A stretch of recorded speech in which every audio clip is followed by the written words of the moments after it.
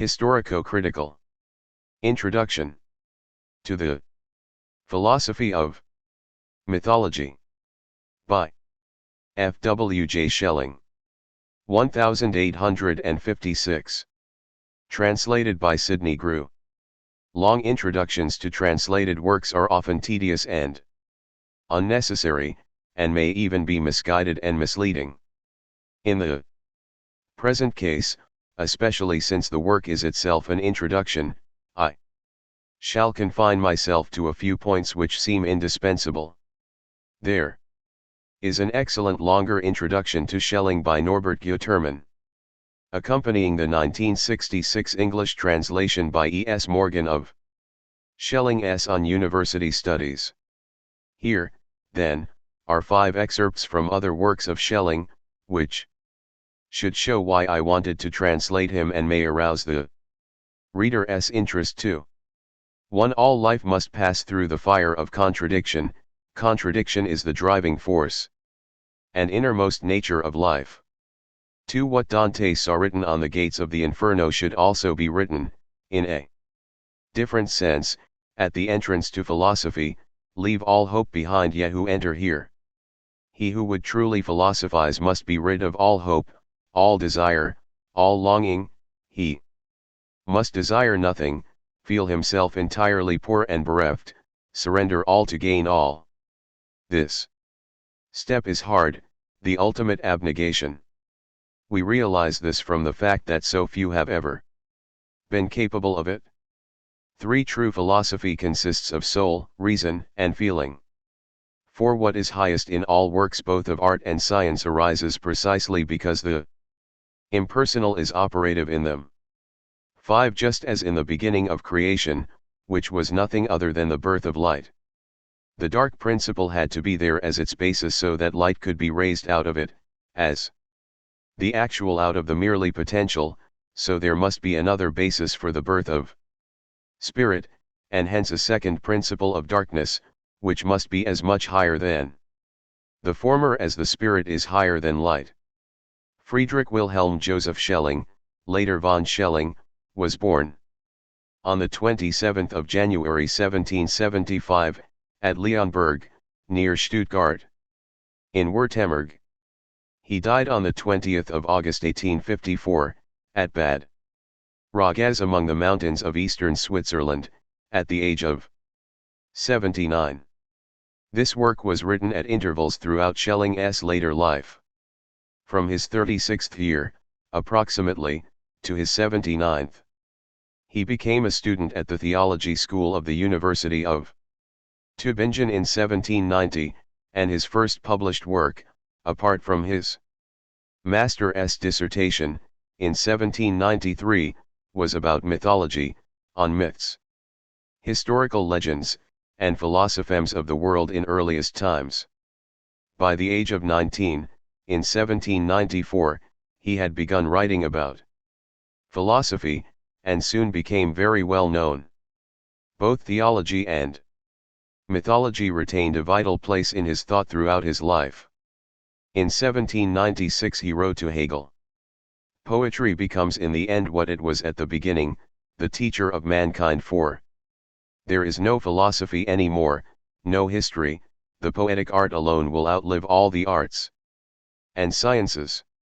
At the same time we hear so often that the mass of the people needs a sensuous religion. Not only the masses, the philosopher too needs one. Monotheism of reason and the heart, polytheism of the imagination and art, this is what we need.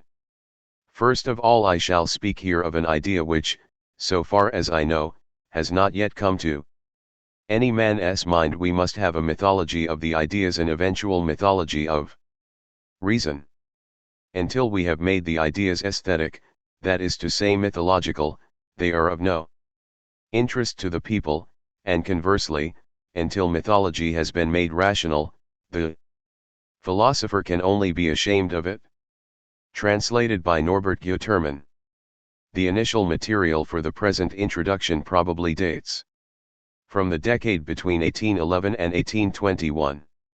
Schelling first began to Lecture on the Philosophy of Mythology in General at Erlangen in 1821. The first record of him lecturing on a distinct introduction to the subject is in summer 1828 at Munich, but much of the present work, the ideas at least, if not the words, must be derived from the Erlangen lectures. As is stated in the editor's foreword to the 1856 edition, part of which may be found following this note, an early version was printed, in fact, referring to Schelling's correspondence with his publisher Cotta.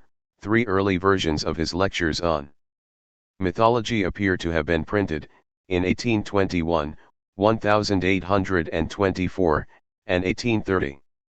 But I do not know whether any copies of those assuredly very rare books have survived.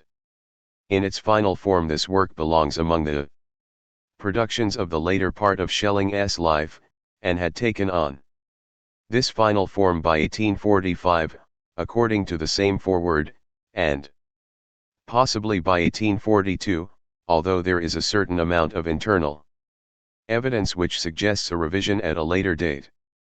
The philosophy of mythology itself, in 29 lectures, is said to have been completed by 1842, and was published posthumously in 1857.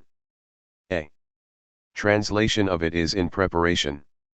In the 1856 edition, the 10 lectures of the present historico-critical introduction were coupled with a further 10 lectures which, unlike the first 10, were not designed as a single work, but were put together by Schelling's editors, probably following his own instructions, mainly from parts of lectures on various subjects dating from the period 1847 to 1852. These further 10 lectures are, however, best treated as a separate work, and in fact are published as such in the 1927 edition, under the title of Exposition of Purely Rational Philosophy. The relationship of this purely rational philosophy to the philosophy of mythology itself is described on page 8 of the latter work.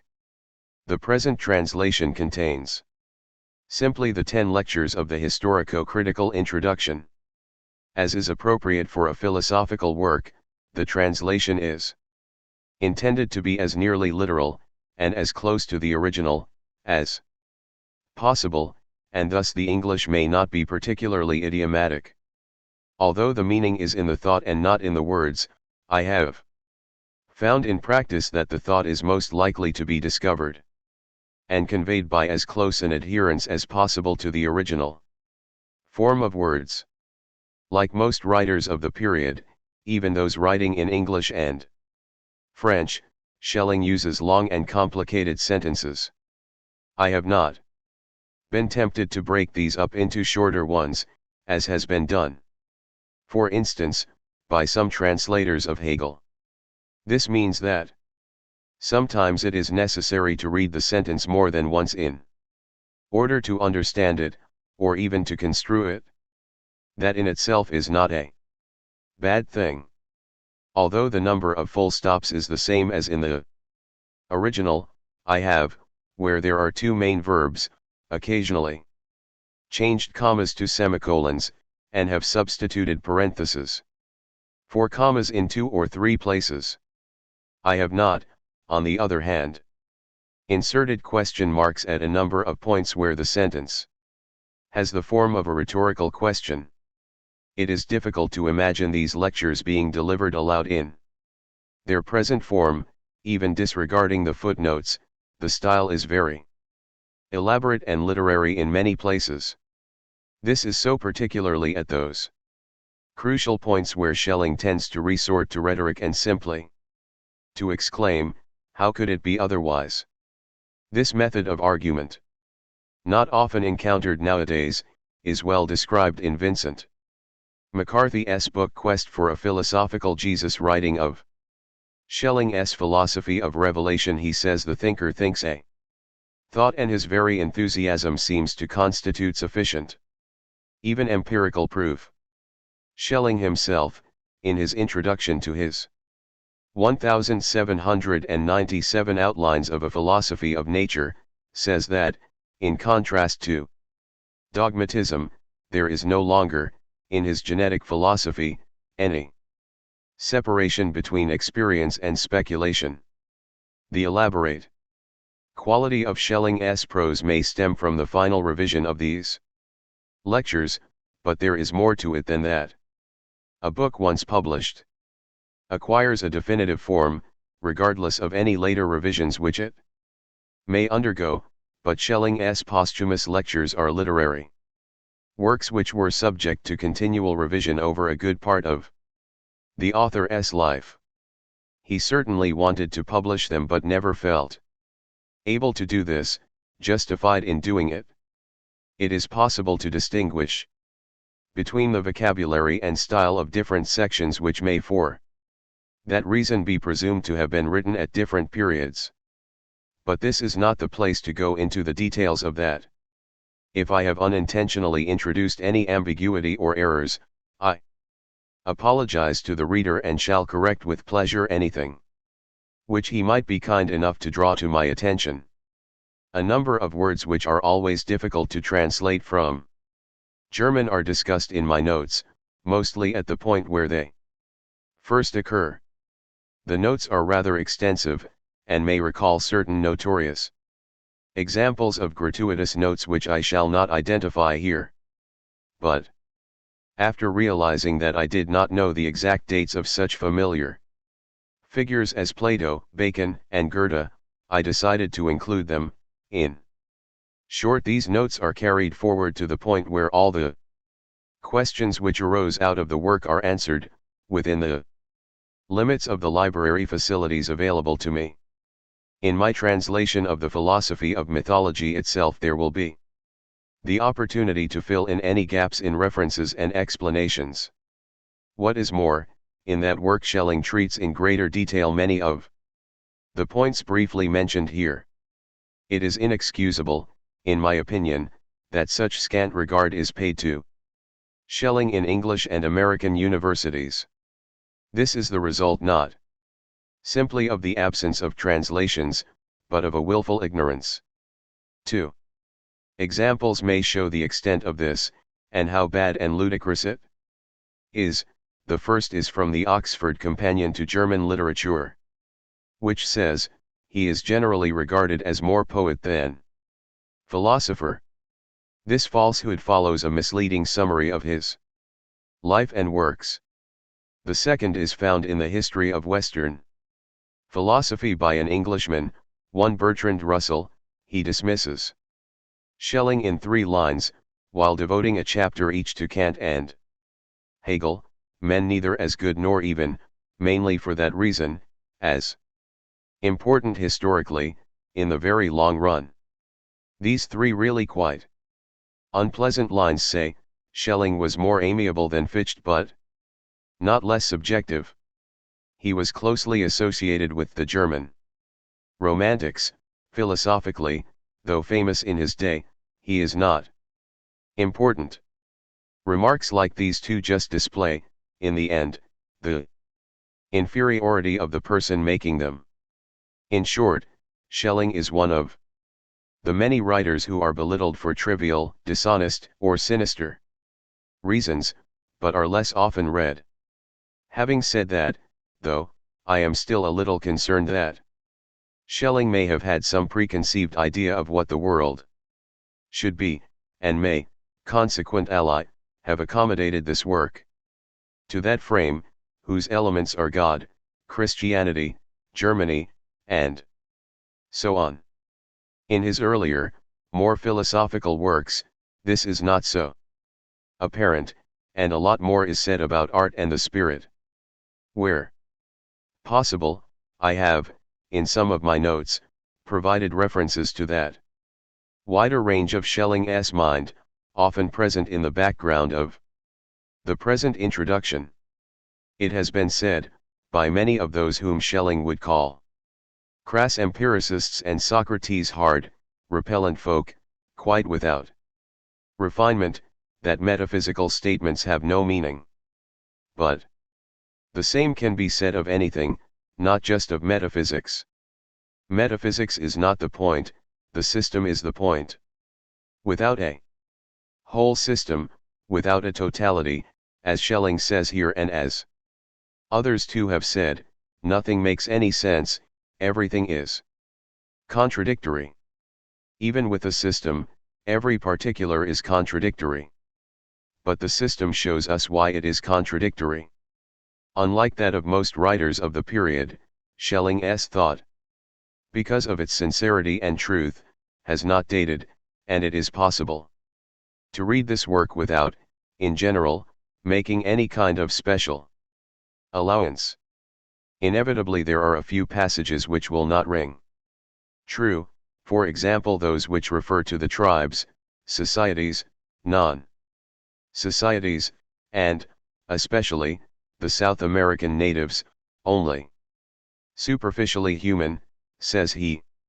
We who, while we may not have met them, have at least seen them on the television, would probably prefer their company to that of most Germans. But they do not, we must admit, devote themselves to art and philosophy. S.C. Grew, August 1989. Editor's foreword to the 1856 edition. Extract. The following work, which is the first to be published from Schelling's manuscript remains, and which in fact is appearing, as the author intended, in the form of lectures, consists of two parts. The first part, lectures 1 to 10, which are translated in the present volume, containing a philosophical analysis both of those methods of explaining mythology which actually have been proposed, and of those which are in any way possible, did not flow from the pen of the philosopher only during the last few years, but was in fact already printed almost 30 years ago in a form which was certainly different in both organization and treatment, but which was completely in accord with the present one in respect to the principal ideas. It was, however, not distributed, but this fact, incidentally, did not prevent a few copies coming into the hands of the public. This first, historical part of the introduction was given its final revision by its late author partly during the final years of his residence in Munich, and partly even in Berlin itself, where, in 1842 and 1845, he also lectured on the philosophy of mythology. 2 pages describing in detail the remaining contents of the 1856 edition are omitted here, in accordance with the express wishes of the departed, who commissioned his sons to publish his works. Should it no longer be possible for him, I have undertaken both the task of publishing the whole of his remains and the responsibility for their authenticity. But in collaboration with my brothers, and in editing this volume, I have taken into account the advice of my younger brother Hermann, who lived together with our father, even during recent years, for a considerable length of time, and thus had the opportunity to become particularly familiar with much in his way of thinking. The temporary release from my spiritual duties, kindly granted at my request, affords me the opportunity to devote myself exclusively to the task I have undertaken. Weinsberg, January 1856. K.F.A. Schelling. Lecture 1. 3. Gentlemen, you are right to expect me first of all to give an explanation of the title under which these lectures are announced. Not, indeed, for the reason that it is new, and would especially some years ago have fitted with difficulty into the curriculum of a German university, for as far as that circumstance is concerned, if anyone wished to make it an issue, we should be sanctioned simply by that laudable freedom of our educational institutions which does not confine lecturers within the bounds of certain major disciplines, distinguished in earlier times and handed down under traditional titles, but permits them to extend their science to new fields as well. to bring into association with it, and treat in special freely nominated lectures, subjects which have until now remained foreign to it, whereby it would be rare for these subjects not to be raised to a higher significance, and the science itself in some sense extended. In any case, this freedom allows the scientific spirit to be stimulated not just in a more general and diverse way, but more profoundly, even, than is possible in schools where only what is prescribed is taught, and only what is required by law is heard. For in the case of sciences which have long enjoyed general recognition, the result is, for the most part, passed on only as a lifeless body, without the listener's being at the same time shown the manner in which it was reached, whereas at a lecture on a new science the audience are called upon to be themselves witnesses at its birth, to look on as the scientific spirit comes to grips with the subject for the first time, and then not so much compels, as rather persuades it to reveal to the understanding the hidden sources still locked away within it. For our efforts to understand a subject should, it must always be repeated, never have the intention of introducing something into it, but only of giving it the opportunity of offering itself to understanding, and observation of the way in which, through scientific arts, the recalcitrant subject is brought to self-revelation, may, more than any knowledge of bare results, very well equip the onlooker to take an active part himself in the future development of the science. Equally unlikely to lead us to give a preliminary explanation would be were someone to say, for instance, that few pairs of things were so foreign from each other and disparate as philosophy and mythology. It is exactly there that the challenge to bring them closer together could lie, since we live in a time when in science even the most remote things bear on each other, and in no earlier time, perhaps, was a lively sense of the inner unity and kinship of all sciences more entrenched and widespread. But a preliminary explanation may indeed be necessary, for the reason that the title philosophy of mythology, in so far as it evokes similar titles such as philosophy of language, philosophy of nature, and so on, claims for mythology a status which until now has not appeared justified, and which requires the more substantiation the higher it is. We shall not deem it sufficient to say that it is based on a higher viewpoint, for such a formulation proves nothing, indeed it does not even say anything. Viewpoints have to conform to the nature of the subjects, not the other way round with subjects conforming to viewpoints. There is no law saying that everything has to be explained philosophically, and where lesser means suffice, it would be superfluous to call in philosophy, to which, in particular, should apply the Oratian precept. Anni Deus intercede, nisi dignus vindus nodus insiderit. 2. 5. This, then, is exactly what we shall attempt in regard to mythology to see, that is, whether it does not admit of a more modest point of view than the one which the title philosophy of mythology seems to express. That is to say, all other and more obvious viewpoints must be demonstrated to be impossible, and it must itself have become the sole possible one, before we may consider it to have been established. Now this will not be achieved through mere random enumeration. An analysis will be required which takes in not just everything which actually is put forward, but everything, even, which ever could be. An analysis whose method ensures that nothing which could possibly be thought is passed over. Such a method can only be the one which ascends from below, which begins, that is, with the first possible viewpoint, by eliminating that reaches a second, and in this way, through the elimination of each of the antecedents in turn, establishes the basis for a following one, until that one is reached, which has no others beyond itself which it could become by eliminating itself, for and which emerges thus no longer simply as the viewpoint which could be true, but as the necessarily true one.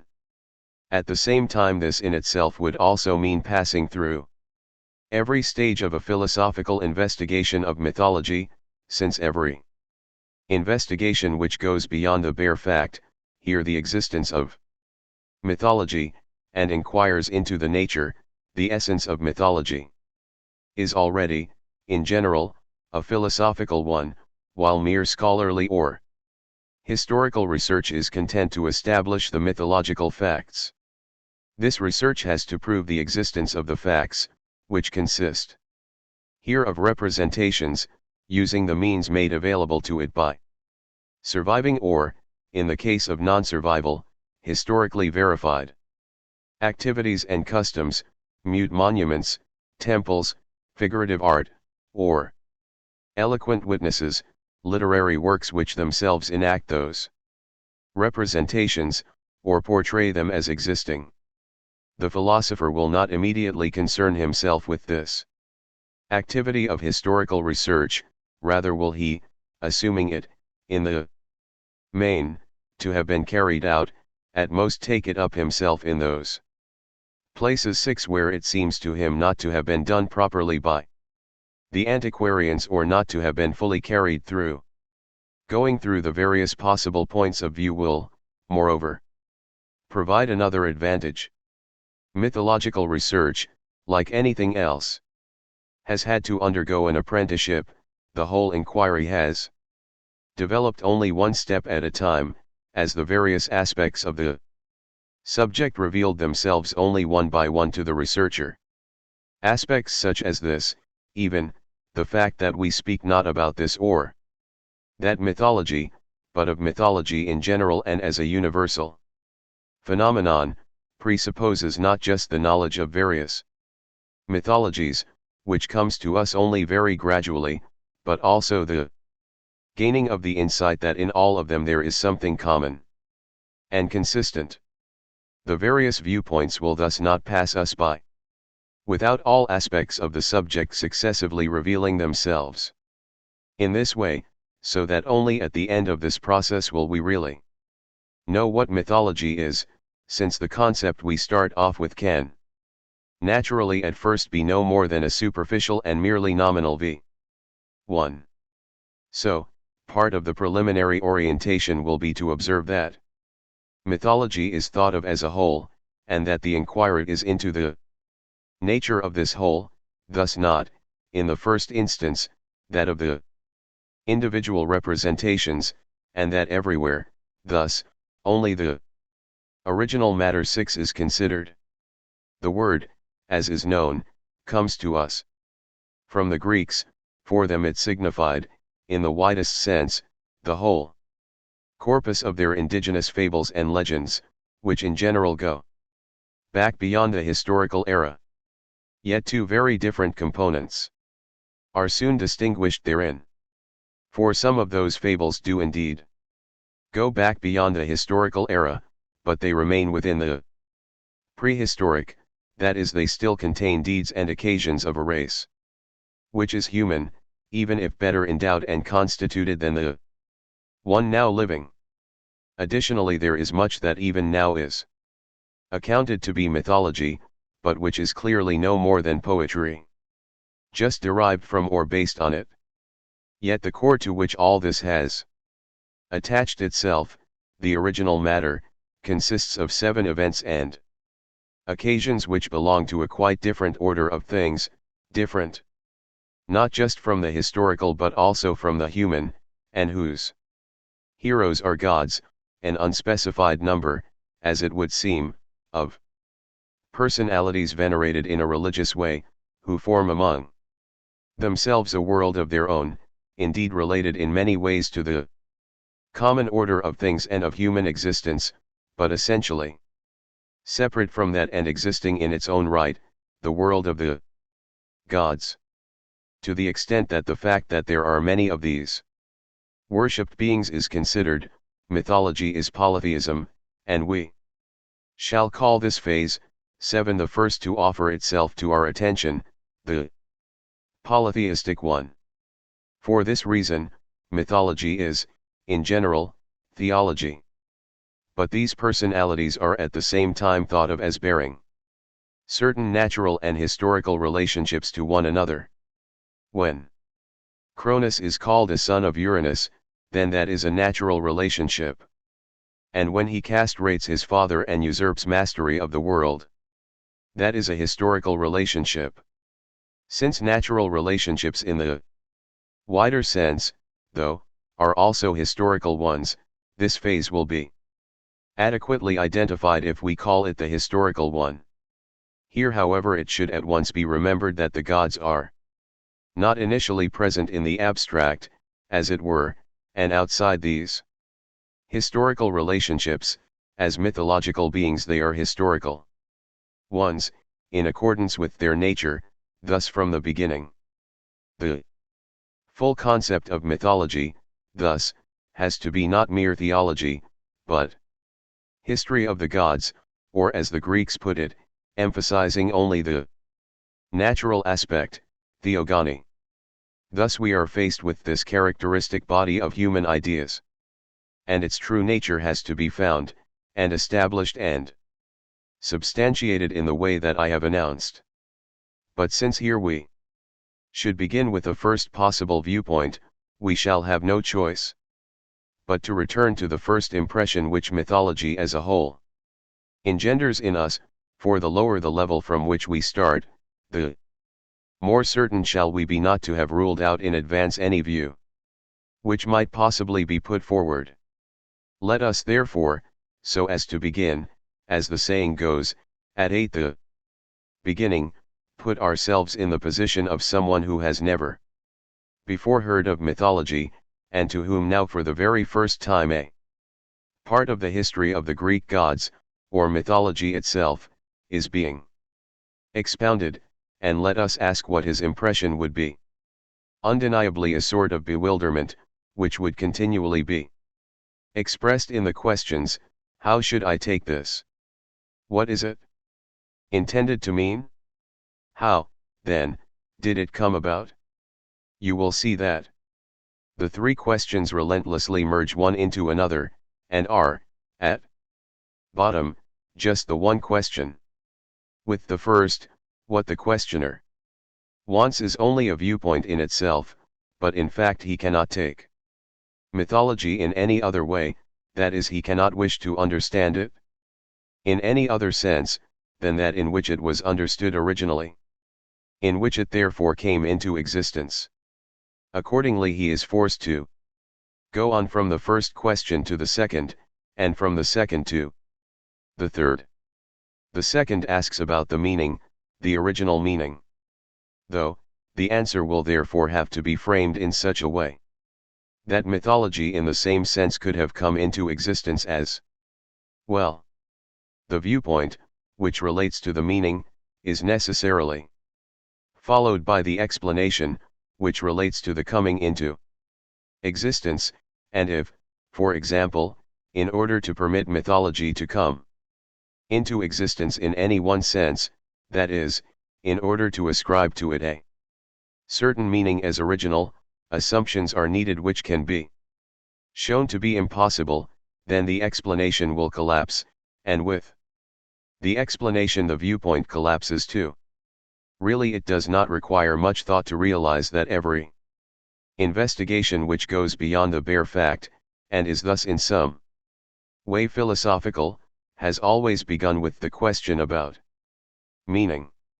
Our preliminary task is to substantiate the viewpoint expressed in the title, by ruling out and eliminating all others, to substantiate it. Thus, generally in a negative way, since its positive demonstration can only be the forthcoming science itself. 8. Now we have just seen, though, that the mere viewpoint in itself is nothing, and thus in itself does not allow of any assessment either, but only by way of the explanation associated with it or corresponding to it. But this explanation itself will be unable to avoid making certain assumptions which, being inevitably fortuitous, are susceptible of an evaluation quite independent of philosophy.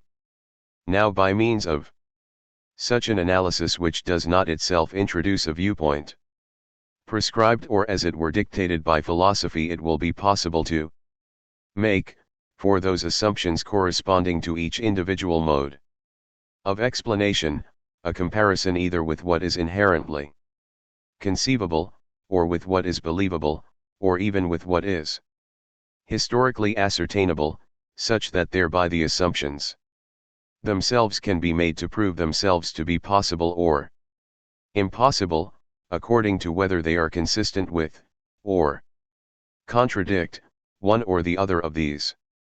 For some things are already in themselves inconceivable, other things may well be conceivable but not believable, still other things possibly believable, but in contradiction to known historical facts.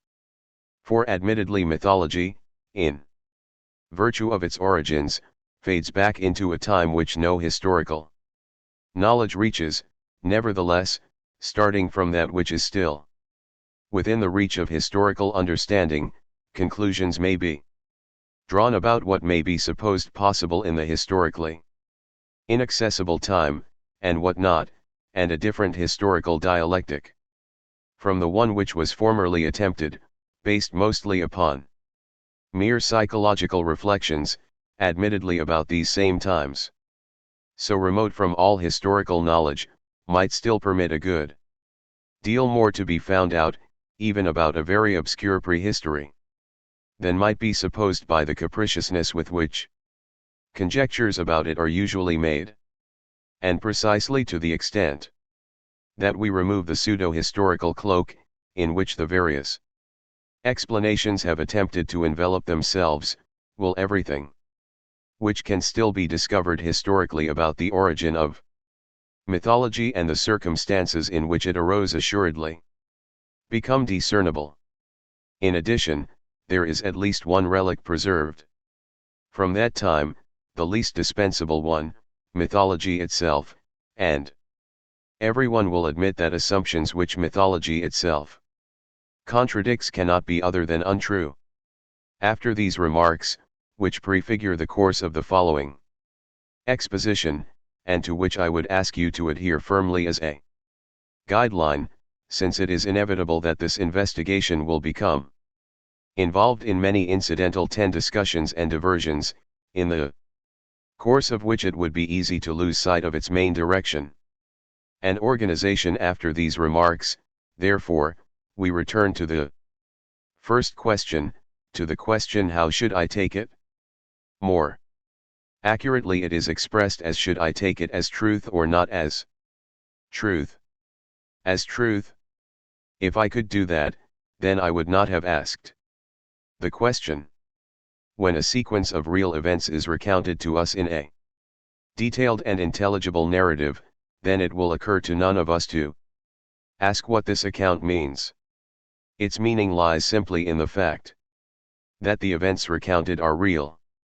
We presuppose, in him who is reciting them to us, the intention of informing us, and we ourselves listen to him with the intention of being informed. His recitation has, for us, indubitably doctrinal meaning. The question, how should I take it, that is to say, what is mythology for, or what does it mean, thus already implies that the questioner does not feel himself to be in a position to see truth, real events, in the mythological accounts. Nor, since the historical aspect is here inseparable from the content, in the mythological representations themselves. But if they may not be taken as truth, then as what? Well, the natural antithesis of truth is poetry or creative literature, something made up. 9. I shall therefore take them as poetry. I shall assume that they are also intended to be taken as poetry and hence came into being, too, as poetry. So this would indisputably be the first viewpoint, since it arises from the question itself. We could call it the natural or the innocent one, in so far as it is formed in the first impression, and does not go beyond that and consider the multitude of serious questions which are bound up with any explanation of mythology. The difficulties which would be associated with this view, if one wished to espouse it seriously, are indeed at once apparent to the more experienced person, nor have we any intention of maintaining that it could ever actually have been put forward, in accordance with the explanations given above. It suffices for us that it is a possible one.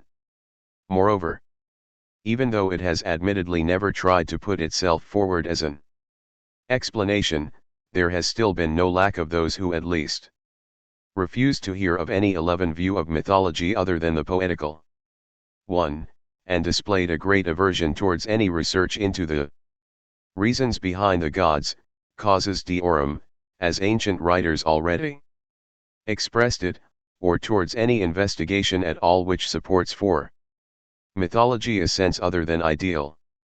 We can find the reason for this reluctance only in an affectionate concern for the poetical quality of the gods, which is, though, captured solely in the works of the poets.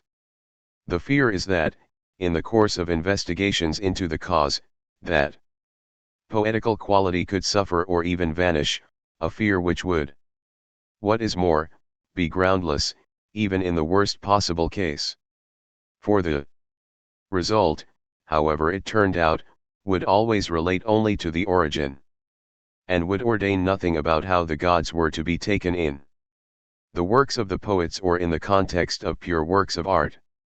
For even those who see some kind of scientific meaning, for example a physical one, in myths, do not for that reason have any particular wish that this interpretation also be kept in mind in the case of the poets, just as in general the risk does not appear at all high that in our era, lavishly informed about everything aesthetic, and at least better than about much else, there could still be many people inclined to spoil Homer for themselves with such peripheral ideas, in the extreme case, and if our era were still in need of such tutelage.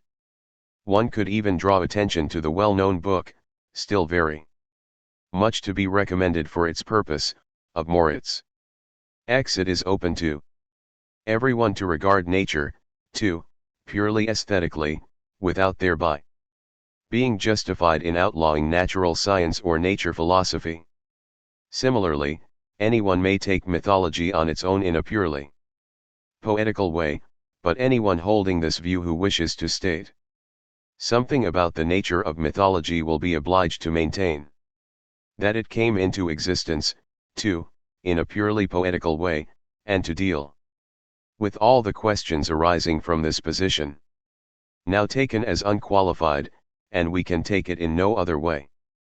Until a reason for the qualification is supplied, the poetical explanation would mean that the mythological representations are not produced with the intention of thereby asserting 12 or teaching something, but only in order to satisfy an admittedly at first incomprehensible impulse towards poetical invention. The explanation would thus entail the exclusion of any doctrinal meaning. Against that, now, the following objection might be brought. Every work of poetry requires some foundation which is independent of it, a basis from which it arises. Nothing can be created simply as poetry, plucked pure out of the air. The freest poetry, which is invented wholly out of its own nature and excludes any reference to true circumstances, does nonetheless have its prerequisite in the real and shared events of human life. Every single circumstance must be similar to others attested to elsewhere, or assumed to be true, tau mu omicron iota sigma iota nu mu omicron alpha, as Odysseus boasts in respect of his stories, 1:11. Even though the whole chronology and linking of events verges on the incredible, the so-called miraculous element in the Homeric heroic poem is no challenge to this. That has a real foundation in the theology now, from its point of view, already in existence and accepted as true, the miraculous becomes the natural, because gods who interfere with human affairs belong to the real world of that era, conform with the order of things which was once believed in and was absorbed into its ideas. But if the Homeric poetry has as its background the whole great corpus of religious belief, how could poetry be given again to this as background? Clearly there preceded it nothing which is possible only subsequent to it, and which it itself brings about, such as free poetry, in fact. In consequence of these remarks, the poetical explanation would go on to define itself more specifically. There may indeed be a truth in mythology, but none which has been put into it intentionally, and so none which may be grasped and expressed as such. All the elements of reality may be present in it, but in much the same way as they are, too, in a fairy tale of the kind of which Goethe left us a splendid example, where, that is, the inherent attraction consists in its showing us a 13 meaning in a mirage or in the distance, a meaning, however, which continually escapes us, which we are compelled to pursue, without ever being able to reach, and certainly he who knew how most skillfully to deceive us in this way, how best to hold the listeners in suspense and as it were tease them, would be accounted a master of this genre. In fact, though, this might be the most fitting description of mythology, which beguiles us with the whisper of a deeper sense and lures us always further on, without ever declaring itself. Has anyone ever succeeded in bringing those lost, aimlessly roving tones into a real harmony?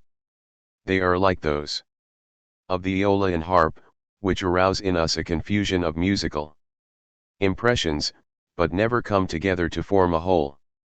A coherence, a system, would seem to be apparent everywhere. But with that it would be the same as it is, according to the Neo-Platonists, with pure matter, of which they say that if one is not looking for it, it will show itself, but if one reaches out for it, or tries to acquire some knowledge of it, then it will take flight. And how many who have tried to arrest the fugitive apparitions of mythology have not, like Ixion in the fable, embraced the mists instead of Juno. 12. If only the intentionally introduced meaning is excluded from mythology, then, with that, every specific meaning is also at once excluded, and if, in what follows, we come to know of a number of explanations, each one of which assigns a different meaning to mythology, then the poetical explanation would be that one which is indifferent towards every one of them, but which also, for that very reason, excludes none of them, and certainly this advantage would be no inconsiderable one. The poetical viewpoint can admit that natural phenomena glimmer through the forms of the gods. It can believe itself to sense in mythology the first experiences of forces 13 invisibly governing human things, and why not sensations of religious awe, even nothing which could astound the new man, not yet master of himself, would be foreign to its first beginnings, and all this would be reflected in those literary works and generate the uncanny appearance of a consistency, indeed, from a distance, of a body of learning, which we readily admit to be illusion, and discard only when reason, crude and common, wants to transform it into reality. Every meaning in mythology is, though, merely potential. As if in a condition of chaos, without permitting itself, for that very reason, to be qualified or particularized. As soon as this is attempted, the manifestation is disturbed, indeed destroyed, if one leaves the meaning in it as it is, and rejoices at this infinity of possible relationships, then one is in the right frame of mind to grasp mythology. 14. In this way, it seems, the idea which at the beginning may have seemed almost too tenuous to find a place in a scientific process has, in spite of that, acquired a certain standing, and we hope thereby to have persuaded many people of its substance, even though they may not have thought it appropriate to put its viewpoint forward as an explanation, and who, after all, if other considerations permitted, would not willingly remain with it. Would it not at the same time be in complete accordance with a familiar and cherished mode of thought to imagine, preceding the later, serious times of our race, a world epoch of halcyon poetry, a condition which was still free from religious terrors and all those sinister feelings by which more recent humanity is harassed, the time of a happy and innocent atheism, where those very ideas which later, among nations become barbaric, have darkened into exclusively religious ones, still had purely poetical significance, a condition which was possibly in the mind of the perspicacious Bacon when he called the Greek myths heirs from better times, which lit upon the reed pipes of the Greeks. 215 Who would not willingly envisage a race of men if not even now to be found on some distant isles, then in the dawn of time, at least for whom some spiritual fata morgana has elevated the whole of reality into the realm of fable? In any case the viewpoint contains an idea which everyone passes through, even if no one lingers with it. Yet we fear it would be preferable to believe it itself a poetical invention, rather than to carry through a historical investigation. For whatever more specific construction one might wish to place on it, there must always 15 be explained at the same time how humanity or a primitive society or societies in general XVI in their earliest period, overcome, as it were, by an irresistible inner urge, had produced a poetry whose content was gods and the history of gods. Anyone endowed with common sense will have been able to discover that in complicated problems usually the initial interpretations are in the nature of things the correct ones. But they are correct only to the extent that they indicate the goal towards which our thoughts should strive, not, though, in their having already reached the goal themselves. The poetical viewpoint is just such an initial interpretation. It incontestably contains correctness, in so far as it excludes no meaning, and allows mythology to be taken literally throughout, and thus we would hesitate to say it is false. On the contrary, it points to what has to be attained, only the means of explanation are lacking, thus it itself forces us to leave it aside and go on to further investigations. In any case the explanation would gain much in precision if, instead of just generally seeing poetry in the history of the gods, we were to come down to real individual poets, and make them the authors, following, perhaps, the famous and much discussed passage in Herodotus, where he says, not, it is true, of poets in general, but of Hesiod and Homer, it is they who made the Theogony for the Hellenes. 317. It is part of the purpose of this preliminary discussion to seek out everything which can possibly still throw a historical light onto the genesis of mythology, and it is also a good idea to use this opportunity to work out what can be learned historically about the earliest relationship of poetry to mythology. For this reason we shall find that the passage from the historian certainly merits a more detailed discussion in the present context. For to understand his words just in the sense of the fortuitous and superficial circumstance that the history of the gods was first sung by them, both only in poems, would 16 not be permitted by the context, even though linguistic usage would allow it. For 18 something more essential must be intended. And there is also something historical, which can unquestionably be won from the passage, for Herodotus himself offers his statement as the end result of investigations. specifically undertaken and of well-directed inquiries. Were it Hesiod alone who was named, then Theogony could be taken as referring to the poem, but since it is said of both poets equally that it is they who made the Theogony for the Hellenes, then it is evident that only the subject, the history of the gods itself, can be meant. Now the gods in general cannot, however, have been invented by the two of them. The historian cannot be understood as saying that Greece has known gods only since the times of Homer and Hesiod. To see the impossibility of this, one needs only to turn to Homer himself. For he is familiar with temples, priests, sacrifices and altars to the gods, not as some recent development, but as something inherently ancient. One may often hear it said, certainly, that in Homer the gods are no longer anything but poetical beings. Quite right, if that is intended to say that he is no longer experiencing their serious, somberly religious significance, but it cannot altogether be said that for him they retain only a poetical value. They have a very real value for the people he portrays, and as beings of religious and thus also doctrinal significance he has not invented them, but discovered them.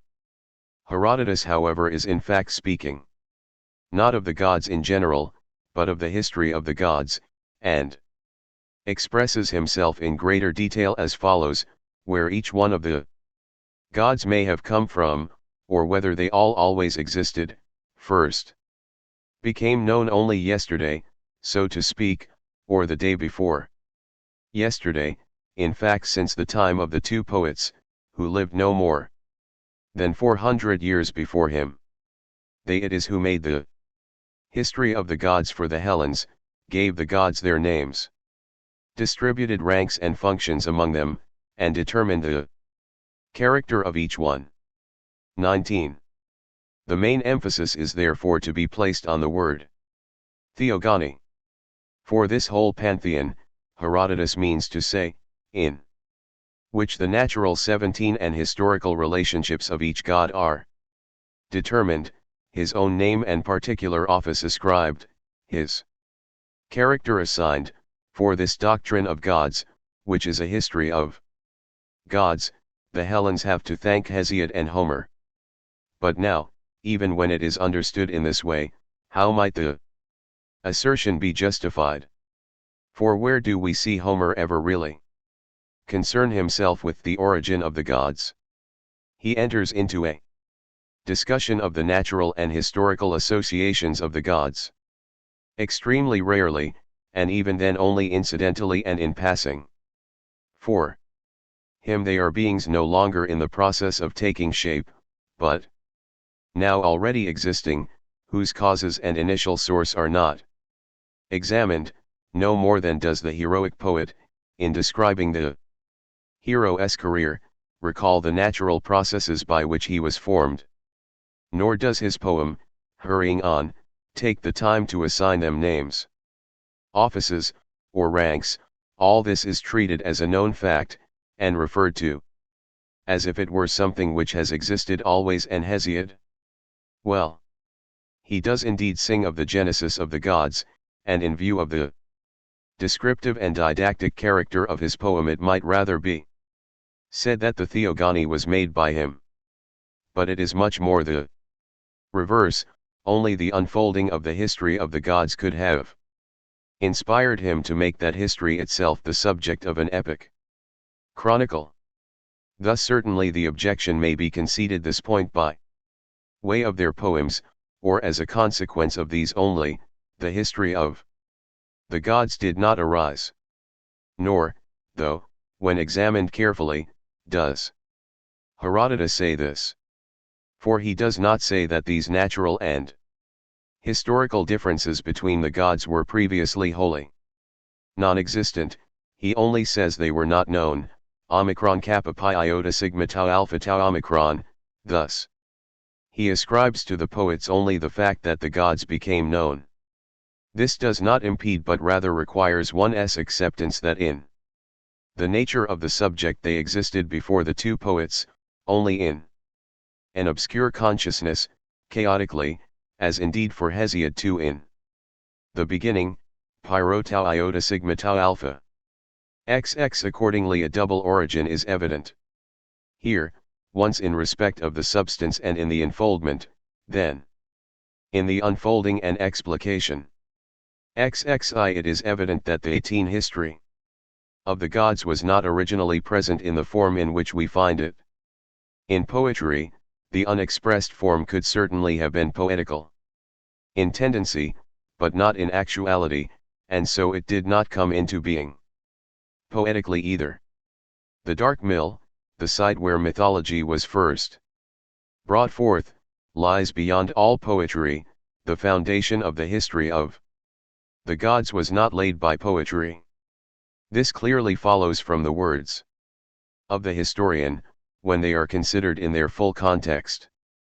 Now, even though Herodotus simply means to say that both poets expressed for the first time the previously unexpressed history of the gods, it is still not clear from that what his view was of their particular role therein.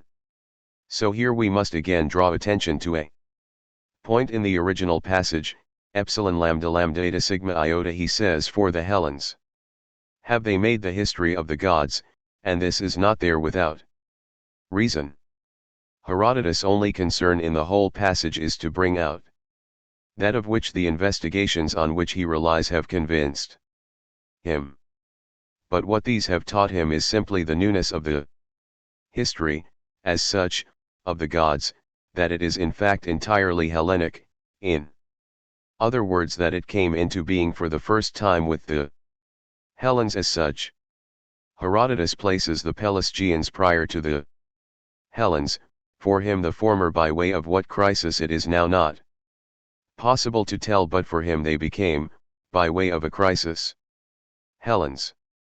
Now what he knows of the Pelasgians, according to another passage closely related to the present one, is the following.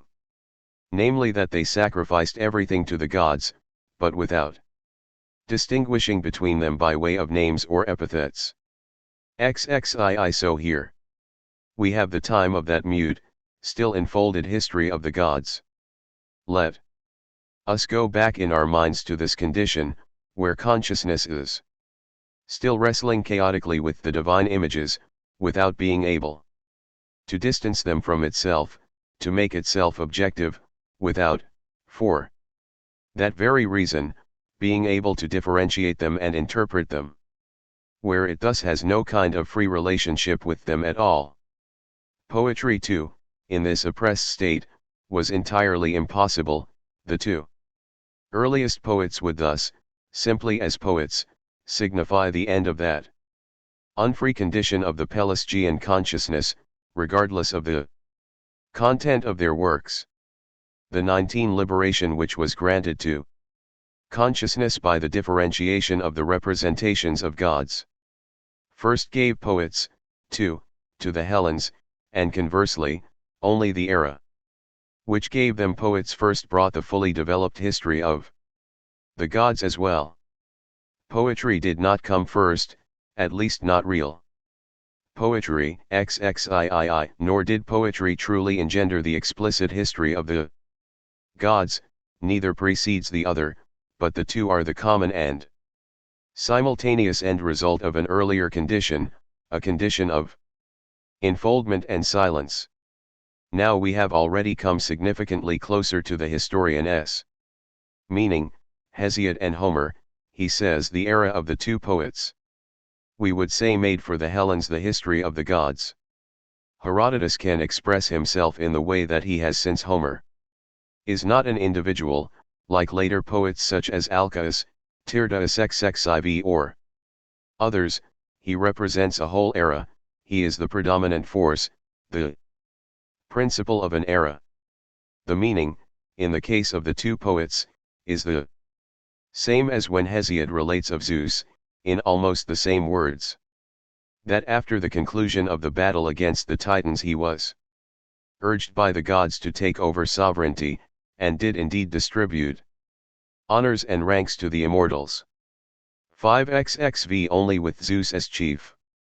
Does the true Hellenic history of the gods appear, and it is simply the same turning point, the beginning of genuinely Hellenic 20 life, which the poet indicates mythologically using the name of Zeus, and the historian historically using the names of the two poets.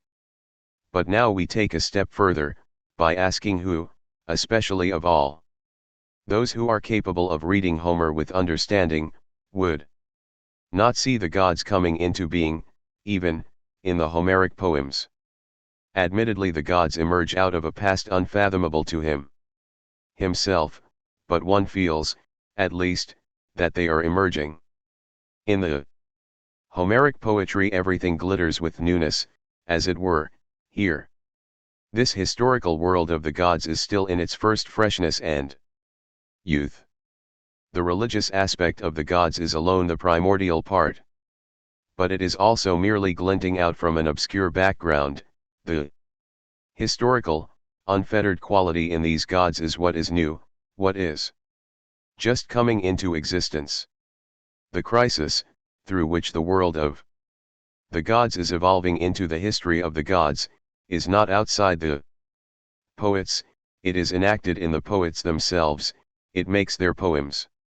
And thus Herodotus can justly say that the two poets, according to his confident and well-founded opinion the earliest of the Hellenes, have made for them the history of the gods.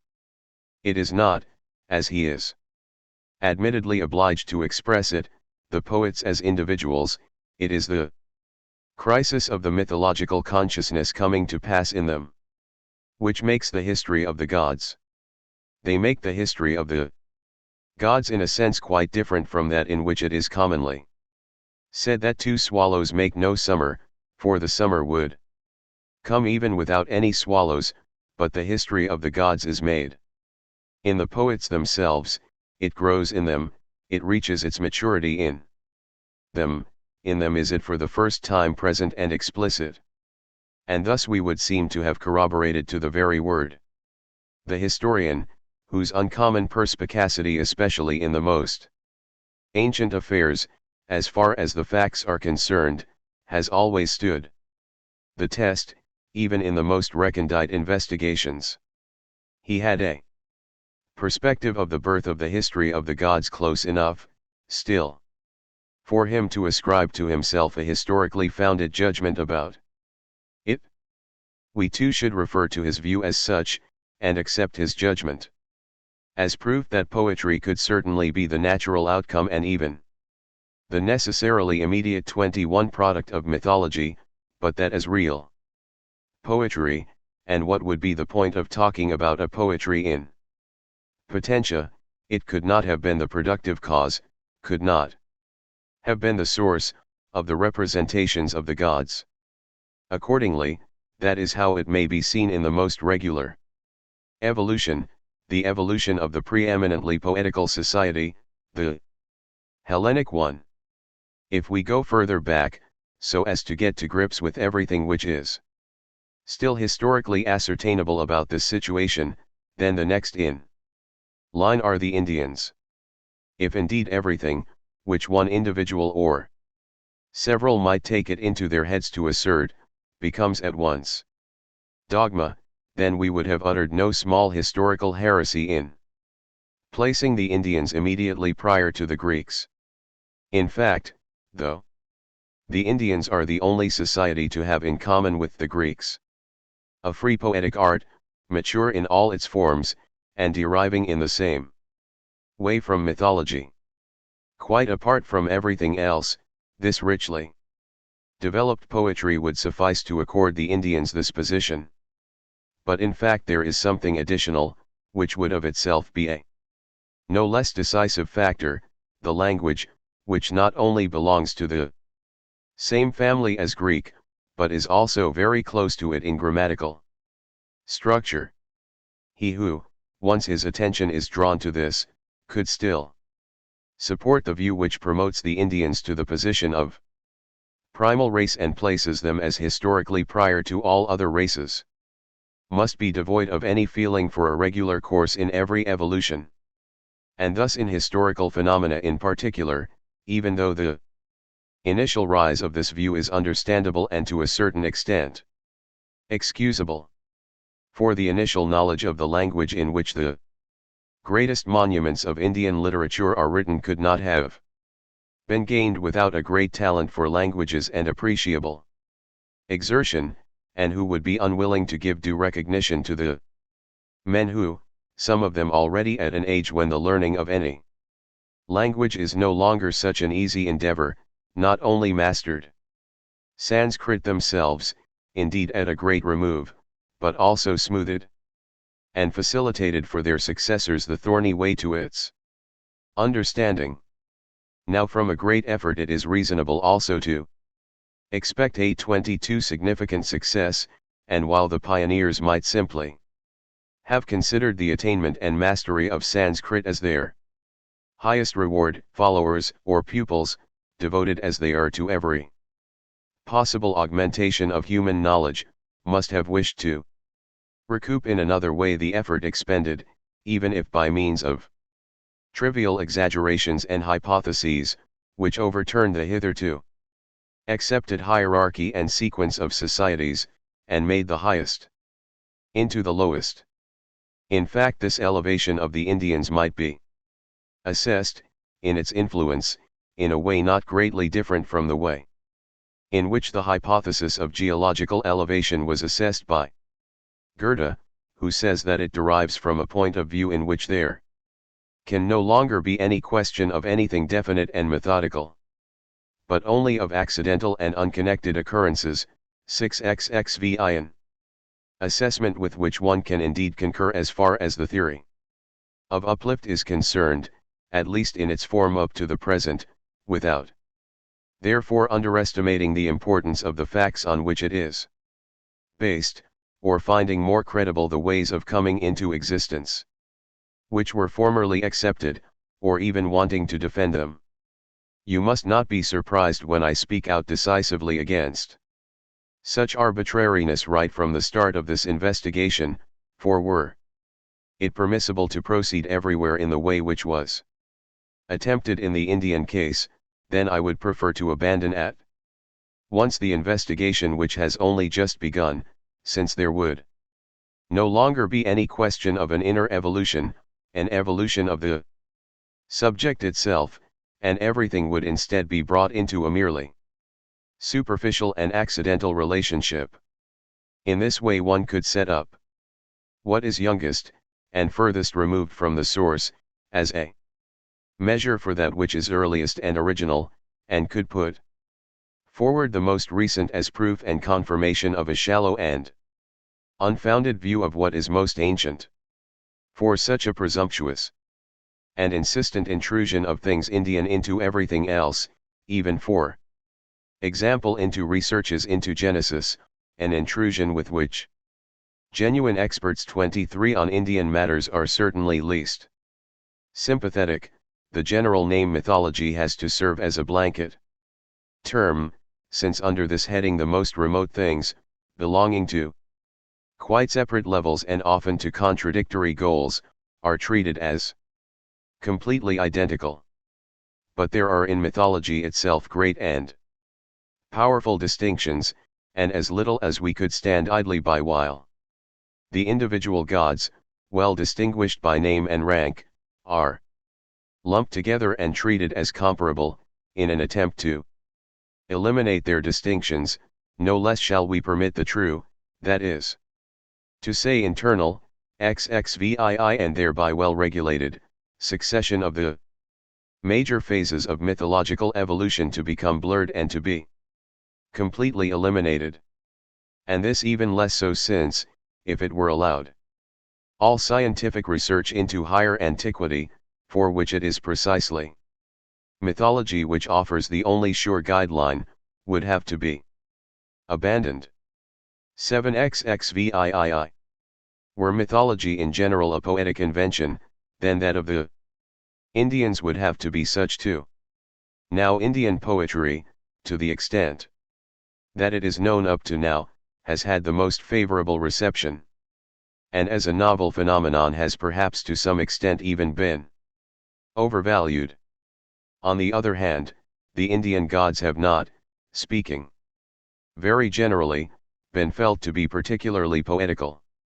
Goethe's remarks about their lack of form XXIX are well known and powerful enough, but cannot exactly be called inapt, even though an admixture of ill will might perhaps be detected in them, in which the strikingly real and doctrinal 24 character of the Indian gods, and the all too palpable impossibility of applying to them the merely ideal explanations with which one could rest in the case of the Greeks, may play some part. For the Indian gods cannot just be left unexplained, they are not to be set aside by way of a mere judgment of taste, repulsive or not, they do exist, and since they exist, they have to be explained. But it is even less feasible, it seems, to put forward one explanation for the Indian gods, and another for the Greek ones.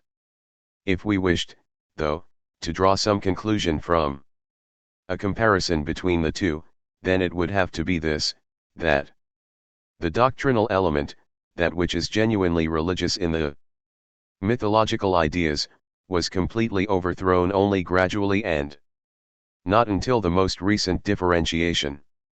The crisis which gave the Hellenes their gods clearly put them at once in a position of freedom in respect to them. The Indian, on the other hand, remained far more deeply and inwardly dependent on his gods. The formless epic poems of India, like the elaborate dramatic ones, display a far more dogmatic character than any Greek work of the same type. The poetically transfigured quality of the Greek gods, in comparison with the Indian ones, is not something wholly original, but simply the fruit of the more profound, indeed complete, subjugation of a force which still exerts its power over Indian poetry. Without a real principle underlying them, the celebrated ideality of the Greek gods, even, could only have been a lustreless one. Creative poetry, literary art ranging freely through all its forms, is found apart from the Greeks only among the Indians, thus it is found only in those very societies which are the most recent or youngest in the mythological evolution. But again, between the Indians and Greeks themselves there emerges the relationship that among the former the doctrinal aspect seems predominant and is far more visible than among the latter. If we look further back, then we encounter next the Egyptians. The theology of the Egyptians is shaped in stone in the form of giant edifices and colossal images, but a versatile poetry, holding sway together with the gods as an independent entity, free of its origin, seems 25 completely foreign to them. With the exception of a single lugubrious dirge and some ancestral songs, to which, as Herodotus expressly says, 8xxx no more were added, there is no trace of poetry among them. Herodotus neither mentions a poet comparable with the Greek ones, a poet whom he, being so fond of comparisons, would surely not have omitted to name, nor, up to now, has any of the numerous inscriptions on obelisks or temple walls proved to be a poem. And yet the Egyptian mythology is such a highly developed one that Herodotus, by no means talked into it by Egyptian priests. XXXI recognizes Greek deities in the Egyptian ones. Yet further back we find a theology among the Phoenicians, not developed to the same degree, but still significantly so, and the rudiments of a similar theology among the Babylonians. To both societies could be ascribed at most a poetry similar to the old Hebraic, psalm-like, and thus doctrinal, but in fact we know nothing of a Babylonian poetry and as little of a Phoenician. Nowhere does poetry appear as something primal, original, as it is assumed to be in so many explanations. It too had an earlier condition to overcome, and it manifests itself as more versatile, more as poetry, the more it has subdued this past All this, therefore, may give rise to misgivings about the unconditional validity of the purely poetical viewpoint and explanation, misgivings which show us that with it we have not reached the end of the matter, and that an indefinite expanse of investigations and discussions in other fields still lies ahead of us. Lecture 2. 26. If we are reluctant to turn away from the poetical viewpoint, the reasons are principally because it imposes no restriction upon us, because it allows us complete freedom in regard to mythology, and leaves this itself intact in its universality, but especially because it permits us to remain with the literal meaning, even though it cannot do this otherwise than by simultaneously excluding a literally doctrinal meaning. This may thus be its limitation. Hence another viewpoint will emerge, which admits both truth and a doctrinal meaning, which maintains that, at least originally, truth was intended to be understood in mythology. In exchange for that, though, as is usually the case, it will now sacrifice the other, the literalness, and in its place introduce the extrinsic meaning. There is truth in mythology, but not in mythology as such, in that it is theology and history of gods, and thus appears to have religious significance. So mythology says, or seems to say, something different from what is intended to be understood, and the interpretations consistent with the viewpoint stated are, in general, and taking the word in its widest sense, allegorical ones. 9. The various possible levels will be as follows. On the first level, XXXII personalities are understood in it, not gods. Though, not superhuman beings belonging to a higher order, but historical human beings. Actual events too are referred to, events. Though, from human or civil history. The gods 27 are simply heroes, kings, lawgivers, or when, as is the case today, finance and trade enjoy such prominence, they are seafarers, discoverers of new trade routes, founders of colonies, and so on, elevated to the status of gods.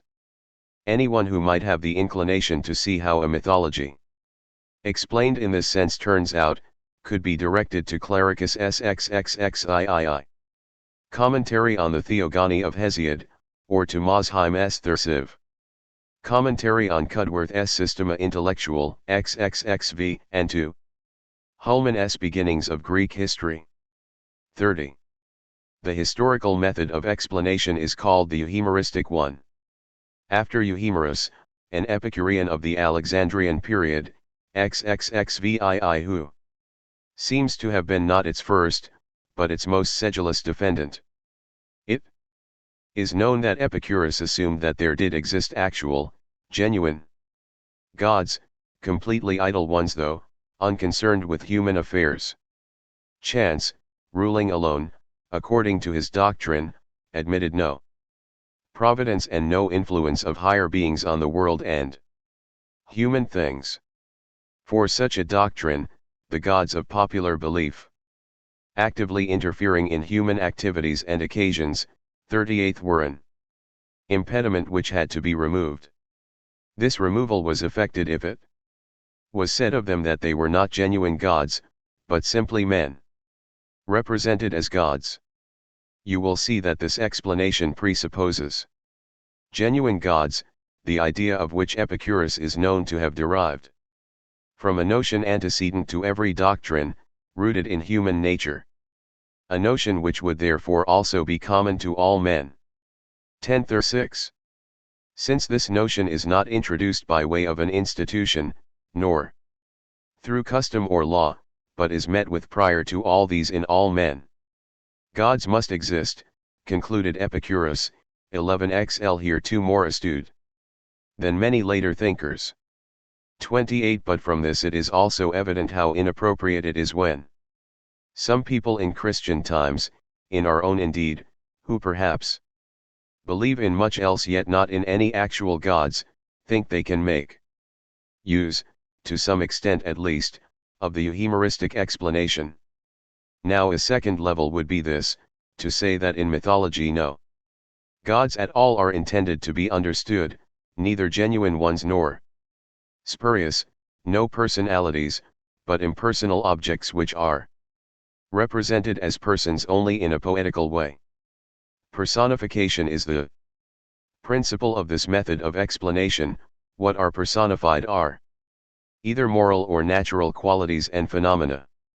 Since the gods are moral beings, and in each of them some quality of the spirit or the sensibility predominates, to the exclusion of others, and is thereby raised above the usual human mode, they may be used as symbols of moral concepts, as has perennially occurred. That which already exists is used, but the use does not explain the origin. The poet, when he has need of a deity who inspires moderation and self-control, will not invoke the rancorous Hera, but the serene Athene. But the latter is not, either for himself or for mythology, for that reason merely wisdom personified. Bacon, living in an age of great political schisms, used mythology as a cloak for political ideas in his little book De Sapientia Veterum. XLI. To represent mythology as a cleverly disguised moral philosophy, as the demon in Calderon's wonderful Magus XLii says. Those are but fairy tales, wherein the profane producers of scripts, using the gods' names, presume artfully to veil moral philosophy, was not so much a learned as rather a pedagogical invention of the Jesuits, who in the rivalry with the Protestant schools even gave their pupils access to the ancient poets, although mostly in an emasculated form, and to this end expounded mythology too. 29. As far as the physical interpretations are concerned, their material possibility is beyond question, even though the explanation is not thereby borne out, for one would be obliged first to isolate nature itself, and deny its relationship with the higher and universal world, which is reflected in mythology perhaps only in the same way as in nature. That such explanations are possible only testifies to the universality of mythology, which is in fact of such a nature that, once the allegorical explanations are admitted, it is almost more difficult to say what it does not mean, than what it does. Attempts of this kind, if they take no account of the formal explanation, which shows how mythology in such a sense might also have originated, are thus at best empty diversions befitting idle minds. Anyone who, without a sense for the general, allows himself to be influenced by mere incidental impressions, can even descend to special physical interpretations, as has many times occurred. In the heyday of alchemy there were adepts who could detect, in the battle for Troy, the so-called philosophical process. The interpretation was even capable of being supported by etymologies which yield nothing in plausibility to many which are customary today. For Helen, over whom the war broke out, is Selene, the moon, the alchemical sign. For silver, Ilios though, the holy city, just as clearly Helios, the sun, which stands for gold in alchemy. While the antiphlogistian chemistry was still exciting widespread interest, it was possible to believe that the substances of this chemistry could be recognized in the male and female deities of the Greeks, for instance oxygen, initiating every natural process, in the all-providing Aphrodite. These days natural scientists are principally occupied with electromagnetism and chemical action. Why should it not be possible to find this XLII in mythology? It would be vain to try to confute such an exegetist, to whom this discovery has granted the inestimable happiness of viewing his own most recent insight in the mirror of such high antiquity, while he finds it superfluous to point out either how those who are said to have invented the myths arrived at the splendid physical knowledge which he postulates, 30. Or what induced them to disguise and conceal that knowledge in such a strange way. 12 xliv. On a higher level still than these special interpretations would be the readings which fancy they see in mythology the history of nature. For some of them, admittedly, it is just an allegory of that which repeats itself annually, the apparent movement of the sun through the signs of the zodiac, 13 xlv. For others the poetically portrayed actual history of nature, the outcome of transformations and catastrophes which preceded its present calm state, an interpretation strongly suggested by the inimical relations between the successive races of gods, especially the battle of the Titans against the youngest of them. One can go on even further to a doctrine of the natural genesis of the world, cosmogony, which is said to be contained in mythology. This last was principally attempted, after many precursors, by Heine 14 xlvi, who was at the same time the first who felt it to some degree necessary also to make the Genesis in this reading comprehensible. He did not demur at considering philosophers to have been the authors.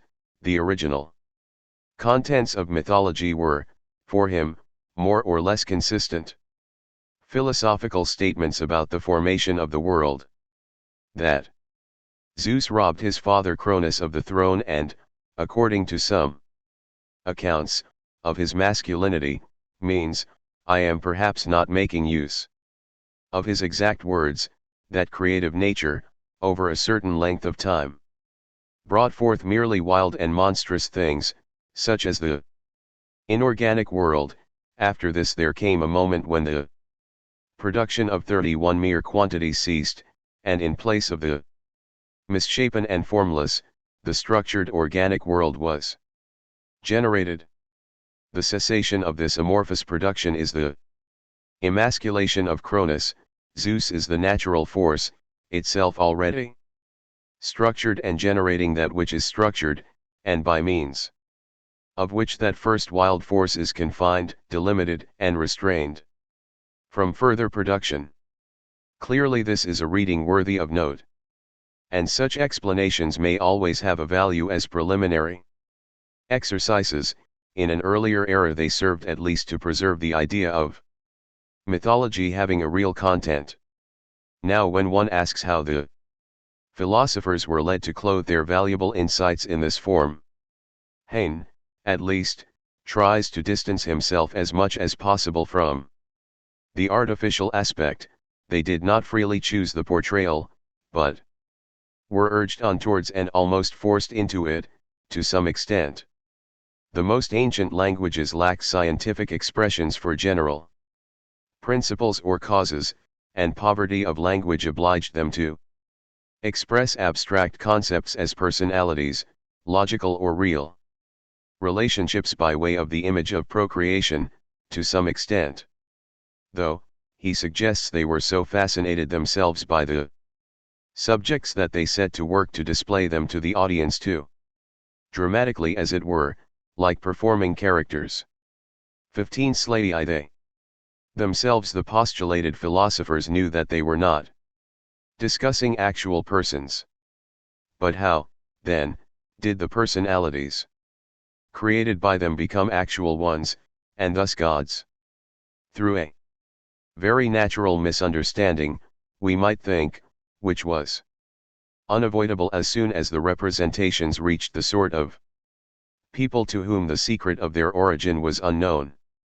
Yet Heine sees 32 the transformation differently. First, the personifications are there, well understood by all those who know about their meaning. Then the poets notice that, taken as actual persons, they would provide the material for all kinds of amusing tales and stories, by way of which one could hope to find acceptance among a people fond of entertainment. Heine is not indisposed, even, to attribute principally to Homer himself this transformation of philosophically meaningful myths into quite ordinary tales. To Homer the philosophical reading was still very well known, as can be gathered from some hints which he lets slip, only he does not let it become apparent. As a poet he understands his advantage too well to let the meaning do more than at most glimmer through, since the common people have no love for philosophical ideas, and meaningless tales, if only a certain variation of subjects and actions may be observed therein, appeal to them far more. In this way, therefore, the mythological personalities would have gained that independence of their scientific significance which they evince among the poets, together with the meaninglessness which is the only sense in which the popular belief still knows them. It seems a remarkable fact that already for the Greeks the origin of mythology, to which they were so much closer than we, was no more comprehensible than it is for us, just as the Greek natural scientist was no closer to nature than the modern one.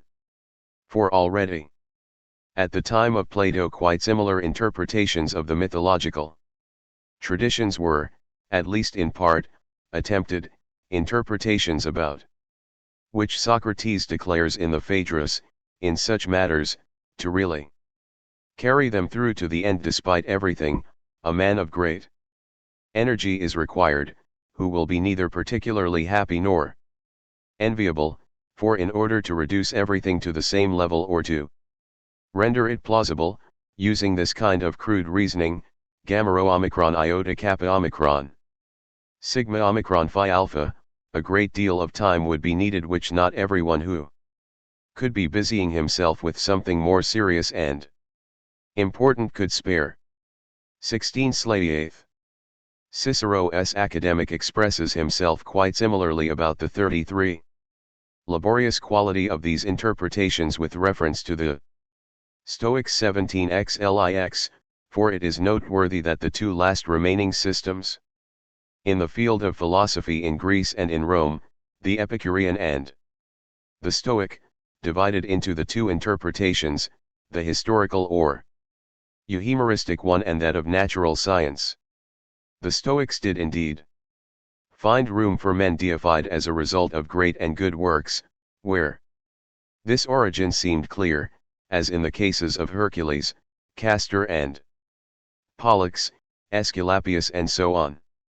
But everything more profound in the history of the gods, such as the emasculation of Uranus, and the overpowering of Saturn by Jupiter, they explained from purely physical relationships 18 In the end they were both supplanted by the Neoplatonists, who finally saw real metaphysics in mythology.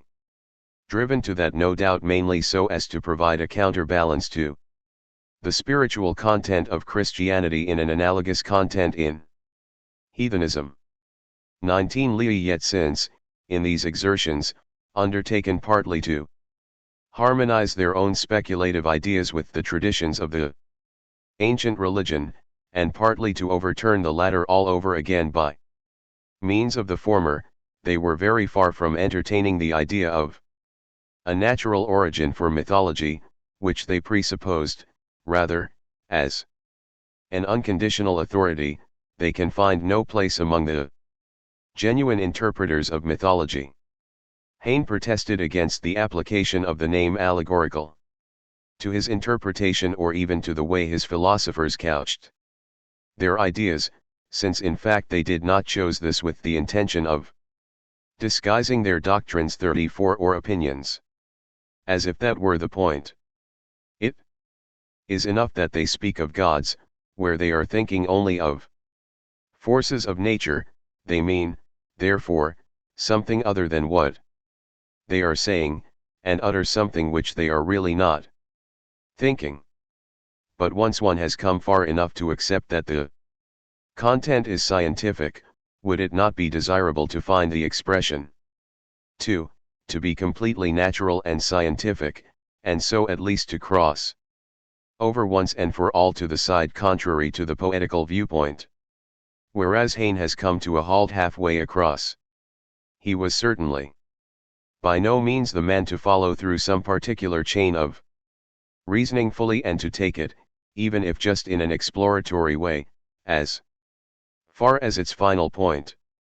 Perhaps it was a happy frivolity which held him back from putting the philosophical explanation to the final test, to which it was subjected by a more rigorous spirit, his renowned successor in philological research, Gottfried Hermann, Lii, who in fact constructed the entirely literal sense live in such a way that, disregarding a superficially personifying hue in the style, he sees even in the names just scientific designations of the objects themselves, so that for him Dionysus, for example, means not the god of wine, but wine itself, in a strictly etymological way, and Phoebus not the god of light, but, in the same way, light itself, an interpretation which, simply as a reaction against the allegoriizing movement, certainly deserves attention and a detailed exposition.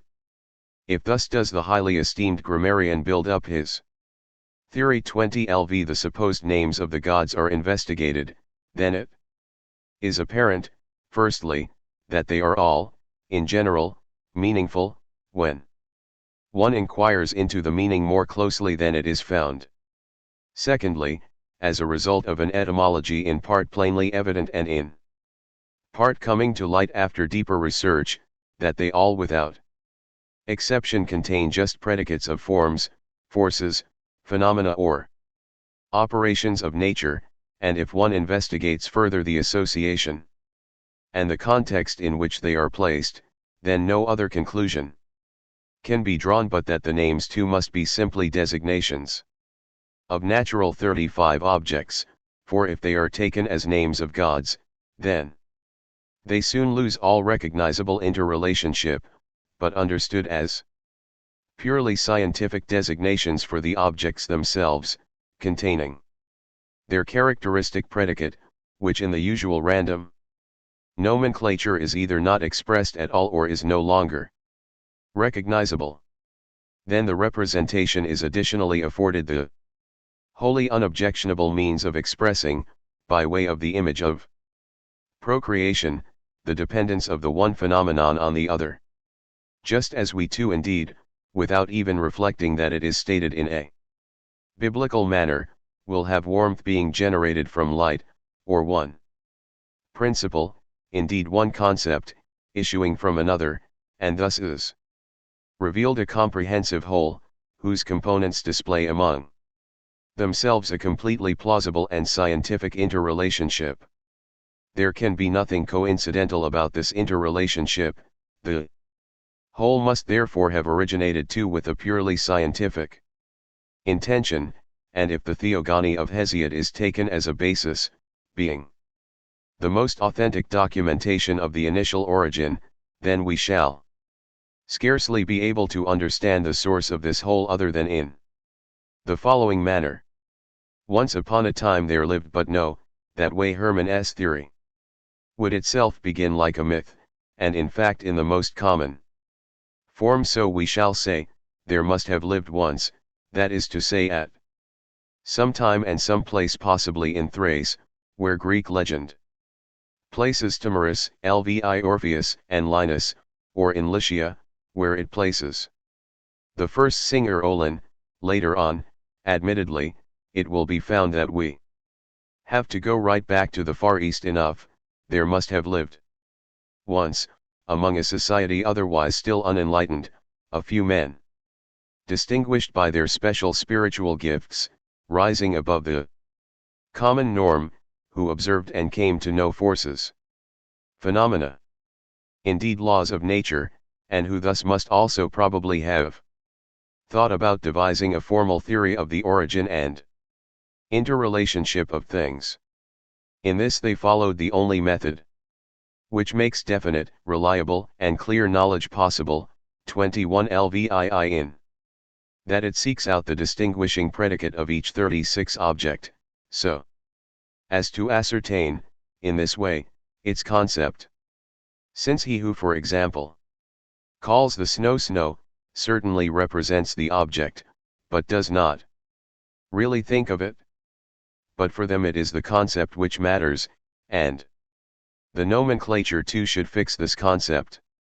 Thus they wish, for example, to express the three kinds of bad weather: snow, rain, and hail. It is found of hail that it pounds, and thus they could say of rain it may be observed that it gouges furrows in the fields. Admittedly it may more often flood them, thus it is called furrow maker, gamma gamma eta in Greek, the name of the second Hesiodic giant. Lix it is observed of snow that it bears down and is heavy, thus they call it heavyman, beta rho iota rho epsilon omega, lx, but they are not thereby thinking of a man, still less of a giant, but simply of the snow. It is not the object itself which is personified, as with Hain, but only, if you will, the expression, and there is nothing more in this purely grammatical personification here than there is in expressions such as appear in every language, as when a kind of broad dagger is called a sticker. The implement with which writing is erased is called the eraser, lxi, or when the country people call a fire in the grain the burner, and the canker with which trees are affected the feeder. To represent the objects themselves as persons, in the way that common people might call a strong wind Saint Blasius, lxii, was quite contrary to the intention of the authors or author, for in the end Hermann himself speaks only of one. 22. A taste for a personifying depiction in the sense of Hain could be retained no longer by an era of the scientific gravity which was necessary to bring forth such a system as Hermann sees in the Hesiodic Theogony, in which there exists so much exact knowledge, such a consistent 37 structure, such a convincing organization, they are his own expressions, that he has no hesitation in declaring the doctrine underlying the Theogony to be the most admirable masterwork of antiquity.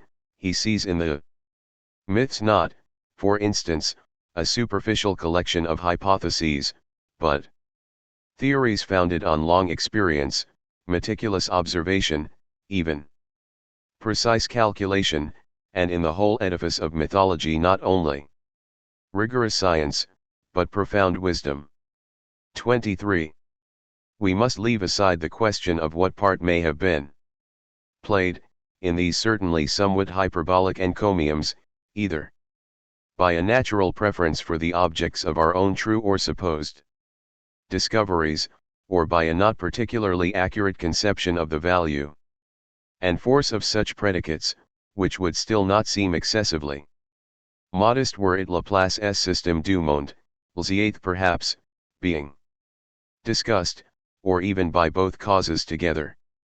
Indisputably doctrines like the following should not also be numbered among these results of fundamental science: that the seed corn, pi epsilon rho sigma epsilon phi nu eta, lxiv, has to be hidden, stolen from the god of the underworld, in the soil so as to bear fruit; that wine, delta omicron nu upsilon sigma omicron, lxv, is derived from the vine, semele; that the waves of the sea are constant, but their direction changeable, and the like, which every man who comes into this world receives as a free gift, so to speak.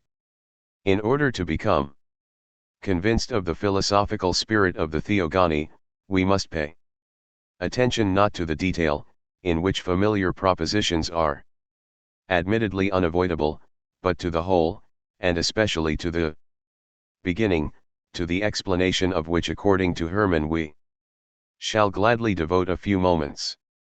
That ancient philosopher, then, from whom derives the initial groundwork, become unintelligible already to Hesiod himself, wished to begin the explanation of the world right at the beginning, from the point, that is, where nothing yet existed. To this end he says first of all there was chaos. Etymologically this means expanse, from chi omega. Chi nu omega lxvi, that which is still open 38 to everything, that which is unfilled, thus space, empty of all matter. Naturally nothing can follow this except that which fills it, matter, itself however still to be thought of as formless, etymologically, from gamma omega, gamma gamma alpha alpha, that out of which everything comes to be, thus not the earth, but the original material of all evolution, the as yet unformed basis of everything coming into existence in the future. Now after the establishment, both of that in which and that out of which everything comes into existence, all then that is still lacking is the third, that through whose agency everything comes to be. This third is the bond linking everything, the unifier, eros, from lxi, who here has only this scientific significance, not that of the later God. And after he has established these three elements, the philosopher can embark on an explanation of the creation of things themselves. The first three products of space as the first element are 1. Erebus, the coverer, this is the name applied to that darkness which covered substance before something else was created out of it. 2. Nyx, not the night, but here too we should stay with the original meaning. The name comes from nu epsilon iot nu epsilon epsilon iot nu, nudere, verger, to incline downwards, for the immediate consequence, thus product, of space is movement, but the first and simplest movement is the downward one, falling. These two between them now generate ether and hemera, clarity and brightness, for when darkness, which the cosmogonic poet represents as something corporeal and resembling a fine mist, espouses Nyx, that is to say falls away, then overhead it becomes clear and bright. Now come the products of the second element, the still formless matter. This, of itself and still without a spouse, first produces Uranus, that is to say the superior one. The meaning is that the finer part in matter rose of its own accord, and became separated, as the sky, from the coarser part, which remained behind as the true substance of the earth. This coarser part is denoted by the great mountains mentioned here, and by Pontus, meaning not the sea, a misunderstanding already found in Hesiod, but, as Professor Hermann has now realized, deepness in general, from the verb pi iota tau nu epsilon nu lxiath, to which the Latin 39 fundus is also related. So only now, after the detachment of that which is superior, does Gielzix have the significance of the earth, as she enters into an interaction with the superior one. Her first offspring is Oceanus, not the ocean, but, deriving etymologically from kappa upsilon, he who runs quickly, the water which spreads out over everything and fills all deep places. Accompanying this torrent of primal water is a vast derangement of the elements, so that they move indiscriminately backwards and forwards, up and down, until finally, confining one another reciprocally, they come to rest. This tumult is signified by the children of Gaia and Uranus, who succeed the primal water, the Titans, associated in pairs, whose name means strainers, from tau epsilon nu omega, tau iota tau alpha nu omega, for they are the forces of the still wildly straining, unplacated nature. LXX, each of the pairs expresses, in accordance with their names, one of the antitheses which has to be presumed in a nature still under stress and at cross purposes with itself. Thus 1, Crius and Koos, the separator, from Kappa nu omega, and the mingler, 2, Hyperion and Iapetus, the climber and the faller, 3, Dia and Rhea, the concept common to both is being driven away, but the difference is that then some things retain their substance, Dia, and others lose it, Rhea. Deriving from omega to flow, 4, Themis and Mnemosyne, who cannot retain their usual meaning in this context. The first is the force which causes liquid things to stop moving or solidify. The second, on the other hand, is that which agitates and moves what is rigid. 5. Phoebe and Tethys, the power of purifying, disposing of that which is useless, and the power which attracts what is useful. Finally, the last of all is Cronus, the ender, from the verb capero alpha nu omega. 4. Chronos, time, only got her name from Cronus because she too brings everything to an end. Here there is, Hermann assures us, not only thoroughly scientific consistency, but even genuine philosophy, which in fact eschews everything hyperphysical and tries instead to explain everything in a merely natural way. Of gods, if one has no wish to introduce them arbitrarily, not a trace. The whole, evidence of a mode of thought, which one must tend to regard as more atheistic than theistic. 40. And when it is seen how, right back to the first beginnings and forward to the most recent manifestations, only the natural relationship is brought out, then one cannot help concluding that not only is the author himself unwilling to hear anything of gods, but that his intention is a polemical one, even directed against already existing religious ideas. 24. With this we have arrived at the high point of Hermann's theory, which, as you will see, has far more to offer than Heine's on the whole weak attempt to remove all originally religious significance from mythology. At the same time, though, it becomes evident that Hermann himself restricts his explanation to the genuinely mythological gods. He has no intention of explaining the origin of religious belief in general, but instead, in his assumptions, he presupposes a society which had to be freed from an existing religious superstition by the philosophers who through their attempt, moreover, only provide the instigation for a new and different religious belief. But it is in any case certainly unthinkable that the society among whom could emerge a philosopher so perspicacious, in Hermann's view, could have been on the same level as communities such as those in which, until now, no trace of religious ideas has been found. A society whose language was richly articulated and flexible enough to have designated scientific concepts with wholly specific LXXI words will not have expressed themselves using mere click sounds as the African Bushmen do.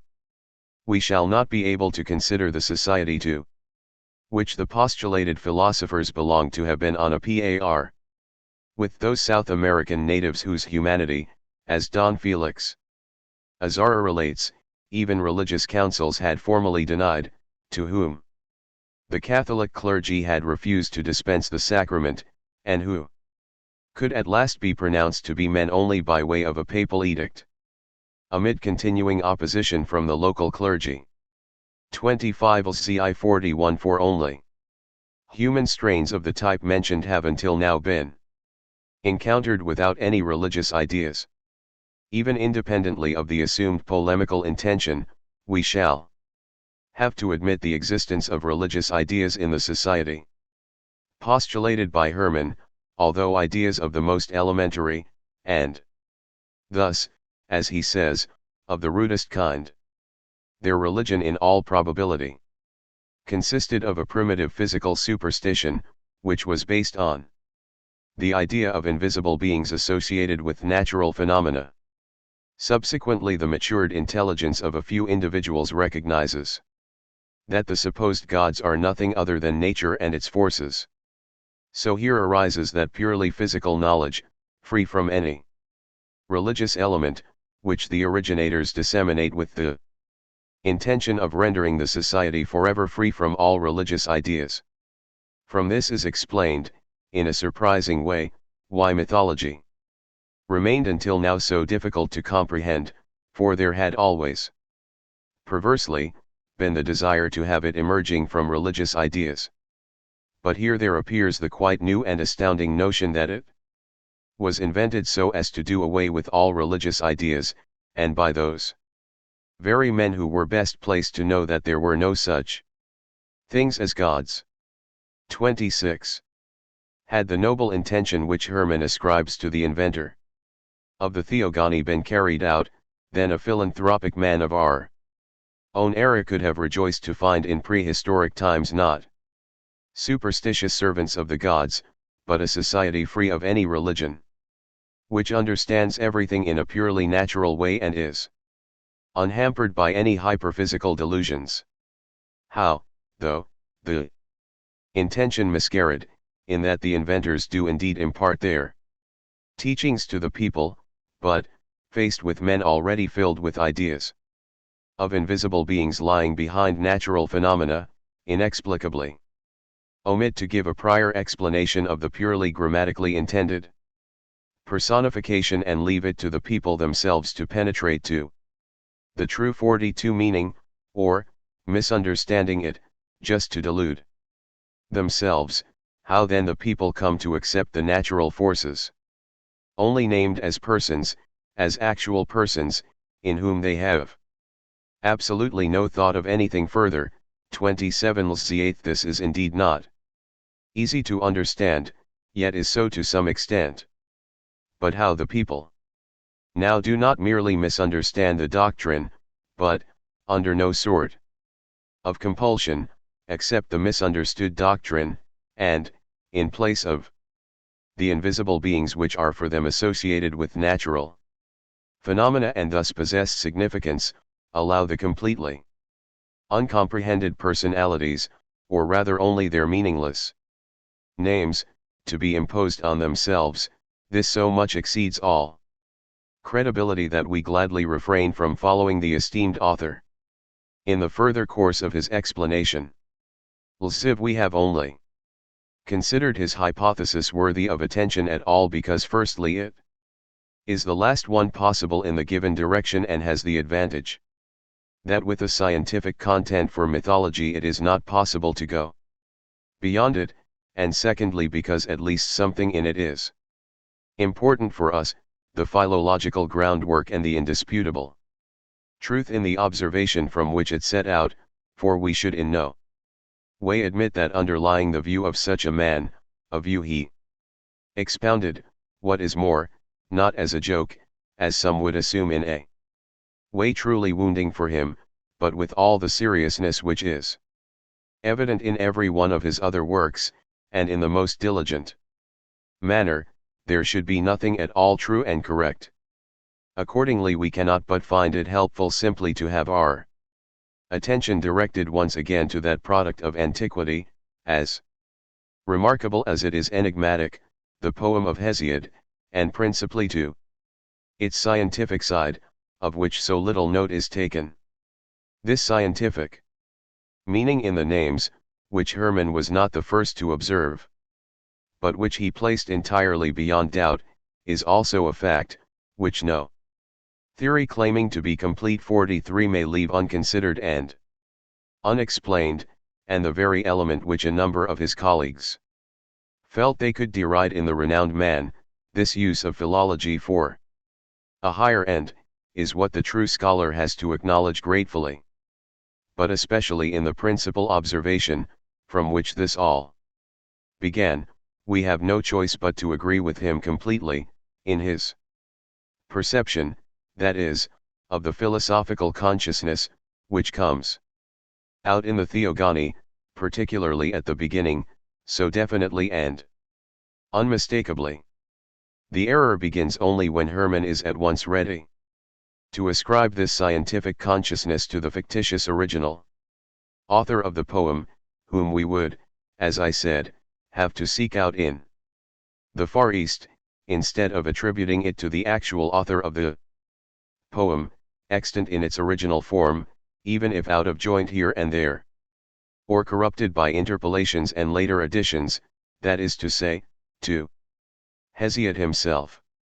Only this too hastily formed view could have allowed him to overlook so much that was striking and not at all in agreement with his theory, namely, that even the beginning has so many abstract, impersonal, and thus quite unmythological elements.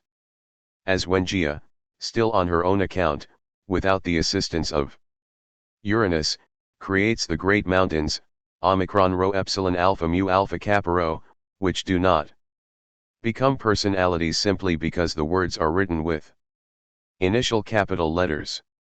In Greece, that is, as for us, notable mountains, such as Olympus, Pindus, Helicon, and so on, were by reason of their names individuals but not persons.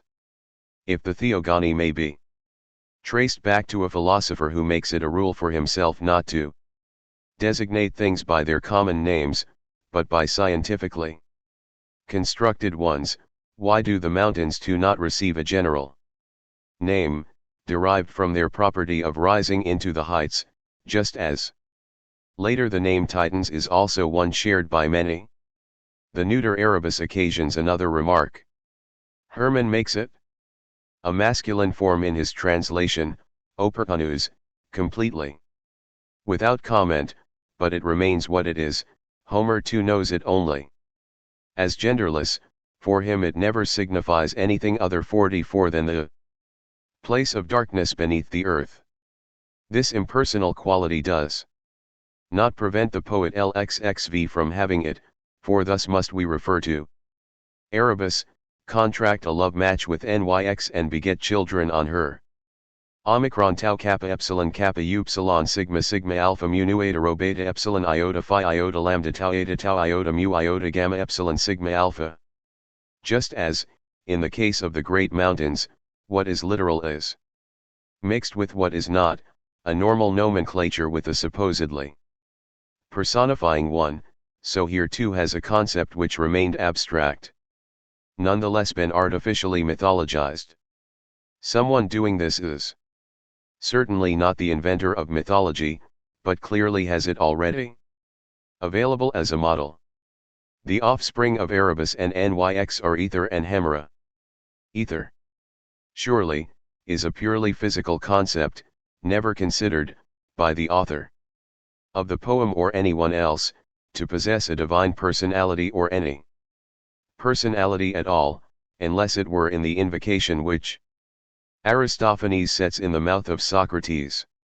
Delta delta pi omicron tau nu alpha xi, mu tau rho eta tau rho, chi epsilon iota tau nu gamma nu mu epsilon tau omega rho omicron nu. Lambda alpha mu pi rho tau iota theta eta rho. O King and Lord, immeasurable air, which carries the globe soaring around, and radiant ether, but this very invocation is a proof that the ether did not count as a mythological personality. For what the comedian means to say is that Socrates would call on no such being. 28 Among the grandchildren of the destructive NYX may even be found treacherous words, psi epsilon upsilon delta epsilon lambda gamma omicron iota, and ambiguous utterances. Mu phi iota lambda omicron gamma alpha iota, wholly unpersonified. Here Hermann must indeed seek refuge in an interpolation.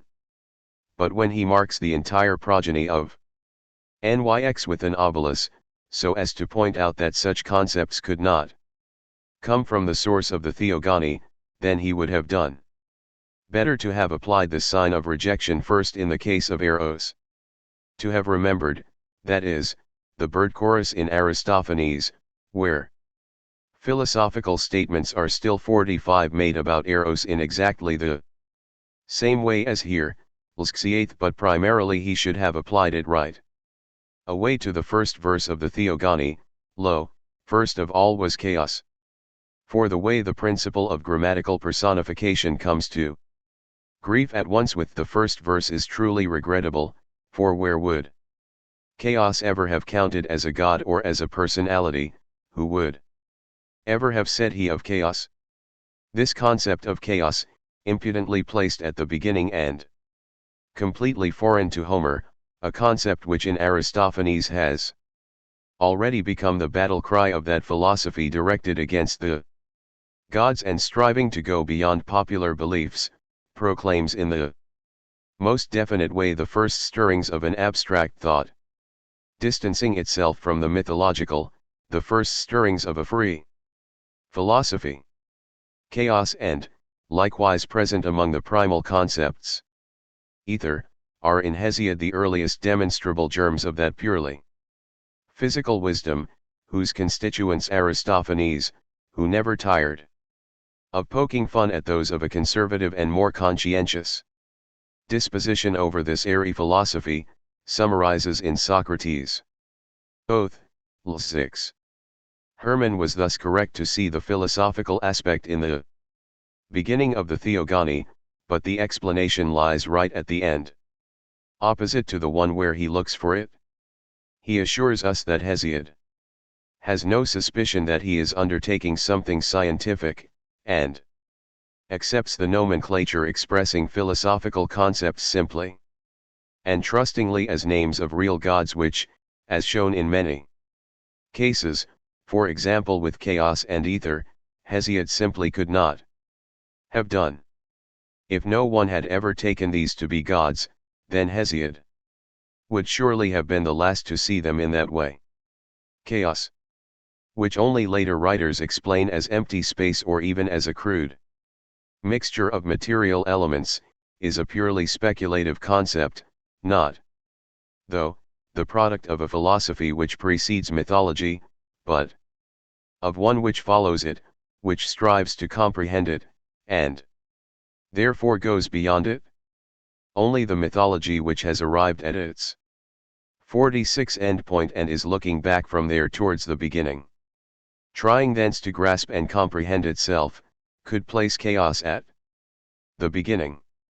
Philosophy was no more a precursor of mythology than was poetry, but certainly there may be discerned in Hesiod's poem the first stirrings of a philosophy which is extricating itself from mythology, so that later it may even oppose it.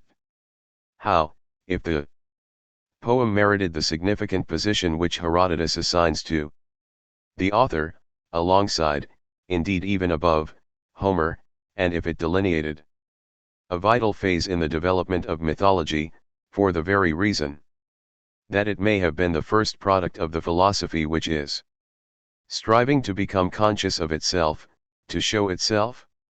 If, in complete accordance with the symmetry which we perceive in Hellenic culture, the two poets, so very different from each other, between whom very ancient legends already record a rivalry and thus a certain antithesis, if these two poets delineated both of the equally possible not beginnings, but culminations of mythology, if Homer showed how it was in poetry, and Hesiod how it was in philosophy, that it ended. I would add just one further remark. Of all the implausibilities to be found in Hermann's explanation, in my view the least comprehensible is that his critical sense could have allowed him to suggest that all the names LXXX without distinction, those whose origin is evidently lost in the night of the past, like Cronus, Poseidon, Gaia, Zeus, and those whose comparatively recent origin is plain for all to see, such as Plutus, Hori, Charites, Eunomia, Dike, and so many like them, to suggest that all of these came into being together and at once out of the mind of one individual man. Lecture 3. 47. The purely poetical one, as we have called the first viewpoint, and the philosophical, as we shall continue to call the second, not that we considered it to be particularly philosophical, that is to say, worthy of a philosopher, but simply because it assigns a philosophical content to mythology. Each of these two viewpoints, to which we were first drawn in a natural and unbidden way, we have allowed first to express itself in terms of its particular presupposition. And we have investigated it thus, in the course of which investigation we incidentally at the same time gained the advantage that a lot of factual matter was discussed in advance, to which we need not return, and which may be presupposed as something now already established. But precisely for that reason, what is common to the two of them has not yet been brought out, much less evaluated. Now the presuppositions specific to each one could be found to be untenable, and yet those which they have in common could remain, and be regarded as a possible foundation for new endeavors. Accordingly, in order to complete our treatment of the two principal viewpoints, it will be necessary to bring out just that aspect in which they both agree, and to subject this to evaluation. At least it is not difficult now to make out the first presupposition. Common to both, this is that mythology in general is an invention. It has to be decided, though, whether this common aspect also has to be given up, or whether the error lies perhaps merely in the fact that the one viewpoint sees only poetical invention in mythology, the other only philosophical. Yet it should above all be noted 48 that certainly neither of the two, of itself alone, wholly excludes the other. The purely poetical viewpoint does certainly also leave room for a doctrinal content, but admittedly only a fortuitous one, not intended. The philosophical cannot dispense with the poetical element, but for it, now, it is this instead which is the more or less artificial part, and thus fortuitous simply in another way. Now the first point, the merely fortuitous aspect of any doctrinal content, which is all that the purely poetical explanation leaves over, seems to be contradicted simply by the systematic nature of the succession of the divine races, and even by the somber gravity which pervades many parts of their history.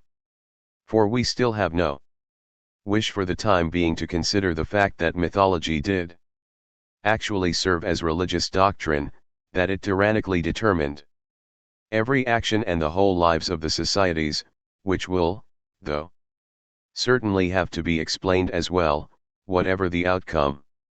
Yet, still more than by this fortuitousness in the one explanation are we repelled by the crude calculation which the other ascribes to the first beginnings. How much, especially, would one like to spare the philosopher postulated by Heine from the double task of first producing the content and then looking again especially for the form or formulation? How pertinent it seems, then, to ask whether, while retaining the general presupposition that mythology as a whole is an invention, the two elements might be brought closer together, the two explanations raised, by amalgamation, to a higher level, and the aversion which we feel towards each of them individually overcome through a fusion of the two. Yet might it not be asked, even, whether poetry and philosophy are essentially as foreign to each other as they are assumed to be in the two explanations, whether between the two there does not exist a natural kinship, an almost necessary mutual attraction? It must surely be recognized that general applicability and necessity are required of truly poetic forms no less than of philosophical concepts. Admittedly, if we are looking at recent times, only a few rare masters have succeeded in inspiring the forms, whose substance they could take only from incidental and impermanent life, 49 with a universal and eternal significance, in investing them with a kind of mythological power, but those few are also the true poets, and the others are really poets in name only. On the other hand, philosophical concepts should be no mere general categories, they should be specific real entities, and the more that they are this, the more, that is, they are furnished by the philosopher with real and individual life, then the more do they appear to approach poetical forms, even if the philosopher eschews any poetical garb. Here the poetical quality resides in the thought, and has no need to come to it from outside.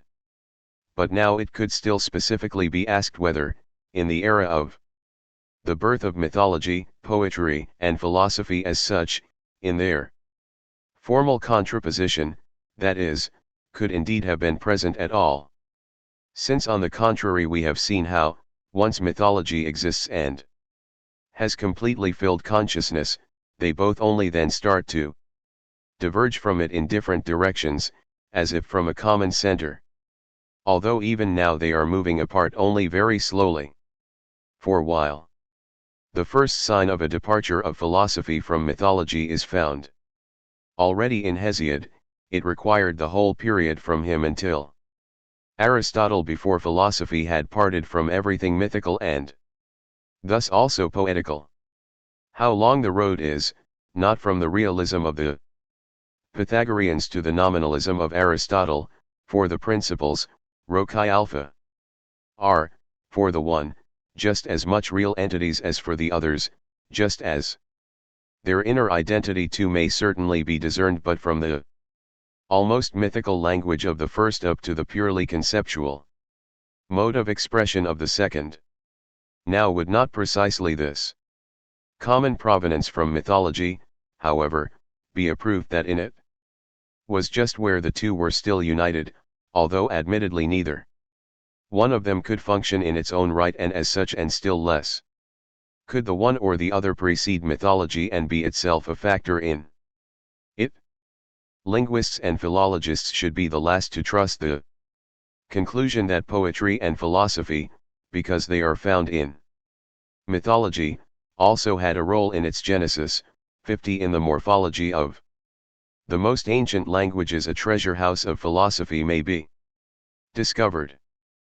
But was it for that reason real philosophy through which these languages continued to preserve, in the nomenclature often of even the most abstract concepts, their original significance, which had however become foreign to later thinking? What is more abstract than the meaning of the copula in a proposition? What more abstract than the concept of the pure subject, which appears to be nothing, for what it is, we in fact learn only from the statement, and yet even without the attribute it cannot be nothing, so what is it? Then, when we mention it, we say of it, it is this or that, e.g. a man is healthy or ill, a body dark or bright, but what is the concept then? Before we mention this? Evidently only that which can be this, e.g. healthy or ill. The general concept of the subject is thus pure capability of existing. How odd now, when in Arabic the is expressed by a word which not only sounds the same as arkan, but is indisputably identical with it, in that, contrary to the analogy of all other languages, it is not followed by the nominative of the predicate, but, like can in German, e.g. in Sprach können Elthersi, or posse in Latin, by the accusative, to say no more. 29 Was it philosophy which put a network of scientific concepts, whose interrelationship it has difficulty in rediscovering, into the different meanings of the same verb which are at first sight so remote from each other? Arabic especially has verbs rich in wholly disparate meanings. What is usually said, that here originally different words, between which later pronunciations no longer distinguished, have coalesced, may in many cases be credible, yet it should only be accepted after all means of discovering an inner relationship have been applied in vain. However, it can certainly happen that 51 other investigations unexpectedly put us in a situation where, between apparently irreconcilable meanings, a philosophical relationship is revealed, and in this apparent confusion a true system of concepts, whose real interrelationship does not lie on the surface, but reveals itself only to deeper scientific means. The roots of the Semitic languages are verbs, and specifically regularly disyllabic ones, consisting of 3 radicals, even in those whose pronunciation has become monosyllabic. The original pattern reappears in certain forms. In accordance with this tendency in language, the word which in Hebrew means father must inevitably be traced back to a verb which signifies desire, long for, and thus at the same time contains the concept of need, which also makes an appearance in an adjective derived from it. Accordingly, there is expressed here, one could say, the philosophical concept that the quality of a father is that of someone standing, as precursor or initiator, in need of a successor. Against that it is objected, with complete justification, that the Hebrew will not have derived his expression for father initially from a verb and in quite such a philosophical way, nor will he have known the abstract concept of desiring before the concept father, which belongs among those which are naturally primal. But that is not the point at all. The question is whether not the Hebrew himself, it is true, but the Spirit which created the Hebrew language, in naming the Father thus, did not also think of that verb, just as creative nature, in shaping the skull, also already has regard for the nerve which is to make its way, though it language did not come into being in a fragmentary or atomistic way, but in all its parts at once, as a whole, and thus organically. The relationship mentioned earlier is one which resides objectively in language itself, and for that precise reason is definitely not one intentionally introduced by men. Leibniz says of the German language, Philosophia nata videtur, and if it can be spirit alone which in every case creates the appropriate instrument for itself, then here has a philosophy which was not yet 52 actually philosophy prepared an instrument for itself, of which it is to avail itself only subsequently.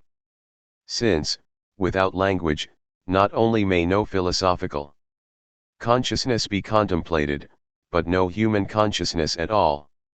The foundation of language could not, then, have been laid by consciousness, and yet the more deeply we penetrate into language, the more clearly is it revealed that its profundity exceeds by far that of anything created in the most conscious way. With language it is the same as with organic life. We believe that we see this coming blindly into existence, and cannot deny the unfathomable calculation in its structure even in the smallest detail. But could the poetry already in the bare material structure of languages ever be overlooked? I am not talking about the expressions for spiritual concepts, which are usually called metaphorical, although there would be difficulty in maintaining the view that in their origin they are extrinsic. But what treasures of poetry lie hidden in language pure and simple, which the poet does not put into it, which he only as it were raises, brings out as from a treasure chamber, which he simply persuades language to reveal. Is not, though, every act of naming already a personification, and if things admitting of an opposite are understood, or explicitly signified by all languages in terms of gender differences, if the German language makes the sky masculine and the earth feminine, space masculine and time feminine, is it still far from there to the expression of spiritual concepts in terms of male and female deities? One is almost tempted to say that language itself is just ideolated mythology, that what mythology still preserves in living and concrete distinctions might be preserved in language only in abstract and formal ones. For all these reasons one might now certainly feel inclined to say that in mythology there could not be a philosophy at work which is obliged to seek out the forms only in poetry, but that this philosophy at the same time was itself and in essence poetry, likewise the converse, that the poetry which created the forms of mythology was not 53 the servant of a philosophy distinct from it, but was itself and in essence also knowledge-generating activity, philosophy.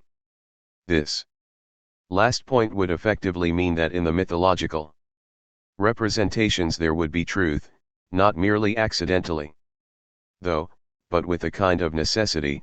The first, that the poetical element in mythology would not be something which came to it from outside, but would be something internal, essential, and intrinsic in the thought itself. If we call the philosophical or doctrinal element the content, and the poetical element the form, then the content would never have existed of its own accord, it would have come into being only in this form and would therefore be inseparably and inextricably fused with it. Indeed, mythology then would not in general be just a natural production, but an organic one, certainly a significant step forward in comparison with the merely mechanical method of explanation. But something organic in the following respect as well. Either one of poetry and philosophy, when taken singly, is for us a principle of free intentional invention, but since they are linked to each other, neither of them can really operate freely. Mythology would thus be a product of activities in themselves free but acting here in an unfree way, thus, like what is organic, a child of free but necessary origin, and to the extent that the word invention is still applicable, of an unintentional but intentional instinct-like invention, which on the one hand would reject everything merely constructed and artificial, and at the same time would, on the other hand, make it possible to see that the most profound meaning and the most real references in mythology were, in fact, not merely accidental. This, now, would therefore be the higher level, which may be reached from the two explanations by way of their synthesis, a synthesis to which one must unerringly come in consequence of an orientation given to thought by contemporary philosophy, whereas the concepts of the Kantian school could have led to little more than an explanation like that of Hermann, and certainly, in comparison with explanations such as the last named, the organic interpretation could deem itself to be a very good thing. But let us see in detail what would be gained in the way of a real explanation through such a synthesis. 54. Supposing the view to be perhaps this, that the principle which generates mythology amounts, in its effect, to philosophy and poetry, acting in combination, without itself containing anything of either of them, then this could be conceded to be true and correct, without thereby the slightest knowledge of the real nature of that principle being imparted, in that this in itself could be something which was wholly different from either of them, and which would have nothing in common with either. Or if the view is that both of them, philosophy and poetry, should be retained as active, simply not separated, but acting together rather like the male and female in procreation, then here too it will be a case of what is always the case when two principles opposed in some way combine in one action. Namely that, since both cannot dominate, only the one is really performing the action, and the other resigns itself more to a submissive and instrumental function. Then here again we would only have either a philosophical poetry or a poetical philosophy, which would again behave with respect to each other in exactly the same way as poetry and philosophy behaved alone. All that would have been gained by going to this higher level would be an improvement in the form of the two explanations. This, certainly, could well be a good thing, but only if those explanations themselves were a good thing. Or to show the same thing in another way, the supposed synthesis still names poetry and philosophy, activities well known to us, but precisely because these two may not act as such, then they no longer explain anything either. That which would explain does not reside in them, but in that to which they are both subordinated, that which allows them not to act, but merely, as we could say, to transact. LXXXV. This would be the essence, the inherent principle, or that which we are seeking. The poetical and scientific would exist only in the product. It LXXXVI would be something which necessarily arose together with that, but of its very nature as arising together it would only be something additional, something fortuitous. Instead of just the one aspect, either the doctrinal or the poetical, having to appear to be the fortuitous element, as in the first two viewpoints. Here both of them would be reduced to the fortuitous, but the essential element, that which truly explains, would be 55 something. Independent of both, residing outside and above both, which until now has been a completely unknown quantity, and of which only this may be seen, that as something to which poetry and philosophy are subordinate, it can have nothing in common with free invention, and must come from somewhere else entirely. But from where? 4. From the only two principles known to us, philosophy and poetry. There is no path which leads to their effective and real unity, so all that would remain for the moment is pure guesswork. Someone might well propose clairvoyance, much resorted to and for which so much is claimed, and by means of which admittedly a great deal might be explained, if only one could first obtain a somewhat clearer view of this clairvoyance itself. A dream state too would perhaps be found not unacceptable, in the same way that Epicurus can only have regarded the transient phenomena, by which he considers the gods to be authenticated, as dream phenomena. For even in a dream state, what is more, the poetry and philosophy natural to men can transact or continue to operate. Even delirium, as a condition excluding all free invention, albeit not every influence of reason and fantasy, should not be rejected out of hand. But what would be gained from all such explanations? Nothing whatever. Since every condition which one might postulate so as to explain the development of mythological representations would itself have to be explained, to be given at the same time, that is to say, a historical motivation. The substantiation would have to consist in showing by which natural or divine foredestiny such a condition in any one era was imposed upon the human race or a part thereof, for mythology is above all a historical phenomenon. This remark shows us that no further progress can be made using the abstract presuppositions of the two explanations with which we have been concerned hitherto, just as these explanations themselves could not help but associate, with their abstract presuppositions, historical ones. As we set out to examine these, our investigation too is now shifted away from the area of abstract discussions and onto historical ground. 56. We return to the view that mythology is, in general, an invention. Once this is accepted, then the next external presupposition will be that it was invented by individual people. This assumption is unavoidable for the philosophical explanation.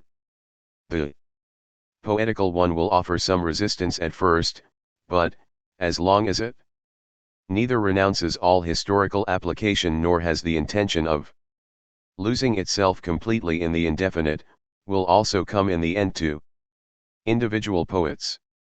But regarded strictly, now, this assuming of individuals to have been the originators of mythology is such an outrageous presupposition that one can only be thoroughly amazed at the mindlessness with which it is asserted so generally, as if there were no other possibility. It is true that in general no one finds it hard to presuppose poets or philosophers, as required, in the case of the indistinct ideas of the primeval time, which one believes oneself justified in regarding as an empty space, into which it is open to everyone to insert what he feels is pleasant or convenient, more or less everything is permitted. Heine still required, in addition to his poetic philosophers, the genuine poets, who transform, for him, the philosophical statements into fairy stories, and probably power-hungry priests as well, who turn them into popular religion. Hermann's philosophers, who are poets too, even if rather timid ones, turned directly to the people. He omitted to explain only one thing: how they set about persuading the people even to give their homespun wisdom a hearing, to say nothing of impressing it on them so deeply that it could have been distorted into a theology for them. But in general, he who knows what their mythology is for a people would admit the possibility that their mythology was invented for them by individuals no more readily than the possibility that for a people their language, too, had come into existence through the efforts of individuals among them. To introduce a new mythology is not such an easy affair as is for us the introduction of school timetables, textbooks, catechisms, and the like. To create a mythology, to endow it with that authenticity and reality in the thoughts of men necessary for it to achieve the level of popularity which it requires even 57 for poetical use, is beyond the power of any individual, or even of several individuals who might come together for such a purpose. If, however, we do now grant all this, then mythology would come into being for one society. Mythology, though, is not the affair of one society, but of many societies.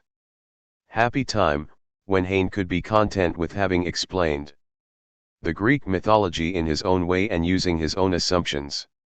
Hermann already is less happy.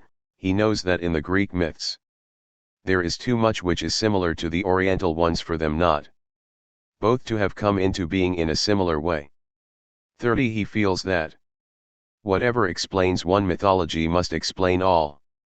On the other hand, he is much too astute not to see that the rise of mythology among one society, according to his explanation, is already quite wonderful enough, and that it would completely exceed all credibility to let the same chance event, or rather the same sequence of chance events, in which each one that follows is less believable than the one before, be repeated in a second, third, and fourth society.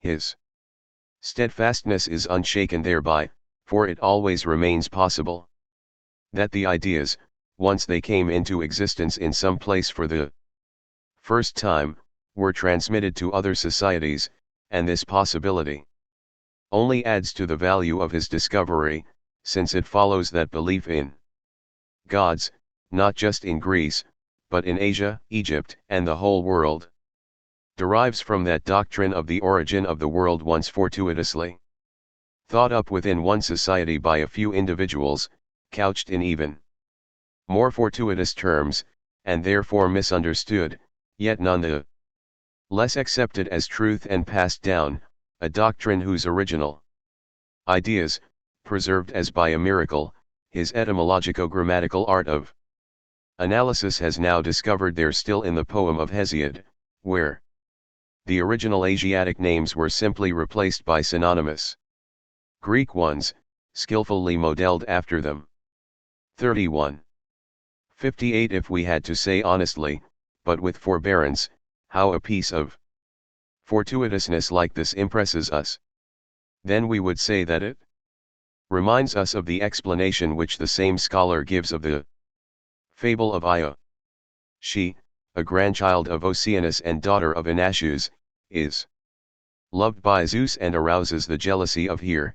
In order to hide her from the goddess, Zeus changes her into a cow, which the rancorous Here arranges to have guarded by a herdsman, and so on. What can the grandchild of Oceanus, the ocean, and daughter of Inachus, etymologically the overflower, thus an overflowing stream, be other than a stretch of running water, produced by the overflowing of a stream? Actually Io means, etymologically, only the mutable one. Zeus's love for Io, what can it be but the rain which makes the water rise still more? What here's jealousy of Io but the vexation which the people, here is translated as populonia, feel on account of the flood? The cow, into which Zeus changes Io, is the meandering path of the escaping flood, for the cow has crooked horns, and crooked horns mean the crooked path of the water.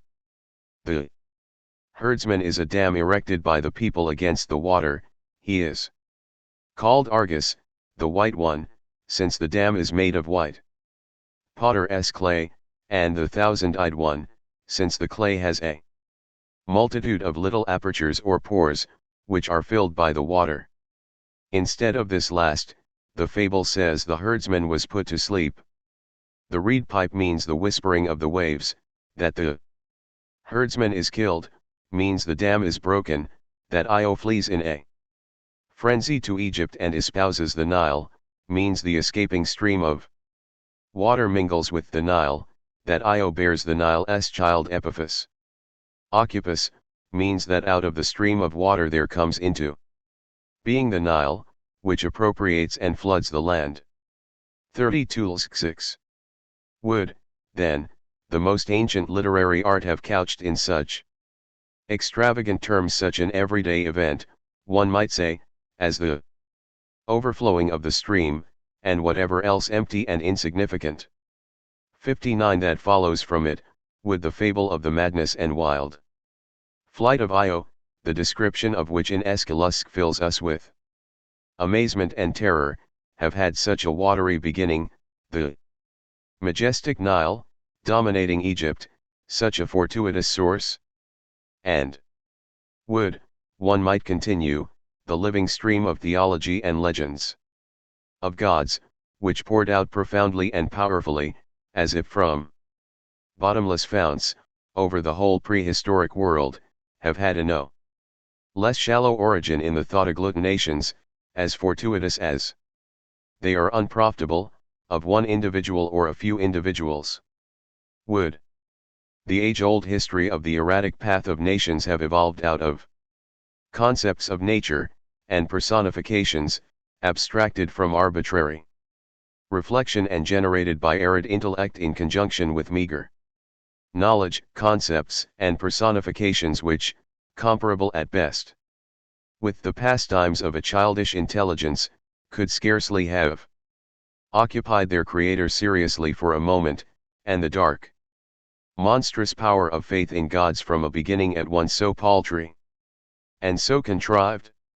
A chance event like that portrayed above, where, that is, the mythology of the Greeks, of the Egyptians, of the Indians, in short of the whole world, is supposed to have its origin in a cosmogony of one or a few individuals thought up in a highly fortuitous way, at once disguised, finally misunderstood, and believed regardless of that such a chance event seems to be of the kind before which, all things considered, even many of those would balk who otherwise hold the view that the greatest and most influential occurrences in this world are brought about by the most fortuitous and trivial causes.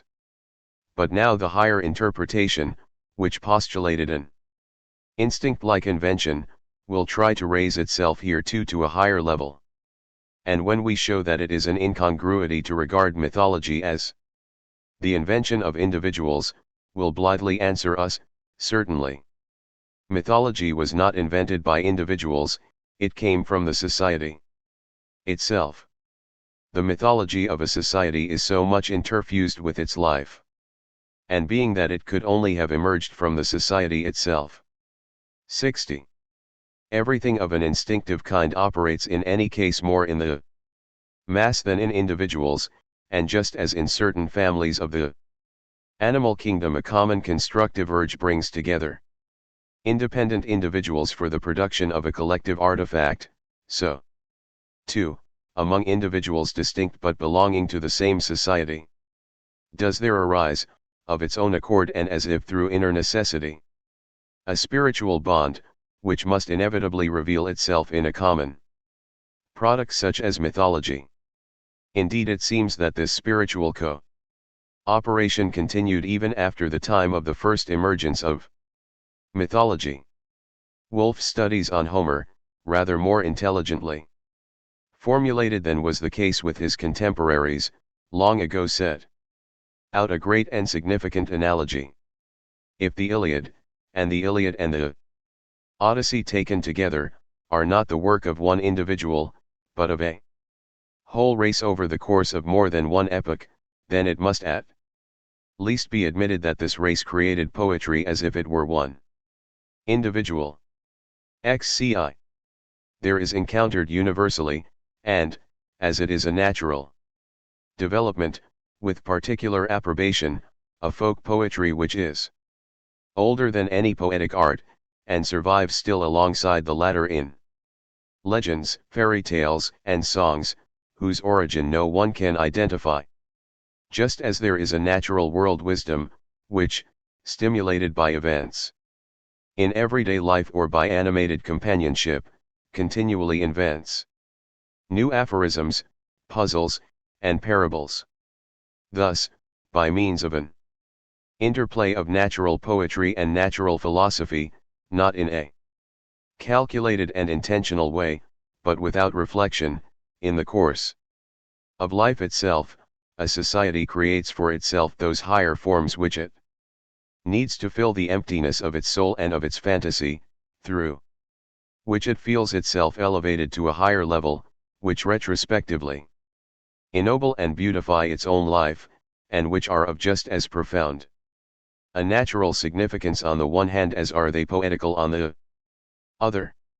And certainly, were there no choice but that between individuals and society, who, especially nowadays, would ponder long about the one he would support. But the more plausible the idea, the more closely 61 should it be inspected to see whether here too a tacit presupposition has crept in, which does not stand up to examination.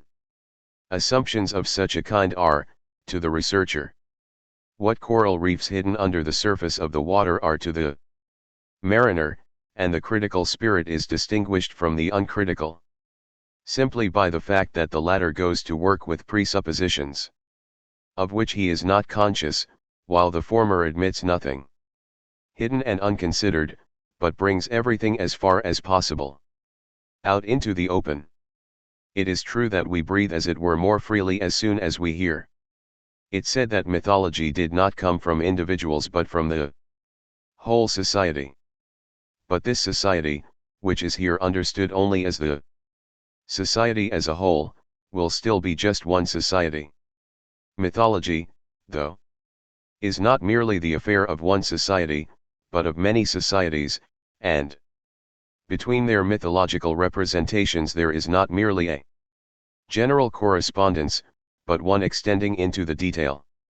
Here, then, there would emerge for the first time the great and undeniable fact of the inner kinship between the mythologies of the most diverse and otherwise most dissimilar societies. How is it proposed to explain this fact, to explain mythology as a universal phenomenon, on the whole everywhere the same? Surely not by reasons and circumstances as they might perhaps be imagined within one society.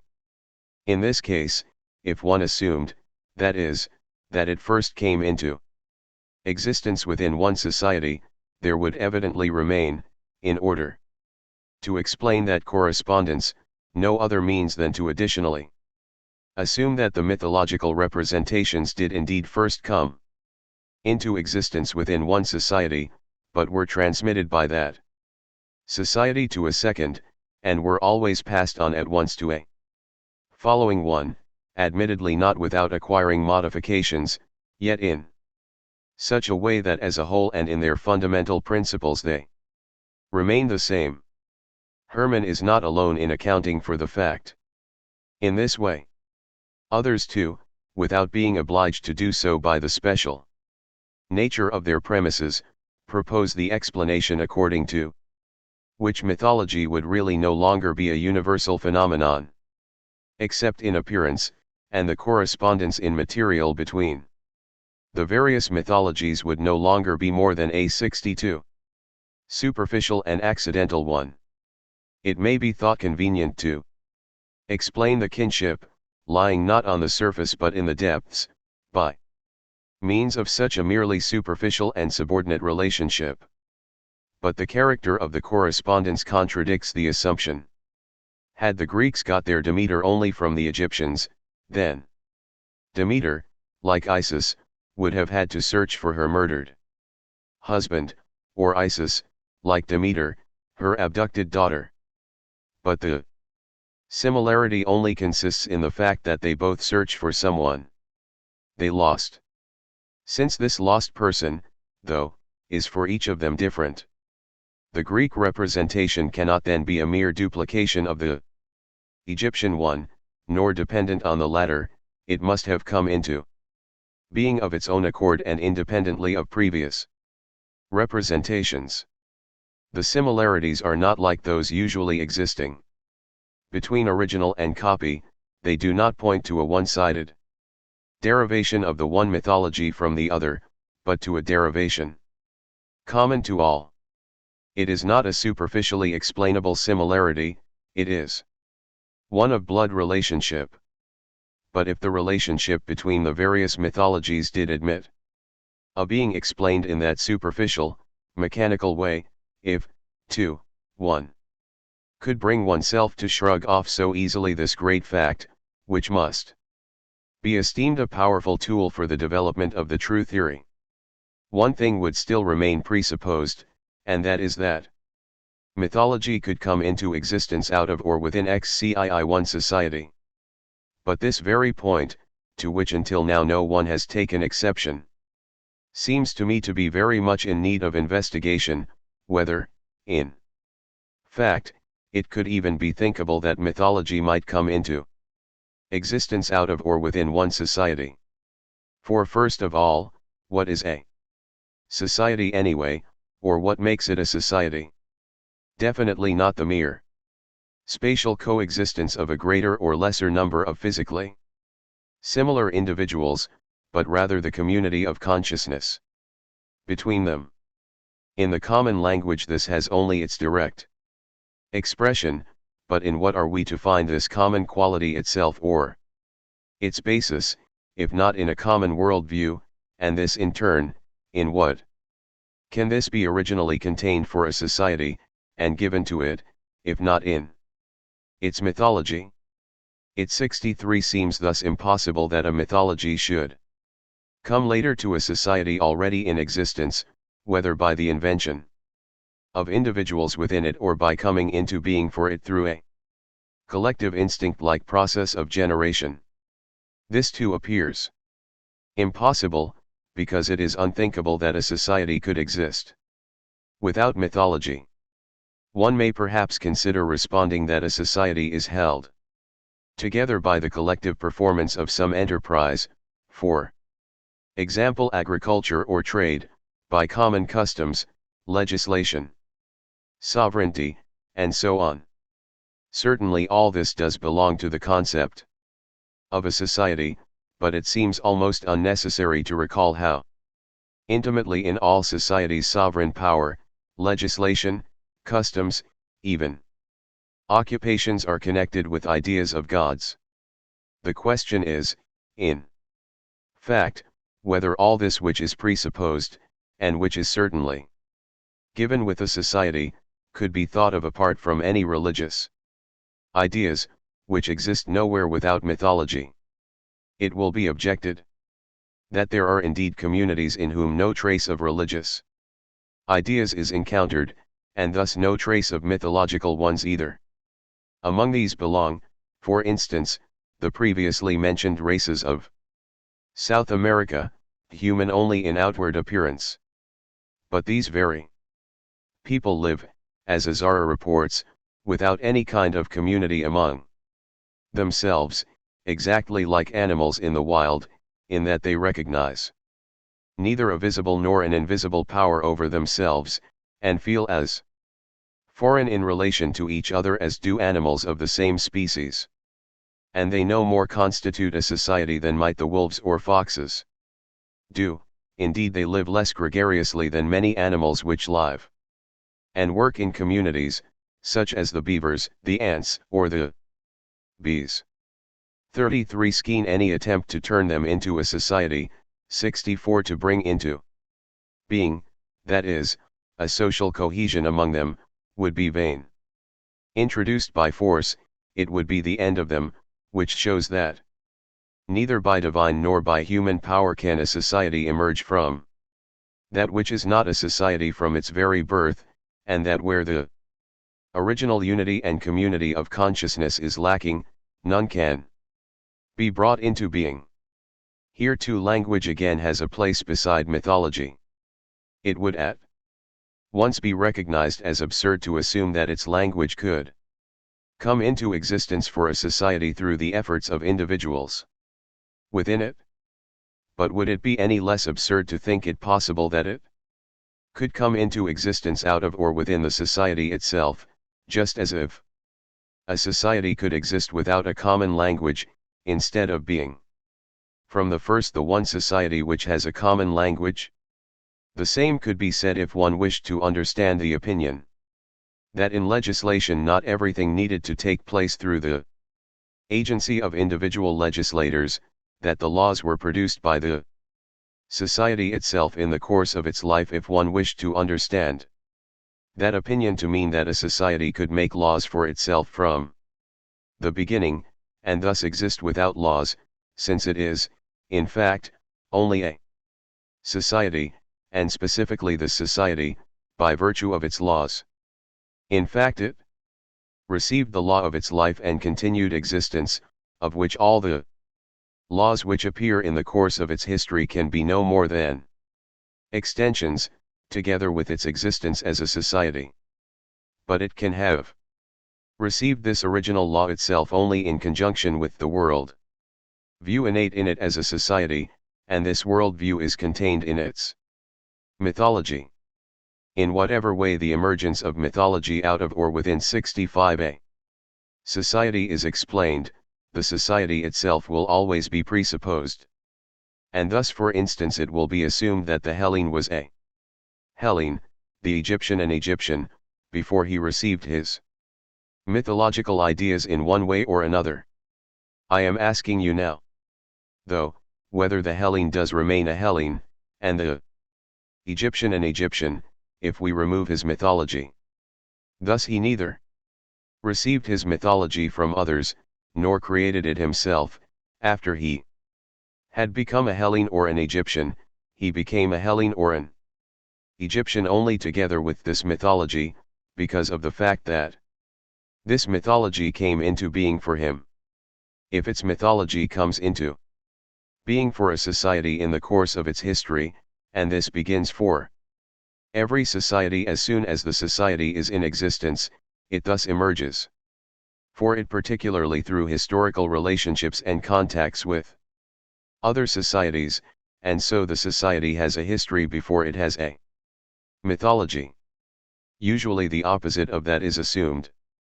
Its mythology is not determined for it by its history, but on the contrary its history is determined for it by its mythology, or rather the latter does not determine, it is itself the society's destiny, as the character of a man is his destiny, the lot fallen to it right at the beginning. How could anyone deny that with the theology of the Indians, Hellenes, and so on, their whole history is given? If it is impossible that the mythology of a society comes into existence out of or within the society which is already present, then nothing remains but that it might come into existence at the same time as the society, as the individual consciousness of that society, by way of which it emerged from the common consciousness of humanity, and through which, no less than by its language, it is this particular society and is distinguished from every other. But hereby, as you see, is the basis on which they attempted to establish themselves completely withdrawn from the explanations considered up to now. This basis was a historical one, presupposing, that is, the prior existence of societies, whereas it has become evident here that the emergence of mythology dates from the time of the coming into existence of societies. The origin of the mythology of every society goes back to a period where there is no time for invention, whether it be taken to emanate from an individual or from the society itself, no time for ingenious formulation. 66 nor for misunderstanding. Consequently there is no longer the time for the circumstances which Heine, Hermann, and others postulate. With the explanations which assume mythology in general to be an invention, whether it be an invention of individuals at odds with a society, or an invention of the whole society by way of a collective instinct, it is no longer possible to go back to the time when the societies came into being. The mythological ideas, which come into being with the societies themselves, and determine their initial existence, must also have been intended to be understood as truth, and indeed as whole, full truth, accordingly as theology, and what we have to explain is how they could have come into being in this sense. We are required to find other lines of approach for this investigation, for among all those which have been put forward up to now, there is nothing which went back to that region of time. We shall not judge the explanations now passed over to contain nothing at all which is true.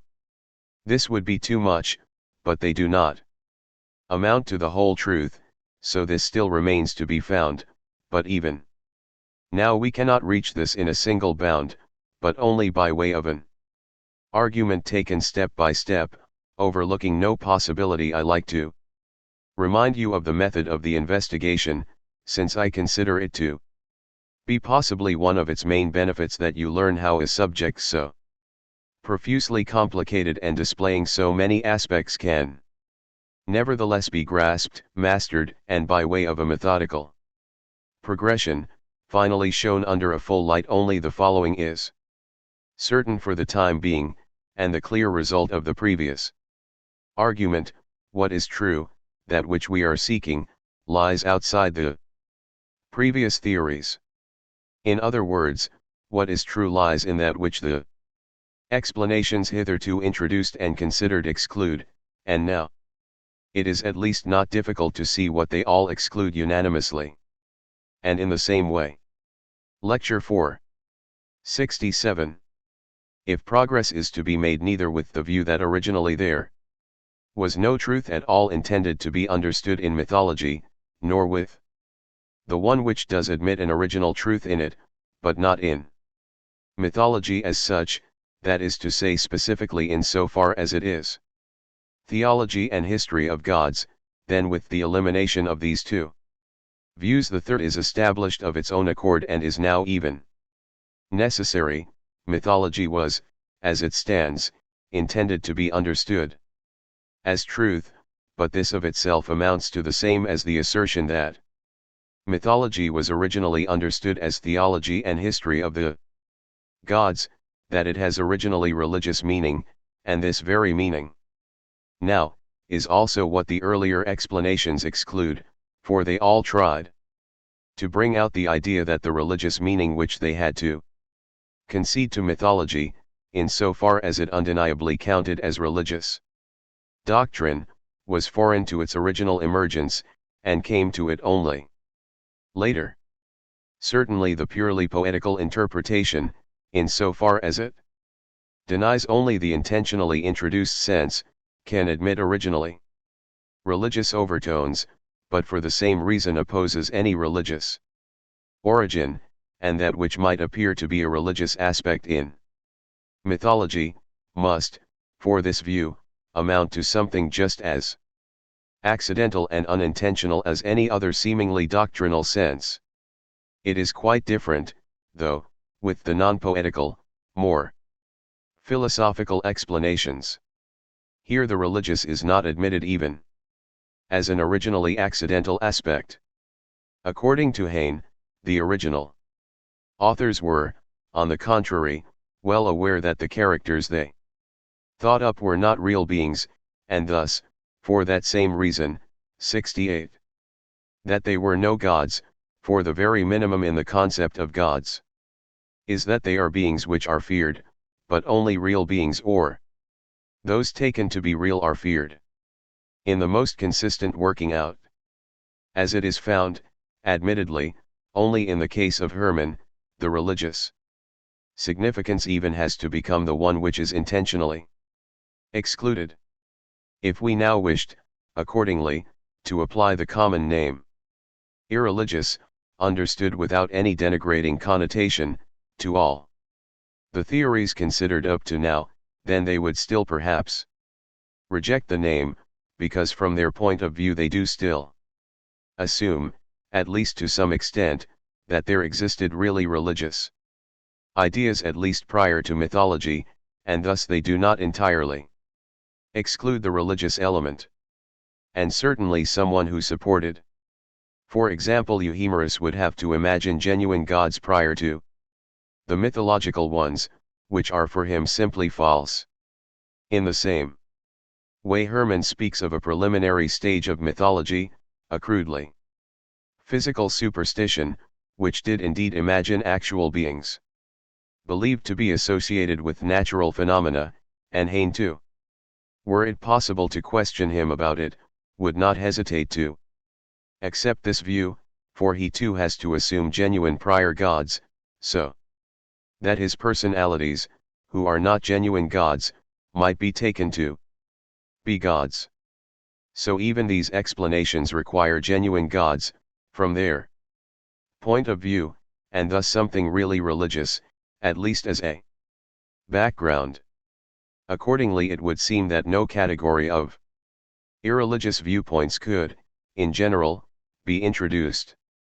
But in respect to what has just been discussed, at least, it would in fact first have to be decided whether we shall concede that the beings which it presupposes before the genuinely mythological ones were beings of really religious significance. For at first sight they are indeed real beings which men fancy to be hidden behind natural effects, be it due to ignorance of the true causes, or from pure unthinking animal terror, or in consequence of a positive tendency which is ascribed to man to presuppose, wherever he perceives an effect, will and freedom as well, if only because he creates the concept of existence, under which he understands the things outside himself, only 69 from himself, and only gradually generalizes it and learns to separate from it what is associated with this concept in human consciousness. 34 XCIV as all-powerful, and in general superior to human forces, these beings associated with the processes of nature are feared, primus in orb deos facit timor XCV. And because they appear, as the mood takes them, now obstructive, and now encouraging to human endeavors, demonstrations of subservience are used in an attempt to dispose them favorably. So, the belief in such beings, it is said, was the first religion. This explanation was propounded in recent times principally by David Hume, although he is less inclined to derive the initial ideas of invisible beings from reflections about natural phenomena. These, he thinks, must rather have led to one single being, by reason of their consistency and symmetry. The idea of many gods would be more likely to have first emerged out of observations and experiences of the contradictions and change in human life. Since, however, the life of the unsophisticated man is itself only a life of nature, and the variety of his encounters depends principally on variations in nature, this distinction is meaningless.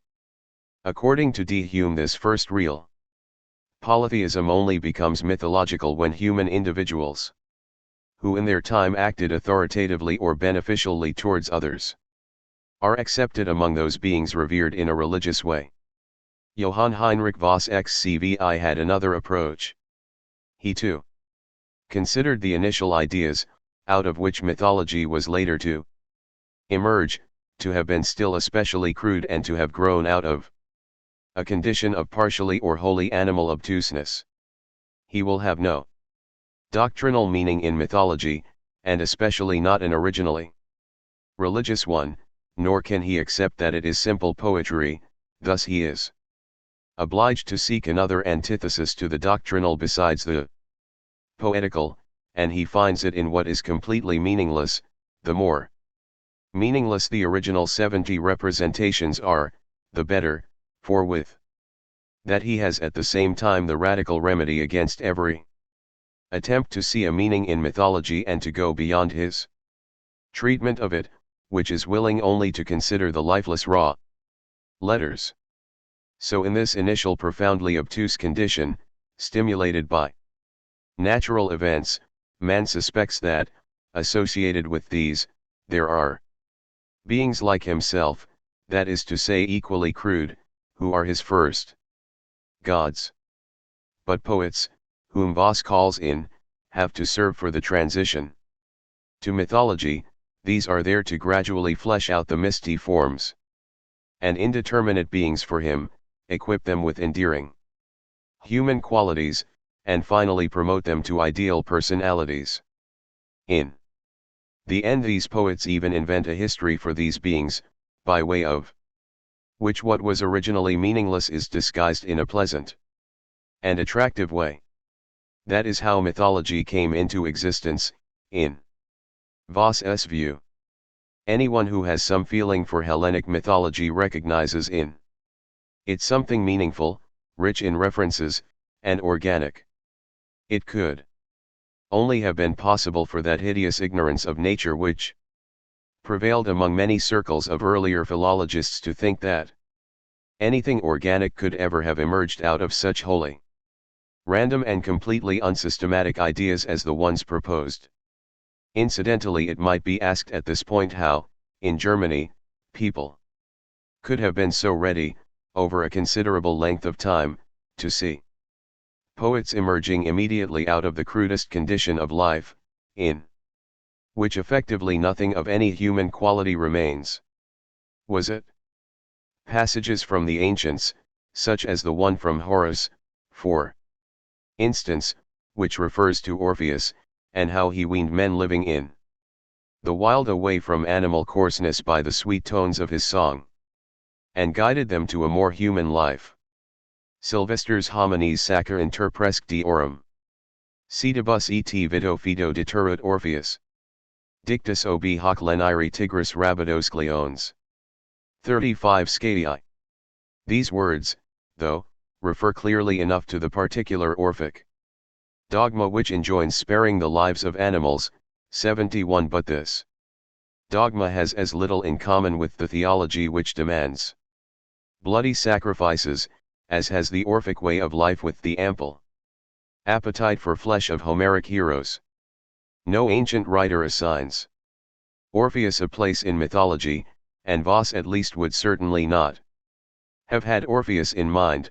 His view of pre-mythological poets probably stems from nothing more remote than the good old Göttingen days, when Heine, of whom Voss is accustomed to speak, never otherwise than disdainfully, without therefore being able to repudiate his school, as far as questions of this kind are concerned, taught the following, taken from the Englishman Wood's book on the original genius of Homer: Schelli, that for the appreciation of Homer most might be learned from travelers' descriptions of the customs of savages, or, as he adds naively enough, of other societies, who live still within an unstructured community and system of government. 36 And when Heinean pupils compared Homer with Ossian Cix and also with the old German bards, by whom, it was believed, the sons of Tud, still clothed in animal skins, were not merely urged on to valor in battle, but were also guided towards a more human life in general, although the picture which the Homeric poems themselves sketch of the gay and cultivated conviviality of their time permits us to imagine that those who listened to the bards of that time were nothing less than savages or semi-savages, as the speech set even in the mouth of Odysseus proves. Truly, though, it is bliss to listen together to the bard, to those like him, with a voice like the immortals. For I myself know of nothing more pleasant than when a festival of joy spreads throughout the people, And, in the dwellings all around, the feasters are listening to the bard. Such, methinks, is the most heavenly bliss in life. See. Beings of the type described, then, are supposed to have been the first, the genuine gods, which preceded the mythological ones, and so the question is, whether we can accept these as beings of really religious significance.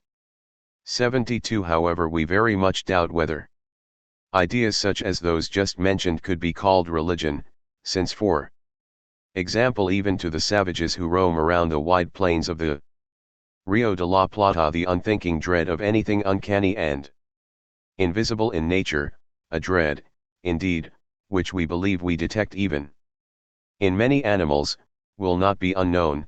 They too will not lack for dark ideas of ghostly beings stirring in phenomena of nature, and yet Azara assures us that they are devoid of any religion. It is true that objections have been made to this statement, 37 ci, but a man like Azara is not to be refuted by commonplaces, among which may be reckoned even the famous remark of Cicero cii to the effect that no society would be encountered which was so crude and inhuman as to lack any ideas of gods. This proposition we can certainly accept. For we have already noted that those bands devoid of unity are not worthy of the name society. It is always found difficult to relinquish a view long held. It is well known that the testimonies cited by Robertson, CIII, saying the very same thing about many American communities, were earlier exposed to the same objections. But the question of whether a number of men, who live before our eyes, and enact and perform in front of us without inhibition everything pertaining to their customs and their nature, might evince a kind of cult of some visible or invisible being, is of the kind that is capable of being decided wholly unambiguously by way of simple observation. Acts of adoration are visible acts. The brilliant Azara cannot be set on a par with common travelers. If it was the spirit of all-embracing natural science which accompanied our own renowned Alexander von Humboldt civ thither, then it was the mind of the independent unprejudiced thinker, of the philosopher, which Azara brought to those regions, whence he returned with problems for natural science and for the study of the history of man which are still awaiting a solution, and indeed, for the most part, consideration. Even given the scientific competence of our time, especially among our natural scientists. 73. He could not have been mistaken about the fact that those natives evinced no sign, in any of their activities, of a religious veneration towards any object. The conclusion drawn from this, that they are devoid of all religion, is equally incontestable. 38 CV. If invisible beings, imagined to be associated with natural processes, amounted to gods, then the mountain and water spirits of the Celtic peoples, the kobolds of the Germanic ones, and the fairies of lands east and west would also have to be gods, which they have never been held to be. The Greek imagination, too, knows Oreads, Dryads, and Nymphs, who are indeed to some extent revered as handmaidens of deities, but are never regarded as deities themselves. The awe which is certainly felt before such beings too, even offerings in an attempt to gain their goodwill and dispose them favorably and amicably, are still no proof of beings worshipped as gods, possessing, that is to say, religious significance. These attempts to evoke gods without God CVI seem thus not to have attained to the true force and strength of the concept. Yet gods of this kind would simply be improperly named. Hume himself admits 74 this and states it to anyone who considers justly of the matter. He writes, "These pretended religionists are really a kind of superstitious atheists, and acknowledge no being that corresponds to our idea of a deity. 39. CVII. In another passage he says that if God and the angels, for these, as tools of the deity, without a will of their own, could not be imagined without him, were excluded from the ancient European belief and only the fairies and sprites retained, then a belief similar to that apparent polytheism would result. 40 Kien. According to this explanation given by D. Hume, which admits of no contradiction, we are now also justified in bringing together under the common head of irreligious all the explanations previously attempted, and in setting them entirely aside in this way. And it is equally clear that we are only now turning to the religious explanations as the subject of a completely new analysis. The analysis hitherto applied only to the question of which explanations could be called religious, and which not. Common sense says but polytheism cannot be atheism, real polytheism cannot be something in which there is no trace of the ism at all. Only those gods at whose basis God lies, be it by way of however many intermediate links, and in whatever way, but at least in some way, can be called genuine gods. Nothing in this is changed by deciding to say that mythology is false religion.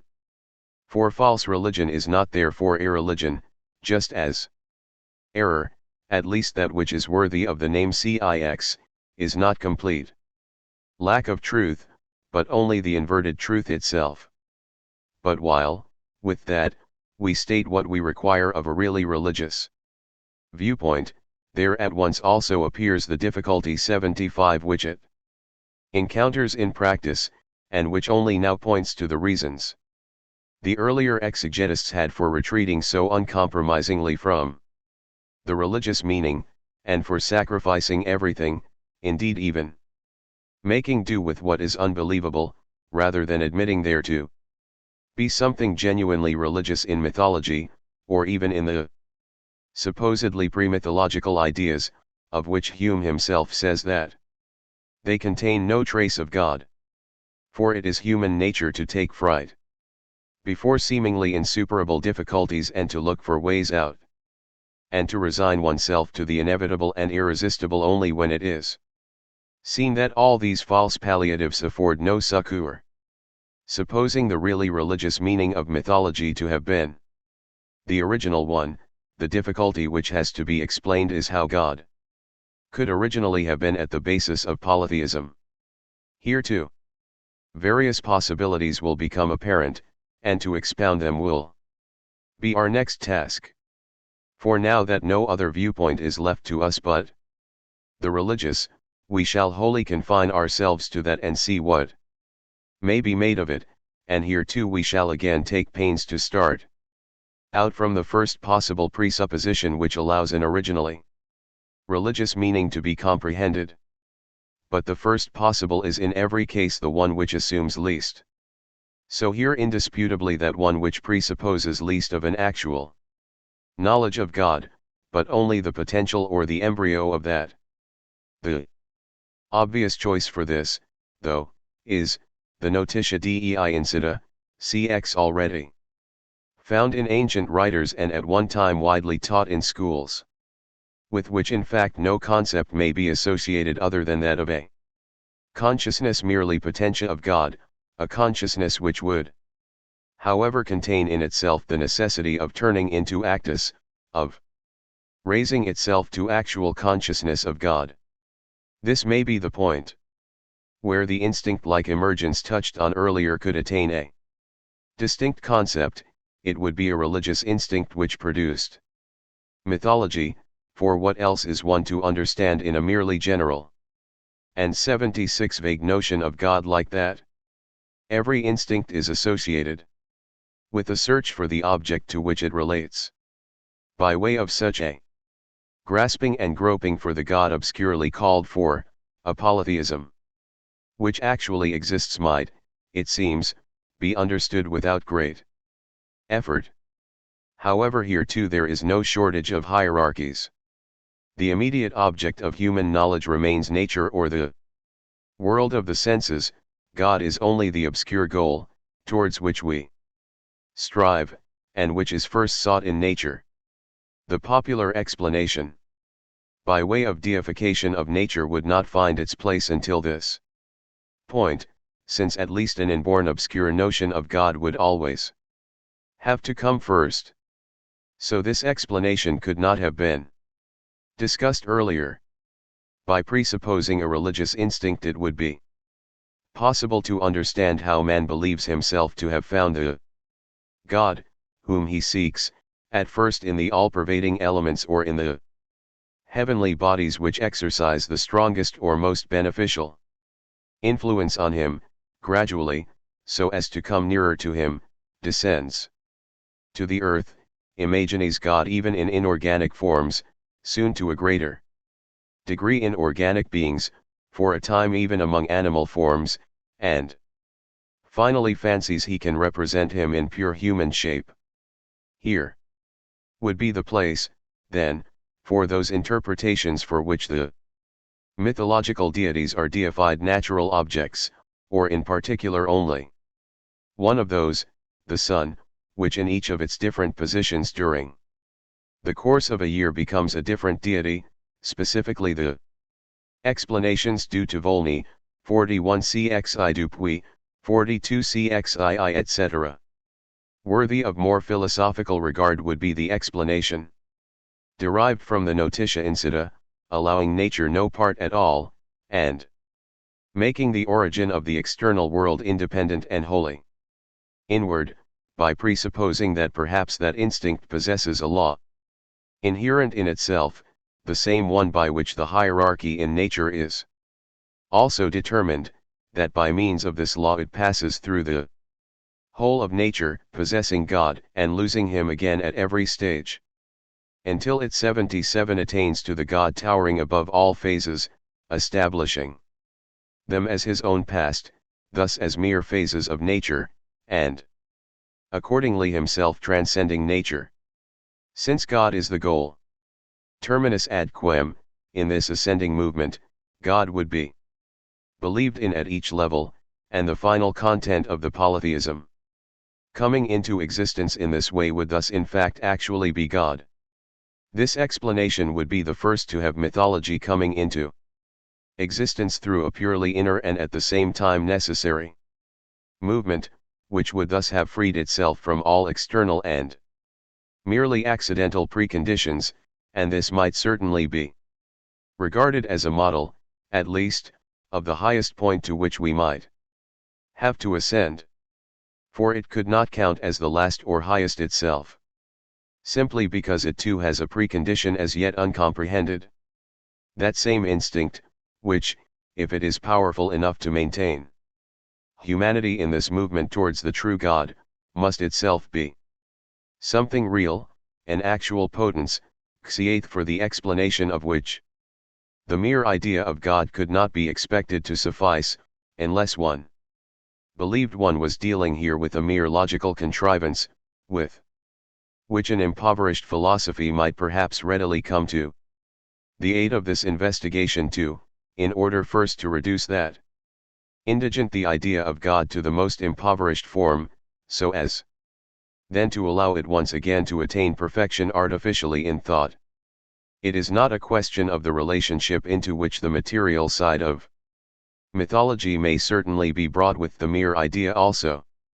Mythology would countenance this, just as nature too countenances it, but as little as would nature be explained by such a contrivance would mythology be explained by a similar one, yet explanation is precisely the point here, not the mere ideal possibility, but the actual coming into existence of mythology.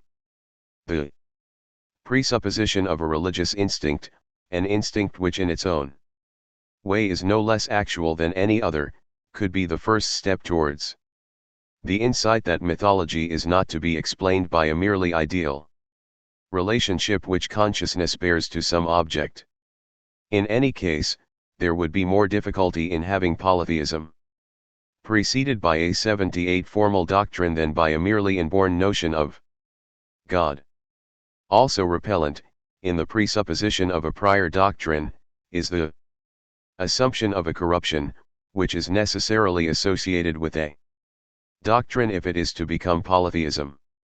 David Hume's triumphant thought opposes both the possibility that such a doctrine could have arisen, and also the possibility of its corruption. He did not consider the notitia insita at all. Hume belongs in general among those who wish to hear as little of an instinct as of inborn concepts.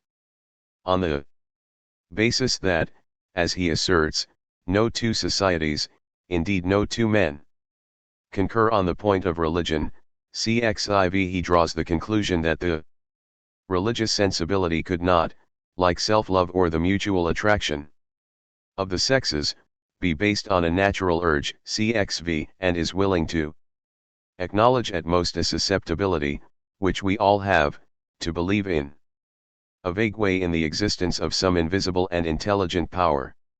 A susceptibility whose foundation in an original instinct still seems to him highly doubtful. Hume's intention is to deny that the really religious meaning of mythology is an original one.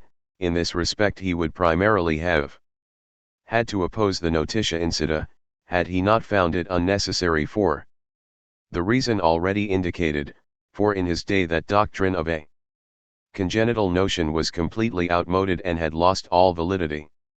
So all he believes it necessary to deny is the possibility of supposing there to have been, prior to polytheism and mythology, a religious doctrine which might have been corrupted into the two of them. Once a doctrine is assumed, then Hume will hear of none but a scientifically founded one, of no other theism but one based on rational proofs, theisme raisonne. But an explanation which might have presupposed such a thing has never really existed.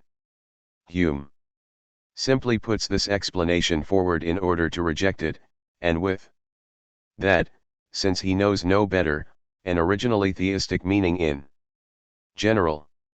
79 For then it is quite easy for him to show that such a theism raisonne could not have come into being in the times before mythology, and if it could have come into being, could not have been corrupted into polytheism.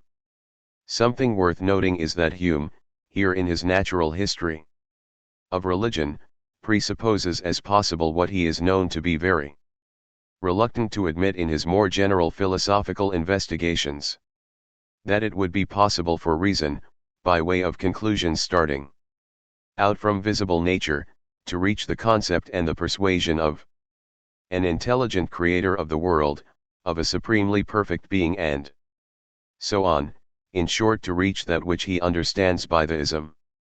Something in fact so lacking in content that it is far better assigned to an era spent or just coming to an end, than to one still fresh and powerful, so lacking in content that Hume could reasonably have foregone his whole proof.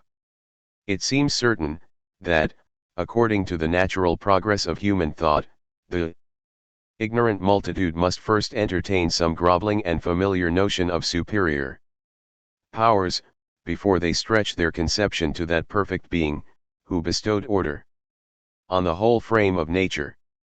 We may as reasonably imagine, that men inhabited palaces before huts and cottages, or studied geometry before agriculture, as assert that the deity appeared to them a pure spirit, omniscient, omnipotent, and omnipresent, before he was apprehended to be a powerful, though limited being, with human passions and appetites, limbs, and organs.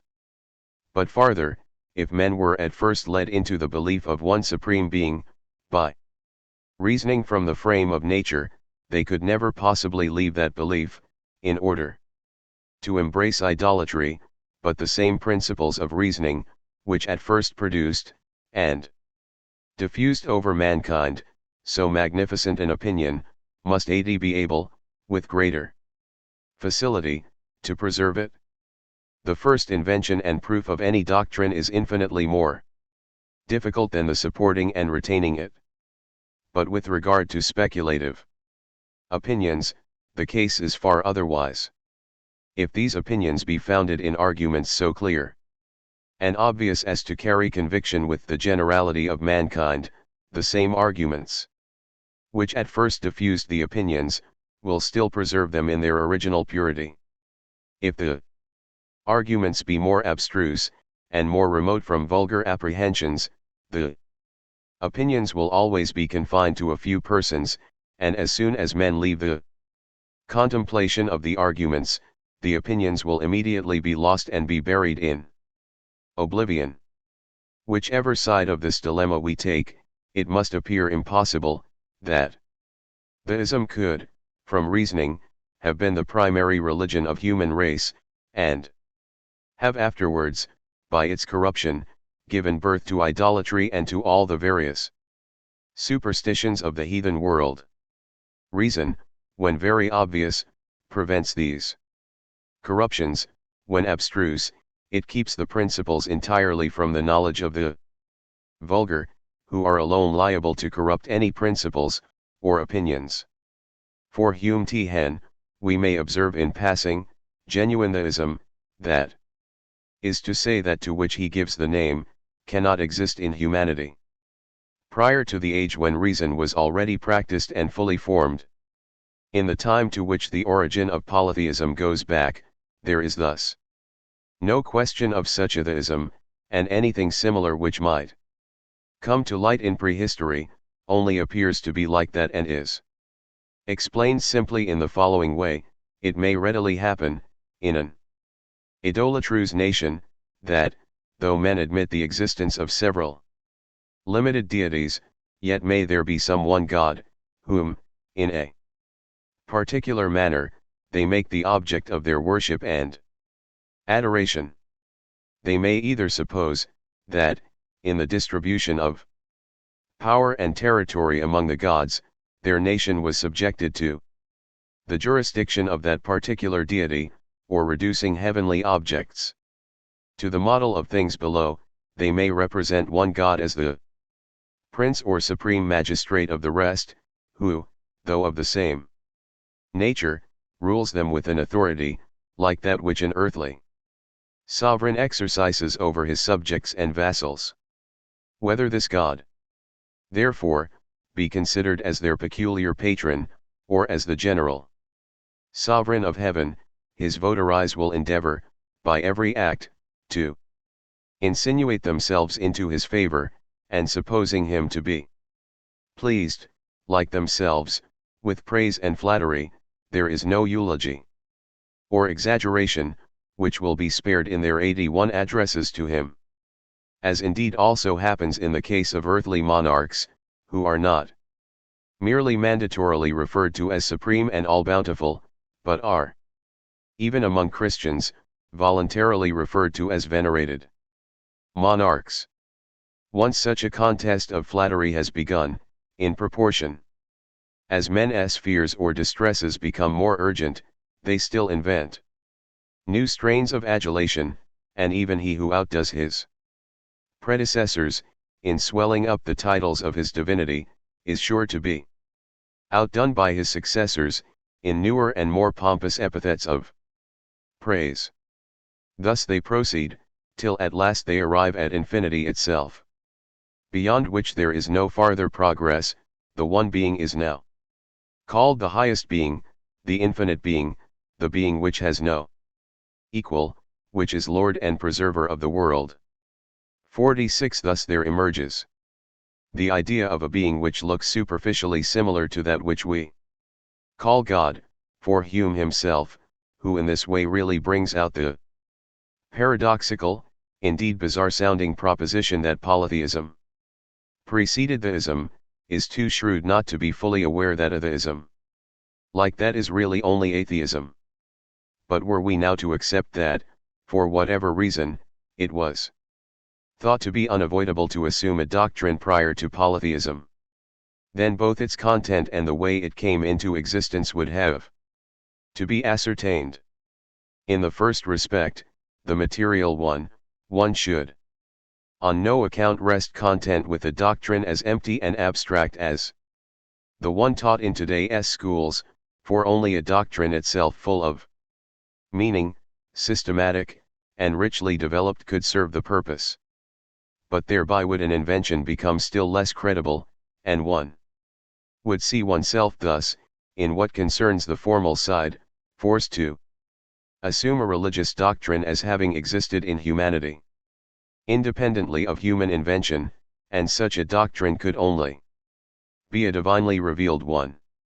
With that in itself, then, a whole new sphere of explanation would have been entered, for a divine revelation is a real relationship of God to human consciousness. The actus of revelation itself is a real event.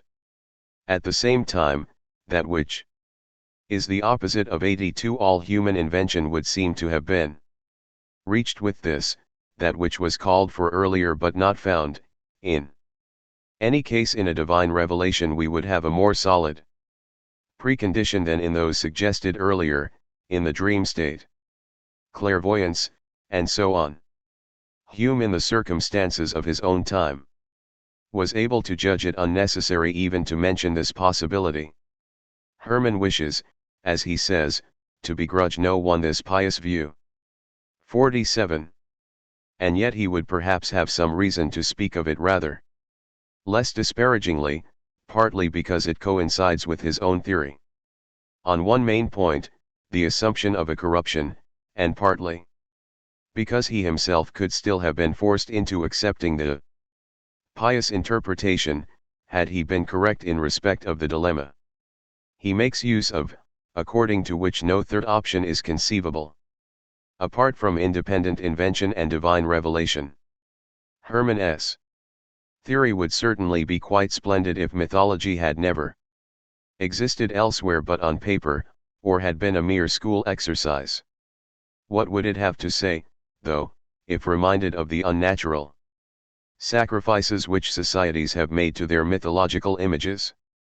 Tantum, one could well ask of him, quod sumis potuit suadere malarum.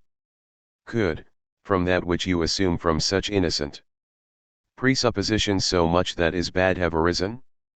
Confess, one could call to all those who concur with him in opposing the originally religious meaning, that consequences like that are not derivable from such causes, acknowledge, that an inexorable authority is required just as much to demand these sacrifices as to carry them out, for example to burn one's most beloved children alive for the sake of some god.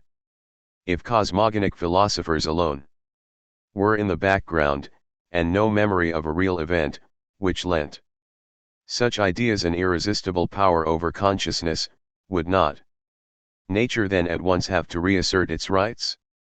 From the natural sensibility which confronts such unnatural demands, only 83a supernatural fact, whose impress persists permanently through every kind of confusion, could have commanded silence. If, however, mythology is regarded as a corruption of revealed truth, then it is simply no longer adequate to assume mere theism to have preceded it, for in this there is only the idea that God in general was thought of. But in revelation it is not merely God in general, it is the specific God, the God which there is, the true God, who reveals himself, and he reveals himself also as the true God. CXXI. So here a qualification must be added, it is not theism, it is monotheism which precedes polytheism, for thereby is signified, universally and in every circumstance, not merely religion in general, but the true religion. And this view then, that monotheism preceded polytheism, was, throughout the Christian era until recently, quite definitely, until de Hume, in undisturbed enjoyment of a complete and universal consent, it was held to be tantamount to impossible that polytheism could have come into being in any way other than through the decay of a purer religion, and that the latter was derived from a divine revelation was a thought again more or less inseparable from every premise. But there is more to it than the mere word monotheism. What is Its content?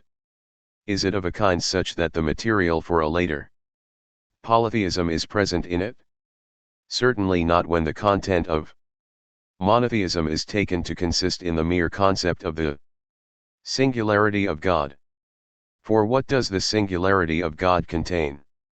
It is just the pure negation of another God beyond the one, mere fending off of all multiplicity. How, now, out of this, is its direct opposite to emerge? What substance, what possibility of a multiplicity is left over by the abstract singularity, once it has been stated? This difficulty was also experienced by Lessing CXXII when, in The Education of Mankind, he wrote the following: even if the first man was at once equipped with the concept of a single God, still it was impossible for this concept, imparted and not acquired, to have continued to exist in its purity for long. As soon as reason, left to itself, 84 began to work on it, it dismantled what was single and immensurable into several mensurable parts, and gave each of these a particular feature. Thus arose, in a natural way, polytheism and idolatry. 48 The words are of value to us as a proof that the eminent man did once apply himself to this question too, even if only in passing, for one may certainly assume, incidentally, that in a treatise with a much more ambitious aim, and in which he intended in general to express himself succinctly, Lessing tried to get the difficult point out of the way as quickly as possible. 49 There is nothing but truth in his statement that a concept not actively acquired, for as long as it has not become an acquired one, is exposed to decay. In addition, polytheism is said to come into being when the imparted concept, for the later expression explains the earlier one very well, man is said to be equipped with this concept, is operated on by reason, yet with this a rational genesis would be given to polytheism, not it itself, only the concept assumed to have preceded it, is independent of human reason. Lessing presumably found the means for the assumed disintegration of the one in the fact that the oneness is nonetheless considered at the same time to be the pattern of all God's relations. 85 With nature and the world, to every aspect of them the deity turns as it were a different face, without thereby becoming multifarious himself. Naturally the deity, seen from each of these possible viewpoints, is designated by a particular name. Examples of such names, expressing different aspects, are found even in the Old Testament. Subsequently these names, of which there may well be a great many, turn into just as many names of particular deities. The oneness above the multiplicity is forgotten, and as this or that society, indeed within the one society this or that tribe, within the one tribe this or that individual, turns, according to their needs or inclinations, to one of those aspects in particular, multitheism. 8 arises. Cudworth, at least, considered the transition to have been as easy and as unremarkable as that. This purely nominal disintegration served, though, as the prelude to a real one which was postulated subsequently. Now here we would do well to remember that mythological polytheism is not merely theology, but history of gods. To the extent that revelation brings also the true God into a historical relationship with humanity, it may, now, be thought that precisely this divine history given with revelation had become the substance of polytheism, that its phases had decayed into mythological ones. An evolution of mythology out of revelation in this sense might have offered much of interest. However, among the explanations which actually are proposed, we do not find an evolution of this kind. In part the difficulties encountered in carrying it through may have been too great, and in part it may have been considered, in some other respect, too daring. Instead, people eagerly turned to the human side of the history of revelation, and tried first of all to use the merely historical content of principally the Mosaic scriptures for euhemeristic interpretations. Thus the Greek Cronus, who sinned against his father Uranus, was taken to be Ham, deified by the heathens, who sinned against his father Noah. The Hamitic nations are in fact mainly worshippers of Cronus. The contrary explanation, that 86 legends about gods from other societies are euhemerized in the Old Testament, and related in the form of human events, was unthinkable in those days. The chief architect of this euhemeristic use of the Old Testament was Gerhard Voss, whose work De Origine et Progressu Idolatrii has, what is more, for its time the merit of a thorough and comprehensive scholarship. It was put to use, with an often unfortunate wit, by Samuel Bocard, CXXV, and carried entirely into the realm of the fatuous by the well-known French bishop Daniel Hude, in whose Demonstratio Evangelica may be read a proof that the Thoth of the Phoenicians, the Adonis of the Syrians, the Osiris of the Egyptians, the Zoroaster of the Persians, the Cadmus and Danaus of the Greeks, in short that all divine and human personalities in the various mythologies are just one individual, Moses. These interpretations can be mentioned at best as sententiae dudum explicitiae, in case somebody might take it into his head to resurrect them, as did recently happen in regard to another matter. In this way it was, in the end, no longer revelation itself, it was the Old Testament scriptures, and also principally just the historical ones among these, in which generally speaking the explanation of the most ancient myths was sought. In the more dogmatic part of the books of Moses, assuming one were permitted to suppose their contents too to have been present already earlier in the tradition, one could find correspondingly less material in favor of the coming into existence of mythological ideas, the easier it was to perceive. Even in the initial statements of the book of Genesis, for example in the creation story, clear references to pre-existing doctrines of a false religion. In the way that the account of the creation has light coming into existence at divine behest, and only with that an antithesis between light and darkness, and in the way that God calls the light good, without calling the darkness bad, coupled with the repeated assurance that everything was good, it can appear to be trying to deny the doctrines which see light and darkness as two principles, which, instead of being created, engender the world, as good principle and bad, in contention with and contradiction of each other. 87. In stating this to be a possible view, I reject all the more categorically the notion that these chapters themselves contain philosophemes and myths from non-Hebraic societies. At least that conjecture will not be extended to the Greek myths, and yet it would be easy to show that the story of the fall, for example, has far more in common with the Persephone myths of the Hellenes than with anything else which anyone has been capable of furnishing from Persian or Indian sources.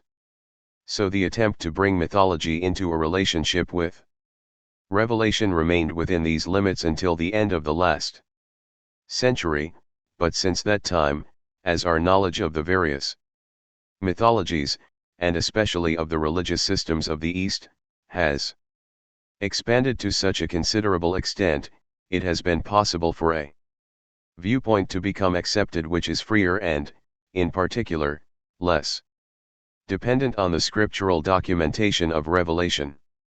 Through the correspondences which exist between the Egyptian, Indian, and Greek mythologies, a common corpus of ideas in the explanation of mythology was finally revealed, in which the various theologies were at one.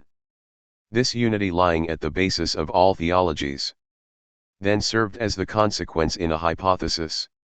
Such a unity can in fact no longer be thought of as being in the consciousness of a single society. Every society becomes aware of itself as such only as it departs from this unity, nor in that of a primordial society. The concept of a primordial society is known to have been put into circulation by Bailey CXXVIII with his History of Astronomy and his Letters on the Origin of the Sciences, but really it is one which cancels itself out. For either it is conceived of as possessing the distinguishing characteristics of an actual society, when it can no longer contain the unity which we seek, and it presupposes other societies already existing apart from itself, or it is conceived of without particular character and without any kind of individual consciousness, and then it is not a society but original mankind itself, prior to the society. Thus, starting from the initial perception of those correspondences, 88 little by little the point was finally reached of presupposing, in the primal era, prompted or imparted by a primal revelation, which was not bestowed on a single society but on the entire human race, a system going far beyond the literal content of the Mosaic scriptures, a system of which the teaching of Moses himself would give no complete conception, but would contain no more than as it were an excerpt, set up in contradiction to polytheism, and with the object of suppressing it. This doctrine would have removed, with wise foresight, all the elements out of the misunderstanding of which polytheism emerged, and confined itself more to the negative aspect alone, the rejection of multitheism. So if one wished to obtain a conception of that original system, then the Mosaic scriptures would not be adequate for that purpose, and one would in fact have to search out the missing links in foreign theologies, in the fragments of Eastern religions and in the various mythologies. 56. The first person to be led to such conclusions, and what is more, to have led others to them, by the correspondence of Oriental theologies with Greek ideas on the one hand, and with Old Testament doctrines on the other, was the founder and first president of the Asiatic Society in Calcutta, William Jones, CXXX2, whom the history of Eastern poetry and the study of Asiatic religions will remain indebted in perpetuity. Although he may have been carried away too passionately by his first astonishment at the newly discovered world, and may in some respects have gone further than cold reason and the calm reflection of a later era could endorse, yet the beauty and nobility of his spirit will always, in the estimation of all who are capable of recognizing it, raise him far above 89 the censure of the common herd of crude scholars fit merely for donkey work. If William Jones' comparisons and conclusions too often lacked precise substantiation and execution, then Friedrich Kreutzer, on the other hand, through the power of an all-embracing and triumphant induction, brought the originally religious significance of mythology to a historical evidentness no longer admitting of contradiction.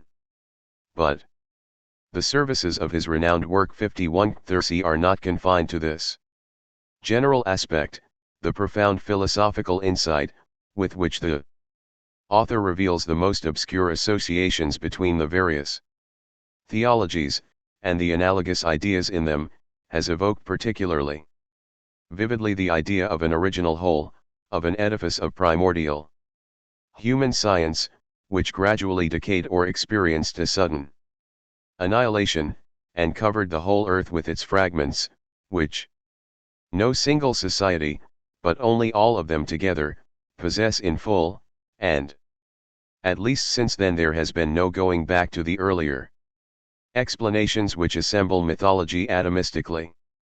52-30. In more detail, Kreutzer's whole view may perhaps be stated as follows.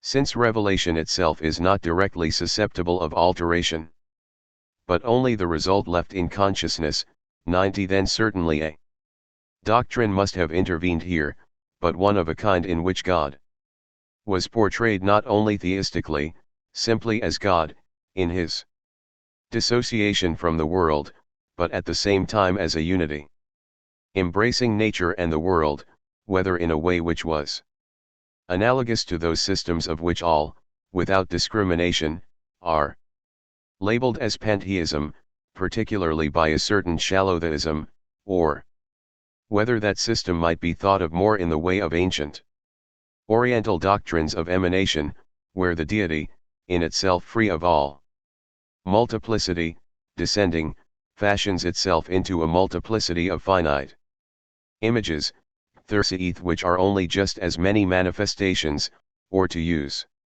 a current vogue word, incarnations, of its infinite essence. Taken either way, the doctrine would be monotheism, not an abstract monotheism, absolutely excluding multiplicity, but a real one, establishing multiplicity within itself. As long as the multiplicity of the elements is governed and subdued by the oneness of God remains unsupplanted. In consciousness, then, as the doctrine progresses from society to society, indeed within the one society over the course of time and tradition, it takes on an ever more polytheistic coloring as the elements escape from organic subordination to the governing idea, and gradually acquire a more independent form, until finally the whole system falls apart, and the oneness retreats completely, while multiplicity emerges. Thus W. Jones, already, found in the Indian Vedas, which in his opinion we would have to consider as having been written a considerable time before the legation of Moses in the epoch immediately subsequent to the flood, a system still far removed from the later Indian popular belief, and closer to the primal religion. THIRD, the later polytheism of India, does not descend directly from the most ancient religion, but only by way of successive misrepresentation of the traditions better preserved in Holy Scripture. In general, close attention will clearly show in the various theologies a slow retreat of oneness, almost one step at a time. 2.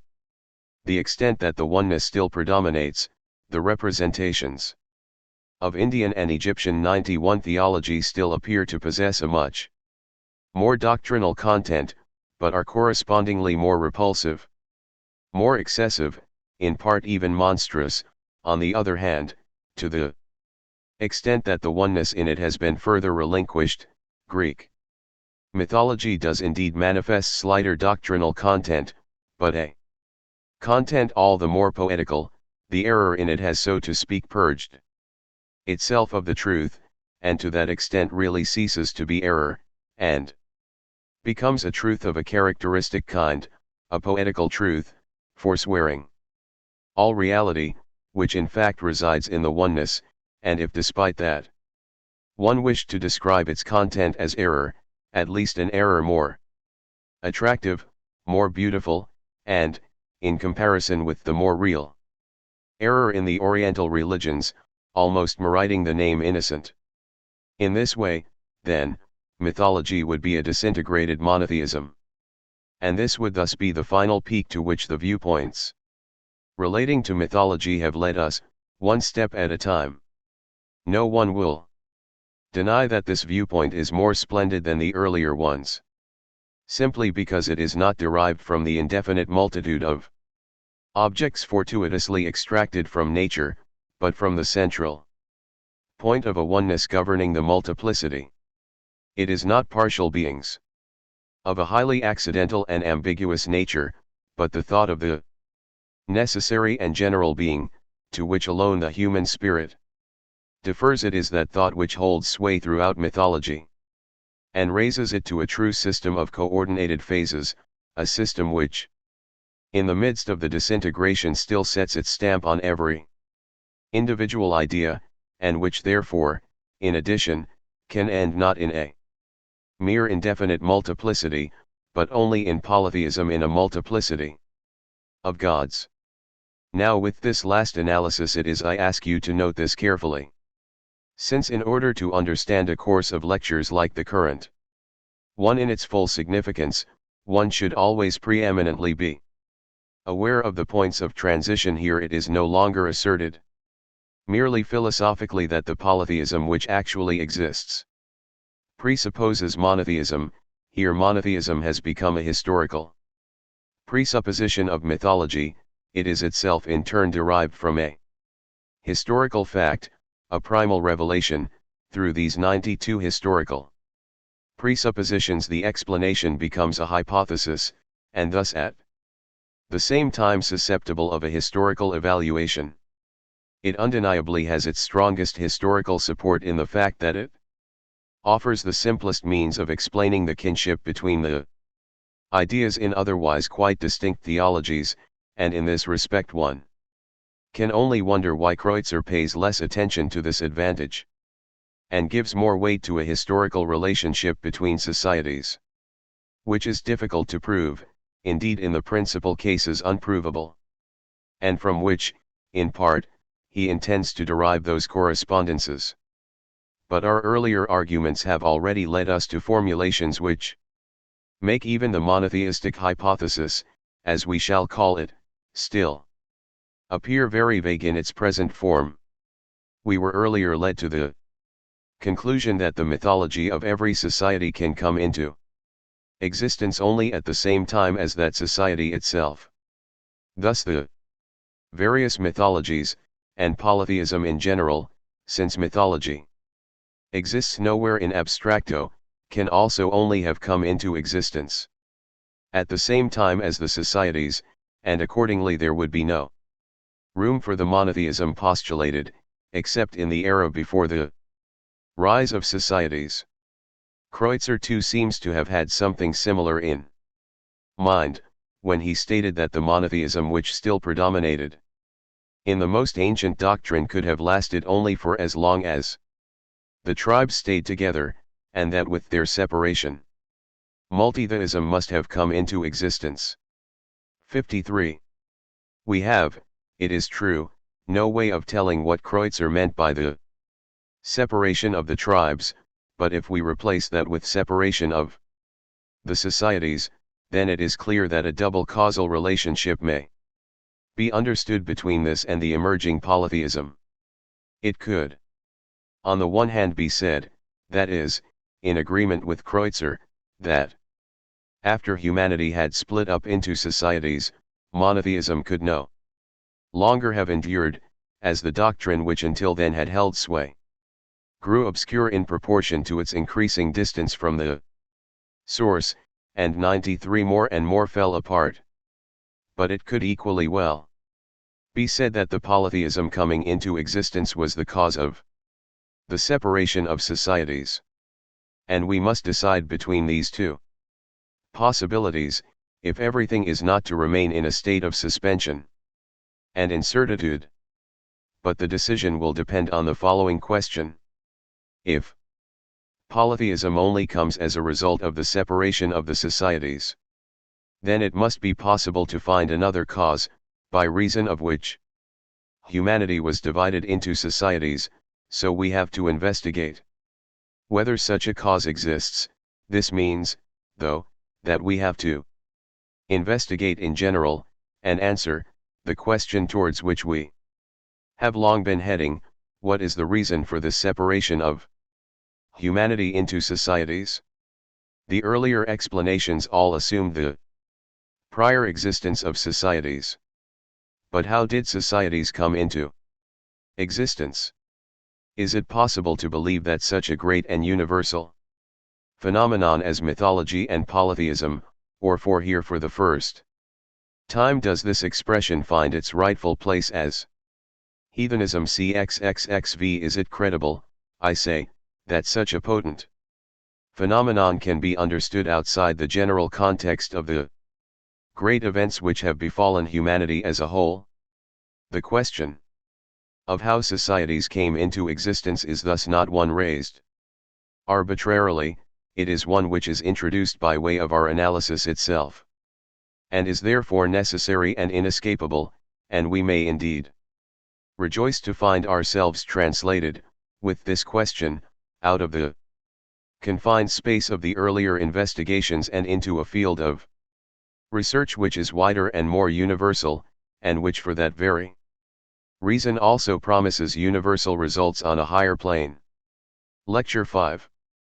94. How did societies come into being? Anyone wanting to declare this question to be superfluous would have to establish either the proposition societies have always existed, or alternatively, societies come into being of their own accord. It would not be easy for anyone to opt for the first assertion, but an attempt could certainly be made to assert that societies arise of their own accord, that they arise simply as a consequence of the continuing increase in the number of generations, whereby not only does, in general, a larger area of the earth become populated, but also the lines of descent diverge ever more widely. This led, though, only to tribes, not to societies. Yet it could be said that to the degree that vigorously growing tribes are forced to split up and seek out domiciles remote from one another, they do become mutually alienated. But even so, not to the point of becoming different societies, unless every tribal fragment is made a society through other factors which join it later, for through mere external separation tribes do not become societies. The most striking example is given by the vast separation between the Oriental and Occidental Arabs, cut off by seas from their brothers, the Arabs in Africa, disregarding a few minor nuances in their common language and their common customs, are still today what their tribal comrades in the Arabian desert are. Conversely, unity of descent does not prevent a tribe breaking up into different societies, which proves that there must be some additional factor quite distinct from and independent of heredity, for a society to come into existence. 95. A merely spatial disintegration would always give just parts of a similar kind, but never dissimilar parts such as societies, which are from the time they come into existence essentially dissimilar, both physically and spiritually. In the historical era we do indeed see how one society comes up against another and exerts pressure on it, forces it to become confined within narrower boundaries or to abandon its original domicile entirely, without, what is more, the society which was cast out or even banished to the most remote frontier ceasing for that reason to maintain its character and to be the same society. Even with the Arab tribes, both those who lead their nomadic life in the land of their birth, and the others in the interior of Africa, naming and distinguishing themselves according to their progenitors, there are raids and battles among themselves, without them thereby becoming societies for each other, or ceasing to be a homogeneous mass, exactly as in the ocean there is no lack of storms to raise mighty waves which restore, though, after a short time, the former calm surface of the element and revert into it, without leaving a trace behind, or as the desert wind whirls the sand up into destructive columns, sand which soon afterwards displays once more the former featureless surface. An inner separation, for that very reason inexpugnable and irrevocable, such as exists between societies, can on no account be brought about merely from outside, nor, thus, can it be brought about by mere natural events, as one might at first think.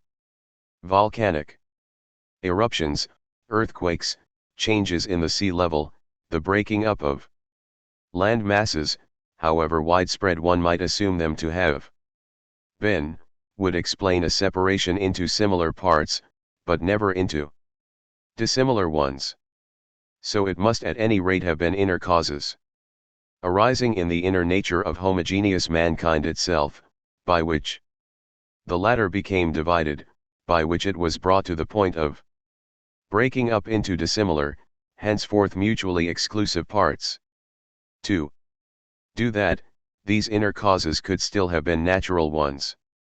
Divergences in physical evolution appearing in the inner nature of mankind itself, divergences which in accordance with a hidden law in the human race 96 began to express themselves, and through which then, as a further consequence, certain spiritual, moral, and psychological differences also appear, might be considered, sooner even than external events, to be the reasons why humanity was brought to the point of breaking up into societies.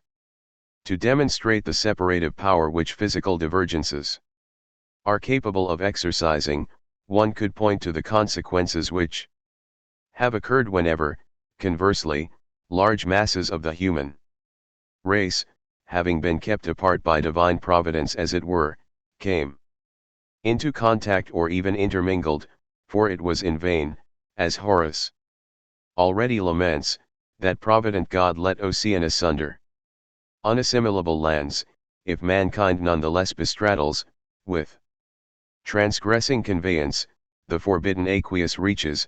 To this end one could recall the diseases which have influenced world history, spread among the human race by the Crusades, or from America, newly discovered or rediscovered after millennia, or the devastating diseases which regularly develop in the wake of world wars, by which societies far removed from one another are brought together in the same area and become for a moment what amounts to one society.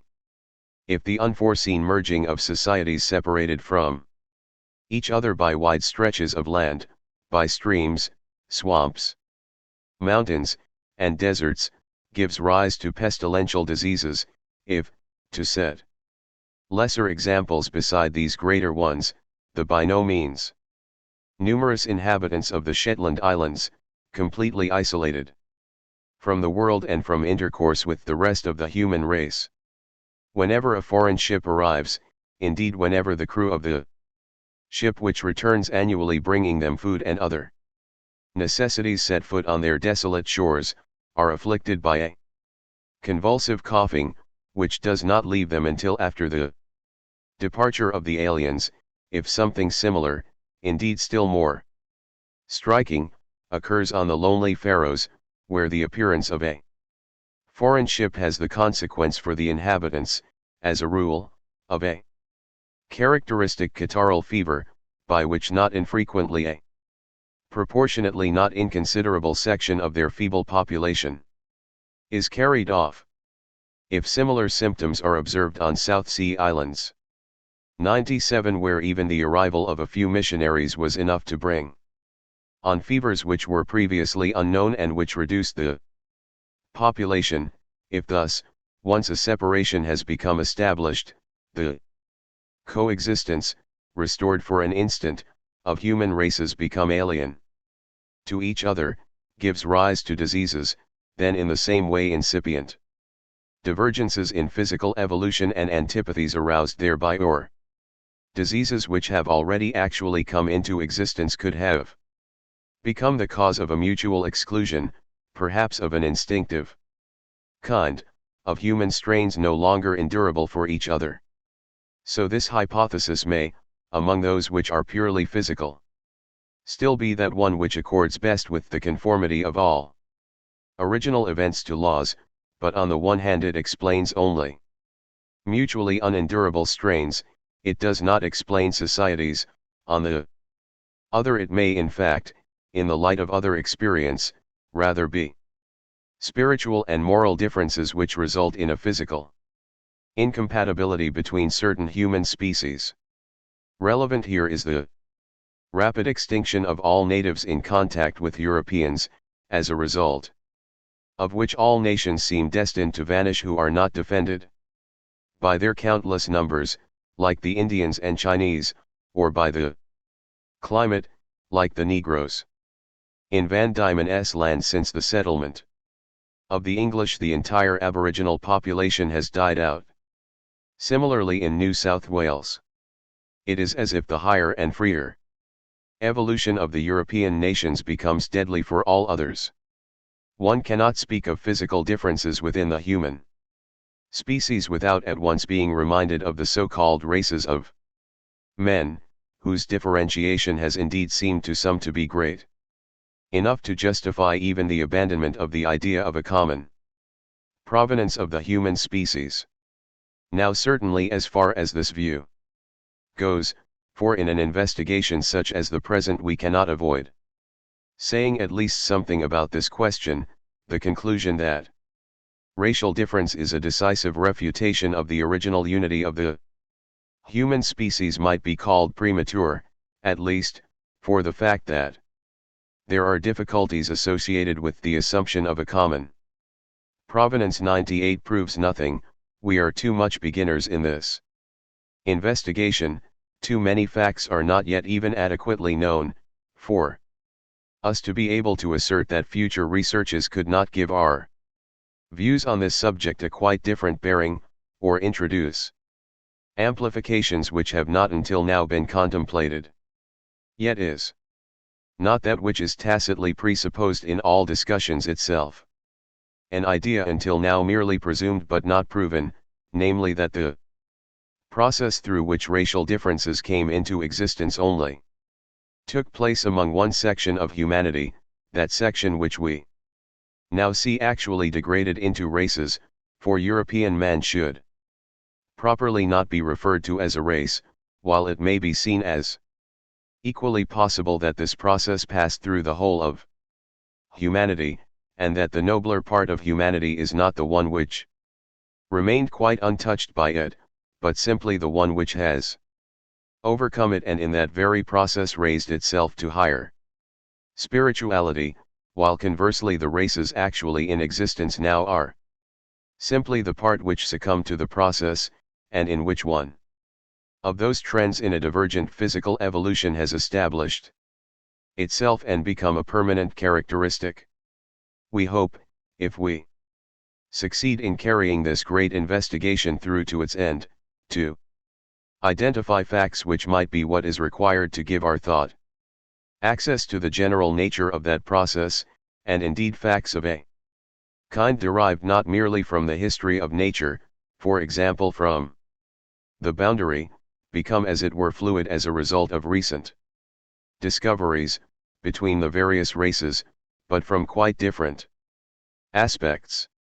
For the moment it will suffice to say that, not as it might be merely for the sake of tradition or in the interest of some moral feeling, but in consequence of purely scientific judgment, we must, as long it has not been proved impossible to comprehend under this presupposition the natural and historical differences within the human species, hold fast to the unity of provenance, which in any case is supported by the fact, still not wholly disproved, that the progeny even of individuals of different races are themselves in turn capable of propagation.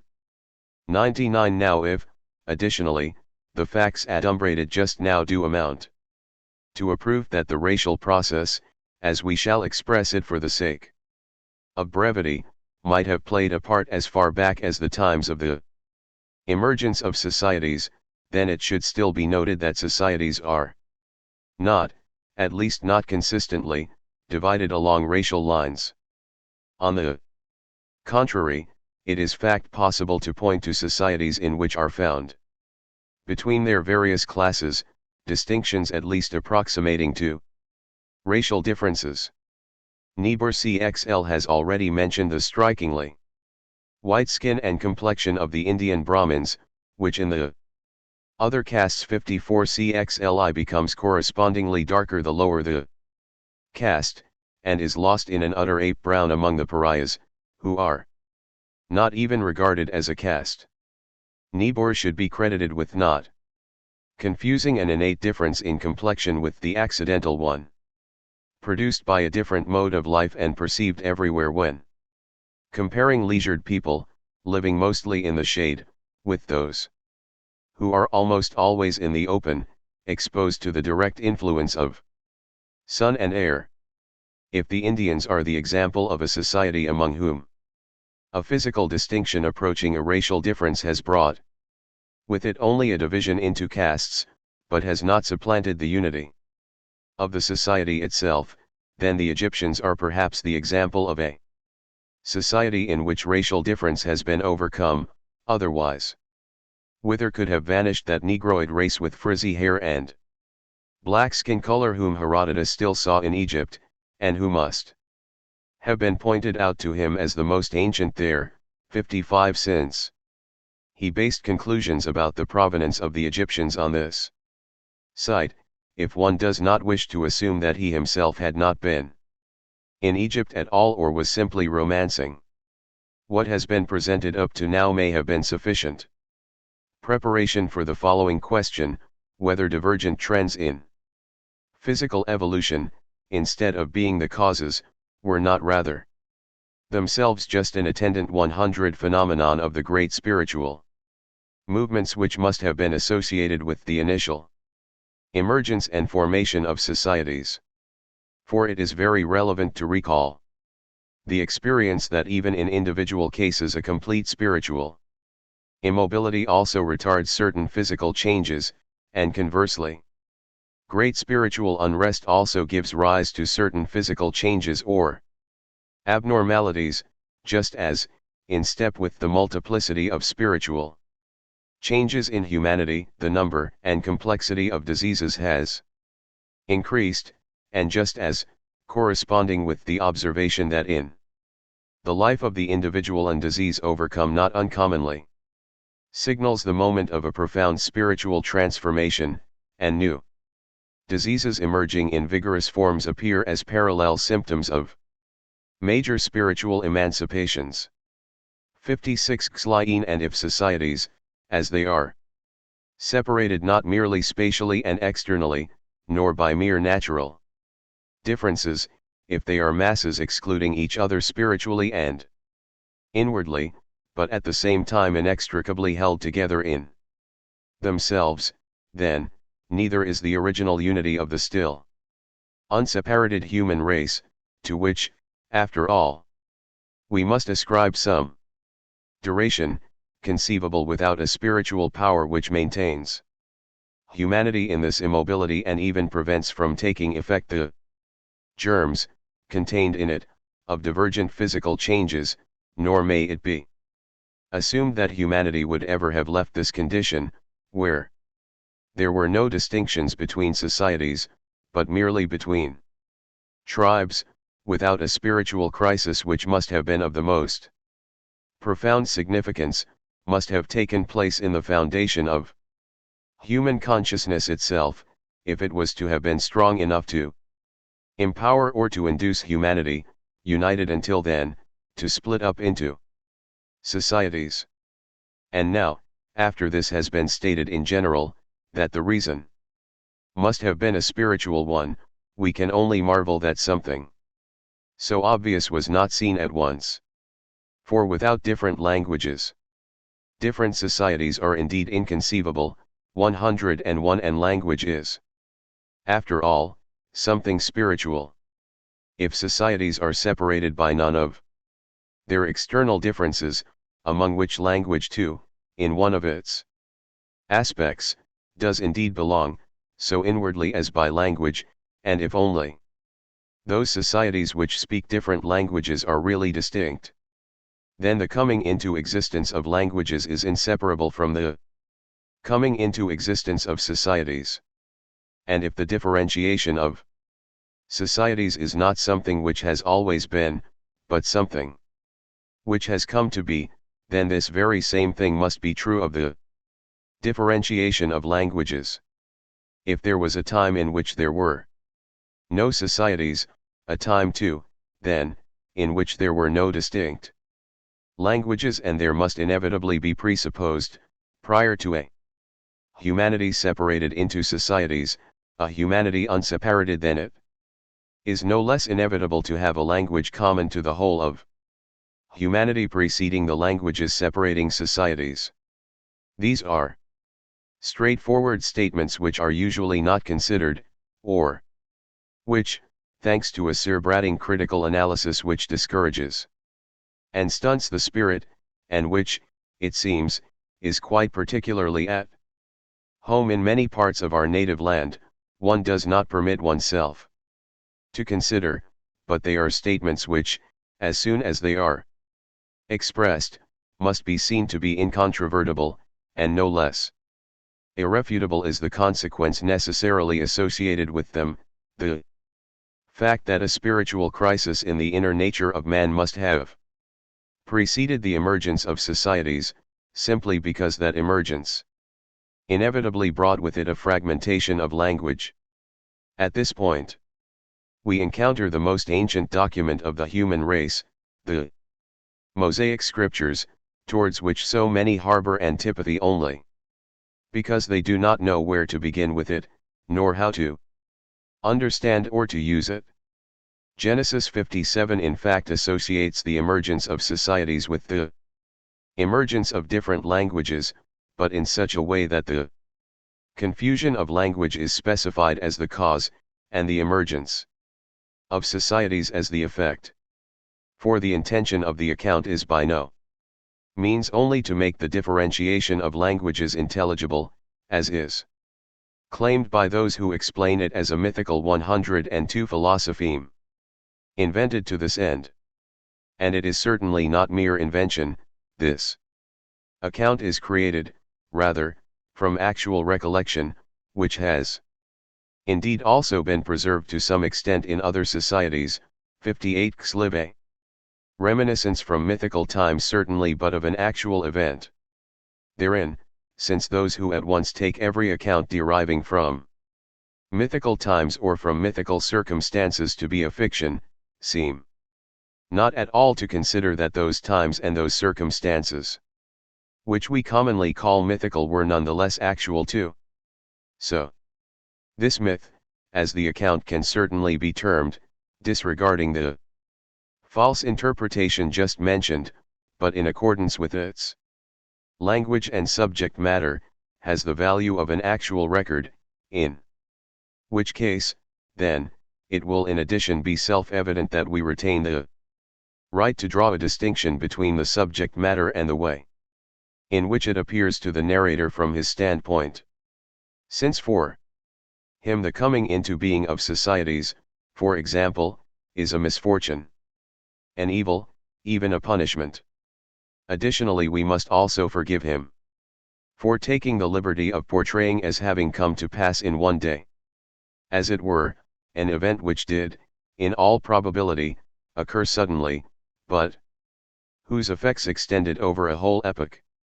But in that very fact that for him the coming into being of societies is an event cxlv at all, something, that is, which does not take place of its own accord without a particular cause, in that fact resides the truth of the account, as does the rebuttal of the view that no explanation is needed, that societies come into existence imperceptibly because of the mere length of time and through a quite natural process. For him the event is an unforeseen one, incomprehensible even to the humanity affected by it, in which case, then, it is also no wonder that it left behind that deep, abiding impression, the memory of which endured into the historical era. The coming into existence of societies is for the ancient narrator a judgment, and, for that reason is indeed, as we have termed it, a crisis.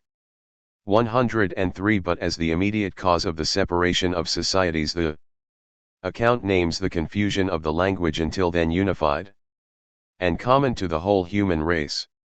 There already, even, the coming into existence is expressed in terms of a spiritual process. For it is not possible to conceive of a confusion of language without an internal occurrence, without a disruption of consciousness itself.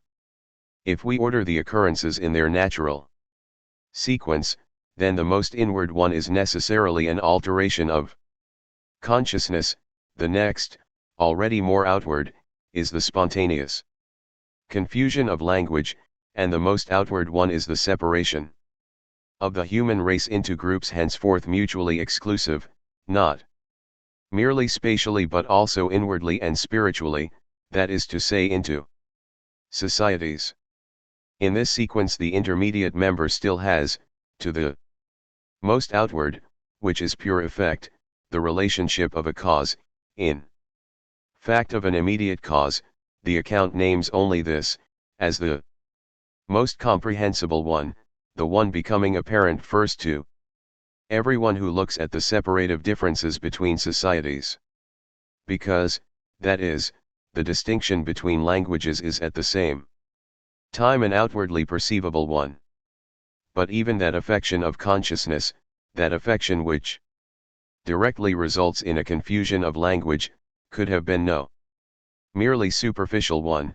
It must have disrupted consciousness in its principle, in its foundation, and, if the assumed outcome, confusion of the language until then common, is to come about, in that very aspect which had hitherto been what was common and had held humanity together, the spiritual force must have begun to falter, which up to this point had impeded every development tending towards disintegration, and had maintained humanity at the stage of a complete, absolute homogeneity, regardless of the division into tribes, which in itself accounts for a merely outward distinction. It was a spiritual force which brought this about. For the fact of humanity's remaining unified, the fact that it did not disintegrate, requires for its explanation a positive reason, just as much as does the subsequent disintegration. What duration we assign to this time of homogeneous humanity is wholly immaterial, to the extent that this time, in which nothing takes place, has in any case only the significance of a starting point, of a pure terminus a quo, from which onwards reckoning is made, but which itself contains no actual time. That is to say, no sequence of different times. Yet we have to give this uniform time some duration, and this is quite inconceivable without a force resisting any development tending towards disintegration. But if we ask what spiritual force was strong enough in itself to maintain humanity in this immobility, then it is immediately apparent that it must have been a principle, and indeed one principle by which the consciousness of men was exclusively occupied and governed, for as soon as two principles divided this governance between themselves, differences within humanity must have come into being, because humanity inevitably divided in accordance with the two principles. But in addition, a principle like that, which left no room for any other in consciousness, and admitted no other apart from itself, could itself only have been an infinite one, only a God who entirely filled consciousness, who was common to the whole of humanity, a God who, as it were, drew humanity into his own oneness, denied it any movement, any deviation, be it to the right or to the left, as the Old Testament many times expresses it. Only a God like that could have given a duration to that absolute immobility, to that arrest of all evolution. Now in just the same way, though, as humanity could not have been kept together and in motionless calm more decidedly than by the unqualified oneness of the God by whom it was governed, then, on the other hand, no more powerful and profound disruption is conceivable than must have ensued as soon as the one, until then motionless, became itself mobile, and this was unavoidable as soon as another God or several others were present, or came to the fore, in consciousness. This polytheism, coming about as it always does, for a more detailed explanation is here still not possible, made a continuing oneness in the human race impossible. Polytheism is thus the separating agent which was introduced into homogeneous humanity. Different theologies, diverging from one another, mutually exclusive, even, as they evolve further, are the unerring instrument of the separation of societies. Were it that other causes could be devised which could have brought about a dispersal of humanity, which we have every reason to doubt, however, after what has been discussed up to now, what the division and finally the complete separation of societies must inexorably and irresistibly have brought about was unambiguous polytheism and the differentiation, inseparable therefrom, of theologies no longer supportable for each other. The same God who, in imperturbable identity with himself maintained the oneness, must now become distinct from himself and mutable, have himself scattered the human race in the same way as he had earlier held it together, and just as, in his identity, he was the cause of its oneness, so must he have become in his multiplicity the cause of its disintegration. This specification of the innermost process is admittedly not explicit in the Mosaic record, but if that record names merely the immediate cause, the confusion of languages, it has at least indicated the indirect and ultimate cause, the emergence of polytheism. Of these indications only the one might be mentioned for the present, that it names Babel as the setting of the confusion, the location of the future great city which ranks, for the whole of the Old Testament, as the beginning and initial site of the definitive end. Now inexorably spreading polytheism, as the location where, as a prophet expresses it, the golden cup was filled, that made all the earth drunken, the nations have drunken of her wine. Wholly independent historical research, as we shall be persuaded in the sequel, likewise points to the fact that in Babylon the transition to polytheism proper took place. The concept of heathenism, which is to say, in fact, of societies for the word in Hebrew and Greek, which is rendered into German by Heiden, heathen, expresses no more than that is so inseparably tied to the name Babel that, right up to the final book of the New Testament, Babylon serves as the symbol of everything heathen and of everything which might be regarded as heathen. Such an inexpugnable symbolic 106 significance as is attached to the name Babel comes into being only when it derives from an imprint as old as time. Xlix. More recently, it is true, attempts have been made to dissociate the name of the great city from the meaningful memory which it preserves. Attempts have been made to find a derivation for it different from the one given it by the ancient account. Babel is said to amount to the same as Bab-Bel, gateway, courtyard of Baal, Baal, but to no avail. The derivation is proved wrong simply by the fact that Bab in this sense is characteristic only of the Arabic dialect. It is, rather, actually just as the old account says. Therefore is the name of it called Babel, because the Lord did there confound the language of all the earth. Cl Babel is really only a contraction of Balbal, a word in which there clearly resides some onomatopoeic quality. Oddly enough, the repetition of sound, which is obscured in the pronunciation Babel, is preserved still in the later descendant of the same word, Balbal, belonging to a quite different and much younger language.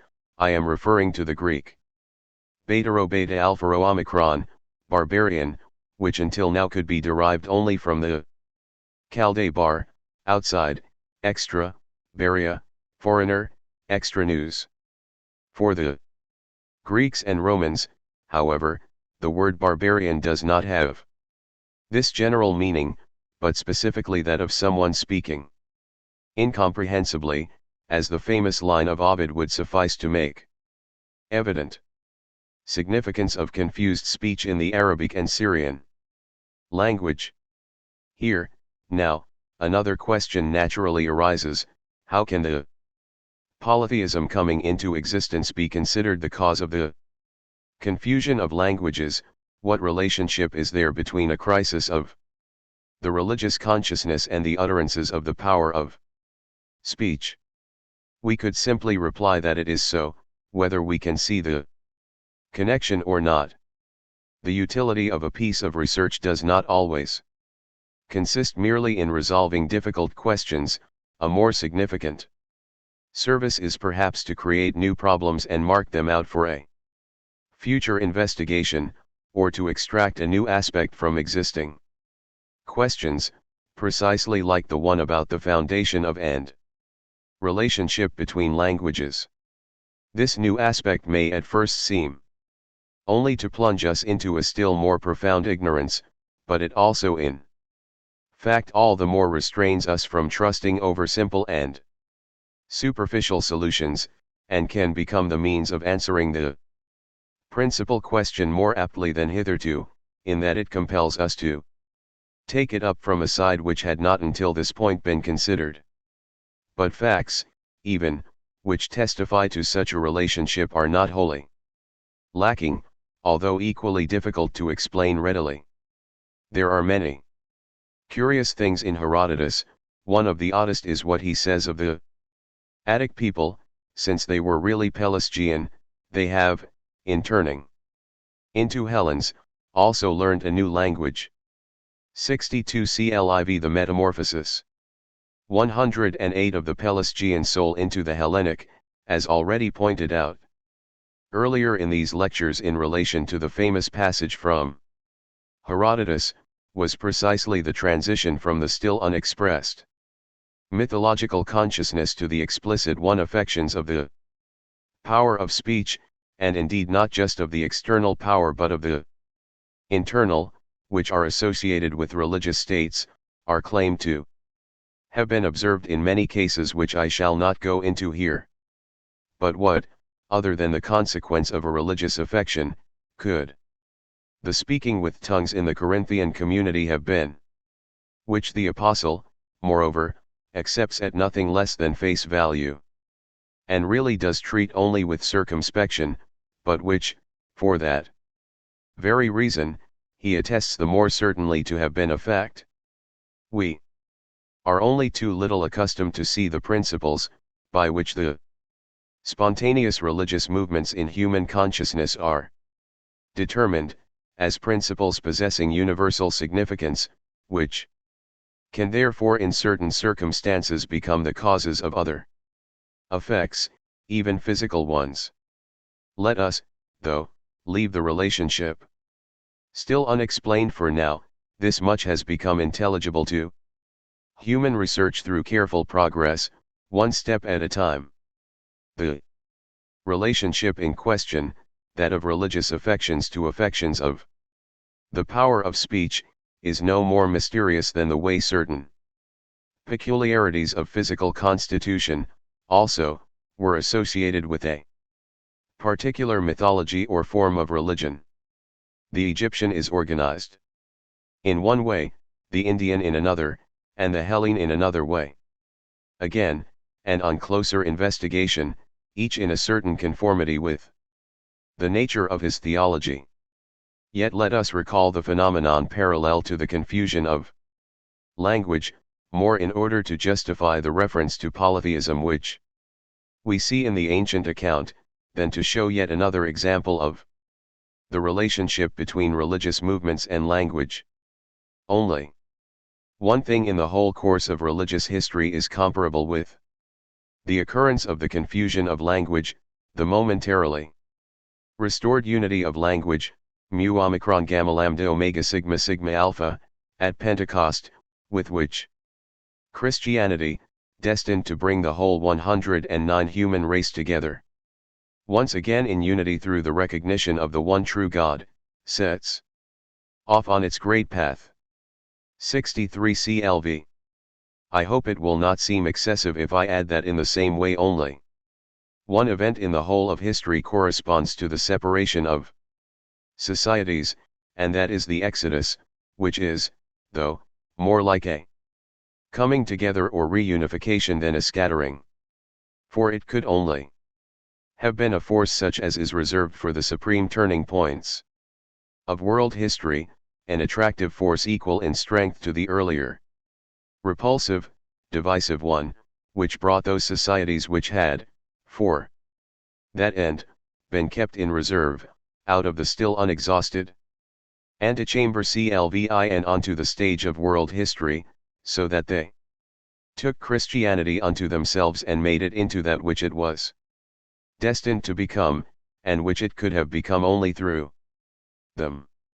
In any event, it is clear that the coming into existence of societies, the confusion of language, and polytheism are, for the Old Testament mode of thought, related concepts and connected phenomena. When we look back from this point at what was discovered earlier, every society exists, then, as such, only after it has been defined and distinguished in respect of its mythology. So, its mythology cannot come into existence for it in the time when the severance has already been accomplished, and after it has already come into being as a society, since, however, mythology was as little capable of coming into existence for the society for as long as the latter was still embraced, as a part until then invisible, in the whole of humanity. Its origin, thus, will date precisely from the transition, when the society is not yet present in a well-defined form, but is just on the point of withdrawing and isolating itself as such. 110 But this same thing must now also be true of the language of every society, that it only becomes defined as the society itself becomes distinct. Until then, and for as long as the society remains caught up in the crisis, and thus in the process of coming into being, its language too is fluid, mobile, not cleanly separated from others. So that languages actually to some extent different are confounded. In speech, 64 Claii, just as the ancient account too assumes only a confusion, not that the languages at once became completely detached from one another. From that stage, where languages had not yet become separated, but were in the process of separating, may derive, under the names of Greek deities, those which are clearly non-Greek and prehistoric, Herodotus, who may certainly be credited with a Hellenic feeling for language, and who would certainly have detected a Greek etymology in the name Poseidon, for example, quite as easily as a grammarian of our own time, 65 Claii says that almost all the names of the gods came to the Greeks from the barbarians, CLIX, which is clearly not to say that the gods themselves also came to them from the barbarians, nor even necessarily prior to the barbarians. This is also the probable explanation of a few material correspondences between languages, otherwise constructed in accordance with wholly different principles.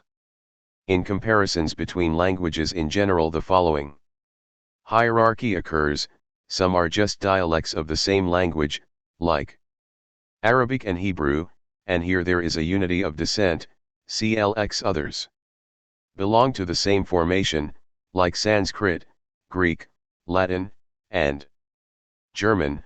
Others again neither to the same line of descent 111 nor to the same formation, and yet there are correspondences between the various languages, which are explained neither by historical circumstances, like Arabic words in Spanish and French, 66 CLXI, nor from the fact that the languages belong to the same line of descent, or the equivalent stage of evolution, formation. Examples of this kind are provided by the occurrence of Semitic words in Sanskrit, in Greek, and also, it seems, in ancient Egyptian. These are thus correspondences which go beyond any history. No language comes into existence for the society which is already complete and in existence, nor, therefore, does its language, either, arise for any society in the absence of any relationship with the original unity of language, which still seeks to assert itself even in the divided state. For a unity, whose force survives even in the disintegration, is indicated by the phenomena, the behavior of societies, in so far as it is still discernible through the mist of the primeval era regardless of the great span of time. It was not an external spur, but the spur of inner unrest, the feeling of being no longer the whole of humanity but only a part of it, and of no longer belonging to the absolutely one, but of coming under the sway of a particular god or particular gods. This feeling, it was, which drove them from land to land, from coast to coast, until each part came to see itself as alone and separated from all those of an alien caste, and had found the location marked out for it, appropriate to it. 67 Khalzi or is mere chance thought to have prevailed there too? Was it chance which brought into the narrow Nile valley the oldest inhabitants of Egypt, who proclaimed with their dark skin color simply the somber disposition of their own inner nature? 68 Khalzi or was it the feeling that only in such isolation 112 could they preserve what they were destined to preserve in themselves? 4. Even after the scattering the fear stayed with them, they sensed the destruction of the original unity, which gave way to a confusing multiplicity, and seemed not to be able to end otherwise than in the total loss of all consciousness of unity, and thereby of everything human. For this extreme condition too the evidence is preserved for us, as are surely preserved still, regardless of all the depredations of time, memorials for everything which true and methodically advancing science of its own exertions comes to know or claims. This, as I have often enough stated, is the creed of the true seeker after knowledge, which does him no disgrace. Here again I draw attention to those inhabitants of South America referred to several times already, dispersed and only outwardly like men still. It is quite impossible to detect in them examples of the initial condition, assumed still to be the coarsest, and most closely approaching animality.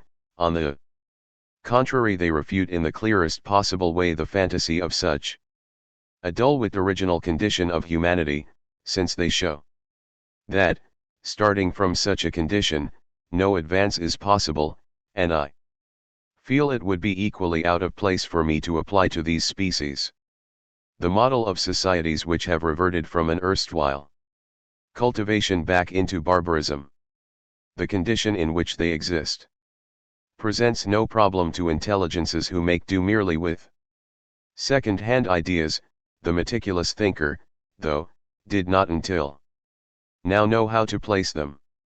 If societies may not be presupposed as coming into existence of their own accord, if the necessity of explaining societies has to be recognized, then the same applies to those masses who, although physically homogeneous, have yet remained without any moral and spiritual unity among themselves.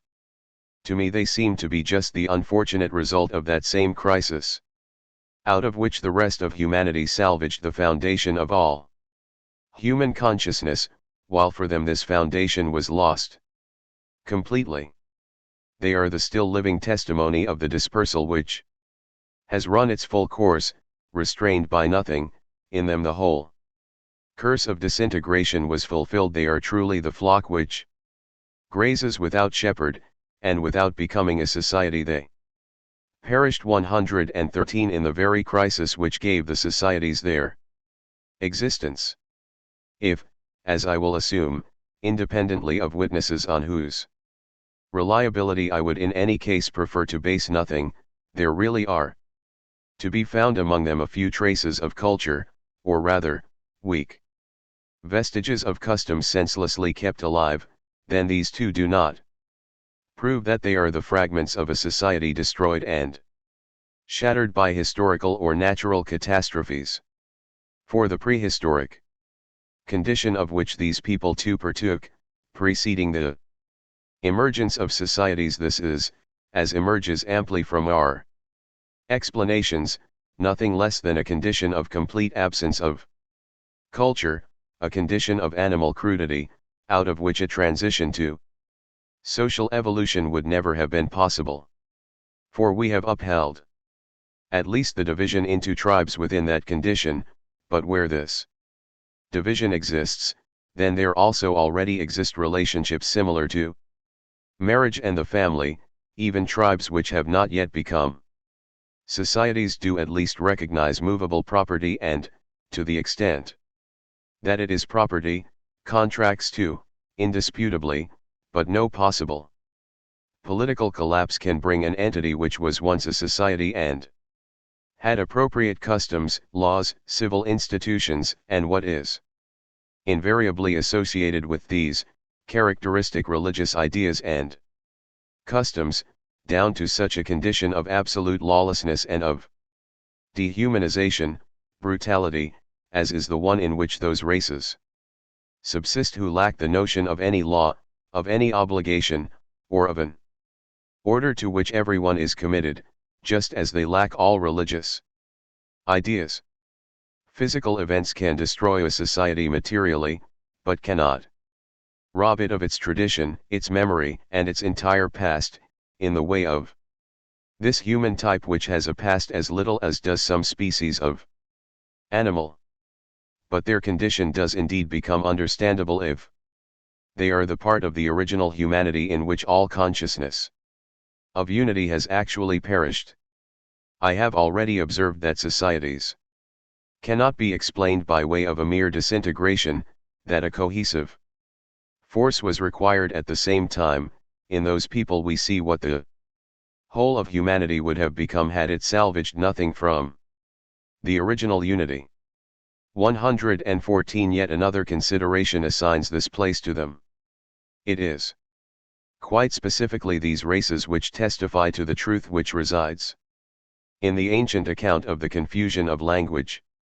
Attention has already been drawn to the expression confusion. Confusion arises only where inimical elements, which cannot achieve unity, cannot disperse either. In every developing language the original unity continues to exert an effect, as is to some degree shown simply by the kinship between languages. An extinction of all unity would be the extinction of language itself, but thereby of everything human, for man is only man to the degree that he is capable of a universal consciousness extending beyond his individuality, and language too has meaning only as something shared. The languages of societies which are preeminently human and held together spiritually do extend over large areas, and there are only a few such languages. Here, then, a community of consciousness is still preserved among large masses of people. Additionally, these languages still retain within themselves references to others, traces of an original unity, signs of a common provenance. I despair of finding any material correspondence between the idioms of that American population and true national languages, just as I must leave open the question of how far the study which has been devoted to these idioms could have fulfilled the hope, in which it was undertaken, of finding their actual, that is to say genetic, elements. Final elements will have been found in them, but elements of decomposition, not of composition and growth. Among that population the Guarani language is, according to Azara, the only one still understood over a relatively wide area, and even this perhaps calls for more detailed research.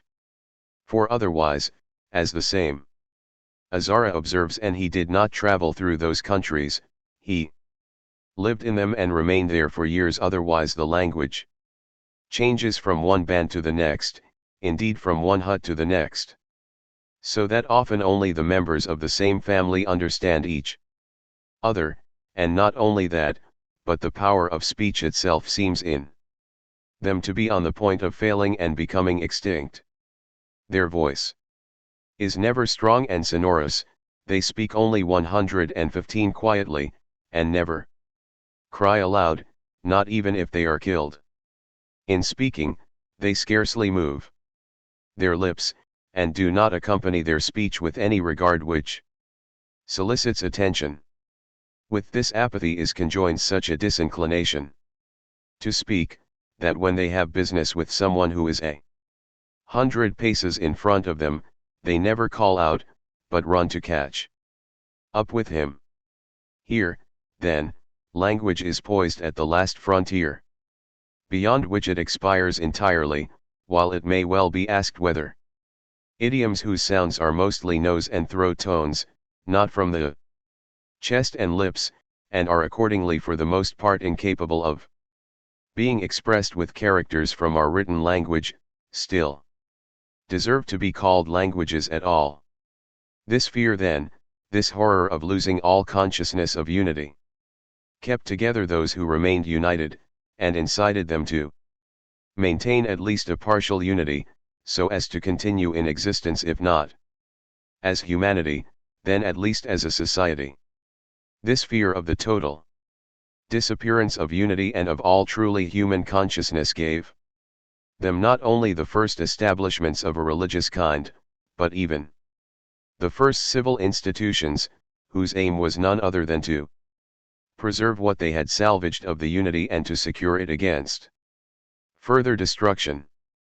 Since, once the unity has been lost, the individual too tries to isolate himself and to secure his own possessions, they called upon every means at their disposal so as to hold fast to the escaping unity won, by the formation of separate communities, and particularly by the strict isolation of those in whom what they had in common, the consciousness of unity, was to survive, the division into castes, the foundation of which is as old as history and common to all societies whose constitution as known to us dates from this time, and which had no other aim but to preserve that consciousness more securely in such isolation, and indirectly to preserve it also for the others in whom it was unavoidably becoming more and more ephemeral, too, by way of 116 strict priestly statutes. Establishment of knowledge as doctrine, as seems to have happened particularly in Egypt, but externally they tried to keep themselves united. 3. By way of those monuments clearly belonging to a prehistoric era, which are found in all parts of the known world, and provide, in their size and construction, evidence of almost superhuman strength, and by which we cannot help being reminded of that portentous tower which the most ancient account mentions in connection with the scattering of societies. The architects say to one another, "Let us build us a bulwark and a tower, whose top reaches unto heaven, so that we might make us a name, lest we be scattered abroad upon the face of the whole earth." Cl. 6 they say. This even before language becomes confused, they sense what lies ahead of them, the crisis which is foreshadowed for them. They want to make a name for themselves in ordinary language, so that we might become famous. But although such a translation does accord with common linguistic usage, the multitude speaking here cannot, however, be thinking of becoming famous, before they have a name, that is to say before they are a society, just as no man either can make a name for himself, as is commonly said, if he does not already have one. In the nature of the thing, then, the expression must be understood here in its straightforward meaning. Still, of which the other, becoming famous, is merely the derivative according to their own words. Therefore, they were until then one nameless humanity.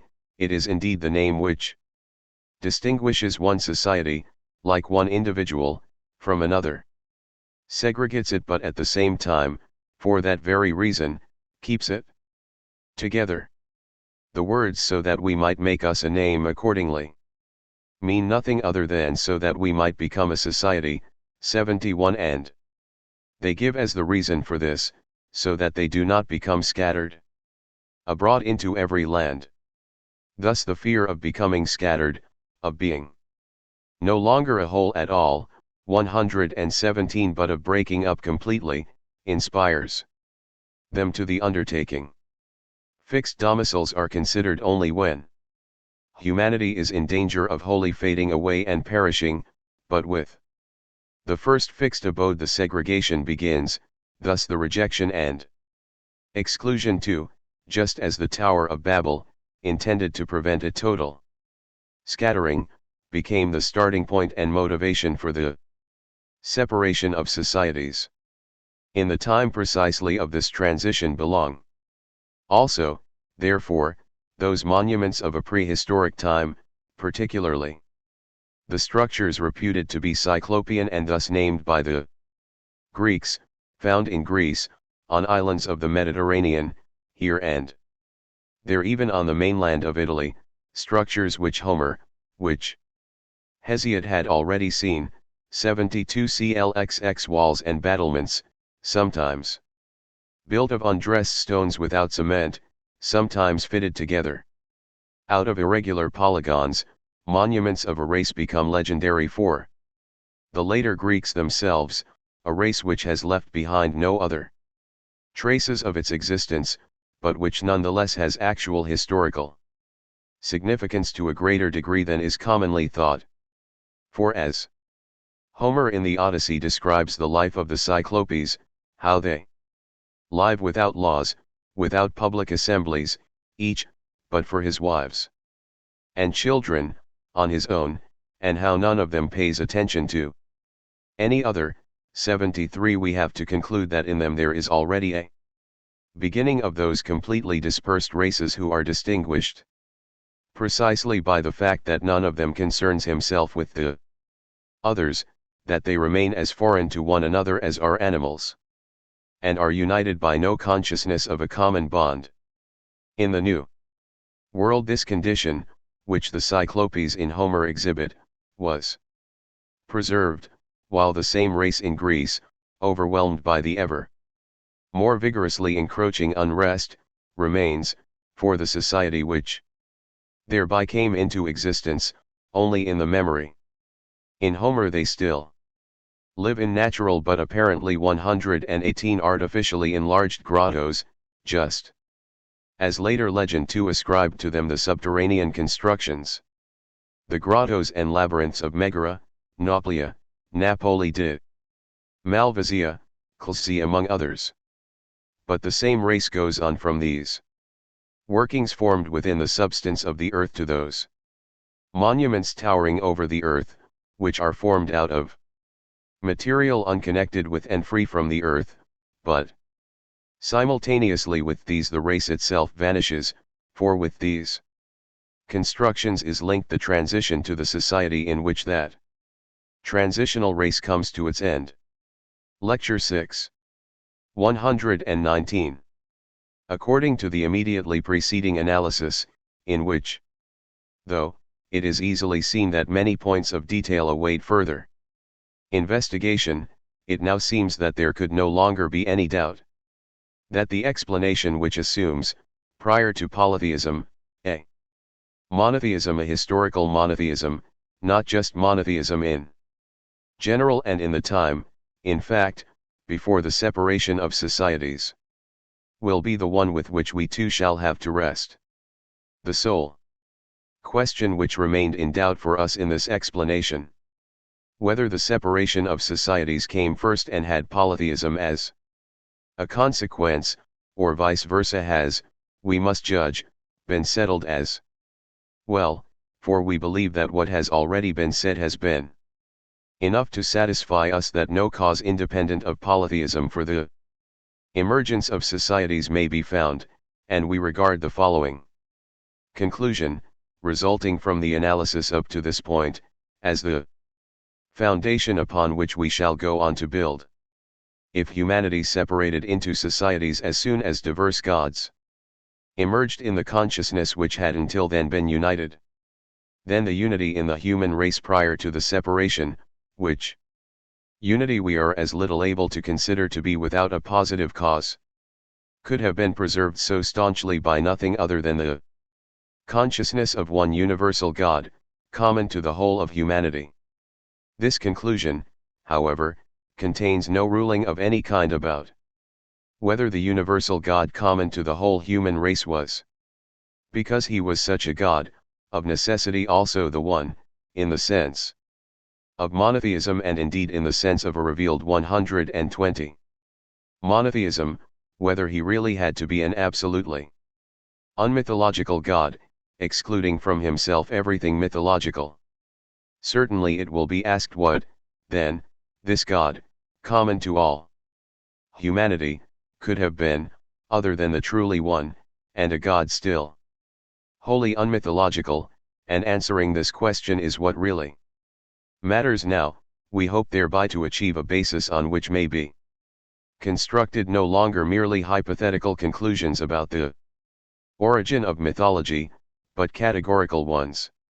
I shall not, though, be able to answer this question without going more deeply than has hitherto been the case and has hitherto, also, been necessary, into the nature of polytheism, which after all became the main problem for us only with the religious explanation. Here, then, we wish to draw attention to a distinction within polytheism itself, which has been ignored in all the explanations which have hitherto arisen, and which for that very reason we too disregarded, but which now must be discussed.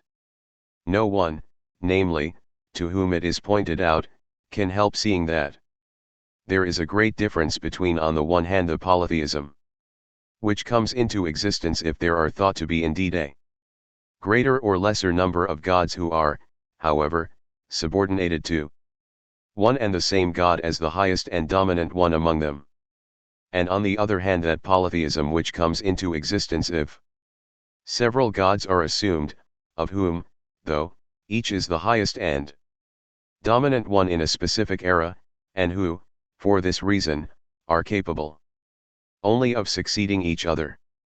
If we consider that the history of the Greek gods might have had, instead of the three races of gods which succeed each other therein, only a single race, that of Zeus for instance, then it too would have known only contemporaneous and coexistent gods, who were all resolved in Zeus as their common unity.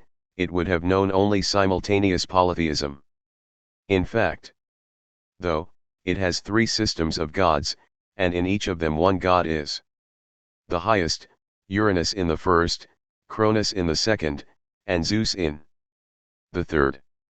These three, therefore, cannot be gods which exist at the same time, but only mutually exclusive gods, succeeding each other. For this reason, over the course of time, as 121 long as Uranus reigns, Cronus cannot reign, and if Zeus is to gain sway, Cronus must retreat into the past. This polytheism, therefore, we shall call the successive kind. But now the following, too, is at once evident. Through the second kind alone is the oneness, or to state it quite precisely, the uniqueness of the God unambiguously supplanted, only successive polytheism is true, genuine polytheism. For as far as those gods are concerned who are jointly subordinated to one supreme God, then they do indeed exist simultaneously with the latter, if you will, but are not therefore equivalent CLXXII to him. They exist in him, he exists apart from them. He is the one who comprehends them, but is not comprehended by them. He is not of their number and exists, even if considered only as their emanative cause, prior to them at least in nature and essence. The multiplicity of the others does not affect him. He is always the one, knowing no equal, since the difference between him and them is not a difference of mere individuality, like that between them themselves, but a difference of entire category. Differentia totius generis, here there is no actual polytheism, for everything is in the end again resolved in unity, or a polytheism only. In the sense, perhaps, in which Jewish theology too calls the angels Elohim, gods, without being concerned that the uniqueness of the God whose mere servants and instruments they are might thereby be encroached upon. Here there is indeed multiplicity of gods, but no multitheism. This comes into being only when several supreme, and to that extent equivalent gods succeed each other, gods who cannot be resolved again into a higher unity. We must, therefore, adhere strictly to this distinction between multiplicity of gods and multitheism, and particularly in order to be able to pass on now to the subject which is really in question. For you will understand at once, and without being prompted, that these two kinds of polytheism have a very different relationship to any explanation. If one asks which of the two chiefly calls for explanation, then it is clearly the successive. This is the mystery. Here lies the problem, but for that very reason the solution too. Certainly the simultaneous kind is quite easily and simply understood by way of the simple disintegration 122 of an original unity, but the successive is not as easy to understand in the same way, at least in the absence of artificial and forced secondary assumptions. Successive polytheism will also be considered first because it goes beyond any simultaneous kind, and thus includes the simultaneous kinds as a whole, while it itself is the polytheism which exists absolutely and freely. But let us now confess honestly that in everything which has been raised until now in this whole discussion, nothing whatever has come to light which might explain successive polytheism, and that, in a sense, we are in the position of starting at the very beginning, as we ask how may multitheism be understood. But even as we take up the investigation, it becomes clear to us that with this question we find ourselves in wholly different territory, that of actuality, and that we are drawing near to a truth before which all mere hypotheses must vanish like mist before the sun. According to the Greek theogony, then, at least this is how it recounts it: there was once a time when Uranus reigned alone. Now, would this be a mere fable, something else purely contrived and invented? Was there not perhaps actually a time when just the God of heaven was worshipped, when nothing was known of any other, of a Zeus, nor even of a Cronus, and is not in this way the fully developed history of the gods at the same time the original historical documentation of how they themselves came into being? Shall we, in the face of this, still find it credible that mythology could have come into being all at once through the invention of an individual or a few individuals, or, the other hypothesis, through the mere disintegration of a oneness, out of which could have emerged at best no more than a simultaneous polytheism, a mere stationary juxtaposition, and in the final outcome only an unpleasant isolationism, not the living succession of versatile mythology, multi-faceted because richly structured? If we are correct in our judgment, then it is precisely the successive aspect of mythology in which lies what is actual, what is actually historical, thus also 123 what is true, its truth in general. With this we find ourselves on historical ground, on the basis of the actual course which events have taken. That it is the actual history of its coming into being which mythology has preserved in the succession of its gods becomes completely incontestable when the mythologies of different societies are compared. Here it is apparent that the theologies which remain visible in the mythologies of more recent societies only as theologies of the past were the actual and present theologies of earlier societies. And similarly the reverse, that the reigning gods of earlier societies were incorporated into the mythologies of later ones only as phases of the past. Only thus is the oft-quoted correspondence correctly grasped and explained. In the highest ranking, or, we would be more correct to say, in the exclusively reigning God of the Phoenicians. The Hellenes recognize with absolute certainty the Cronus of their own theogony, and even refer to him as such.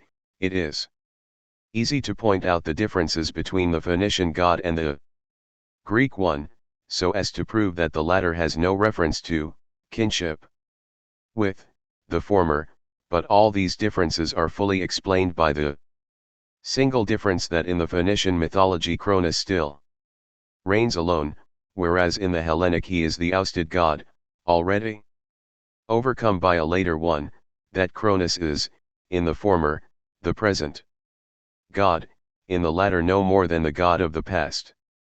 But how could the Hellenes have recognized their god in the Phoenician one, if they themselves had not been conscious of their Cronus as an actual, not merely imagined and fictitious, past? We would have been spared the appearance of so many unnatural explanations, had the earlier hypotheses, instead of being content to explain only polytheism in general, explained first and foremost the historical kind. Such a sequence of gods cannot be merely imagined. It cannot be a fiction. Whoever makes a god for himself or others, at least makes for himself and others a god who is present. It goes against nature for something to be introduced at once as past. 124.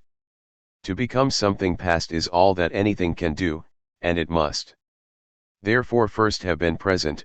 What I am to experience as something past, I must first have experienced as something present. That which never had reality for us, cannot become a stage for us, cannot become a phase, but the earlier God must actually have been retained as a stage, as a phase, for otherwise no successive polytheism could have arisen. At one time he must have governed consciousness and even wholly absorbed it, and if he has disappeared, he could not have disappeared without resistance and a struggle, for otherwise he would not have been retained in the memory.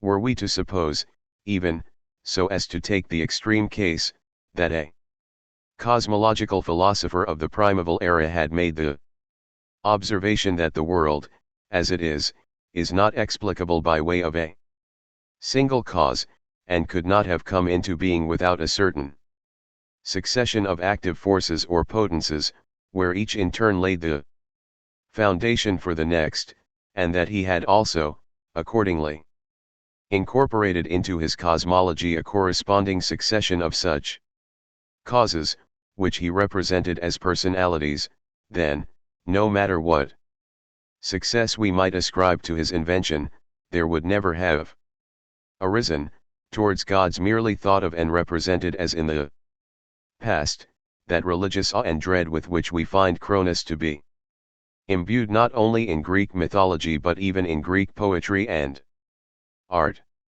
These religious trepidations felt before a god now powerless, what is more, are no mere poetical falsehood, they are actually felt.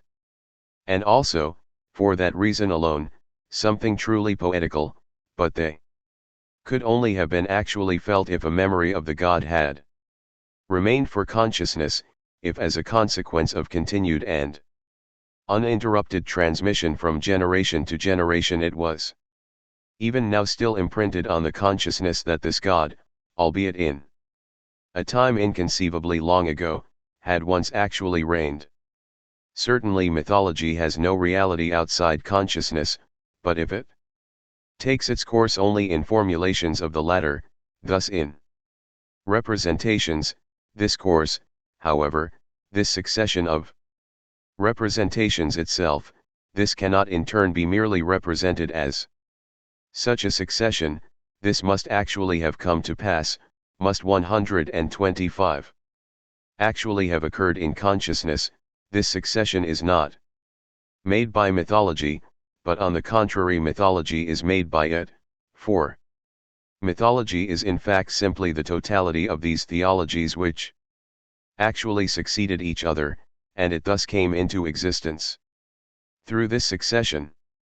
Precisely because the gods exist merely in representations, successive polytheism can become actual only through the Establishment in consciousness first of one God, whose place is taken by another, who does not absolutely eliminate him, for then consciousness would also cease to know of him, but who at least shifts him from the present back into the past, and deprives him not of his godhood in general, but certainly of his exclusive godhood. This is simply to state nothing more than that which one hears extolled so often, but so seldom actually finds, the pure fact.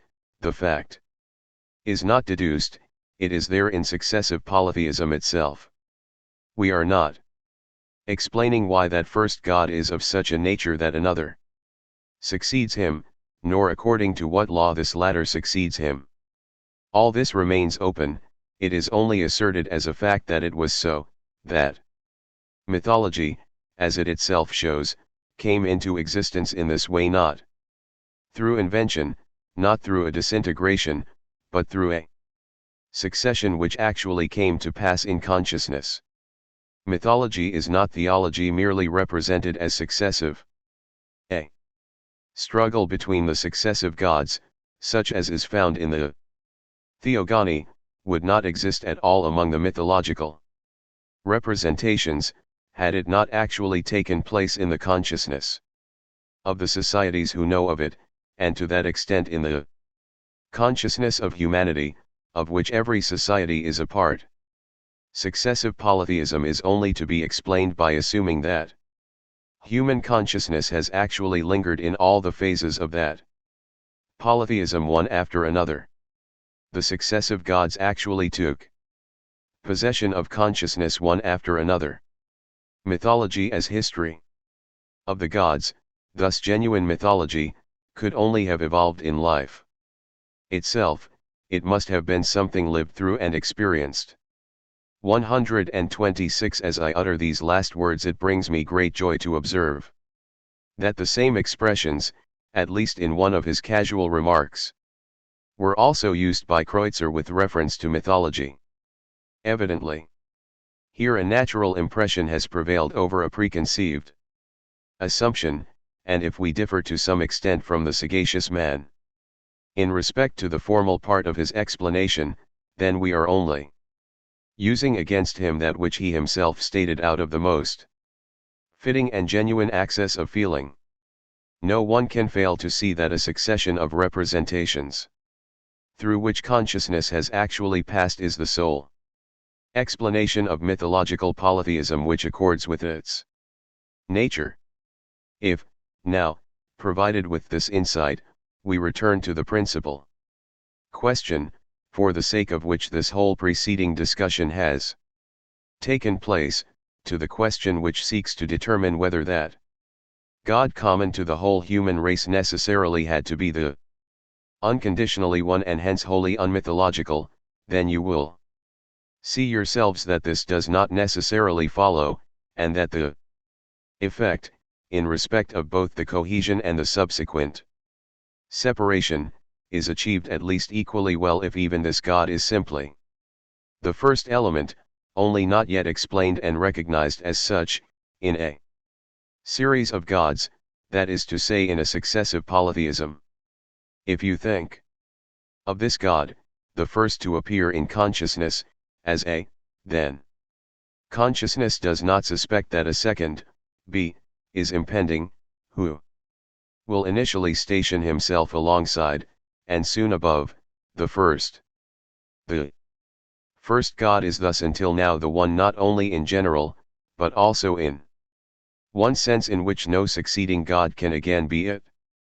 For in consciousness God B was preceded by God A, and God C, for there is reason to suppose that the second, which ousts the first, might only be preparing the way for a third. The third therefore, when he comes along, has already been preceded in consciousness by A and B. But the God A is the one prior to which there was no other, and after which as consciousness sees it there will be no other, for consciousness he is thus not the one merely accidentally, but in fact absolutely, the unconditionally one. As yet there is no Multitheism 127 in the currently defined sense of the word.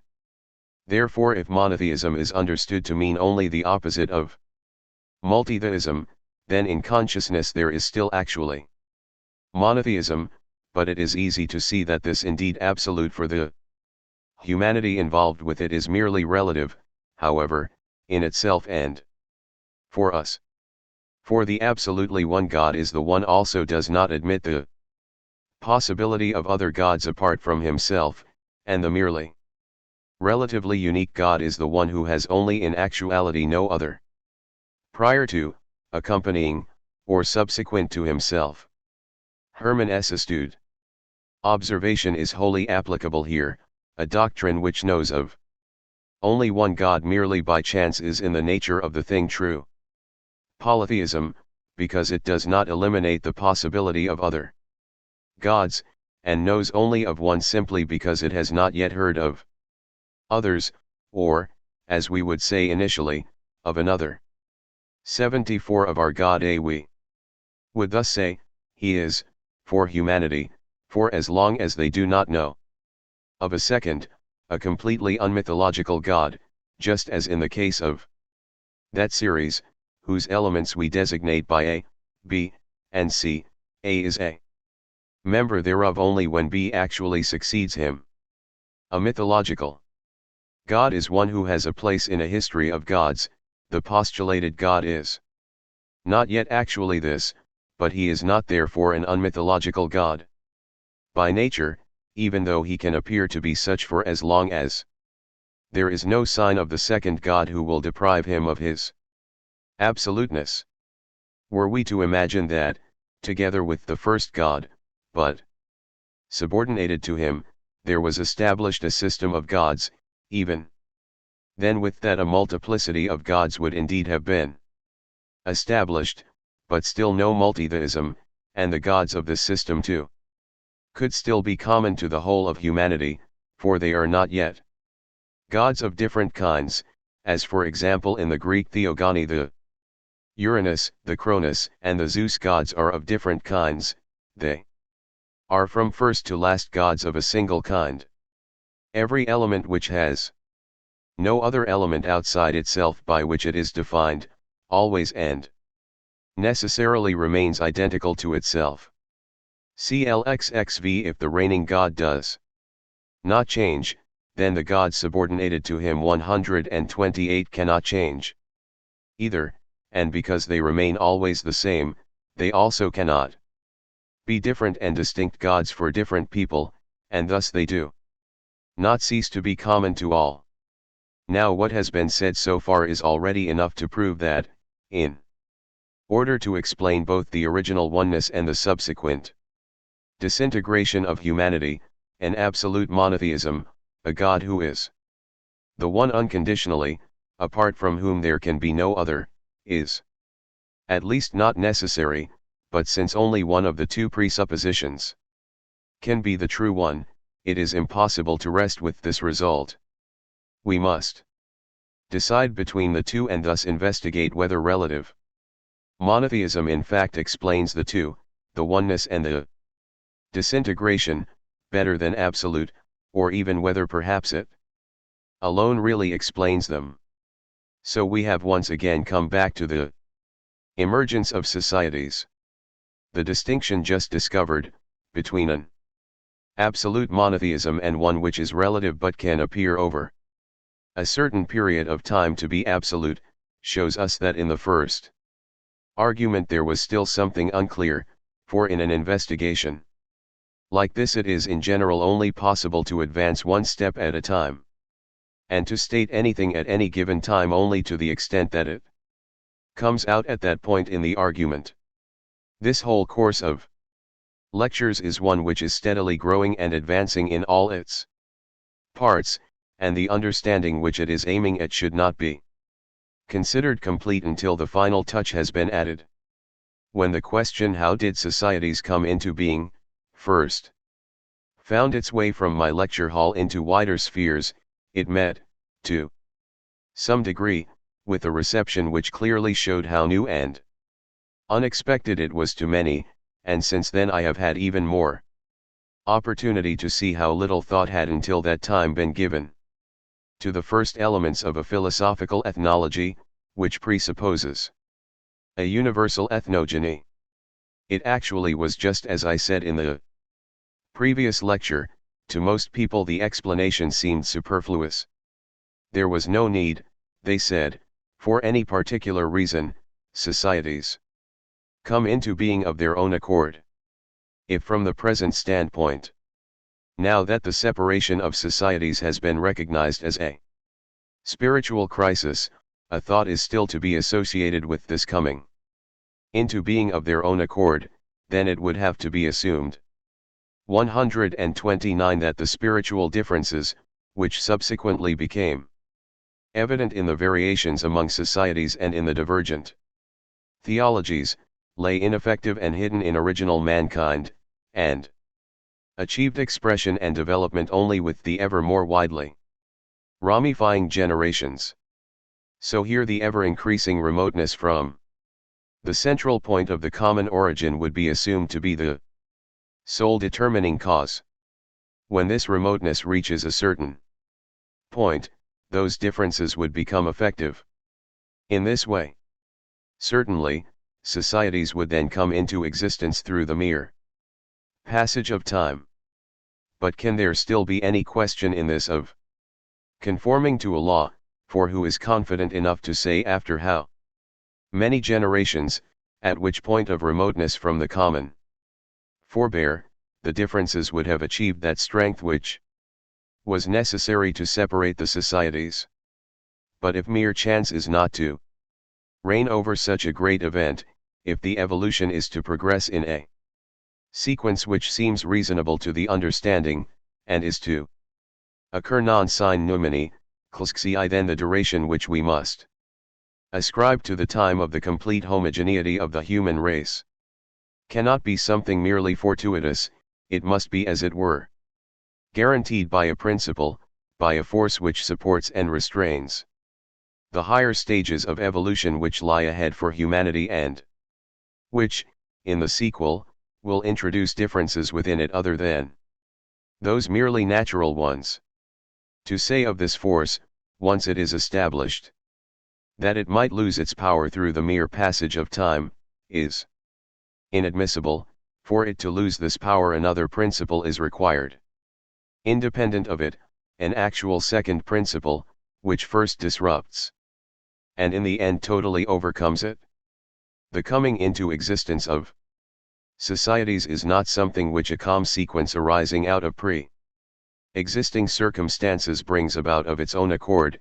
It is something by which an earlier order of things is interrupted and a wholly new order is introduced.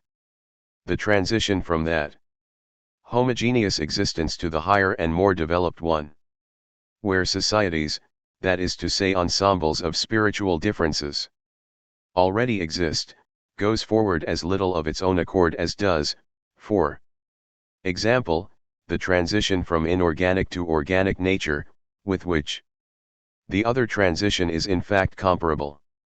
For if, in the 130 realm of the inorganic, all bodies still lie within the common gravity, and even heat, electricity, and everything similar is still common to them all, then with organic beings there arise independent centers, beings existing in their own right, who possess all this as their own, and use gravity itself, over which they have gained control, as a power of free movement.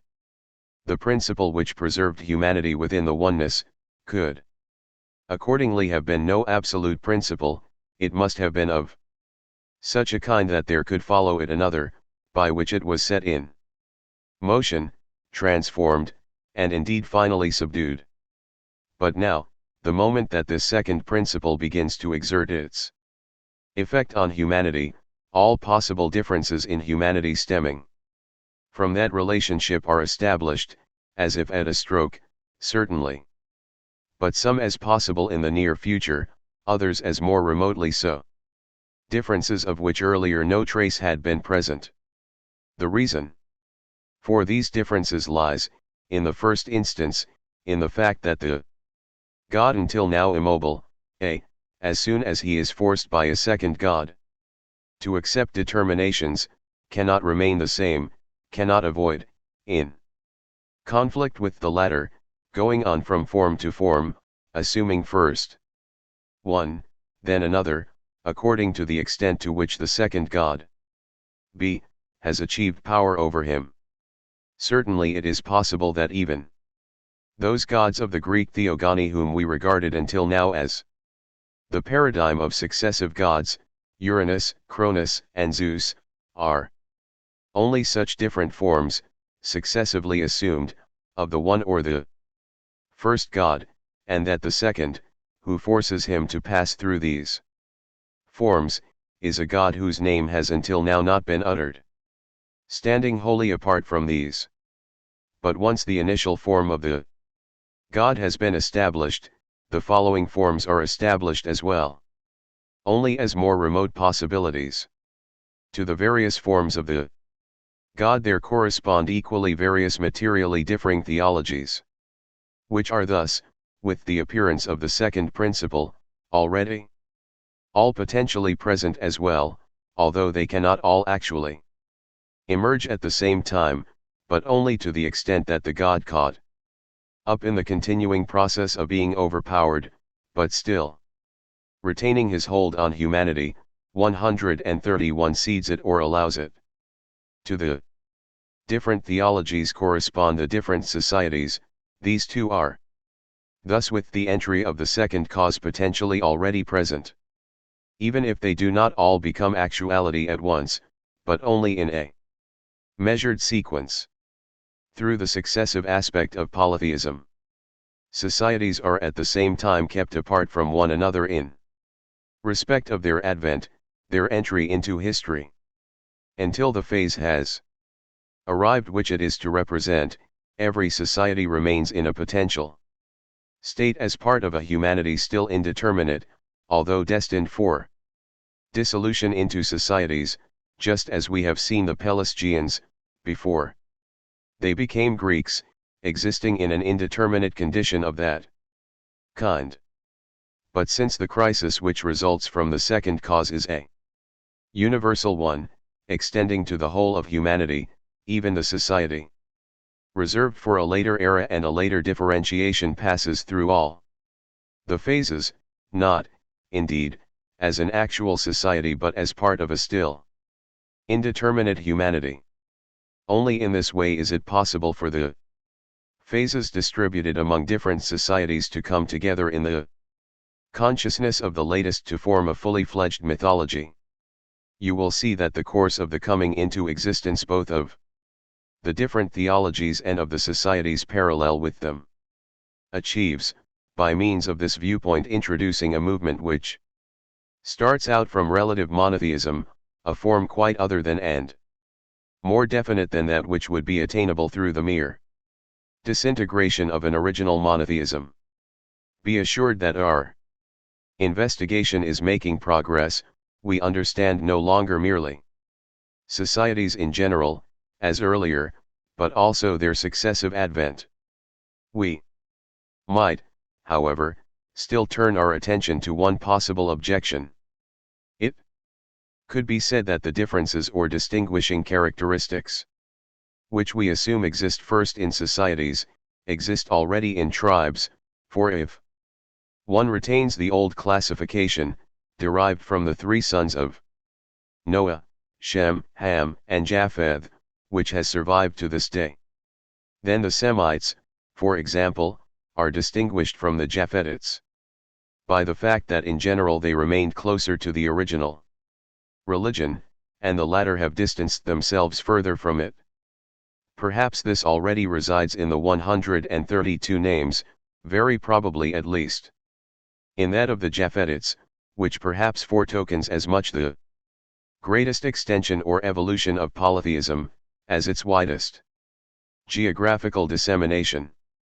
This difference, which would have to be considered as already given with the diversity between tribes, would contradict the assumed complete homogeneity of the human race. The reply to that is, at first, the possibility of departing from the Original religion would have to have been provided in general, before that difference could have been present in any way. This possibility came into existence only with the appearance of the second principle, before which the assumed difference did not even have the possibility of expressing itself, and if one calls possible that which is able to express itself, it was not even possible. The tribes receive this spiritual significance only in the aftermath, and in contradiction to what is usually assumed, we would have to say that tribes themselves in this sense only exist once societies are in existence. Indeed, if the stated meaning of the names is correct, then the tribes only received these names once they had become societies. So only relative monotheism explains the coming into existence of societies, not merely in general but, as we have now seen, also in their particular circumstances, namely the successive aspect of the advent of societies. But there is still something left, of which we earlier had to admit that it could not be fully explained using the concepts gained at that time, namely the coming into existence of different languages, which goes hand in hand with the coming into existence of societies, the confusion of language as the consequence of a religious crisis. Might not this relationship too, which seemed to us a problem still indefinitely far from a solution, have moved through the insight now gained, at least somewhat nearer to complete understanding? If there was a time in which, as the Old Testament says, the whole earth was of one language and of one speech, and we have as little insight into how we might parry this assumption as the other, that there was a time when there were no societies, then we shall be able to understand such an immobility of language too in no other way 133 than by imagining that in that time language was governed only by one principle, which, itself fixed, kept any alteration away from language too, and thus kept it at the stage of a substantiality. Just as the first God A was pure substance and was only compelled to accept accidental determinations by the second, B. Now if it was a principle, and indisputably a spiritual one, by which language was held back at this stage, then from that alone it is more easily understood how there was and even had to be a relationship between this principle of language and that religious principle which, in the same era, took possession of and governed not a part of consciousness but the whole of it. For language could resemble only the God by whom consciousness was filled. But now there arrives a new principle, by which that first one, also in its capacity of determining language, is affected, transformed, and finally made unrecognizable and driven back into the depths.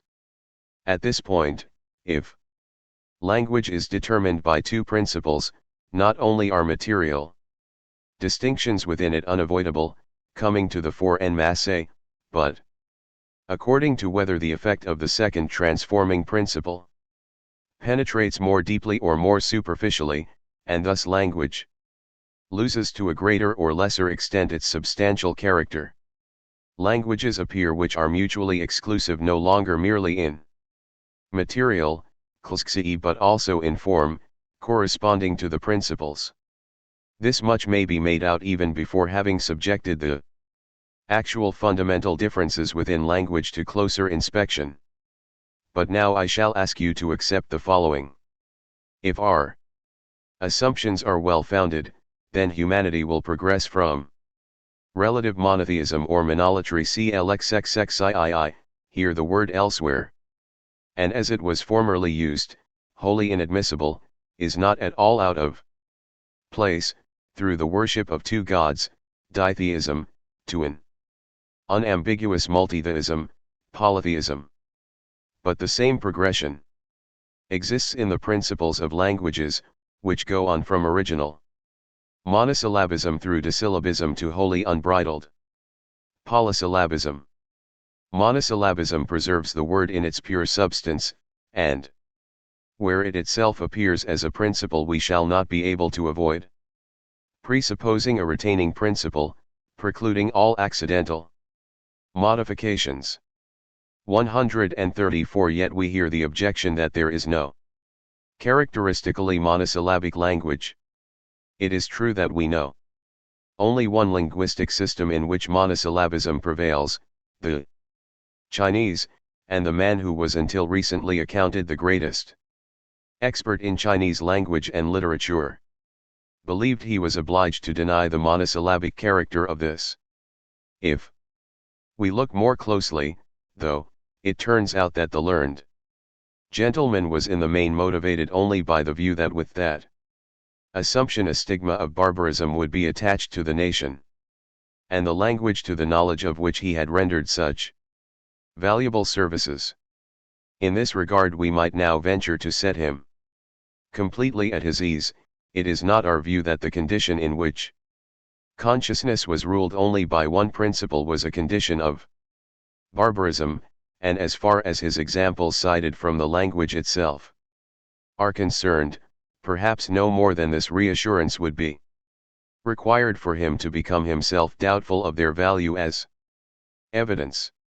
The following may contain the main point of the objection. The term monosyllabic has, it is claimed, no meaning, for were it taken to refer to the root, then all languages of the world would be monosyllabic, but if it refers to the words, then the languages commonly held to be monosyllabic would be no more so than any others, for the words in these are nothing but an aggregate of syllables, which only appear to be separated because the nature of their written characters imposes it. Now hear that very point. Which comes first, the suggestion that the roots in all languages of the world are monosyllabic, is false.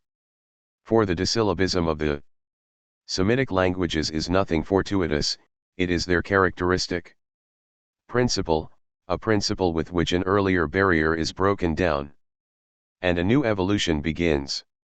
It is true that, so as not to be tempted from the comfortable ways where any explanation based on principles is avoided and as far as possible everything is derived from fortuities, there have recently again, for the attempt is very ancient 76 Klsksi, been attempts to reduce the Semitic languages 135 to monosyllabic roots, namely by asserting that many Hebrew verbs, which correspond only in two radicals, indeed sometimes only in one, do nonetheless remain related in respect to their meaning. The third consonant, it is said, is in the rule only an adjunct, and this extension of the word mostly signifies only an extension of the original meaning of the monosyllabic one. Thus cham, properly kamam, in Hebrew is said to mean be warm, or become warm, from which later came kamer, be red, because redness is a consequence of becoming hot. Thus kamer would not really be a root, but cham, which appears as monosyllabic only in its pronunciation, however. But precisely the fact mentioned, if it can be established universally, would, rather, serve to prove that monosyllabism is an actual principle, and hence that the Semitic languages were those which had to overcome it and only for that reason still preserve, in the form of a trace or as an element, that which was overcome. But for the Japhetic languages now, thus for example the Germanic ones, together with Sanskrit, Greek, and so on, one would think that this principle already overcome in the Semitic languages could no longer have had any power or significance. Against that, the latest report is that it is precisely their roots which are said to be unambiguously monosyllabic, after which only one further step is needed to declare the Semitic family of languages, as it exists at present, with its disyllabic roots, to be younger, Sanskrit, though, to be older, purer, more original. I have already had something to say in general terms about this. Overturning of all rational order, here we do not want to waste time with the observation of how difficult it seems to discover roots in German words, and also particularly in Greek ones, of which, once their accidental, grammatical, modifications are taken away, there often remains only a single vowel, while on the other side it is not clear how one should treat words which obviously point back to disyllabic roots, such as gamma alpha pi omega, which perhaps actually is related to the corresponding Hebrew. It would be simpler to bring to light the reason for the misconception.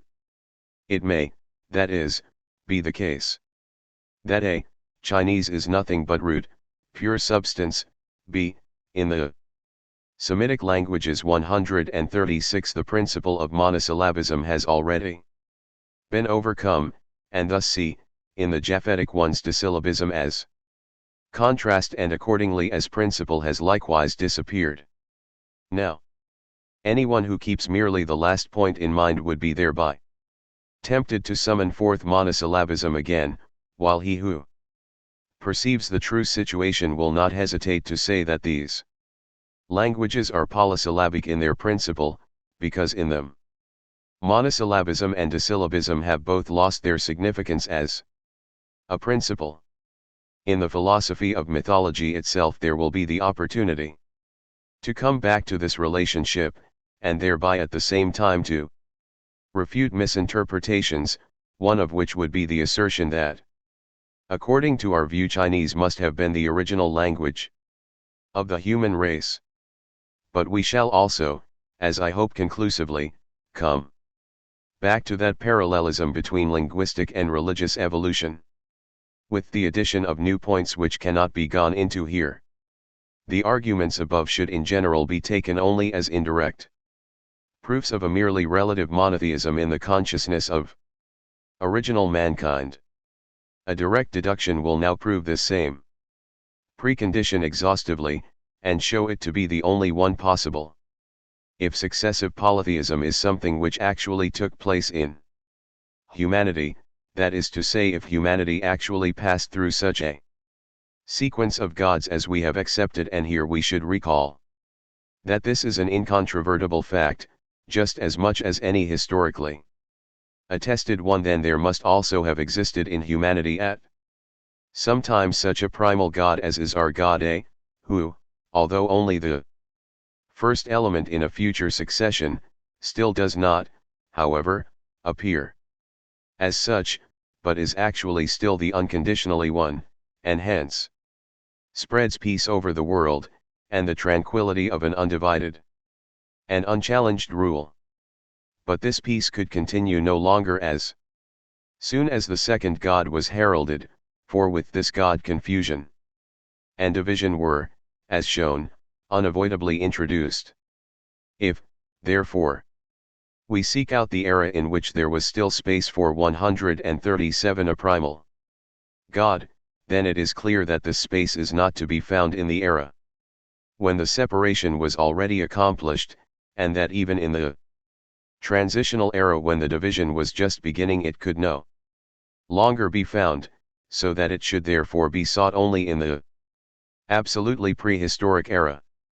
So either there never was such a primal God as our God A, that is to say there never existed an actual succession of the kind we are obliged to acknowledge in true polytheism, or such a God did reign in the consciousness of the original, still totally unseparated humanity. But with this, now, the reverse is also yielded, the one God reigning over the tranquil prehistoric era was indeed the sole God existing up to that point, not, though, in the sense that no second God could have succeeded him, but only in the sense that another had not yet actually followed him. To this extent he was in essence potentia, already a mythological God, although actually, he became such a God only when the second actually arrived and made himself master of human consciousness. If we compare this result with the supposition which has a pure doctrine, very close to spiritual monotheism, preceding the emerging multitheism, then not to mention that the original unity of the human race was held together far more firmly by a blind force, independent of human will and thought, than by knowledge in the form which has to be thought of in association with a spiritual monotheism, but quite independently of that, the higher the pre-mythological consciousness is set by the supposition of a spiritual monotheism, the less comprehensible is to what end it should have fallen apart, for this change could after all only have led, as the advocate of this viewpoint himself explains, 77 8 to 138. Something worse.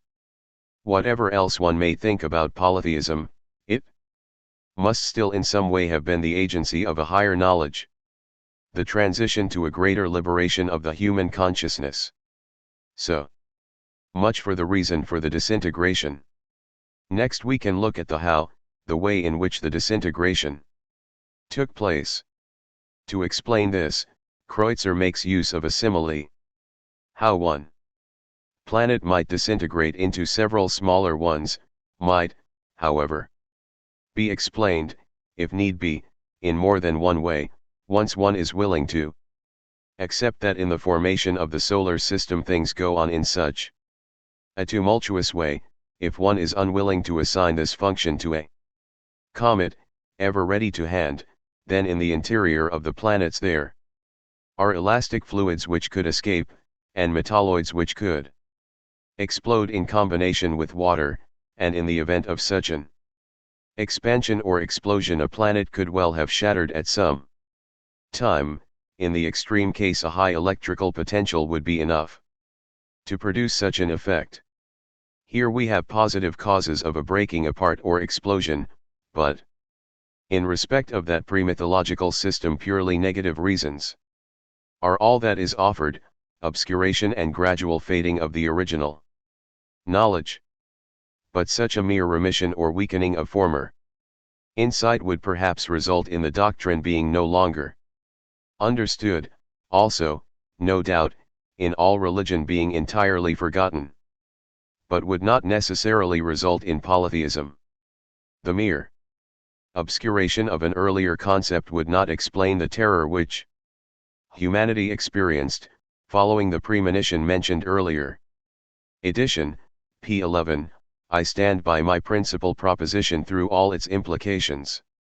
It is the foundation of an initially pure worship and knowledge of one God, to which religion all that come later are related as are fitful and faded rays to the full outpouring of the sun's light.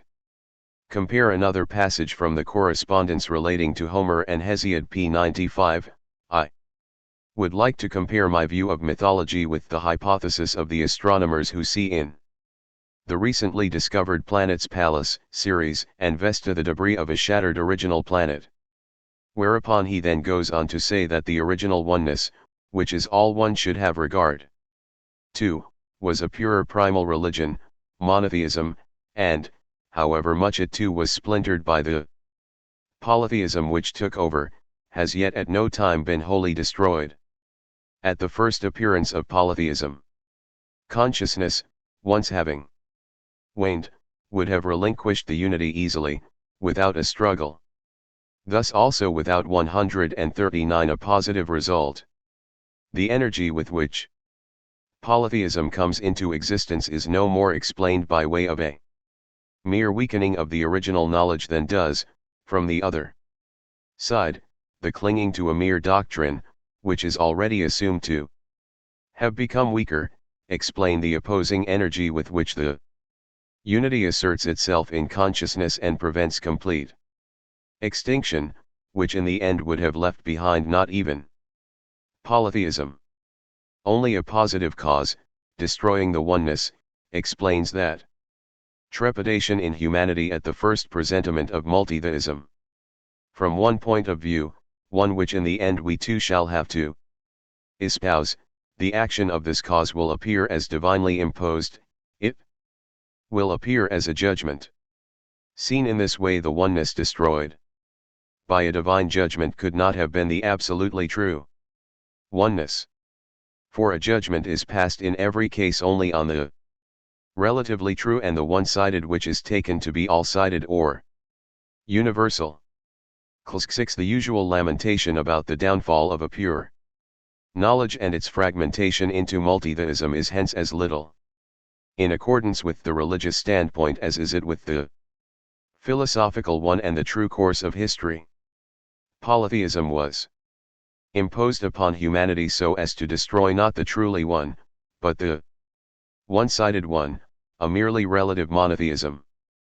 Polytheism, despite appearances to the contrary, and as little as this is still open to understanding from the present standpoint, was nevertheless truly a transition to something better, to the liberation of humanity from a force in itself beneficial, but suppressing its freedom, holding back all development and thereby the highest knowledge. At least it will be admitted that this is a more understandable, and, as always, cxc. at the same time more pleasant viewpoint than that one which has an originally pure knowledge destroying itself and perishing in a completely pointless way, and without this process seeming in any way to be the elicitation of a higher result. Up to now we have been looking for a starting point for the argument, a starting point on which may be founded no longer merely hypothetical conclusions, but categorical ones. 140 about the emergence and the initial source of mythology. But here, at this very point where we believe ourselves to have secured it, there is still a powerful objection which threatens the outcome. We have until now judged the monotheistic hypothesis only from one side. Let us not forget that by it there was asserted to have existed, in the consciousness of the earliest men, not only a pure monotheism in general, but a revealed monotheism. Now until this point we have only considered one aspect of the monotheism, the material one, and not the formal one, the aspect of how it came into existence. But the very impartiality and equanimity, which we have made a rule for ourselves in this whole investigation, would require us also to allow the other side its right of reply, even though we might not exactly expect of it a particularly persuasive argument. In fact, the following objection can be put to us: there would be no argument with what you have proposed if there were no revelation. In the purely natural course of human evolution, perhaps such a one-sided monotheism would be what came first. But revelation, how would that fit in with it? That relative monotheism, at least, cannot derive from revelation. Revelation cannot introduce it, but if revelation cannot introduce monotheism, then it will forestall it, or at least at once oppose it, eliminating it. You will see that this is thus a new instance which we cannot circumvent, and which must be overcome if we are to continue to build with safety on the foundation established. We shall leave aside the question of whether there is a revelation or not, and simply ask whether, supposing such a thing to exist, our assumption of a relative monotheism as the consciousness of original man could survive. So now, as far as the claimed anteriority is concerned, it is admittedly recognized that not merely theologians but also a certain class of philosophers of history take revelation back to the first man. And many would believe that they were certainly presenting us with no small problem if they required us to explain whether in our view, then, even the religion of the first 141 man had been no more than that transitory monotheism. We, on the other hand, wish simply to recall their attention to their own assumption, to the fact that indeed they themselves assume a double condition in the first man: his condition before the so-called fall, and his condition thereafter. And then they would primarily have to explain, so as to take revelation back not merely to the first, but also to the original man. How originally, too, that is to say before the fall, the relationship of Man to God could have been such an indirect one as they would be obliged to contemplate even in the concept of revelation, if they did not wish, by an inappropriate extension thereof, to rob this concept of all meaning. Formerly revelation was explained, as we know, as an act of compassion by God for the fallen race, according to the firmly established concepts of the old orthodoxy, and I confess that I much prefer this, no matter that it might also be called rigid, to a newer spinning out of concepts and words, blending everything together, and then of course, for the ends of a certain cloying religiosity, making everything possible according to these concepts. Then, revelation would always be regarded only as something stemming from earlier events, never as something direct, primal, original. The original existence of man, even according to the concepts assumed, if they try to some extent to clarify themselves, may only be thought of as an existence still supertemporal and within essential eternity, which is itself, under the aspect of time, no more than a timeless moment. Here there is no room for a revelation whose concept expresses a happening, an event in time.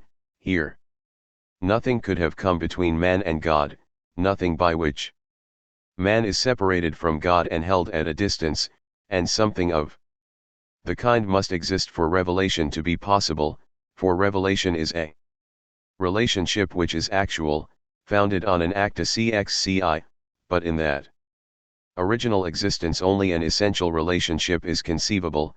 There is actus only where there is resistance, where there is something which negates and must be eliminated.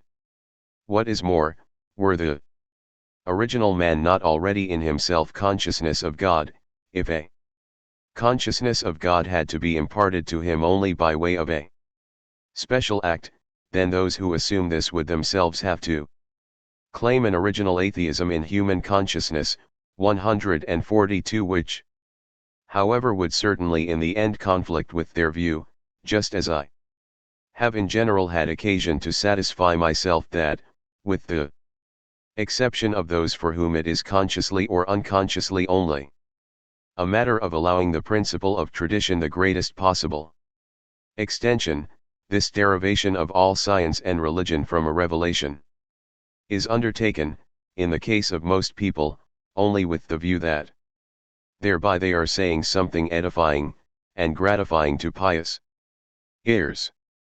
As far as that, then, as far as the original relationship of man to God, the concept of revelation may not be extended.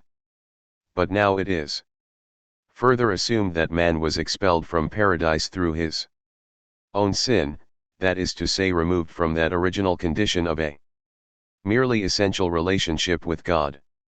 But this, now, is inconceivable unless, just as man himself became another, God too became another for him. That is to say, it is inconceivable without an alteration in religious consciousness, and if one attaches value to the account in Genesis of this event, which must fill with admiration everyone who understands it, and which certainly contains, in any sense of the word, one of the most profound revelations, for in different sections and passages of the Old Testament, despite the uniform appearance of the whole, there is no mistaking the very different levels of inspiration. If, thus, one attaches value to this belief, then that alteration was just such a one as would correspond with what we have termed relative monotheism. For God says, "Behold, the man is become as one of us." Thus in what other sense can the words be understood? He is no longer equivalent to the whole deity, but only to one of us, Elohim. But as it is with the existence of man, so is it also with his consciousness, and the relationship which man has to God in consciousness rests precisely on the equivalence of his existence and the divine existence. Thus, without appealing to the axiom that the known is like the knower, it lies directly in the words that consciousness has a relationship, still, only to one aspect of the deity, no longer to the whole. 143. But what can this be other than that which we have termed relative monotheism? 78. So in this way the claimed anteriority of a revelation, through which a relative monotheism in mankind might have been obviated, is countered by the ingenuous and honest account in a scripture, accepted by those with faith in revelation as being itself revealed. And consequently it is countered by revelation itself, and so, instead of having to fear an impediment to our argument from that quarter, we shall rather appeal to revelation itself, that is to say to the scriptures regarded as revealed, as support for our argument, just as in general, then, now that the relationship between mythology and revelation has been brought up, we should not leave this stage in the argument without having clarified this relationship as far as is, for the time being, possible. Lecture 7. 144.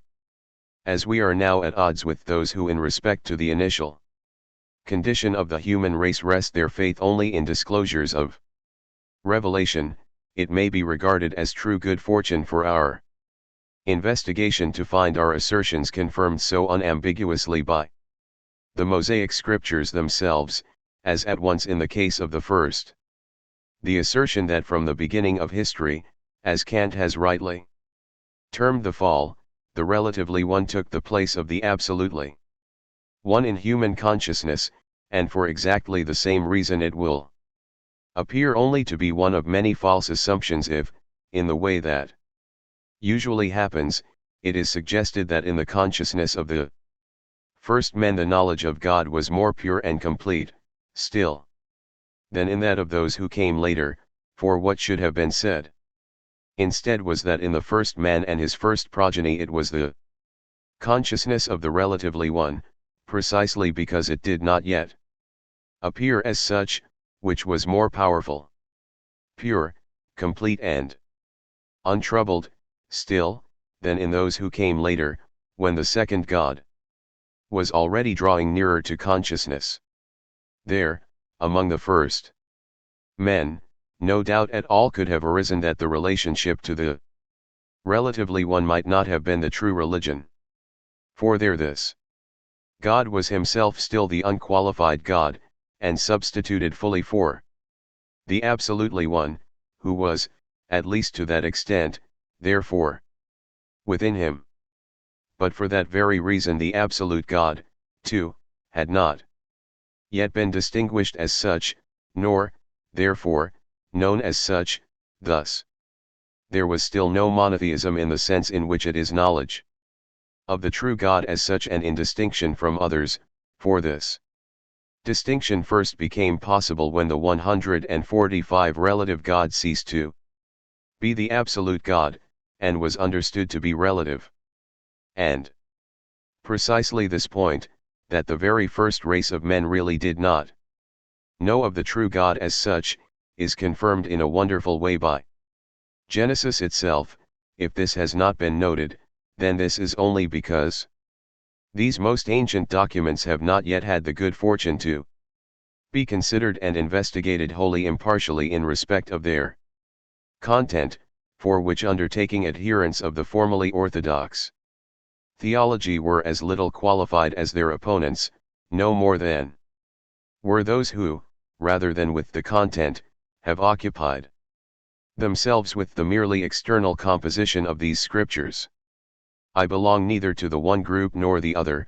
I have looked at these scriptures neither with the eyes of a theologian, nor with those of an opponent of all theology, nor even with those of a mere critic, but with the eyes of a philosopher, for whom everywhere and by preference it is a question of the content of things, and I may perhaps have been able for that reason to notice much in these scriptures which has escaped others.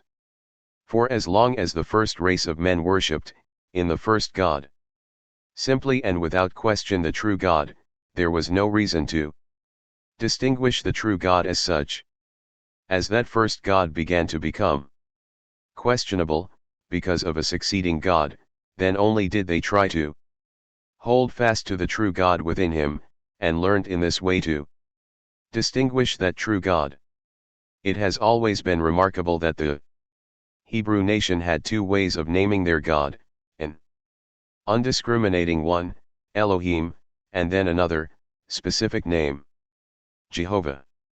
Only a full induction could show that in the Old Testament and quite specifically in the Mosaic scriptures the God who is the immediate content of consciousness is called Elohim, and the God who is distinguished as the true God is called Jehovah.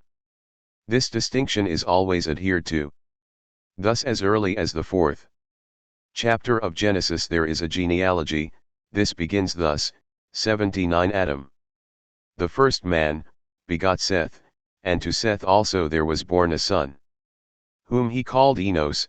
From then on, thus from the time of Enos on, men began to call upon Jehovah. Xki at 146 is not said that men began to call upon God in general, Elohim. Seth and Adam must have known the latter as well as Enos did, yet it is said only of Jehovah. But since otherwise Jehovah is also Elohim and Elohim Jehovah, the difference between the two can be only that Elohim is God still indistinct, Xkin and Jehovah God distinguished as such. But all the more certain, now, is precisely this, that Jehovah was called upon only from the time of Enos onwards, thus only from the 3rd generation. Literally it is said, from then on men began to call upon Jehovah by name, but this amounts to the same as he was distinguished, for whoever is called by a name, is distinguished precisely by that. Except from that it undeniably follows that before Enos, that is to say before the race of men designated by this name, the true God was not distinguished as such, nor was there thus. 79 verses 25, 26.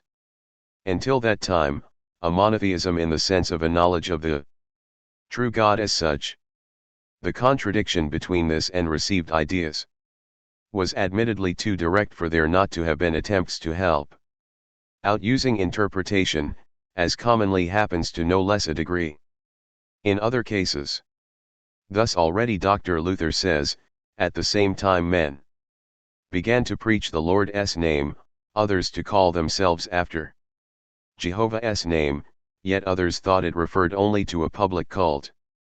But nothing of any of that resides in the Hebrew, in conformity with the language the words can be translated only as Jehovah was called by name, atcxcv, which then also admittedly amounts to the same as he was called upon, for anyone who is called by his name, for example by another person whom he is passing, is certainly also called upon.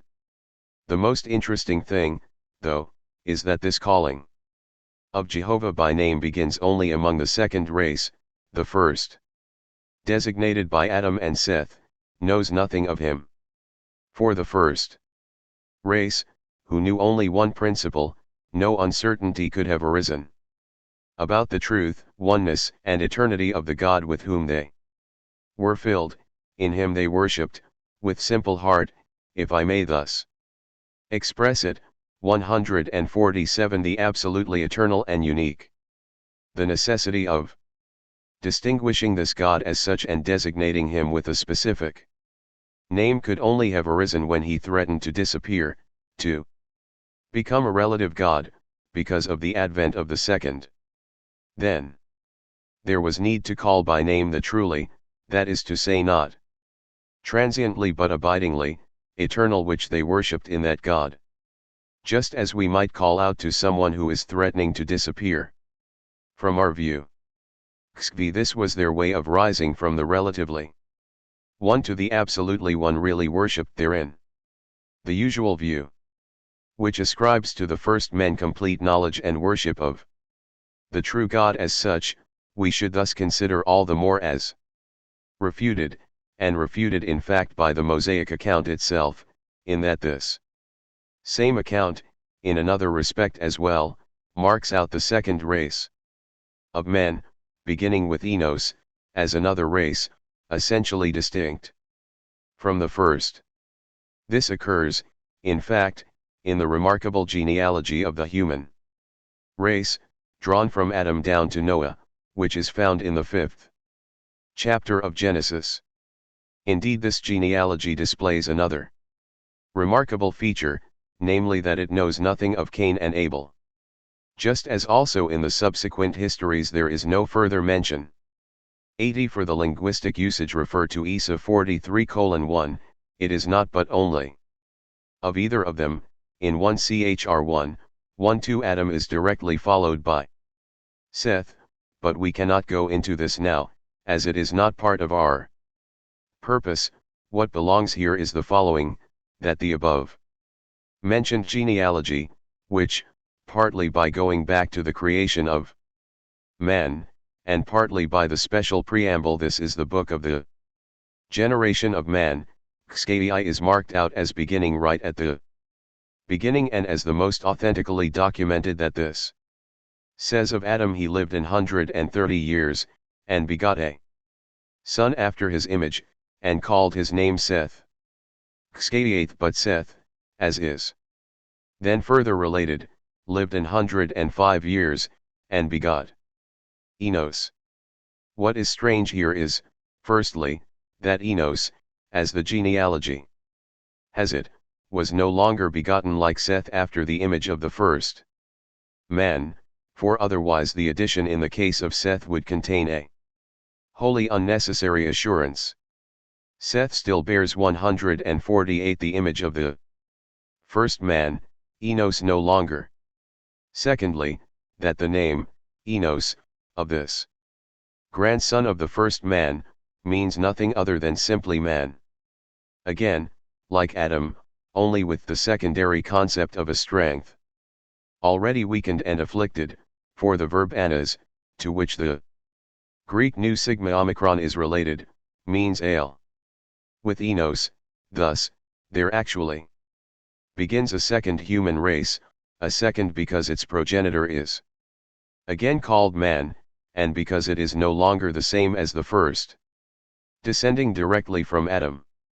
The question can now be raised of the way in which this second human race represented by Enos differed from the first, descending directly from Adam, the man, without secondary concept, of the way in which, relative to that first race, it was as it were the ailing and weak one.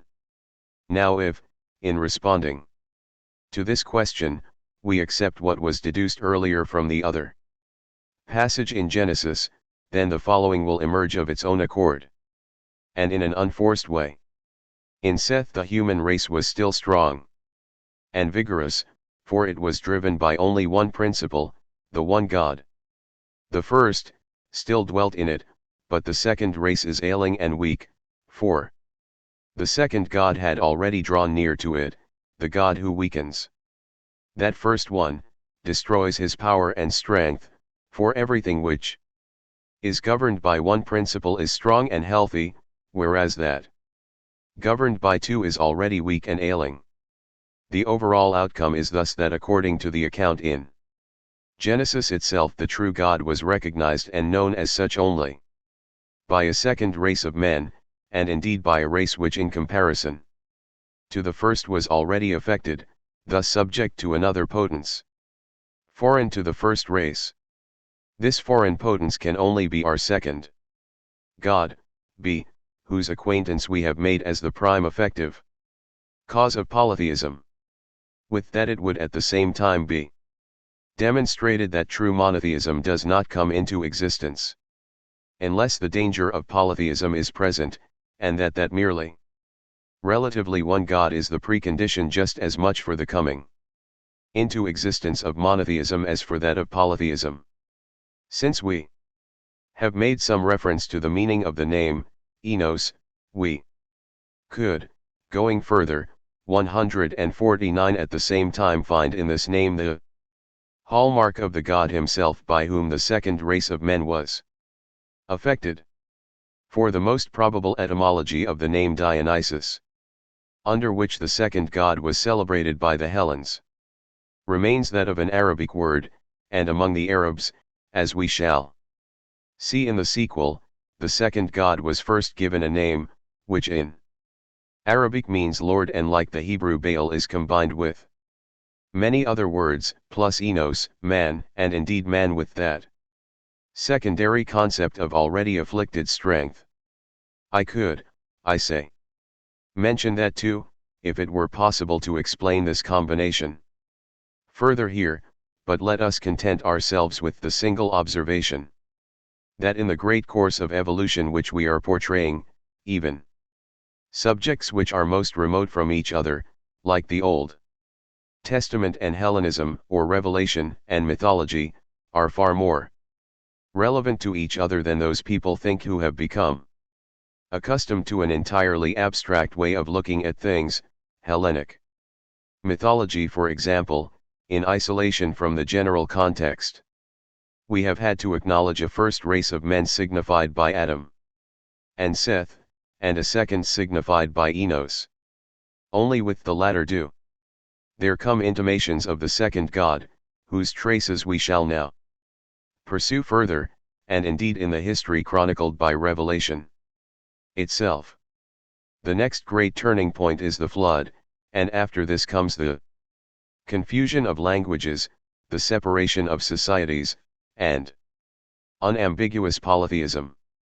But the flood itself, now, is introduced in the Mosaic record by the following account: when men began to multiply on the face of the earth, then the sons of God saw the daughters of men that they were fair, and they took them as wives. Whence arose the giants Xix and the mighty men which were of old, men of renown. In this passage, which has long provided so much employment for commentators, there is such a clear reference to actual mythological circumstances that this account, too, cannot be anything made up, but only a reminiscence from the actual history of mythology, just as, indeed, an equivalent memory is also found in the mythologies of other societies. 150 It is related how the sons of the god, in Hebrew the article marks him out as the god who alone is God, how, thus, those in whom dwells the first god, absolute for his own era, cast glances at the daughters of men, but what can be understood by men, here, as opposed to sons of the god, other than adherents of the god through whom men really first become men and decline from that undeviating power and strength of the primal era? Thus it is related how those in whom the strong God of the primal time still lives incline towards the daughters of men, towards the adherents, that is to say, of the second God, unite with them, and generate that intermediate race which we meet also in Greek mythology under the name of giants, where they are likewise in the middle between the god of the primal era and the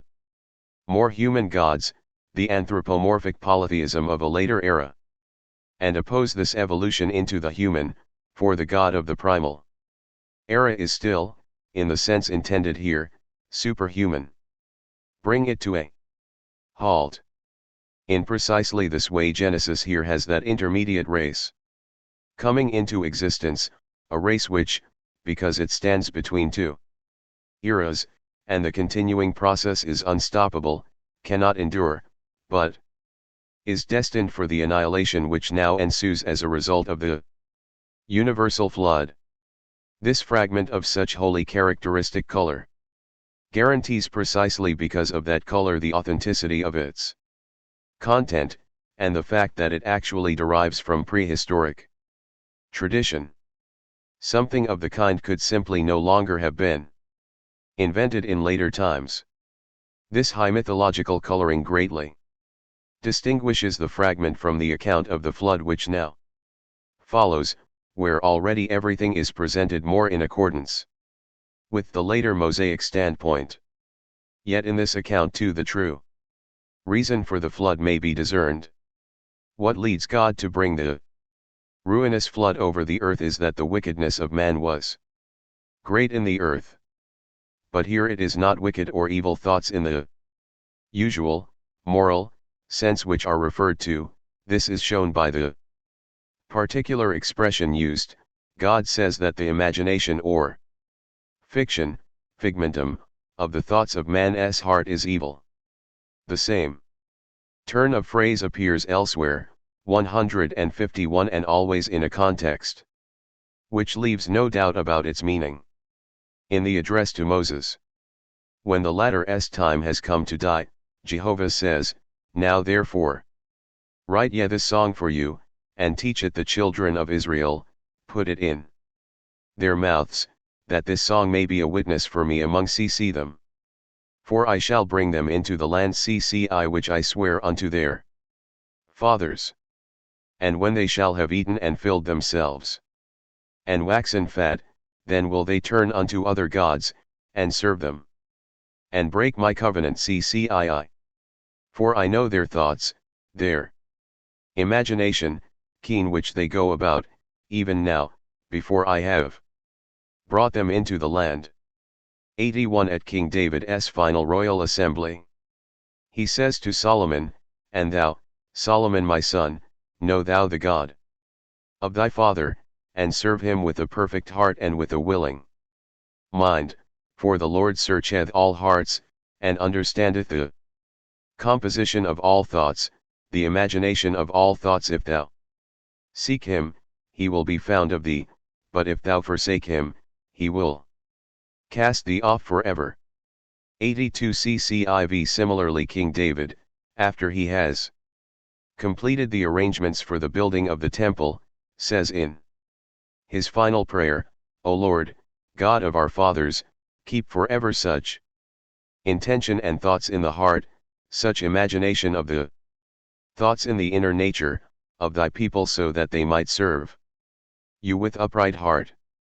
83 CCV In accordance with linguistic usage, these words therefore have religious significance. The imagination of the thoughts inclining more and more towards the bad is understood to mean the polytheistic presentiments becoming ever stronger. 84 CCVI 152 If Moses finds grace in the eyes of the true God, that is to say, if the latter is revealed to him, then that is simply because he is a steadfast man and without change, as Luther aptly translates, Ki, who, that is to say, did not, in his own times, incline to the second God. 85 K8 Due to those presentiments, therefore, the universal flood is brought upon the earth.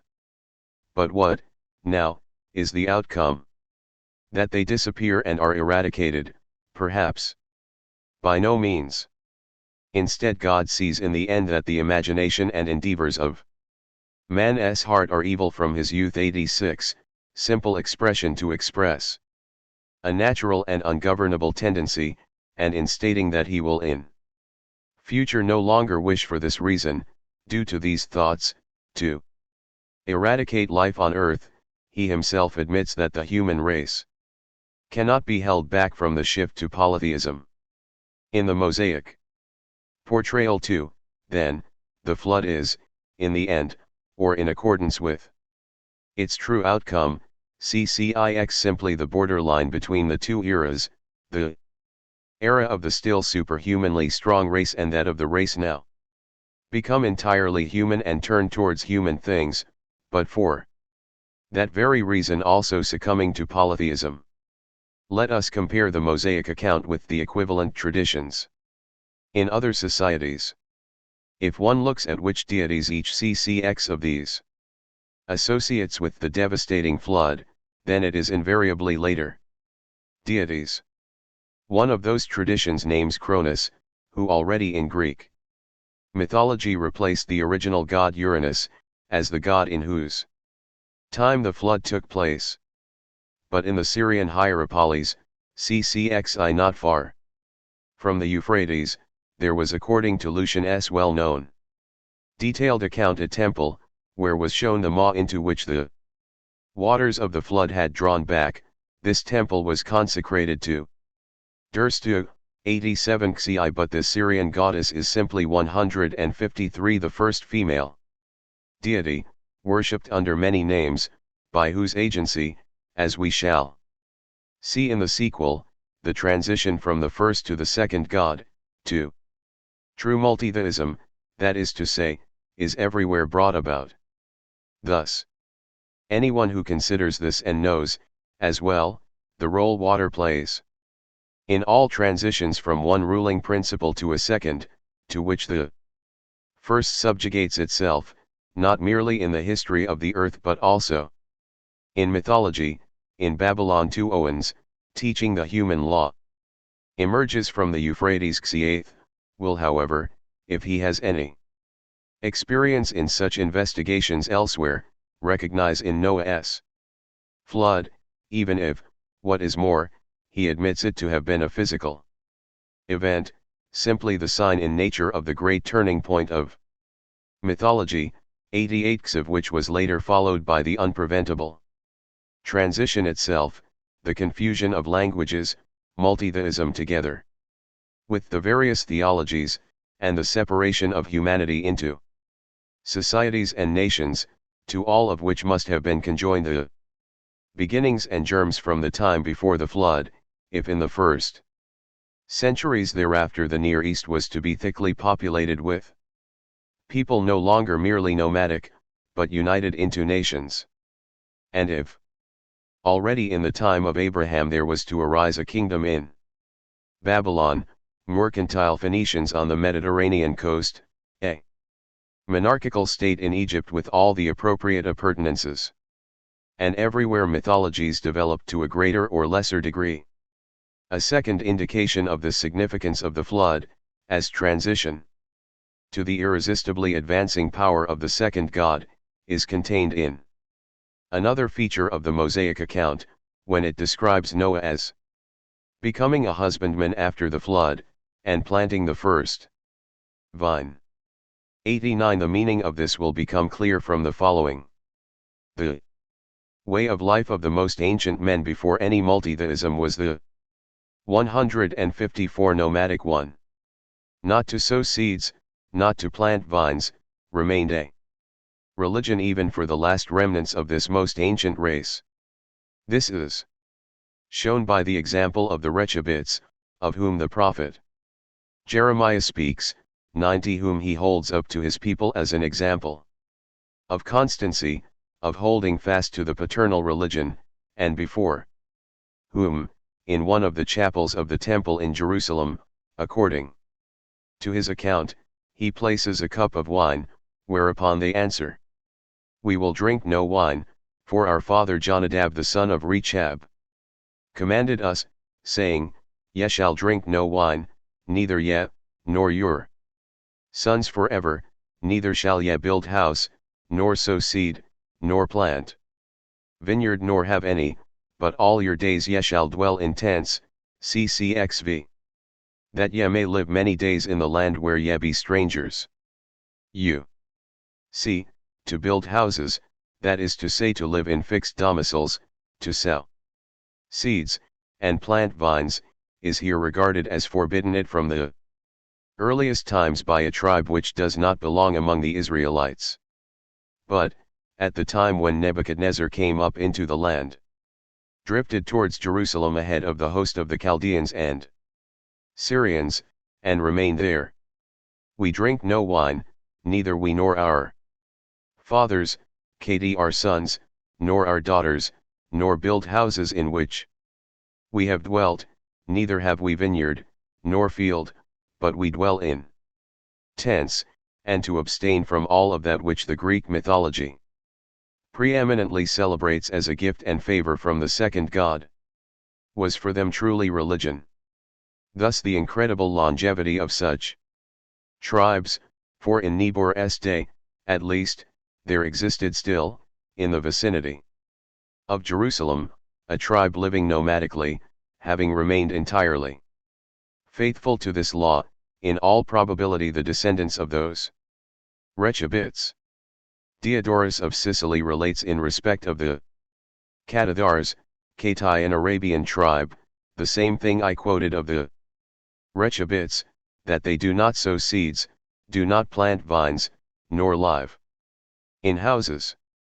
So when, after the flood, Noah becomes a husbandman and plants the first vine, he is by that very action designated as the progenitor of a new race of men, who no longer live in tents, but establish fixed domiciles, engage in agriculture, 155 and become societies, but also for that very reason were to succumb to polytheism as an unavoidable transition which could no longer be held in check.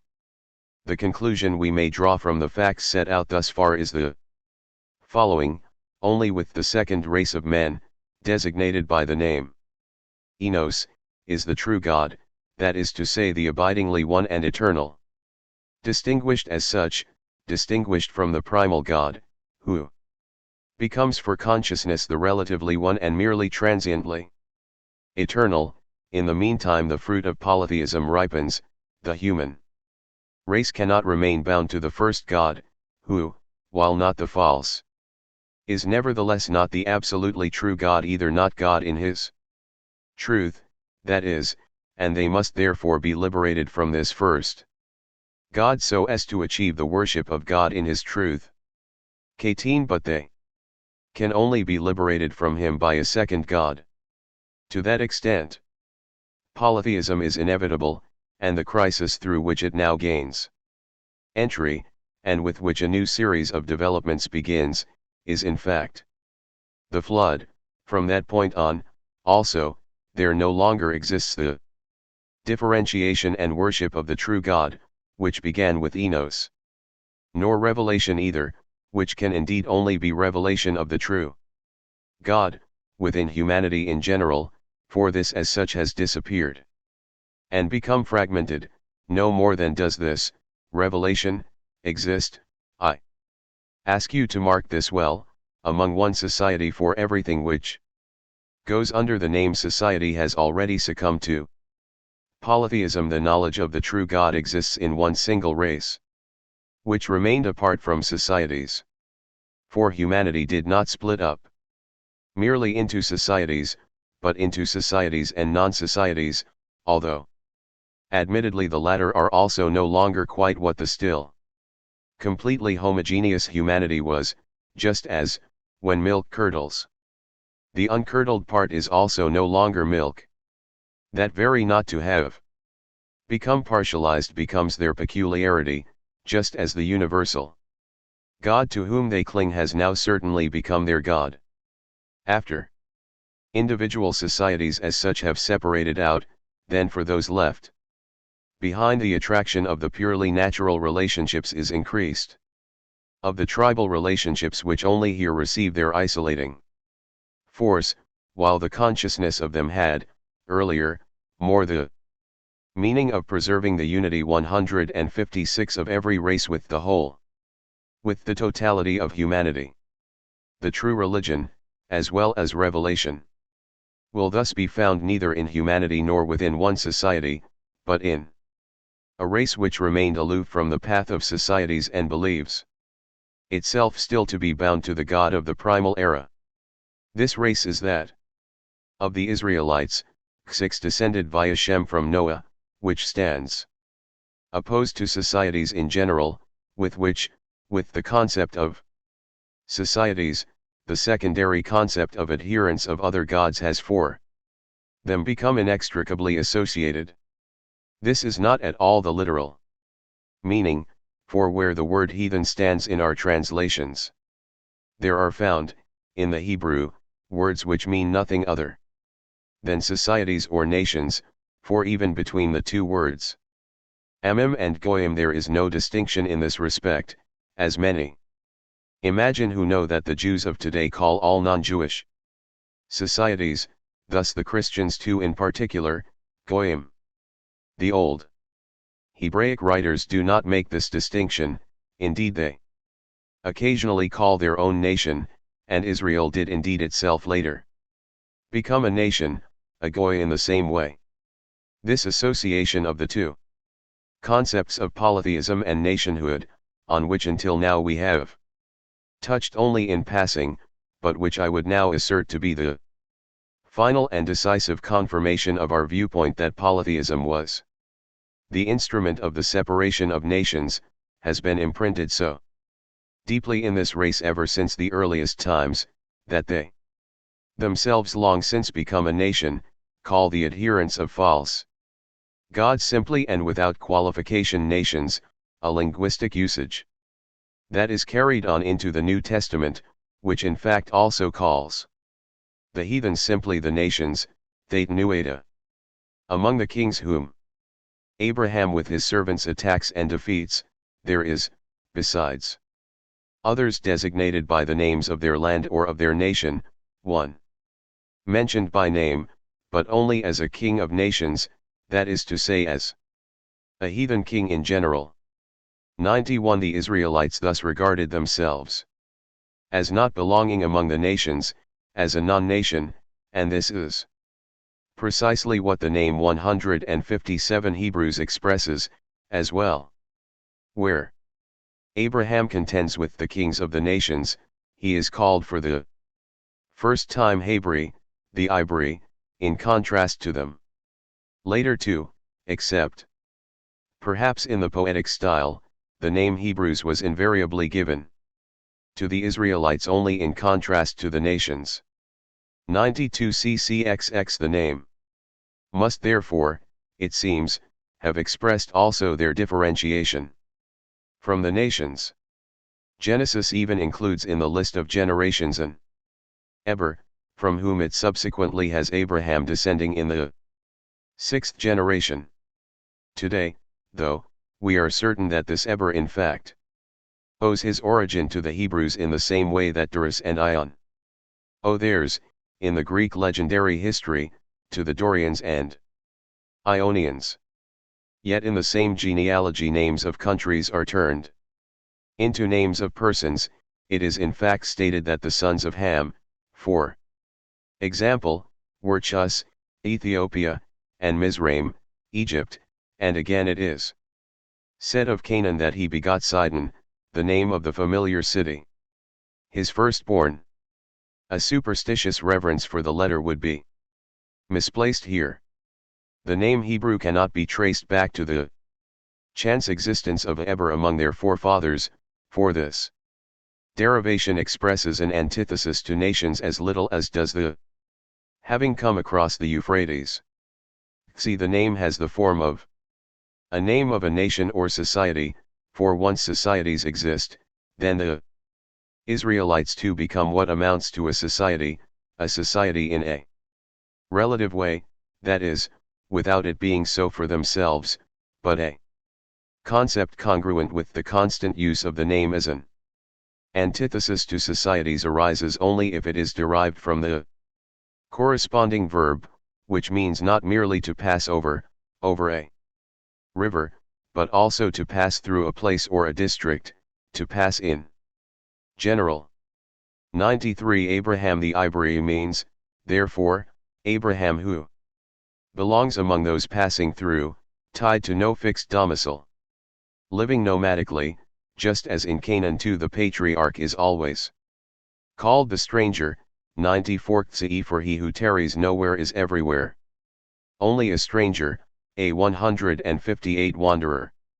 95 The devotion to the one universal God is so entirely bound up with this way of life, that it is said of Jacob, in contrast to Esau, who becomes a hunter and a farmer, that he was an upright, literally a whole, undivided, man, who remained with the one, and dwelt in tents. 96 And when Israel, which until then had always had the God of its fathers as sole shepherd and king, desires a king from Samuel, as all the nations have. 97 Then God says to the prophet, according to all the works which they have done since the day that I brought them up out of Egypt even unto this day, wherewith they have forsaken me, and served other gods, so do they also unto thee. 98 It may seem strange, but it may be excused by the importance which this transition of humanity to societies has for our whole investigation, if I offer an example of the antithesis between society and non-society, which I believe I have found still in a very recent era. For I at least can only consider the Alemanni, who at the time of Caracalla appeared at the Roman borders like a suddenly provoked an ever-waxing swarm and descended upon Gaul and Italy, to have been, according to all accounts, sparse though they may be, 99 civ.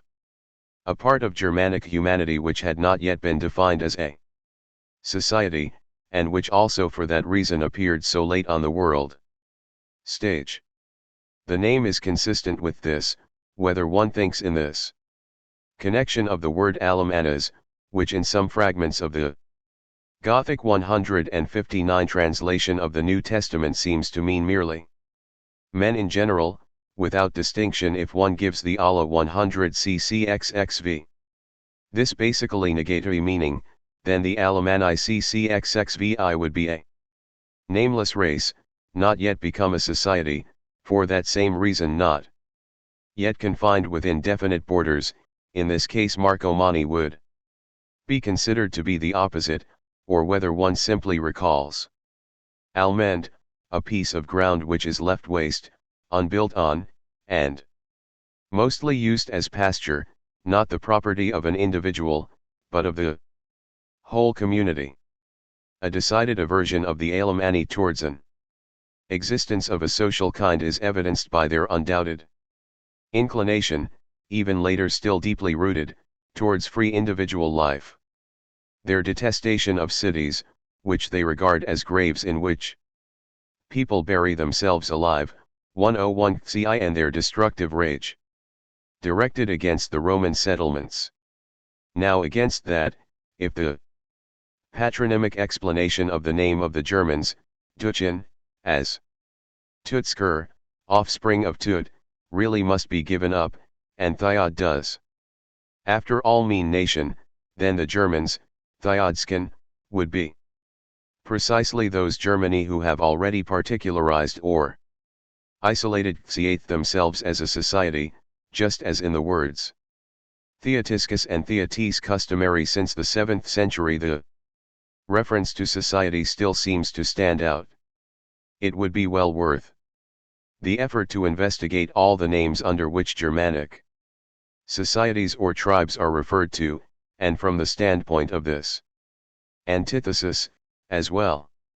This distinction would, perhaps, be no less useful in resolving the contradictions found in references to German theology, for example between Julius Caesar and Tacitus.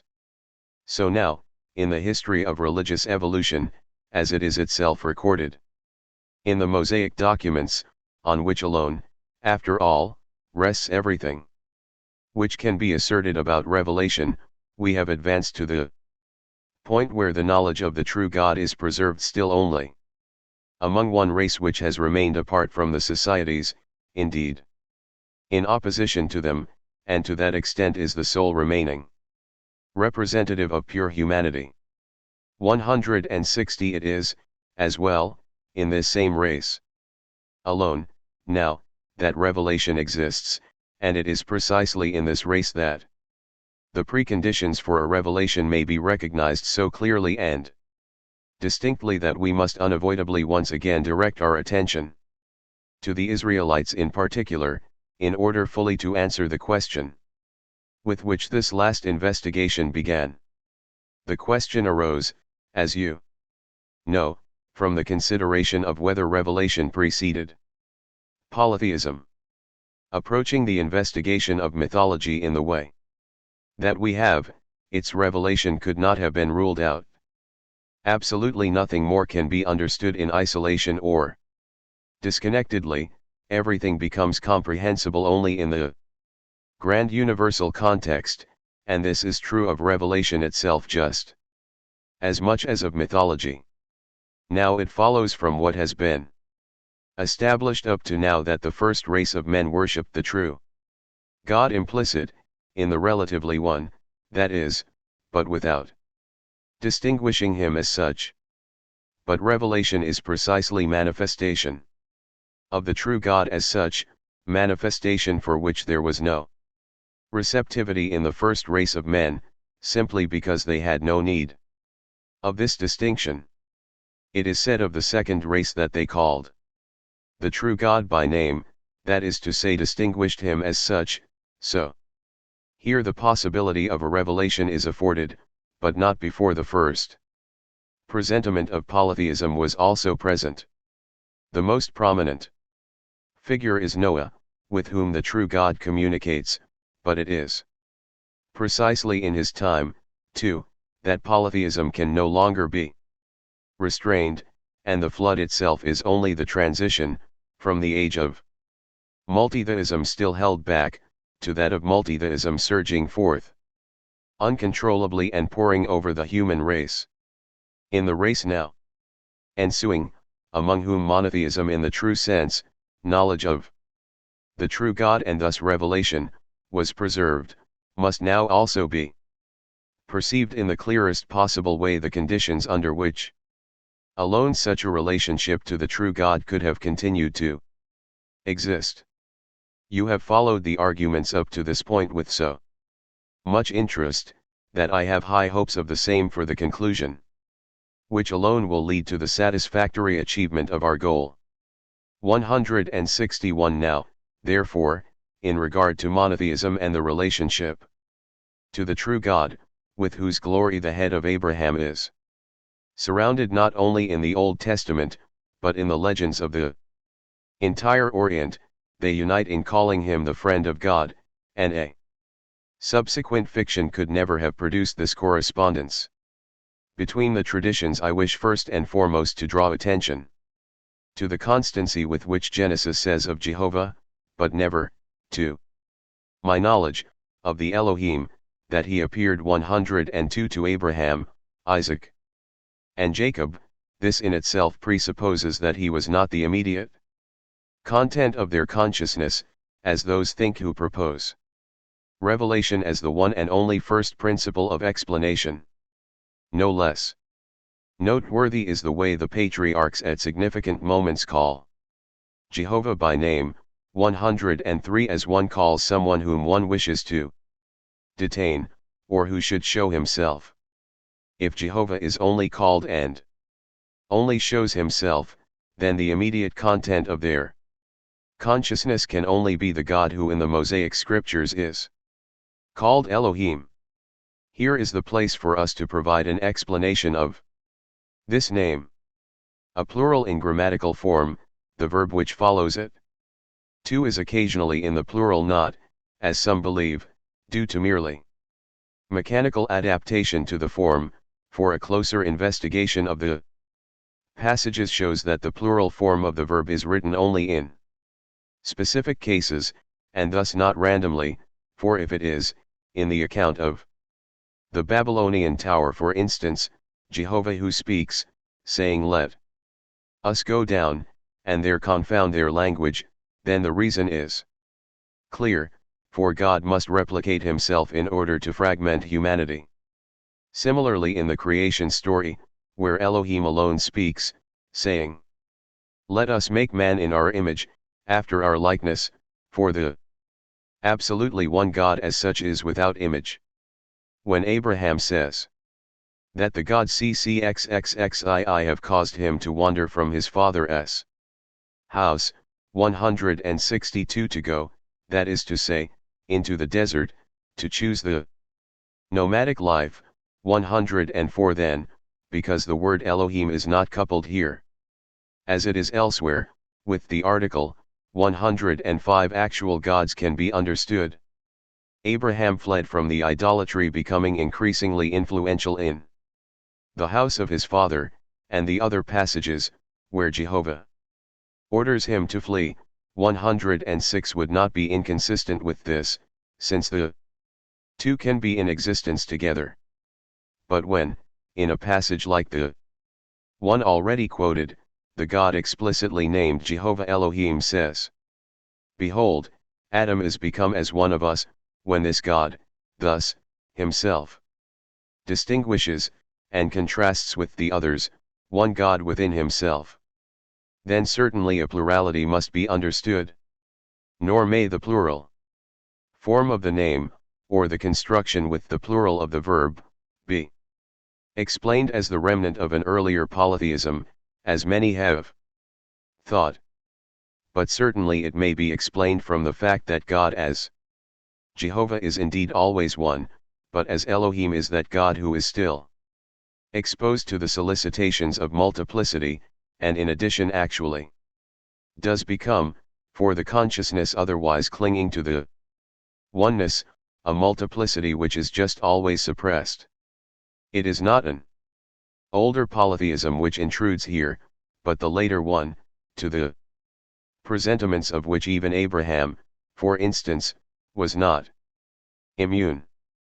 But now, apart from this plural meaning which appears from time to time, there can no longer be any doubt that Elohim had, like many other plurals, a singular meaning, and is a plural not of multiplicity but of magnitude, pluralis magnitudinus, qui unam sed magnam rem indicat 107 thirtieth, which is used whenever something has to be expressed which is large, powerful, or astonishing of its kind.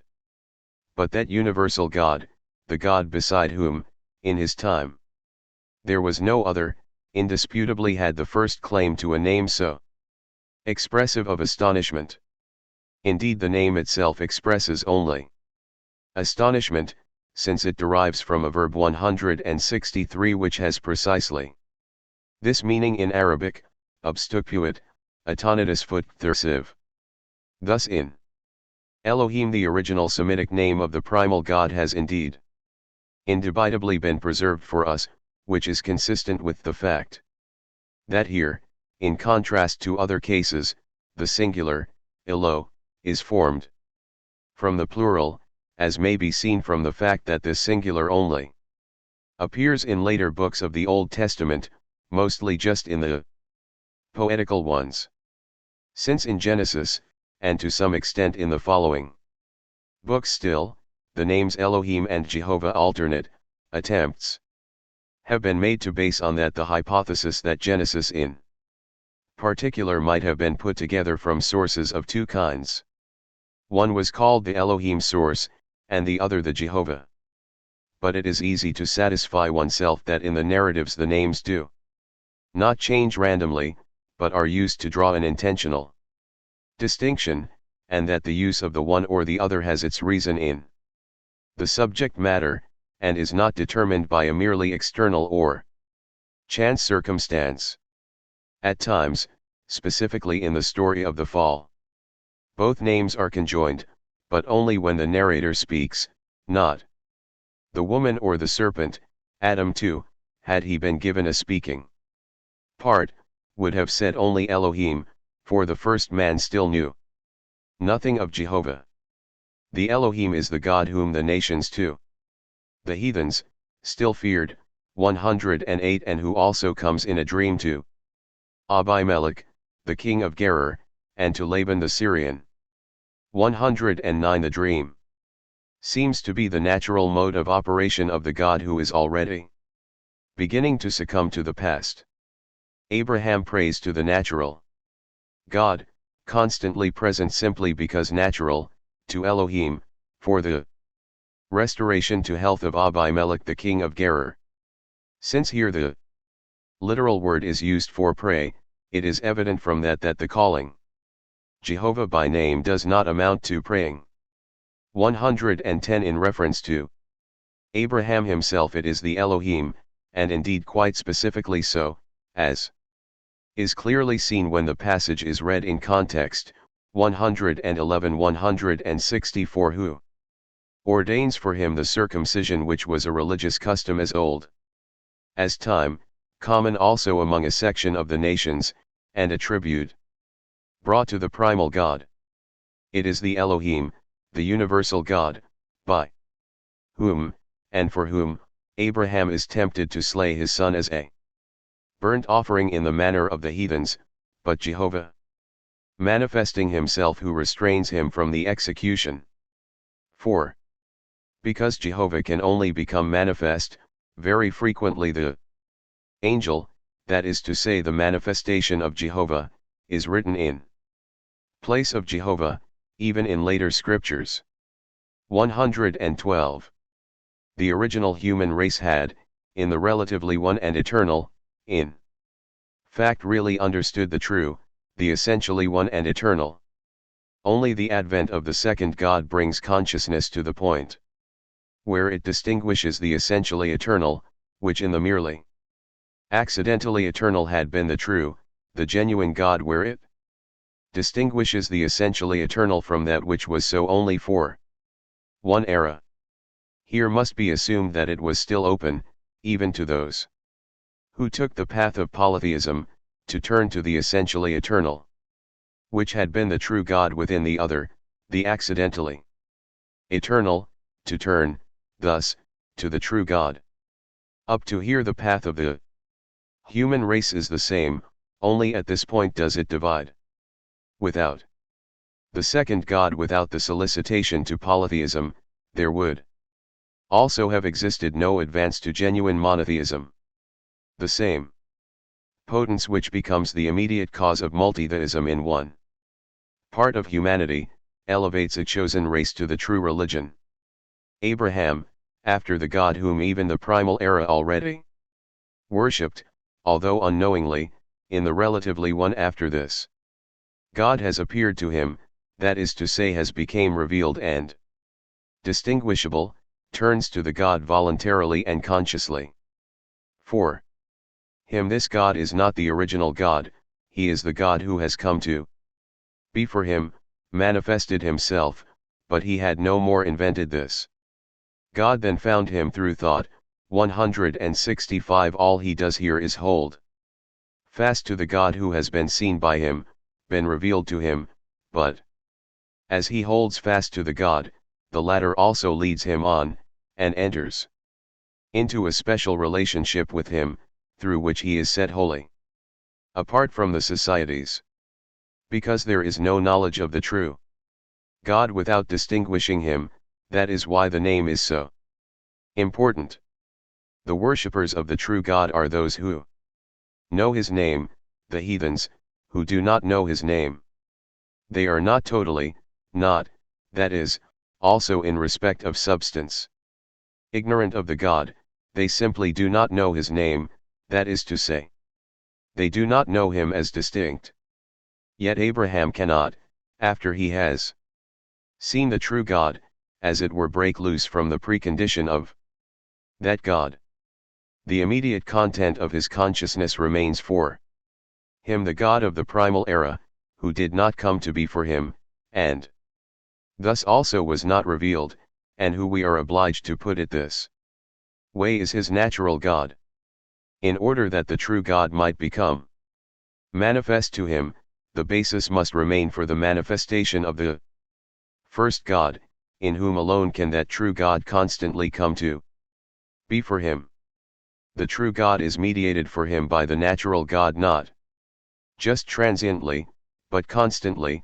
For him the true God is never the existing God, but constantly only the God coming to be, which in itself would suffice to explain the name Jehovah, in which that same concept of coming to be is preeminently expressed.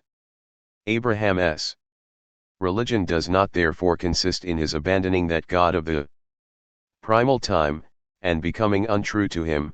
In fact it is the heathens who do that. The true God himself was revealed to Abraham only in that God of the primal time, and is thus indivisible from him. Indivisible from the God who always was, the El-Olam, as he is called. This expression is usually translated as the eternal God, but one would be wrong to take that as referring to metaphysical eternity. Quite literally the word Olam designates the time before which humankind know of no time, the time in which they find themselves. In the way that they find themselves, the time which did not come to be for them, and which in this sense is admittedly an eternity. The prophet calls the Chaldeans a nation, Me Olam, 113, a society. which has existed since the time in which there existed no societies. Thus Luther 166 translates it correctly as which has been the most ancient nation. Olam is the time when there existed no societies. In the same sense the fragment mentioned earlier, CCXL, about the heroes and mighty men of prehistory, says that they were renowned me Olam, that is to say from the time which preceded the coming into existence of societies. Joshua says to the children of Israel, your fathers lived beyond the Euphrates me Olam, 114 Schelli.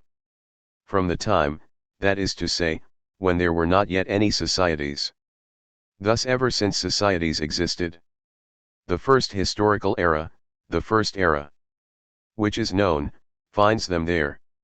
The El Olam is thus the God who existed not since, but already in, that time when societies did not yet exist, the God prior to whom there was none, of whose coming into existence thus no one knows, the absolutely primal God, the God from time immemorial.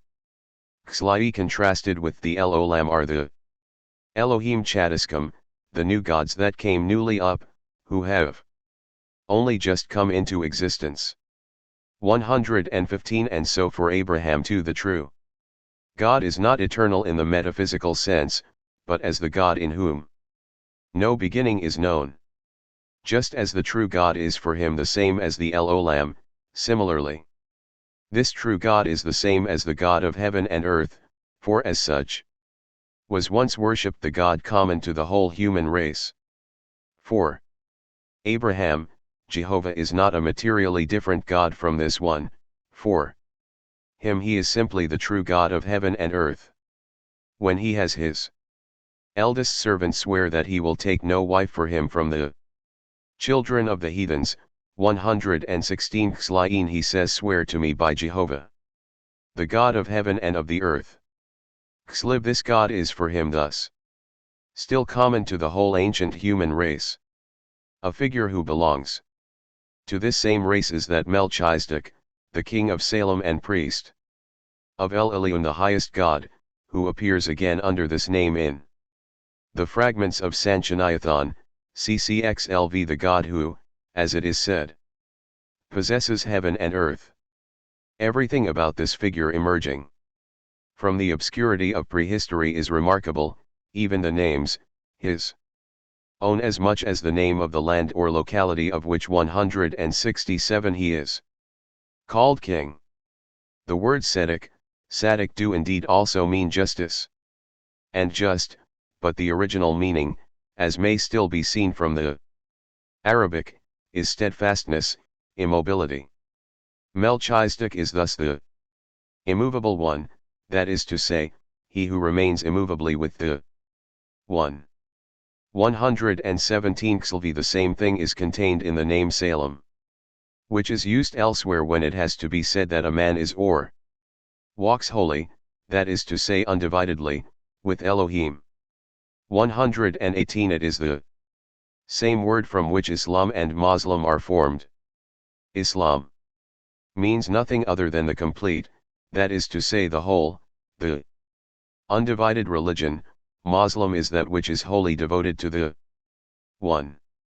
Even that which is quite recent is understood only if one has understood what is most ancient. Those who deny the monotheism of Abraham, or consider his whole story to be a romance, have certainly never reflected on the consequences of Islam. Consequences of such a frightful kind, issuing from a part of humanity which had remained thousands of years in evolution behind the part which it conquered and laid waste before it, that they are only explicable by way of the immense power of a past, which, re-emerging in what has come to be and taken shape in the interval, intrudes destructively and devastatingly. Xlai. Mohammed's doctrine of oneness could never have produced this catastrophic effect if it had not persisted since primeval times in these children of Hagar, who had been passed by without a trace by the whole period from their patriarch until Mohammed. But with Christianity there came into being a religion which no longer merely excluded polytheism as it had been excluded by Judaism.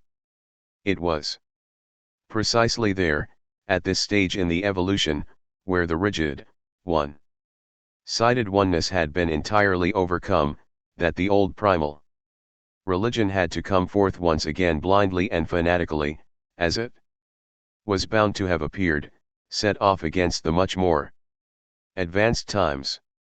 The reaction was not merely towards the idolatry embraced in Muhammad's time, to some extent even among a section of the Arabs who had not abandoned the nomadic life, but far more towards the apparent 168 multitheism of Christianity, to which Muhammad opposed the rigid immobile God of the primal time.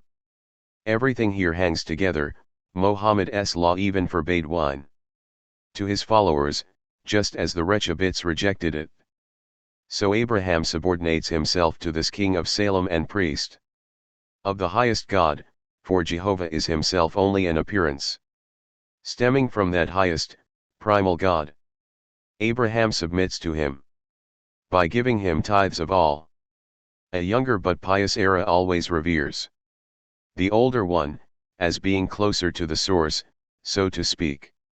Melchizedek came from that race which depended simply, without doubt and without making any distinction, on the primal God, and unknowingly worshipped in him the true God, in contrast to which race Abraham is already in the situation of being to some extent less pure, for he has not remained free from the temptations which came in the wake of the societies, although he has withstood them and has saved from them the true God distinguished and known as such. In comparison, Melchizedek offers Abraham bread and wine, the symbols of the new era, for while Abraham did not become unfaithful to the old bond with the primal God, he would at least have had to distance himself from him, so as to distinguish the true God as such. In contradistinction to the most ancient race, he shares the distancing with the societies, who forsook that bond entirely and entered into another, whose offerings they consider bread and wine to be. For Abraham, Jehovah is simply the primal God in his true, enduring essence. To that extent this God is also for him the El Olam, God of the primal time, the God of heaven and earth. 119 He is also, for him, the El Shaddai. This is his third attribute. The form in itself points to the highest antiquity. Shaddai is an archaistic plural, another plural of magnitude. The basic concept of the word is strength, power, which is indeed no less the basic concept in the likewise very ancient word 169 El, distinguished from Elohim and Elo. El Shaddai could be translated as the strength of the strong, but Shaddai does also stand alone, and seems thus to be associated with El merely through apposition, so that the two together mean the God who is the power and strength exalted above everything. Now Jehovah says to Abraham, I am the El Shaddai. 120. Here El Shaddai has the function of the explanatory predicate, and in contrast to Jehovah the status of what was previously known, thus also of what went before. Now in the second book of Moses 121, there is a famous passage of great historical importance, whereon the contrary the Elohim says to Moses, I am Jehovah, where Jehovah, thus, is presupposed as the God already better known, and I appeared unto Abraham, unto Isaac, and unto Jacob Beel Shaddai, in the El Shaddai. Xlayath. So here we have the explicit evidence that the El Shaddai, that is to say the God of the primal time, was the medium of revelation, or of manifestation, of the true God, Jehovah. Our own view of the first revelation could not have been expressed more clearly than it is here, set in the mouth of Jehovah himself. Jehovah did not appear to Abraham directly, as a consequence of the spirituality of his concept, he cannot appear directly. He appeared to Abraham in the El Shaddai. 122. But now in the second clause there appear the words and in or under my name. Jehovah was I not known to them, the fathers. It is principally these words from which people wish to conclude that the name Jehovah was, in accordance with Moses' own submission, not ancient, but was first taught by him. If one regards the books of Moses from beginning to end as not having been written by him himself, then one could, indeed, take this name right down to the period of David and Solomon. But it is at least possible that the words mentioned are not intended to say 170 what people would like to find in them. The ground rule of the Hebraic style is known to be parallelism, where, that is, there are always two successive clauses which say the same thing in different words, but mostly in such a way that what is affirmed in the first section is expressed in the second through denial of the contrary. For example, I am the Lord, and there is none other beside me, or the honor is mine, and I shall allow it to none other. Xlix. Now if here the first clause says I appeared to the fathers in the El Shaddai, then the second, and in my name Jehovah was I not known to them, can only be repeating the same thing in a negative way. It can only be saying directly, this simply means, in my name Jehovah, without the mediation of the El Shaddai, they knew nothing of me. The Bishmai, in my name, is just another way of writing in my own nature. In the El Shaddai have they seen me, in my own nature have they not seen me.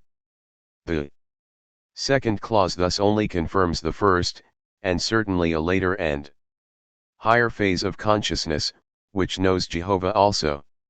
Independently of the El Shaddai, a consciousness such as we have to ascribe to Moses for other reasons too, is indicated by the words.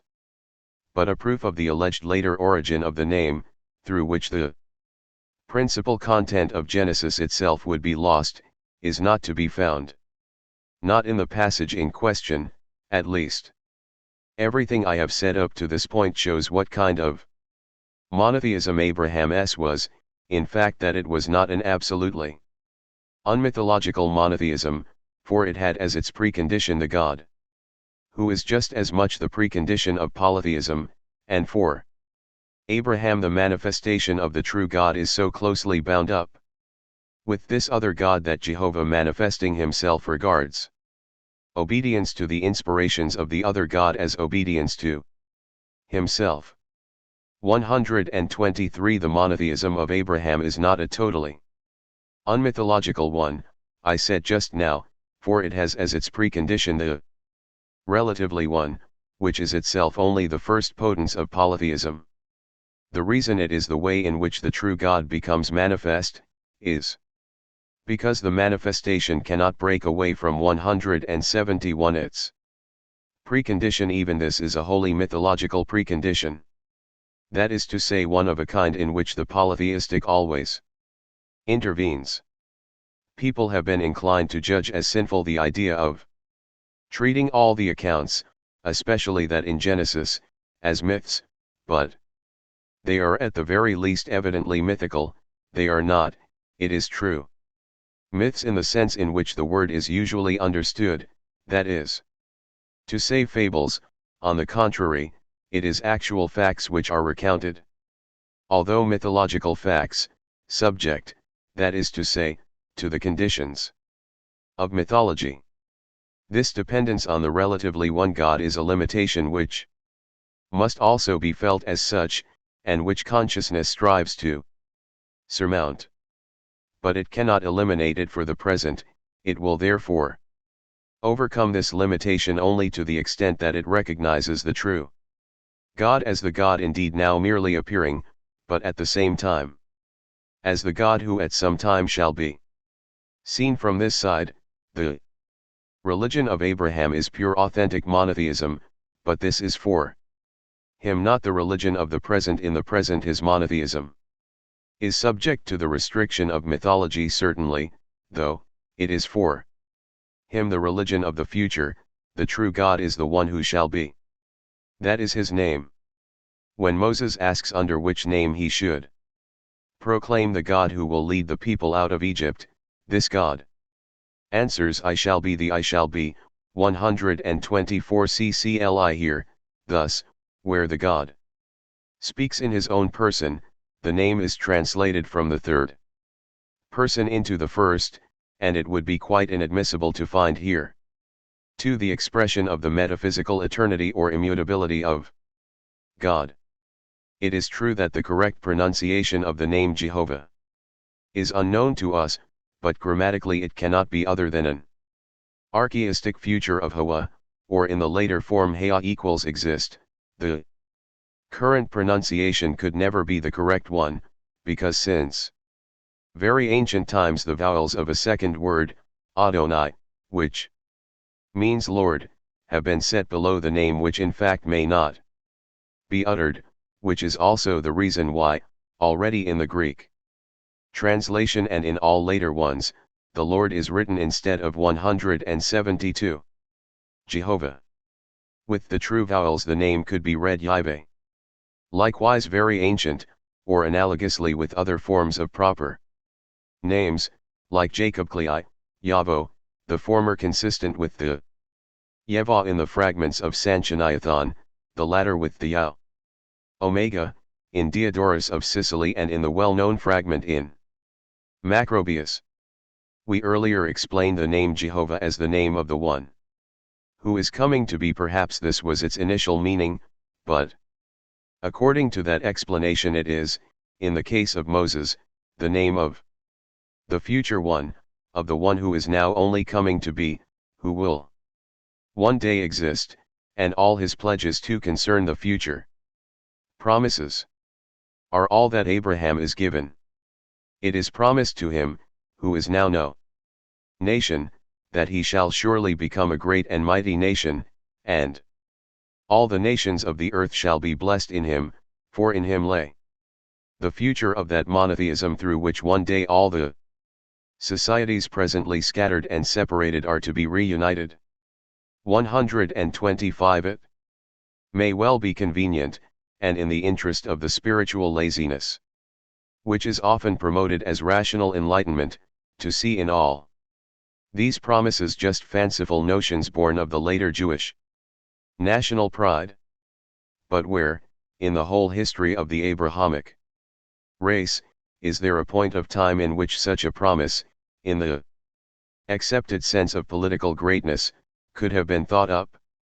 Just as Abraham has to believe in this promised greatness of his people, so also does he believe in the future religion, which will do away with the principle under which he is constrained, and this belief is even accounted to him as consummate religion.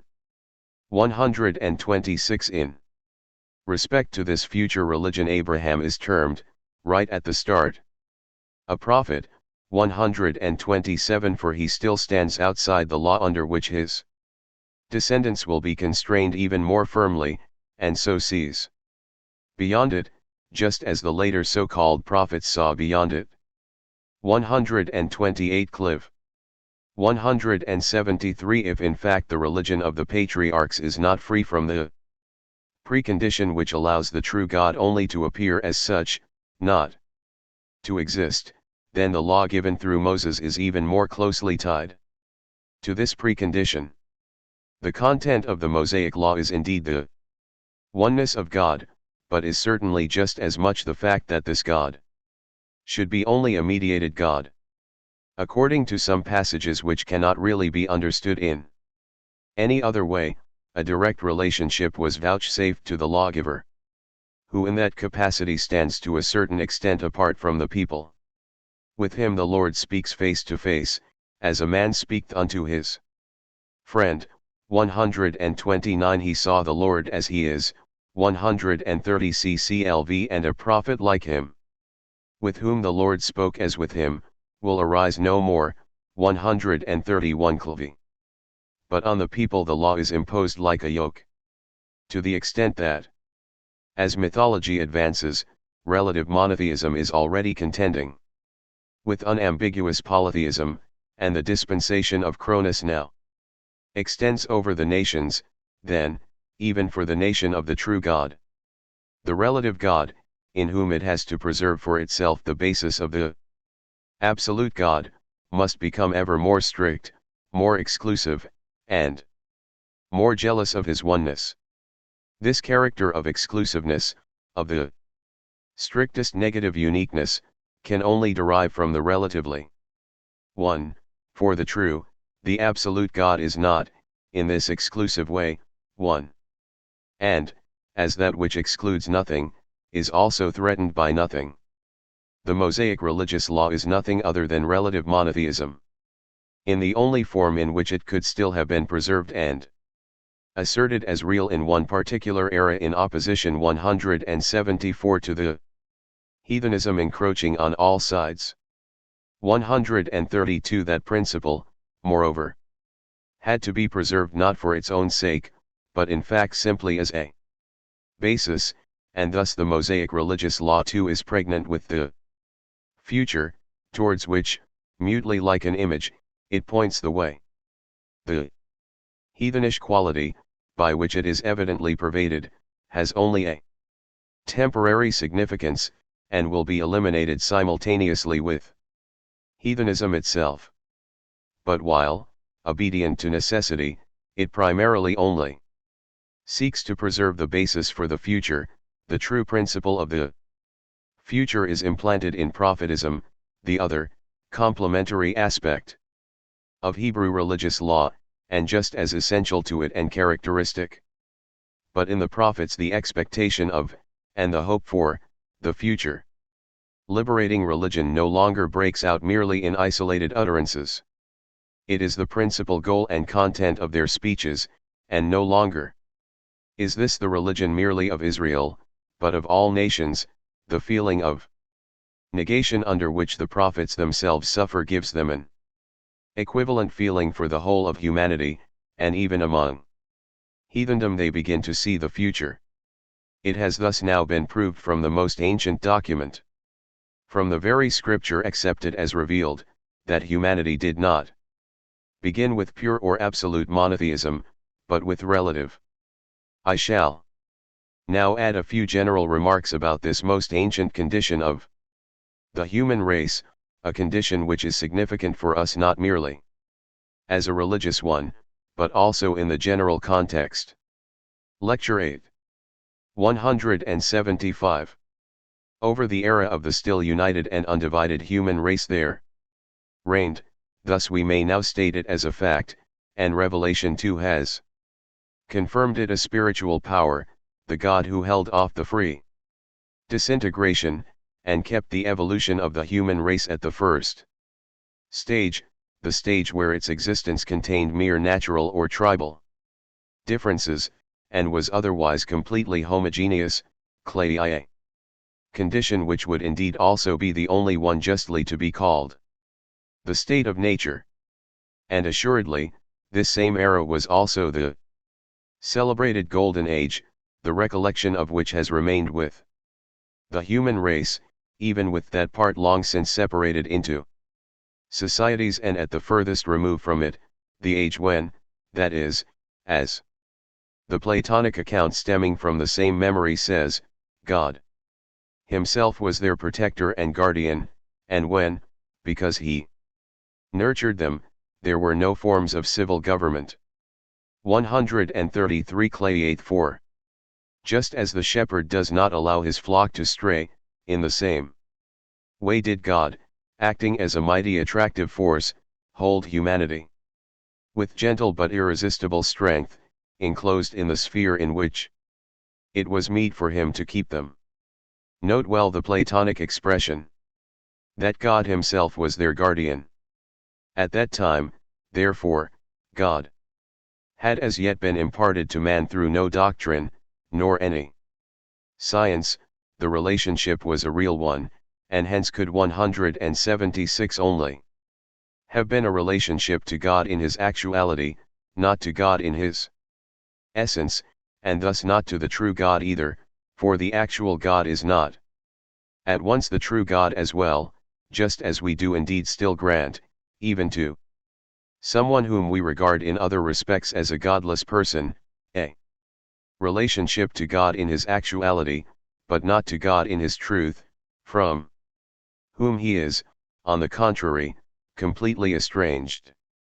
The God of the primeval time is an actual real God, and a God in whom, also, the true God exists, but is not known as such. So humanity worshipped that which it did not know, to which it had no ideal, free, relationship, but only a real one. Christ says to the Samaritans, as is known. These were regarded by the Jews as heathens, so actually he is saying it about the heathens, ye worship ye know not what, we, the Jews, as monotheists, who have a relationship to the true God as such we know what we worship clicks, know at least as something of the future. The true God, the God as such, can only exist in the act of knowing, and in direct contradiction to a well-known and little considered saying, CCLX, but in agreement with the words of Christ, we are obliged to say that the God who was not known would be no God.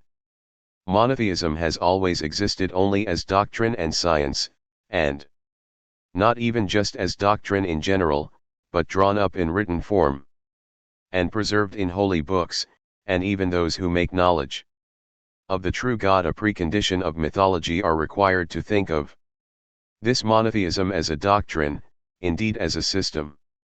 Those who worship the true God, thus God in his truth, can only worship him, as Christ says, in spirit at the same time, and this relationship can only be a free one, just as on the other hand the relationship to God, apart from his truth, of the kind that is espoused in polytheism and in mythology, can only be an unfree one. Once man had fallen from the essential relationship to God, 134.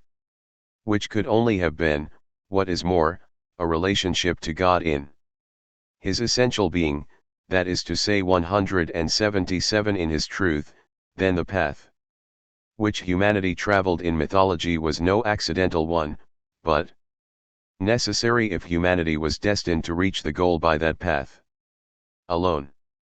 But the goal is the one willed by providence.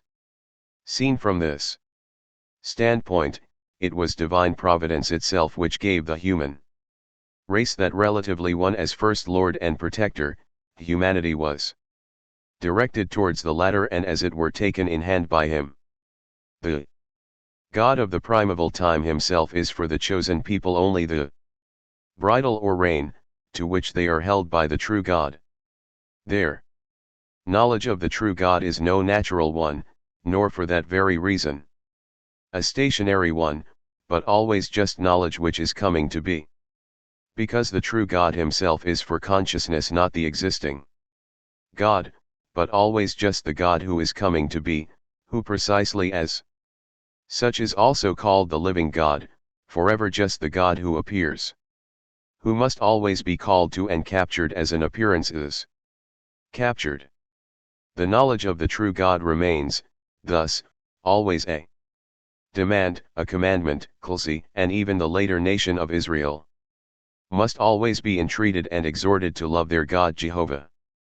That is to say, to hold fast to him with whole heart, with whole soul, and with all their might, because the true God is not the one natural to their consciousness, but must be held fast by a continual, explicit act.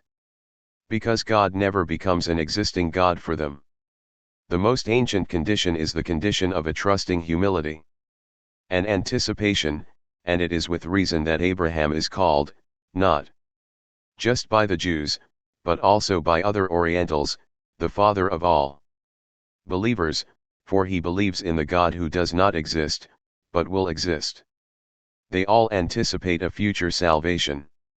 The patriarch Jacob interrupts the benediction with which he is blessing his children, with the words, Jehovah, I await your salvation.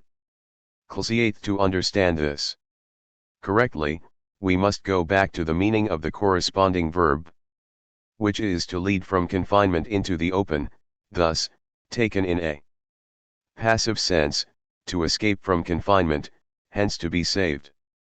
Accordingly, they all anticipate that they will be led out of this confinement in which they have been kept until now, and become free from the precondition of the 178 one-sided monotheism, which God himself cannot now remove, which is imposed upon them, in common with the whole human race, like the law, the necessity.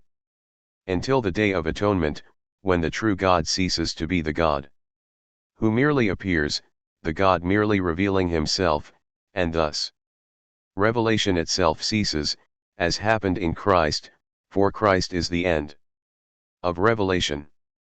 We have no fears of having devoted too much time to the great fact that even the God of the earliest human race was already no longer the absolutely one, but only the relatively one, even if not yet explained and recognized as such, and that thus the human race began from relative monotheism.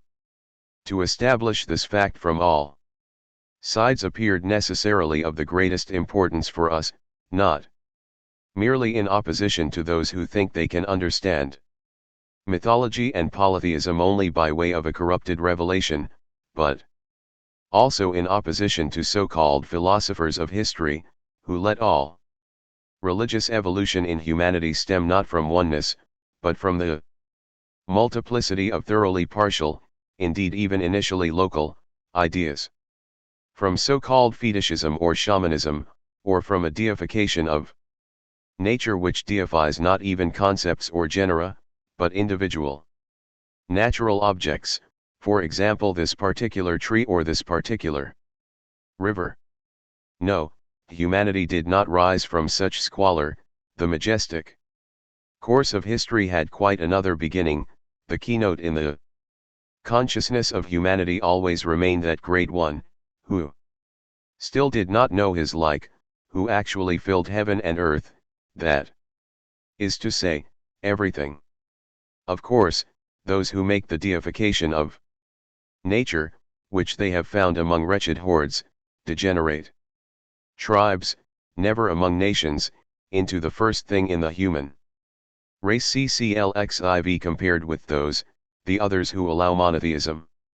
In whatever sense, were it even that of a revealed monotheism, to precede mythology, are on an incalculably higher level. In the meantime the relationship between mythology and revelation has proved to be historically quite different. We have been obliged to see for ourselves that revelation, that the monotheism which is historically demonstrable in some section of 179 humanity, was brought about by precisely that which also brought about polytheism, that thus, far from it being possible to make the one a precondition of the other, the precondition is common to both. And it seems to me that even the adherents of the hypothesis of revelation can in the end only rejoice at this result. Any revelation could only have been directed, after all, towards an actual consciousness, but in the first actual consciousness we find already the relatively one, which, as we have seen, is the first potence of a successive polytheism, thus already the first potence of mythology itself. This potence, though, could not itself have been established by revelation, hence revelation must find it as a precondition independent of itself, and did it not even have need of such a precondition in order to be revelation? Revelation exists only where something which obfuscates is broken through. It thus presupposes an obfuscation, something which has come between consciousness and the God who is to reveal himself. The postulated corruption, too, of the original content of a revelation would be conceivable only over the course of time and history, but the precondition of mythology, the beginning of polytheism, is in existence, just as humanity is in existence, so early. that it is not explicable by any corruption. If men like Gerhard Voss, mentioned earlier, explained individual myths as corrupted incidents from the Old Testament, then it may certainly be presumed that there they were concerned, in fact, simply with the explanation of these individual myths, and that they were far from considering themselves to have thereby also discovered the foundation of heathenism itself.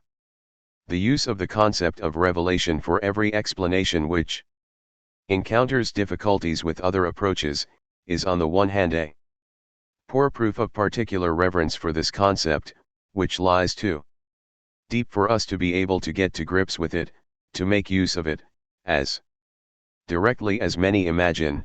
On the other hand, it amounts to giving up any attempt to understand, if one tries to explain something not understood, by way of something else no better, or even less well understood. For as familiar as the word is to many among us, is there, however, anyone who, when he utters it, actually 180 has something in his mind? Explain, one might say, anything you like by way of a revelation, but first explain to us what this itself is, make intelligible for us the specific process, the fact, the event, which you must surely think of in the concept. The genuine advocates of a revelation have always restricted it to one particular era, thus they have explained the state of consciousness, which makes it accessible to a revelation, obnoxium. Reddit, CCLXV as a transient one, just as the apostles of the last and most complete revelation proclaimed that one of its effects was also the elimination of all exceptional phenomena and states, and without these an actual revelation is unthinkable. For Christian theologians it should have been of prime importance to have preserved revelation in this independence of any particular state, which would have to be a precondition for it, so that for them it did not become dissolved, as has long ago occurred, into a merely general and rational relationship, and was retained, rather, in its strict historicity. Revelation, if such a thing is postulated, presupposes a specific exceptional state of consciousness. Every theory which deals with revelation would have to establish the existence of such a state, independent of it. But there may, now, be no fact which sheds light on such an exceptional state except mythology itself, and hence it is far more likely that mythology would be the precondition of a scientific understanding of revelation, rather than the reverse, that mythology could be derived from a revelation. From the scientific standpoint, we cannot set the hypothesis of revelation higher than any other hypothesis which makes mythology dependent on a merely fortuitous fact. For a revelation postulated without concept, and it cannot be postulated otherwise with the insights and scientific means available until now, should be considered to be nothing but a purely fortuitous fact. It could be objected that relative monotheism, from which 181 we consider all mythology to stem, might also be a fact hitherto not understood. But the difference is, that the hypothesis of revelation is put forward as a final one, which cuts off any further regress, while we have no intention of concluding with that fact, but now at once regard it, being historically established and secured, from this side, as we may assume, against any challenge, as the point of departure for a new analysis. Accordingly, first of all, the following reflection will serve as the transition to a further analysis. That one, who does not yet know his like, and who is, for primal humanity, the absolutely one, behaves, nonetheless, as the merely relatively one who does not yet have, but still can have, another apart from himself, and can have, in fact, such another as will relieve him of his exclusive existence. So, With him then the foundation for successive polytheism is in fact already laid. He is, even if not yet known as such, yet in accordance with his nature, the first member of a future succession of gods, of a genuine multitheism. From this and this is now the next necessary conclusion follows the consequence that we know absolutely no historical beginning for polytheism, even taking historical time in the widest sense. In the strict sense, historical time begins with the completed separation of societies. But the completed separation is preceded by the era of the crisis of societies. This, as transition to the historical era, is to that extent genuinely prehistoric, but to the extent that even in it something does after all go on and come to pass, it is only prehistoric in respect to historical time in the strictest sense of the words, but in itself also historical, in fact. Thus it is the prehistoric era or the historical only in a relative way. Against that, the era of the calm, still unshuttered unity of the human race, this will be the absolutely prehistoric era. Now, consciousness in this era, however, is already wholly filled by that unqualified one, who will in the sequel become the first god of successive polytheism. To that extent we know of no historical beginning for polytheism. One might, it is true, perhaps think that it would not be necessary for the whole 182 prehistoric era to have been filled by that god, that indeed even in this era there might be contemplated an even earlier time, when man still communed directly with the true God, and a later time, when he CCLXVI first came under the influence of the relatively one. If one wished to raise this objection, it would be advisable to note the following. With the mere concept of absolutely prehistoric time, any before and after which one might think of within it itself, is eliminated. For if it were still possible, even in it, for something to occur and the assumed transition from the true God to the relatively one would in fact be an occurrence, then it would simply not be the absolutely prehistoric time, but would itself belong to historical time. If there were not one principle in it, but a succession of principles, then it would be a succession of actually distinct times, and thus it itself would be a part or section of historical time.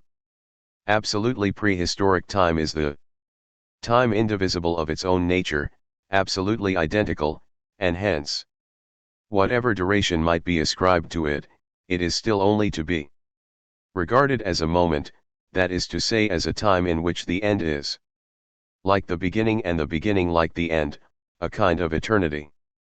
Because it itself is not a succession of times, but just one time, which is not in itself an actual time, that is to say a succession of times, but becomes time, namely the past, only relatively to the time following it.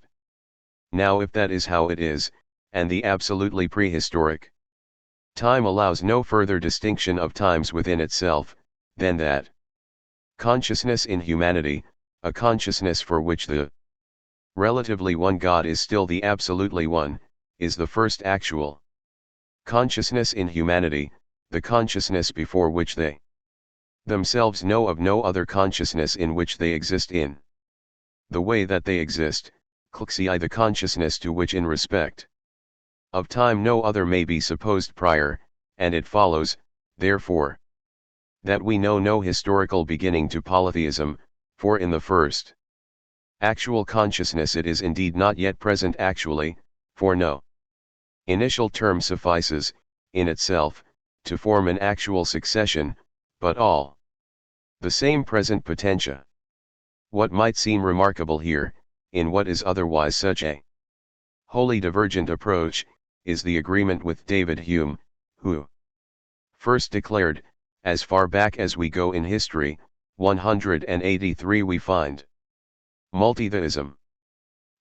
In that, then, we fully concur with him, even if The imprecision and even the inaccuracies of his exposition 135 lead us to regret that the preconceived opinions of the philosopher here allowed the industriousness and accuracy of the historical researcher to appear dispensable.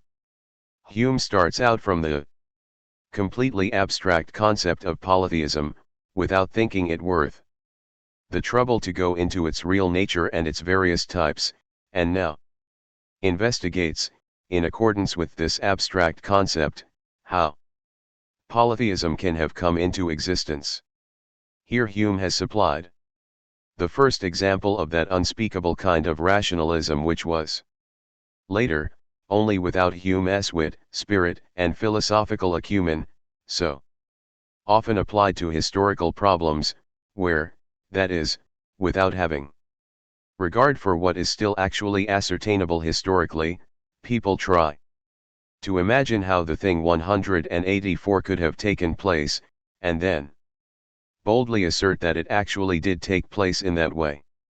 Especially typical of his era is the way that Hume completely sets aside the Old Testament, just as if, simply because it is regarded by Jews and Christians as Holy Scripture, it would lose all historical value, or as if these scriptures ceased, because they are principally used only by theologians and for dogmatic ends, to be a source for the knowledge of the most ancient religious ideas, a source with which, for purity as for age, none is comparable, and whose preservation is itself, so to speak, a miracle. The Old Testament in particular has served to show us in what sense multitheism is as old as history. Not in the sense of a Humean polytheism, but in the sense that with the first actual consciousness the first elements of a successive polytheism were also already introduced. But this, now, still no more than the fact, which may not remain unexplained, that it must be explained, means, even this consciousness which is already mythological potentia can only be one which has come to be. But as we have just seen, not one which has come to be historically. The process through which that consciousness, which we find already in the absolutely prehistoric time, came to be, can thus only be a suprahistorical CCLXX process. Just as earlier we advanced from the historical into the relatively prehistoric, then into the absolutely prehistoric, so here do we see ourselves obliged to go on from that last into the suprahistorical, and just as earlier from the individual to the society, and from the society to humanity, so now from humanity to the original man himself, for in the suprahistorical only he may still be contemplated. But we find ourselves obliged also by another necessary consideration to go on at once into the suprahistorical, by a question which until now had been held back only because the time for its discussion had not yet come. We have seen humanity, in its own estimation, as old as time in its relationship to the relatively one. But now, apart from both true monotheism and the merely relative kind, which is monotheism 185. Only because it still harbors its opposite apart from both of these. There is a third possibility: consciousness could have had no relationship of any kind to God, not to the true God, nor to the God who has to exclude another. So for the fact, then, that it has a relationship to God at all, for that fact the basis can lie no longer in the first actual consciousness, it can only lie beyond that. But beyond the first actual consciousness nothing more is conceivable. But man, or consciousness in its pure substance prior to all actual consciousness, where man is not consciousness of himself, for this, without a process of becoming conscious, that is to say without an actus, would be inconceivable, and thus, since he must, after all, be consciousness of something, can only be consciousness of God, not a consciousness associated with an actus, thus with an act of knowing or willing, for example, and thus can only be purely substantial consciousness of God. Original man is that which establishes God not actu, but natura sua, clasi, and indeed since God considered merely in general is only an abstract term, but just the relatively one already belongs to the actual consciousness. There remains for the primal consciousness nothing but that it is that which establishes God in his truth and absolute unity. And so, admittedly then, if it is permissible at all to apply to such an essential establishing of God an expression which properly designates a scientific concept, or if we wish to understand in monotheism no more than just the establishing of the true God in general, the final precondition of mythology would be monotheism. But, as you certainly now see, firstly a suprahistorical monotheism, and secondly not a monotheism of the human understanding, but of human nature, because man in his original essence has no other meaning than to be God establishing nature, because in origin he exists only in order to be this God establishing essence, thus not nature existing for itself, but nature turned towards God.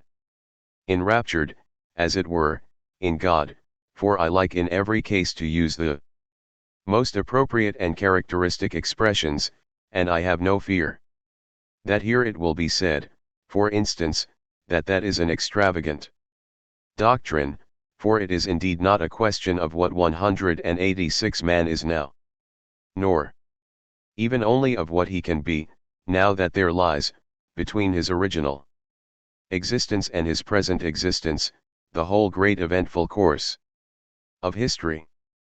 Certainly the doctrine which might maintain that man exists now only in order to be that which establishes God would be extravagant.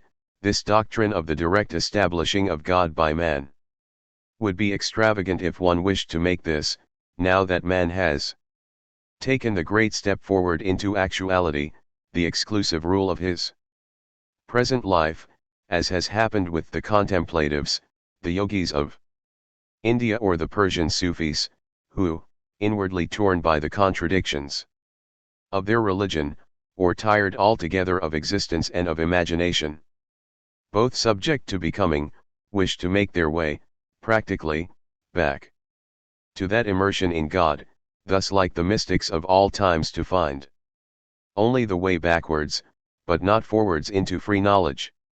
It is a question which must be raised not merely in an investigation of mythology, but in any history of humanity, how human consciousness could from the beginning, indeed before all else, have been occupied with ideas of a religious nature, could have been, indeed, entirely taken up by such. But what happens in so many cases like this, that by putting the question wrongly the answer itself is made impossible, has happened here too. Clasi, the question was, how does consciousness arrive at God?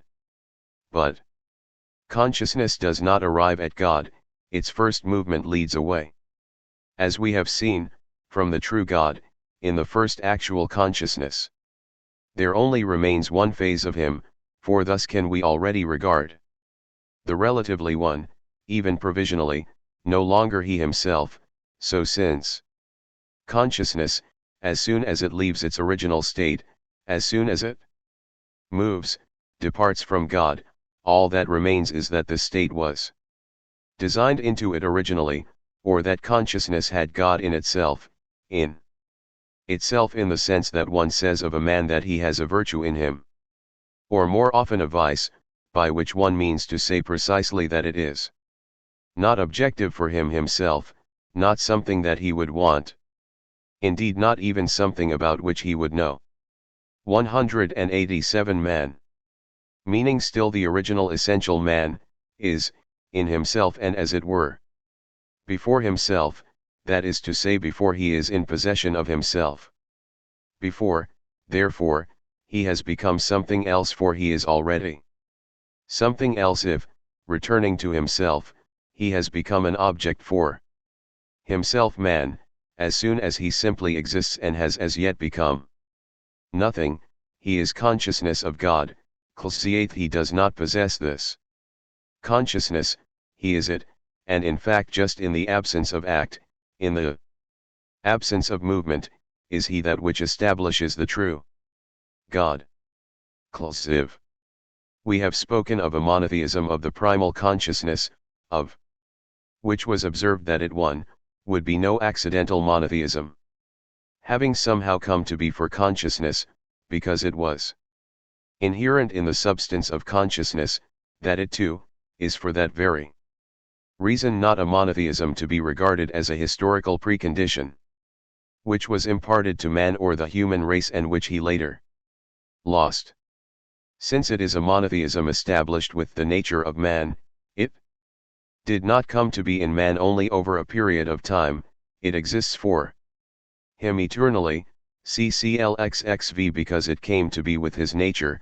3, and we shall also have to admit that this monotheism of the primal consciousness is not one which knows itself, that it is only a natural, blind monotheism, which has yet to become known. If, now, in consequence of this definition, someone were to go on to argue that in a blind monotheism there could be no question of a differentiation, no question of consciousness, that is to say of formal consciousness, as such of the true God, then we can fully concede this, and furthermore if it is said that resting as it does on an absorption of the human essence in the divine, it would suffice to designate that consciousness as a natural or essential theism, then we shall not quarrel with that either, especially since it is necessary, in the proper separation of the concepts and their designations, to introduce theism as that which is common to, and that which precedes in common, genuine, monotheism and polytheism, their indifference, their equal possibility, and our intention can indeed be no other but to allow polytheism just as much as monotheism to issue from the primal consciousness.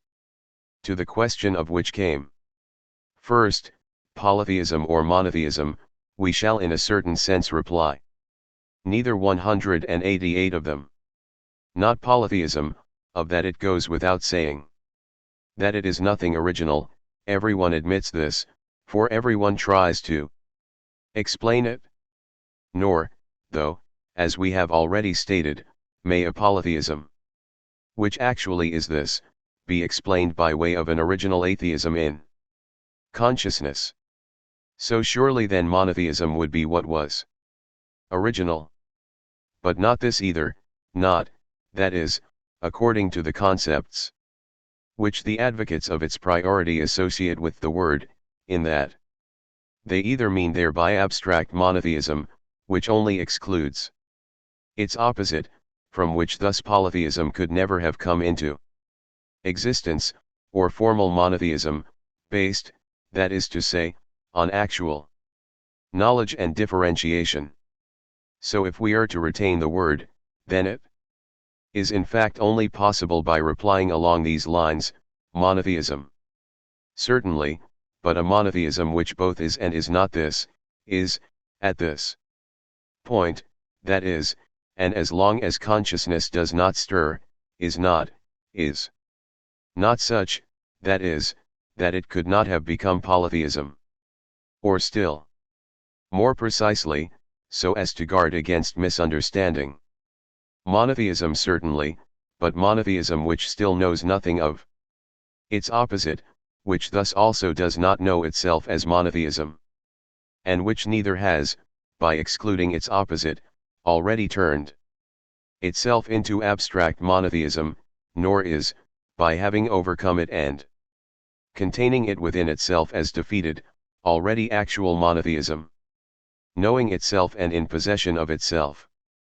But now we certainly see that the monotheism which, towards polytheism, just as much as towards the future formal monotheism, based on actual knowledge, behaves only as the common possibility or material, is itself merely material monotheism, and this cannot be distinguished from simple theism, if that theism is understood not in the abstract, contemporary sense, but in the one established by us, where it is precisely the equal possibility of both.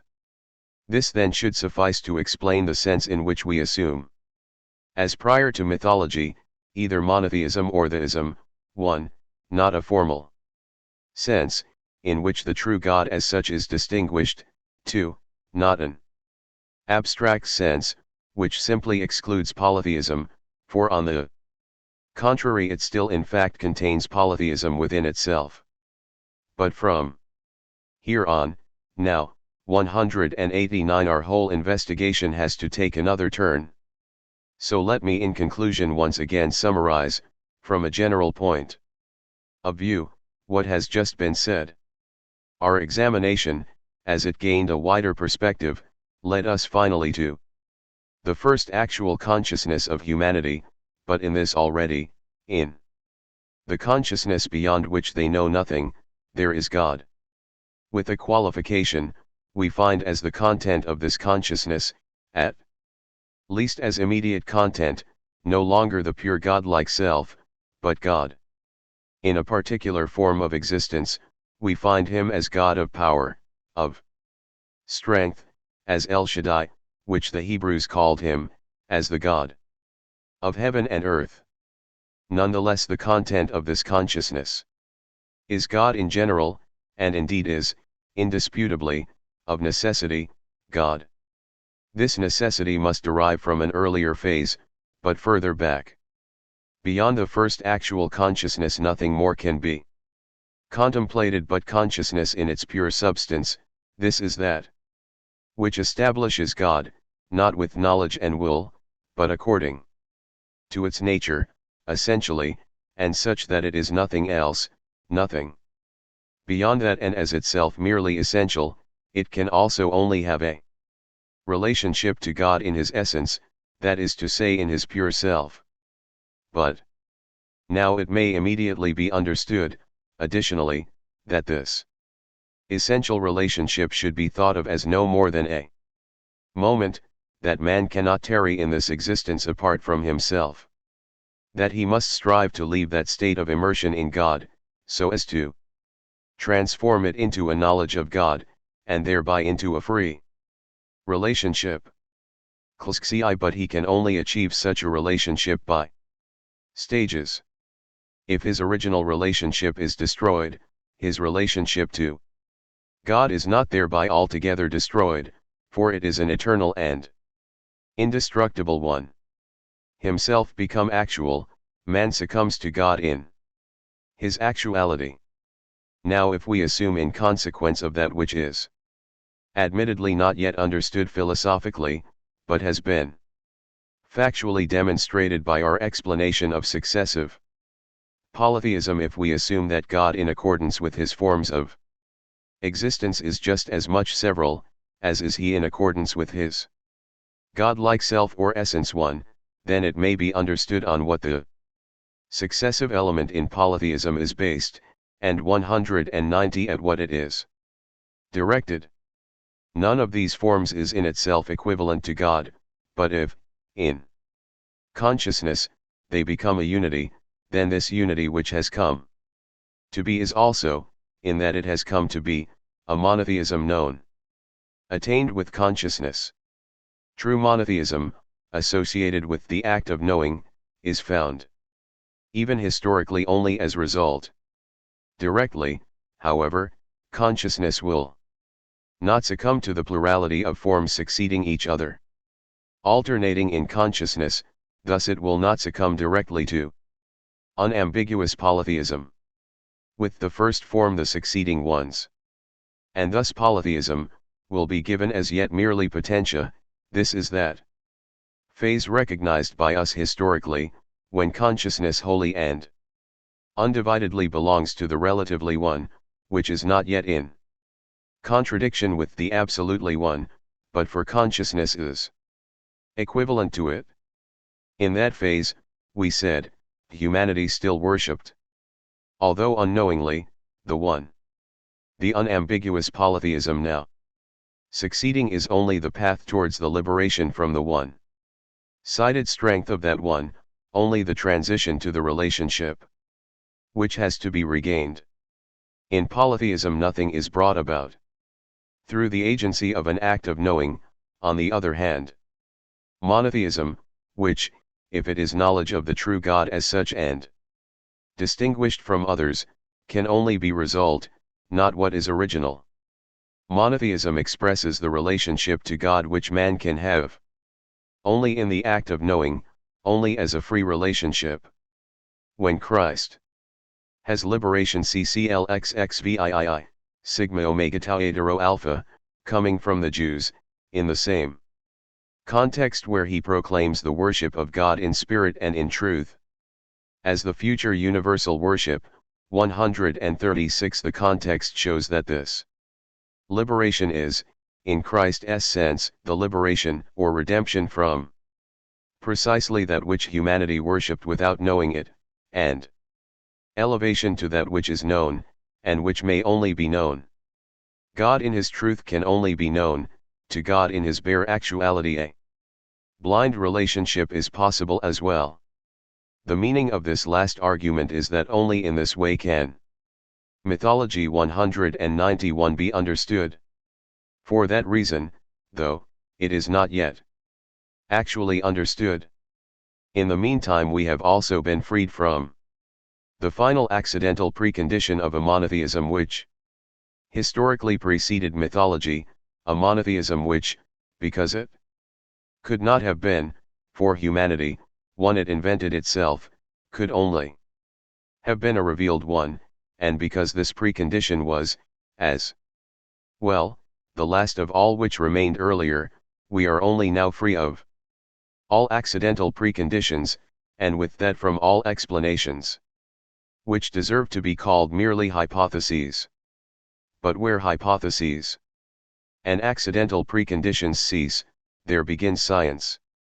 Those accidental preconditions could only have been, in the nature of the subject, of a historical kind, but instead they have shown themselves, through our analysis, to be unhistorical ones, and apart from consciousness in its substance, and the initial movement, indisputably to be regarded as natural, through which consciousness sustains that qualification CCLXXIX by means of which it becomes subject to the mythological succession.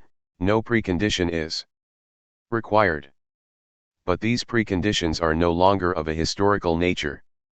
The limit of the possible historical explanations was reached with the prehistoric consciousness of humanity, and all that was left was the path into the suprahistorical. The blind theism of the primal consciousness, from which we start out, may only be characterized as a suprahistorical theism, since it is established with the essence of man before any movement, thus also before any happening, and in the same way, that movement through which man, removed from the relationship with the divine self, succumbs to the actual God, may be thought of only as a suprahistorical event. But now, with preconditions like this, the whole method of explaining mythology changes too, for we shall understandably not yet be able to go on to the explanation itself, but that method of explanation which is, after the preconditions just described, the only one possible, may already be perceived, even if only in a preliminary way. First of all, then, it will become clear through the following observations how, with these preconditions, every merely accidental way of coming into being would be eliminated of its own accord. 192 The foundation of mythology is already laid in the first actual consciousness, and polytheism, thus, already came into existence in essence with the transition to this. From this it follows that the act through which the foundation for polytheism is laid is not itself within the actual consciousness, but lies outside this. The first actual consciousness is found already with this affection, through which it is separated from its eternal and essential existence. It can no longer go back to that, and it can as little go beyond this qualification as beyond itself. Hence this qualification has something incomprehensible for consciousness. It is the unwanted and unforeseen consequence of a movement which consciousness cannot reverse. The origin of the qualification lies in a region to which consciousness no longer has access, once it has been separated from it. That which has intruded, that which is accidental, is transformed into something necessary and immediately assumes the form of something which can now never be eliminated. The alteration of consciousness consists in the absolutely one God no longer dwelling in it, only the relatively one. But this relative God is succeeded by the second not by chance, but in accordance with an objective necessity which we do indeed not yet understand, but are no less for that reason obliged to recognize as such, as objective, in advance. With that first qualification, thus, consciousness at the same time becomes subject to the necessary succession of representations by way of which genuine polytheism comes into existence. Once the first affection has been established, the movement of consciousness through these successive forms is one of a kind in which thought and will, reason and freedom, no longer play a part. Consciousness became caught up in this movement unawares, in a manner now no longer comprehensible to it itself. The movement behaves in respect to consciousness like its fate, like its doom, in the face of which it can do nothing. It is, for consciousness, a real force, that is to say a force now no longer under its control, which has taken it over. Prior to all thought, consciousness has already been captured by that principle, whose purely natural consequence is multitheism and mythology. Therefore admittedly not in the sense of a philosophy which 193 has man beginning from animal obtuseness and meaninglessness, but certainly in the sense which the Greeks suggested in various very characteristic expressions like theta epsilon pi lambda epsilon kappa tau omicron, theta epsilon omicron beta lambda alpha beta ccl xxx and so on, in the sense, thus, that consciousness is afflicted by the one-sided one and as it were struck down anyway.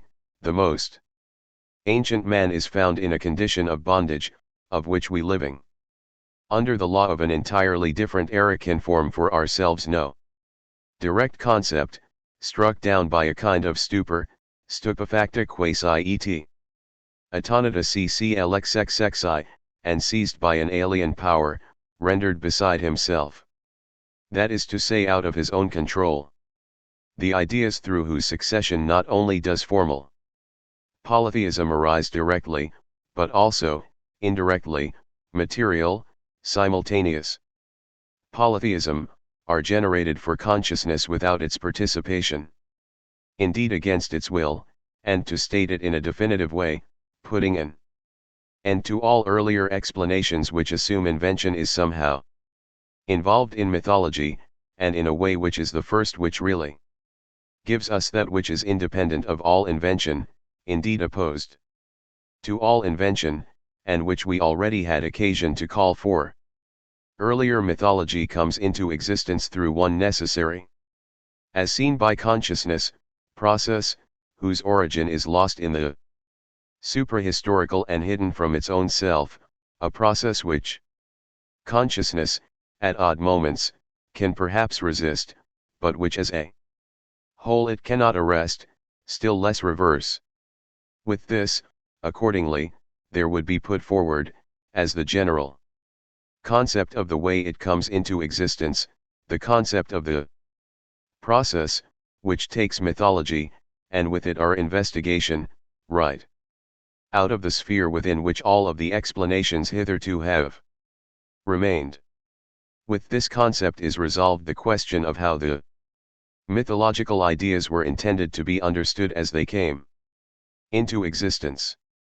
The question about how the mythological ideas were intended to be understood, points to the difficulty or impossibility, in which we find ourselves, of accepting that they were intended to be understood as truth.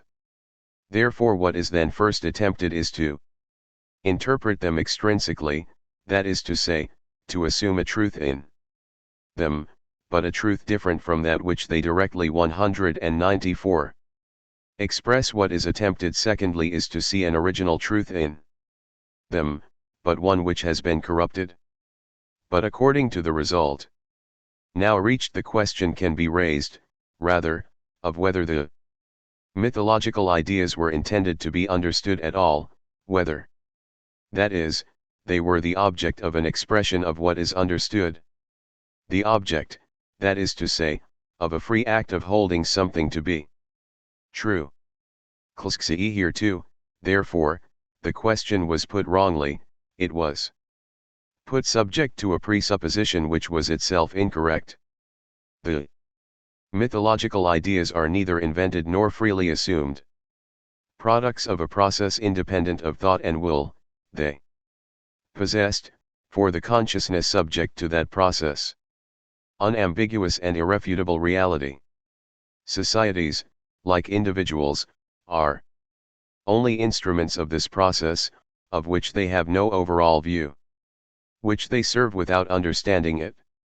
It is not in the power of societies to escape these ideas, to accept them or not to accept them.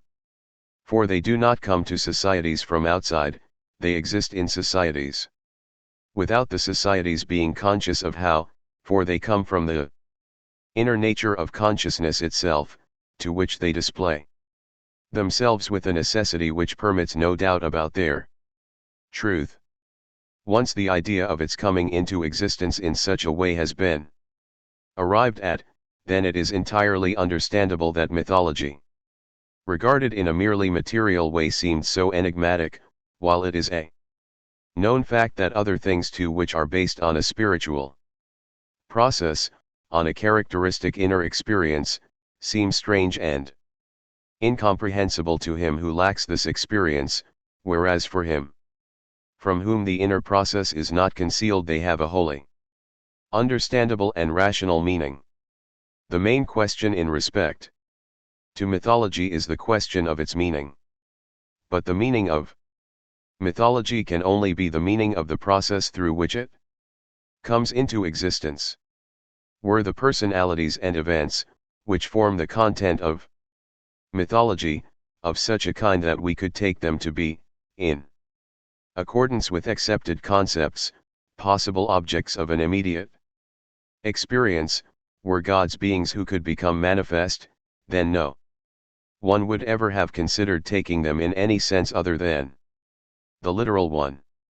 195. The belief in the truth and objectivity of these representations, a belief which we would certainly have to ascribe to heathenism, lest it became itself a fable for us, would have been explained quite simply by an actual experience of that earlier humanity.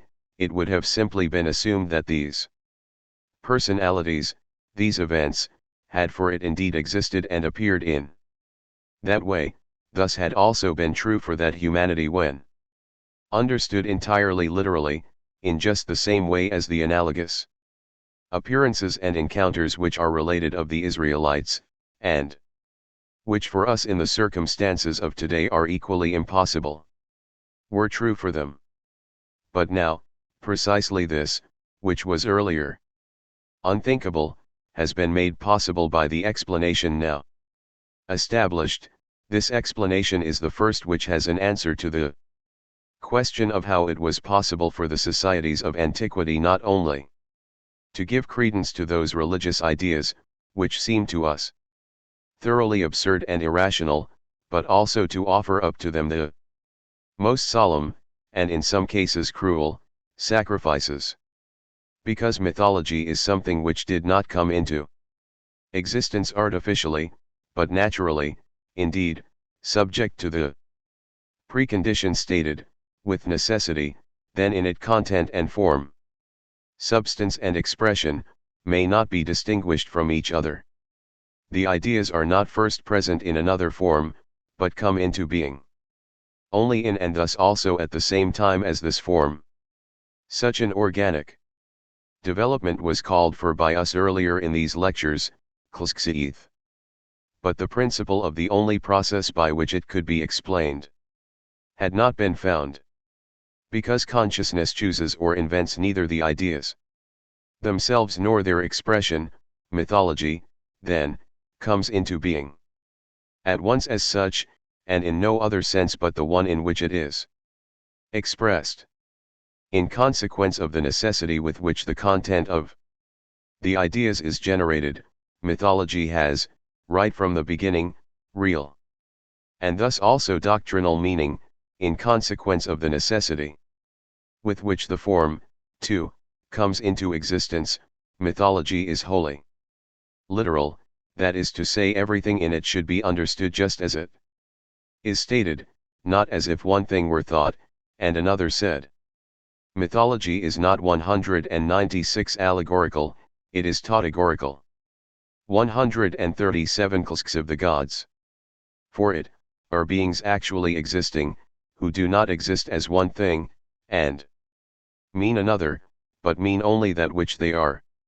Earlier, literality and doctrinal meaning were set up in opposition to each other. But the two, literality and doctrinal meaning, may not, according to our explanation, be separated, and instead of relinquishing the literality for the sake of some doctrinal sense, or, like the poetical viewpoint, saving the literality, but at the cost of the doctrinal meaning, we are, on the contrary, in fact obliged by our explanation to maintain the all-encompassing unity and indivisibility of the meaning. In order to demonstrate the principle of unqualified literality at once in practice, let us recall that in mythology two phases were distinguished. 1. The polytheistic, in respect to 197. This we shall therefore maintain, after discarding every extrinsic meaning, that it is actually about gods. What this means needs no further discussion. After the earlier explanations, all that has been added since then is the ascertainment that the process giving rise to mythology already has its basis and its beginning in the first actual consciousness of humanity. From this it follows that the representations of gods could, at no possible or presumed time, have been left to that accidental emergence which is assumed in the usual hypotheses, and that in particular, for a presumed pre-mythological polytheism, as is presupposed, in part, by those explanations, there is just as little a time left over, as is there for the reflections on natural phenomena, out of which, for Heine, Hermann, or Hume, mythology is supposed to have emerged, since the first actual consciousness was already in the nature of the thing a mythological one. That polytheism, a polytheism in name only, is supposed to be based on fortuitous representations of invisible all-powerful beings, but there was never, originally, a part of the human race which was in the position to arrive at representations of gods in such a way. This polytheism, prior to mythology, is thus a mere scholastic figment. It is, dare we say, historically proven that before the mythological polytheism there could have been no other, that there never was a polytheism other than a mythological one, that is to say one which is established by the process demonstrated by us, none, therefore, in which there the subject permitted, he blithely serves up for his unhabituated compatriots, albeit with a certain irony, expressions such as subject, object, and the like, were not actual gods, none, that is to say, in which the final content would not have been God. But mythology is not merely polytheism in general, but too, historical polytheism, to such an extent that a polytheism not, potentia or actu, historical, could also not be called mythological. but with respect to this phase, too, we should keep a firm hold on the unqualified literality.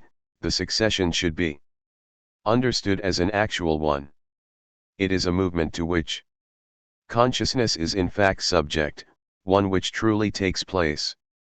Even in the specific details of the succession, that this God, and no other, precedes or follows that God, there is not arbitrariness, but necessity.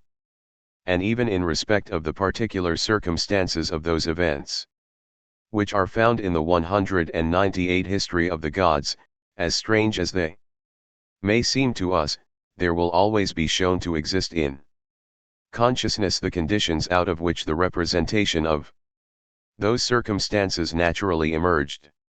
The castration of Uranus, the dethronement of Cronus, and the numerous other deeds and events in the history of the gods, need not be taken other than literally in order to acquire an intelligible and comprehensible meaning.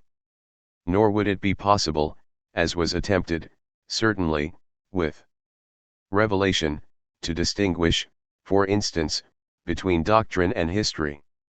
To regard the latter as a mere form of expression for the former. Doctrine does not exist apart from history, but in fact history itself is also doctrine, CCLXXXV, and conversely, the doctrinal element in mythology is contained precisely in its historical quality. Regarded objectively, mythology is that which it gives itself out to be, actual theogony, history of gods, since, however, actual gods are only those at the basis of which God lies.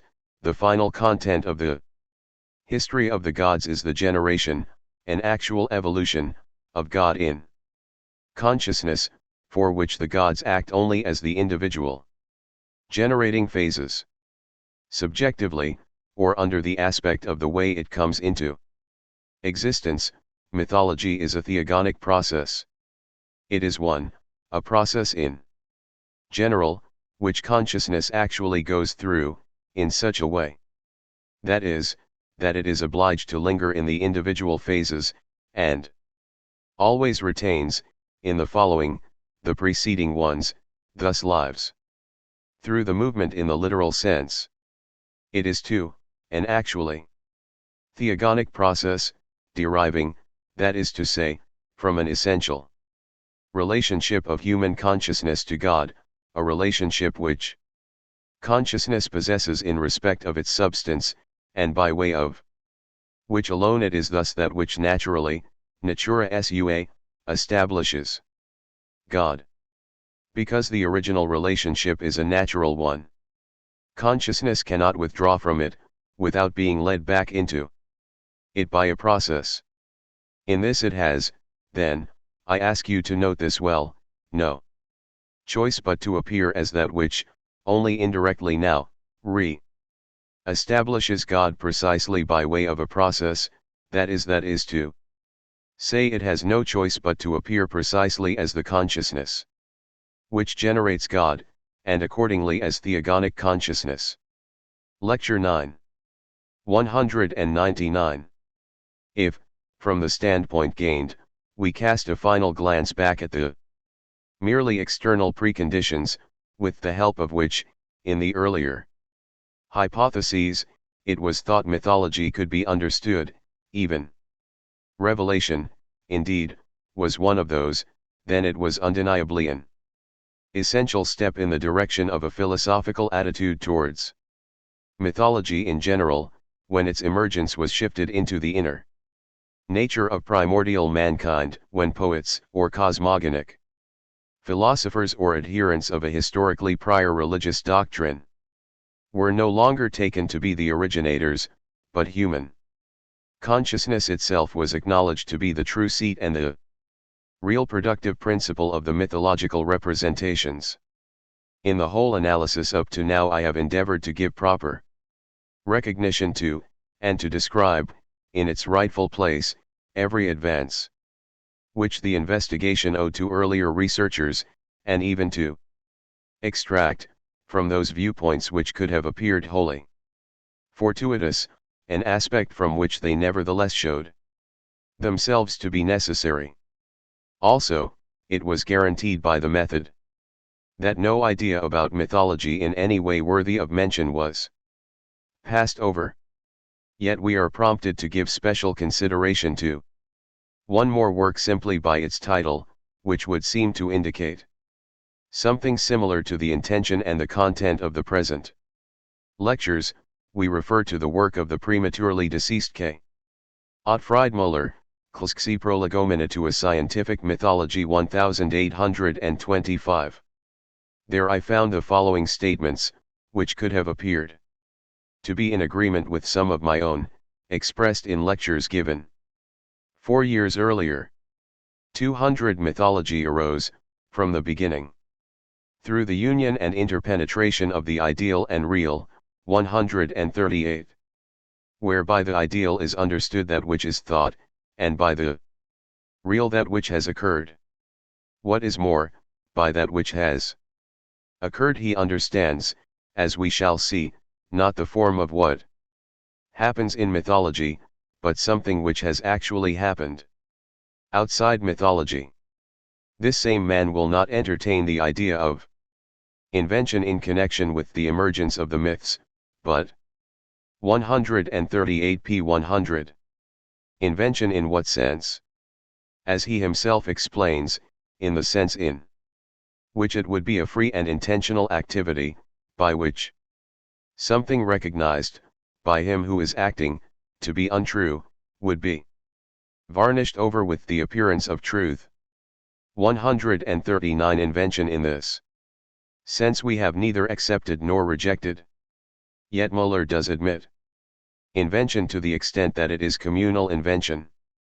This is clear from his assumption that in the association of ideal and real in the myth a clear necessity prevailed, that the shapers, that means inventors, presumably, of the myth were led to it, to the myth, presumably, by impulses which affected all in common, and that in the myth those distinct elements, the ideal and the real, merged. Without 140 those, through whose agency it took place, having themselves recognized the distinction between them, or having become conscious of it. This would thus come back to that communal constructive urge, probably of a myth-engendering society, which we too pointed out earlier 141 as a possibility which, however, was there rejected as well. It seems that this interpenetration of the ideal and real in their application to mythology, for the learned gentleman probably had the general idea, at any rate, from a philosophical school, appeared obscure and mystical to many antiquarians. O. Müller tries, 201 therefore, to explain it with the help of examples, and it is there that we shall obtain a clear view of his meaning. The first of these examples is drawn from the pestilence in the first book of the Iliad, where, as is known, Agamemnon offends against the priest of Apollo, and the priest then implores the god to revenge him, the god who thereupon brings down the pestilence, and where, assuming the facts that is to say, then, that the daughter of a priest of Apollo was demanded back in vain by her father, the father was turned away with scorn. Whereupon the pestilence broke out where, assuming these facts to be correct, all those who were filled with the belief in Apollo's vengeful and punitive power at once, each independently and with one accord, formed the association that Apollo had sent the pestilence at the request of his priest, wronged by the refusal to return the daughter, and each person gave utterance to this association with the same conviction as the facts. Here one can see how much what had happened meant for him, which he had seen for himself. It seems possible to conclude from this that the explanation put forward is, in its author's own view, not at all considered to extend to the only enigmatic aspect, namely how men came to be convinced of the existence of an Apollo and his vengeful and punitive power, not to extend, thus, to the true content of mythology itself, for that story in the first book of the Iliad belongs as little to mythology itself as does the story of the Legio Fulminatrix, Clxxiath, or the like, belong to the Christian doctrine itself. After I had found this, I perceived that O Muller s prolegomena have nothing in common with the philosophy of mythology. This philosophy relates to what is original, to the history of gods itself, not to the myths which arise after a historical fact is associated with a deity, Clxxix, and for this reason it was also not possible to discuss O. Muller s among the earlier viewpoints concerning mythology, because it simply does not relate to true mythology. For with the question of how these stories derived from mythology arose, the philosophy of mythology does not concern itself. That would be just as if, where the meaning of Christianity is being discussed, someone were to speak of Legends 202 and wish to explain how these arose. Naturally, out of the abundance of the heart the mouth runneth over. Once filled with ideas of gods, they will have mingled these into all their affairs, thus into all their stories too, and so admittedly, without prior agreement, without intention, and with a kind of necessity, myths in O. Muller's sense will come into being. Now if, in this whole analysis, I have gone out of my way to be historically faithful to my predecessors and have tried to render to each of them what is his own, it will not be possible to take me amiss if I apply this fairness to myself too, and vindicate that first step without which I would certainly never have been induced to give lectures relating to mythology, of seeking the idea, the seat, the subjectum agens ccxc of mythology in human consciousness xi itself. This idea of putting human consciousness itself in the place of inventors, poets, or individuals in general, later found a counterpart in the attempt to make, for the doctrine of revelation, the Christian consciousness the bearer and the support of all Christian ideas. Although in this case, it seems, it was more that the means was sought to be rid of all objective questions, while in the case of mythology it was, rather, a matter of winning objectivity for the mythological representations. Goethe expressed the view, for the moment I do not know on what occasion, that anyone who wishes to get some work done and not to be disturbed, would do well to keep what he is doing as far as possible secret. The least of the disadvantages which he might otherwise expect, if by chance he is thought to know where a treasure is to be unearthed, is that he should be prepared for many people to aspire to find the treasure in great haste before him, or if they are really polite and selfless, for them at least to want to be of assistance to him in its unearthing.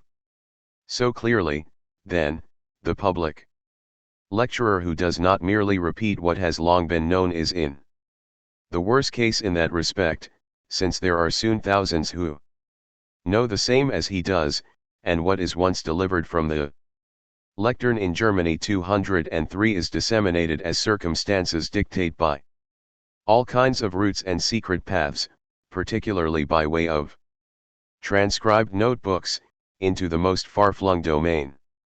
It has often been misinterpreted, and censured one moment as a confession of poverty of ideas, the next as ignoble resentment, if academic teachers do not react with complete indifference to the unauthorized appropriation of ideas communicated by them purely orally.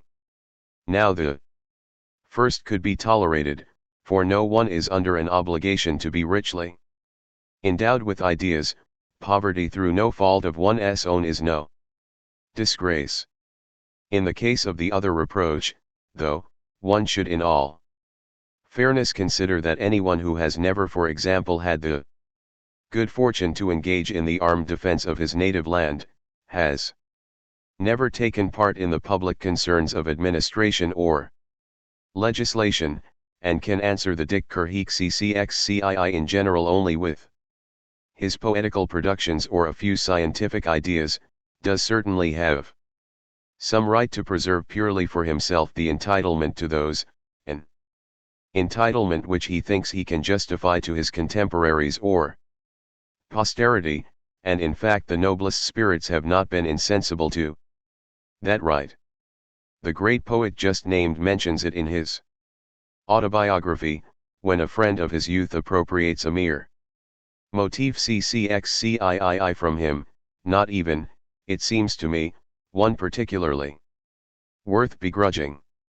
If it is said that it well befits the rich man to give something of his abundance to the poor, then indeed there is no lack of opportunity for anyone who has his own thoughts about scientific subjects or subjects arising out of everyday life, and is accustomed to confiding them to others, quietly to exercise this Christian virtue.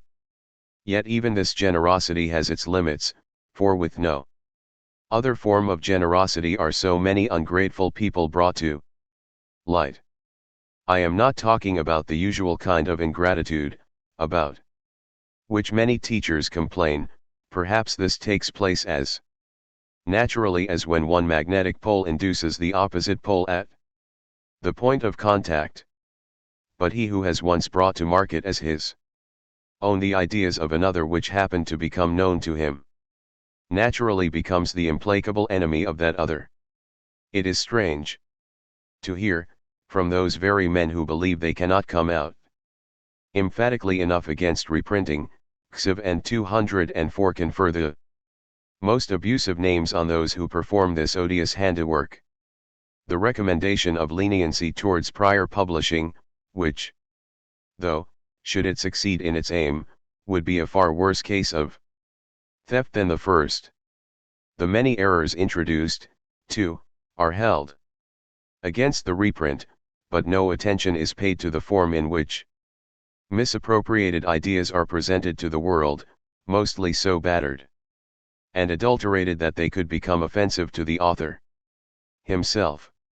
To use notebooks containing the transcribed words of a public lecturer who communicates not what is already known, but new and distinctive ideas, means wanting to learn from him, without acknowledging oneself to be his pupil, and means at the same time trying to gain an advantage over fellow students who either lack the opportunity for such employment or who scorn it, for he, too, who takes care to avoid using them for material ends, has at least gained an advantage in respect of the method, the treatment, and the mode of expression, if these are new and distinctive. Incidentally, if there is less fuss made about all this now, then the reason is that in the end due recognition is always given to the true author, and instead of sic vos non vobis the other saying is borne out, sic redit ad dominum, quod fut ante suum. CCXCV. Our last result was that mythology in general comes into existence by way of a process, specifically by way of a theogonic process, in which human consciousness is held fast by its essential being. Once this concept has been gained, then in accordance with the course followed in this whole investigation, this same concept immediately becomes in turn the point of departure for a new analysis. Indeed, that very process will be the sole subject of the science to which the lectures up to now have served as an introduction. It will not have escaped you that for the moment we have only used that result to bring out the subjective meaning of the process, the meaning which it had for the humanity involved in it. This had to be taken care of before all else, too, for this whole investigation began with the question of what mythology means. Originally, to those, that is to say, for whom it came into being. So as far as this question 205 is concerned, a completely satisfactory resolution has been reached, and this investigation may be regarded as concluded. But for that very reason we are spurred on to the higher question of what the process means, not in respect to the consciousness subject to it, but what it means in itself, what it means objectively. Now we have seen that the ideas which are generated in that process have a subjective necessity for the humanity caught up in it, and in the same way a subjective truth too. In fact this, as you will certainly understand, would not prevent the same ideas, regarded objectively, from being, nonetheless, false and fortuitous, and also in this sense explanations are conceivable which, because they only become possible from the present standpoint of subjective necessity, could not have been discussed earlier. All the earlier explanations remained, together with their preconditions, within historical time. We have now put forward an explanation which goes back to a suprahistorical process, and here we do in fact find predecessors who could not have been considered earlier. It is a very old view, which derives heathenism, like all corruption in mankind, solely from the fall. This derivation can take on now a merely moral coloring, now a pietistic or mystical one. But in every form it deserves recognition for the sake of the insight that mythology is incapable of being explained without a real dislodgement of man from his original standpoint. Here it agrees with our explanation, but against that, now the course of the explanation will be different, particularly in so far as it finds it necessary to bring in nature and to explain polytheism by way of deification of nature.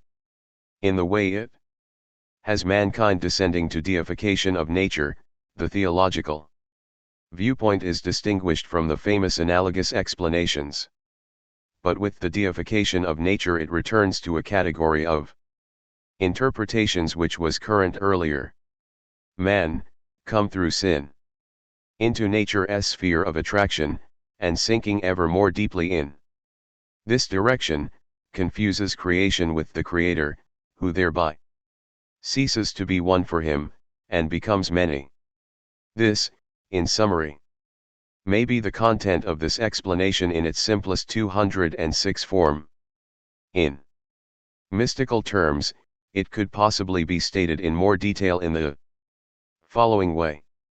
Certainly we must begin not from an original knowledge, be it ever so splendid, but from an existence of man within the divine oneness. Man was created in the center of the Godhead, and to be in the center is essential for him, for only there is he in his true place. Now as long as he is situated in the center, he sees the things as they are in God, not in the superficiality, lacking spirit and oneness, of common vision, but as they are, absorbed in each other stage by stage, thereby in man as their chief, and through him in God. But as soon as man has shifted out of the midpoint and has given way, the periphery becomes confused for him, and that divine oneness is disturbed, for he himself is no longer above the things in a godlike way, but has even sunk to the same level as them. But because, while already in a different place, he wants to preserve his central position and the vision associated with it, there then, out of the striving and wrestling to retain, within what has already been disturbed and disintegrated, the original divine oneness, there then comes into being that intermediate world which we call a world of the gods, and which is as it were the dream of a higher state of being, which man went on dreaming for a little while after he had fallen away from it, and this world of the gods comes into being for him in an involuntary way, in fact, as the consequence of a necessity imposed on him by his original relationship itself, whose effect continues until the final awakening, when, arrived at self-knowledge, he surrenders himself to this extra-divine world, glad to have escaped from the direct relationship which he cannot sustain, and all the more constrained to set in its place one which is indirect but at the same time leaves him himself free. In this explanation too a return is made to the original being of man, mythology is no less the consequence of an involuntary CCXCVI process to which man falls victim through his moving away from his original position. But according to this explanation, as you yourselves will see, mythology would in fact only be something false. 207 and also something merely subjective, consisting, that is, in ideas of a kind to which would correspond nothing actual outside them, for deified natural objects are no longer actual ones. But the main point to emphasize would be the fortuitousness which is still introduced to the explanation by bringing in the things, while the way in which we arrived at the concept of the process is in itself enough to ensure that nothing other than consciousness is required. For it, nothing other than the principles establishing and constituting consciousness itself. Schelli, it is not the things at all with which man is associating in the mythological process, it is forces arising in the inner nature of consciousness itself, by which it, consciousness, is motivated. The theogonic process through which mythology comes into existence is a subjective one to the extent that it goes on in consciousness and becomes evident through the generation of ideas, but the causes and thus CCXCVIII also the objects of these ideas are the actually and in themselves theogonic forces, the very same as those by way of which consciousness is originally the consciousness which establishes God. The content of the process is not potences which are merely imagined, but the potences themselves which create consciousness, and which, since consciousness is only the end of nature, create nature, and are therefore also actual forces. The mythological process does not have to do with objects of nature, but with the pure potences which create, and of which the original product is consciousness itself. Here, then, is the point where our explanation breaks through into the objective completely, becomes, that is, wholly objective. There was a point earlier where we lumped together under the name of irreligious all the explanations dealt with up to then, so as to contrast to them the religious explanation in general as the only one still possible. Now there is need of a still more general head under which even the religious explanations disproved up to this point can be added to those eliminated. We shall now call all those which have arisen so far, even the religious ones which in addition ascribe a merely accidental or subjective meaning to the mythological ideas. The subjective ones, above which the objective explanation stands out as the sole successful one in the end. 208 The mythological process, whose causes are the potences in themselves theogonic, does not merely have religious meaning in general, but has objectively religious meaning, for it is the potences in themselves God establishing which operate in the mythological process. But even with that the final definition has not yet been reached, for we heard earlier of a monotheism which is said to have disintegrated and to have split up into polytheism. So the theogonic potences could indeed themselves be in the process, but as potences which disintegrate in it and bring it about through disintegration. In this way, then, mythology would after all be just the primal consciousness in a corrupted, mutilated, and ruined form. Earlier, in the monotheism which was thought to have decayed into multitheism, certainly a historical monotheism was contemplated, which was thought to have been present during a certain era of the human race. Admittedly, we have had to give up a monotheism like that. But in the meantime we have accepted an essential, that is to say potential monotheism in the primal consciousness. It is therefore at least possible that it was this which destroyed itself in the theogonic process, and now it could be said that the same potences which, in their combined effect and in their unity, make consciousness into that which establishes God, become in their disintegration the causes of the process by which the gods in the plural are established, and thus mythology comes into being.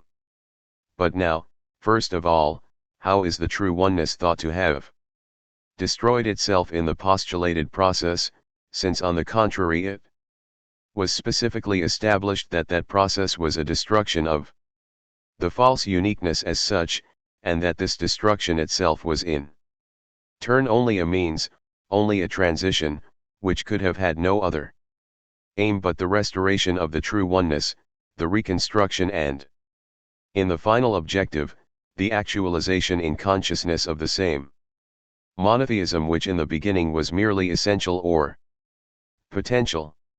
One could, though, raise the following objection.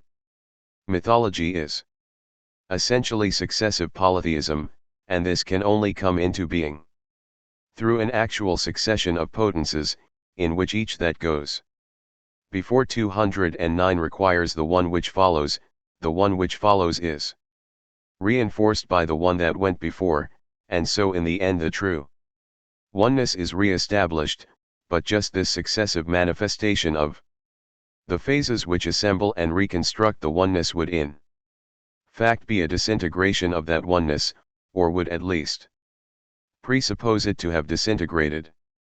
This last could be conceded, but with the writer that this disintegration would not happen in the process itself which generates mythology, for in this process the potences make their appearance successively only in order to re-establish and regenerate the oneness.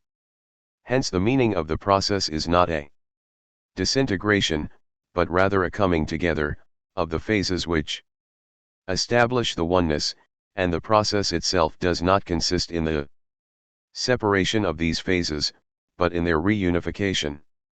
The instigation for this process is provided in all probability by a potence which has possessed itself of consciousness without the latter having any suspicion of it exclusively, thus to the exclusion of others, but this same potence, supplanting to that extent the true oneness, transforms itself, relieved in turn of the exclusiveness and overcome by the process, into the potence which establishes the oneness no longer tacitly now, but actually, or, as I usually express it, cum ictu, et actu, ccc, so that the monotheism established hereby is also now more actual, has come more fully into existence, and is accordingly at the same time better understood, more objective for consciousness itself. CCCI, that which is false, by which the tension is introduced, and the process instigated, lies, therefore, prior to the process, in the process as such, and this is what matters. There is thus nothing false, but truth. It is the process of the truth re-establishing and thereby actualizing itself. Thus admittedly there is no truth in the individual phase, for otherwise there would have been no need for an advance to a following phase, no need for a process, but in this process itself there is generated, and hence in it there exists, the truth, as truth being generated, truth which is the end of the process, and which therefore the process itself as a whole contains, as fully evolved. When it was found quite impossible to find truth in mythology as it stands, and when, therefore, it was resolved to acknowledge at best a 210 distorted truth in it, then the impossibility stemmed precisely from the fact that people took just the individual ideas as such, not in their sequence, but in their abstraction, that is to say it was because they did not raise themselves to the concept of the process. It can be conceded that what is individual in mythology may be false, but for that reason it is not the whole in its final understanding, thus as seen in the process. Successive polytheism is only the way of regenerating the true oneness. Multitheism as such is merely the accidental aspect which is cancelled out again in the whole. If one has regard to this, it is not the intention of the process. Accordingly, it could certainly be said that what is false in mythology is only present through misunderstanding of the process, or that it exists only in those aspects of the process which are separated out, are seen individually, but this is then an error of the observer, who sees mythology merely superficially, not in its essential being. In the process, it explains his false view of mythology, but not this itself. In order to make this clear to someone, the phases in mythology could be compared with the individual propositions in philosophy. Each proposition in a true system is true in its place, in its time. That is to say, when understood within the advancing movement, and each is false when regarded in itself or when removed from the relentless advance. Thus there is inevitably a point where it must be said that God is also the direct principle of nature, for what can exist which God would not be, from which God would have to be excluded? For people of limited understanding, this in itself amounts to pantheism, and they take all, which God is, to mean all things, but above the things there are the pure causes, from which those things are only derived, and for the very reason that God is all, he is also the opposite of that immediate principle, and the proposition, therefore, is true or false according to how it is regarded, true, in the sense that God is the principle of nature. Not, though, in order to be that principle, but in order, as that principle, to supplant himself again, to negate himself and establish himself as spirit. Here we already have three phases. It would be false in the sense that God is that 211 principle in particular, in a stationary or exclusive way. In passing, it can be pointed out here how easy it becomes for the most shallow and, what is more, most incompetent minds, using a thoroughly simple device, to transform the most profoundly conceived proposition into a false one, when, in spite of the explicit declaration that it should not be taken in that way, they stress it alone, and, about what follows from it, say nothing, be this deliberately or not, which latter certainly happens much more often, because they are entirely incapable of grasping a totality of any kind. CCCV. According to this, then, polytheism would not be false religion. Indeed, there would, in the end, be no false religion at all. As far as the first point is concerned, then according to our viewpoint, mythology is only not false in itself, subject to the precondition which it has, it is true, just as indeed nature too is only true subject to a precondition.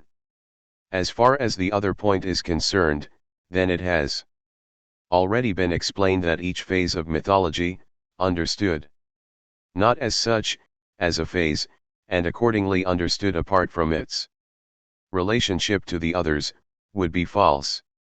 Now, according to what was pointed out earlier, the various mythologies of societies should, in fact, be seen only as phases of a process passing through the whole of humanity. To that extent, every polytheistic religion which has become fixed within one society and become stationary, is as such, thus as the phase now exclusively continuing to exist there, admittedly a false religion. But we simply do not regard mythology in these isolated phases, we regard it as a whole, in the uninterrupted interconnection of its movement advancing through all the phases. To the extent that humanity, and therefore also to the extent that every part thereof, is still immersed in the mythological movement, and as long as it is, as I might say, borne along by this stream, that part is on the way to truth. Only when a society secedes from the movement and hands over the continuation of the process to another society does it begin to be in error and in false religion. No single phase of mythology, only the process as a whole, is truth. Now the different mythologies themselves are just different phases of the mythological process. To that extent, 212 every individual polytheistic religion is admittedly a false one. For example, relative monotheism would be false, but polytheism regarded as the totality of its successive phases is the path to truth and to that extent itself truth.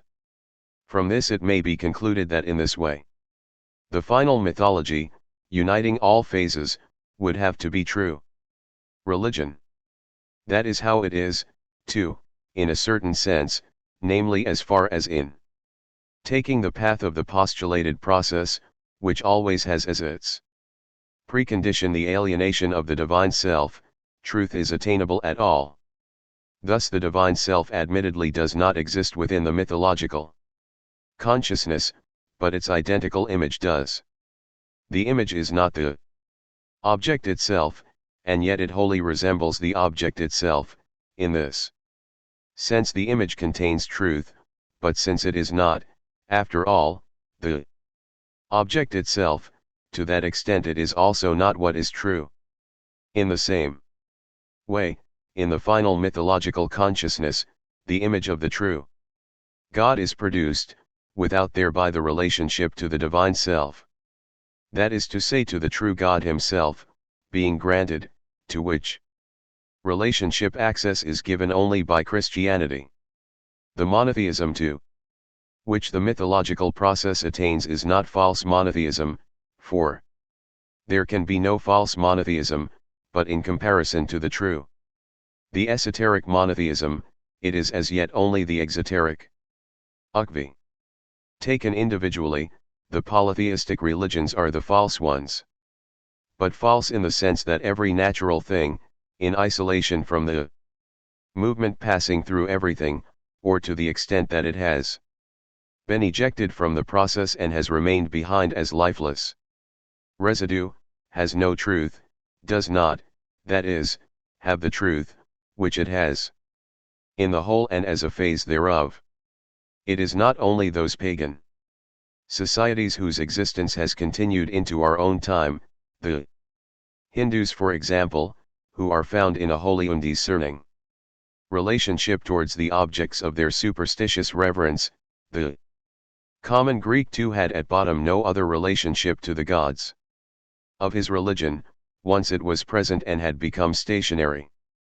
False religion as such is always just a lifeless remnant, become meaningless for that reason, of a process which in its entirety is truth.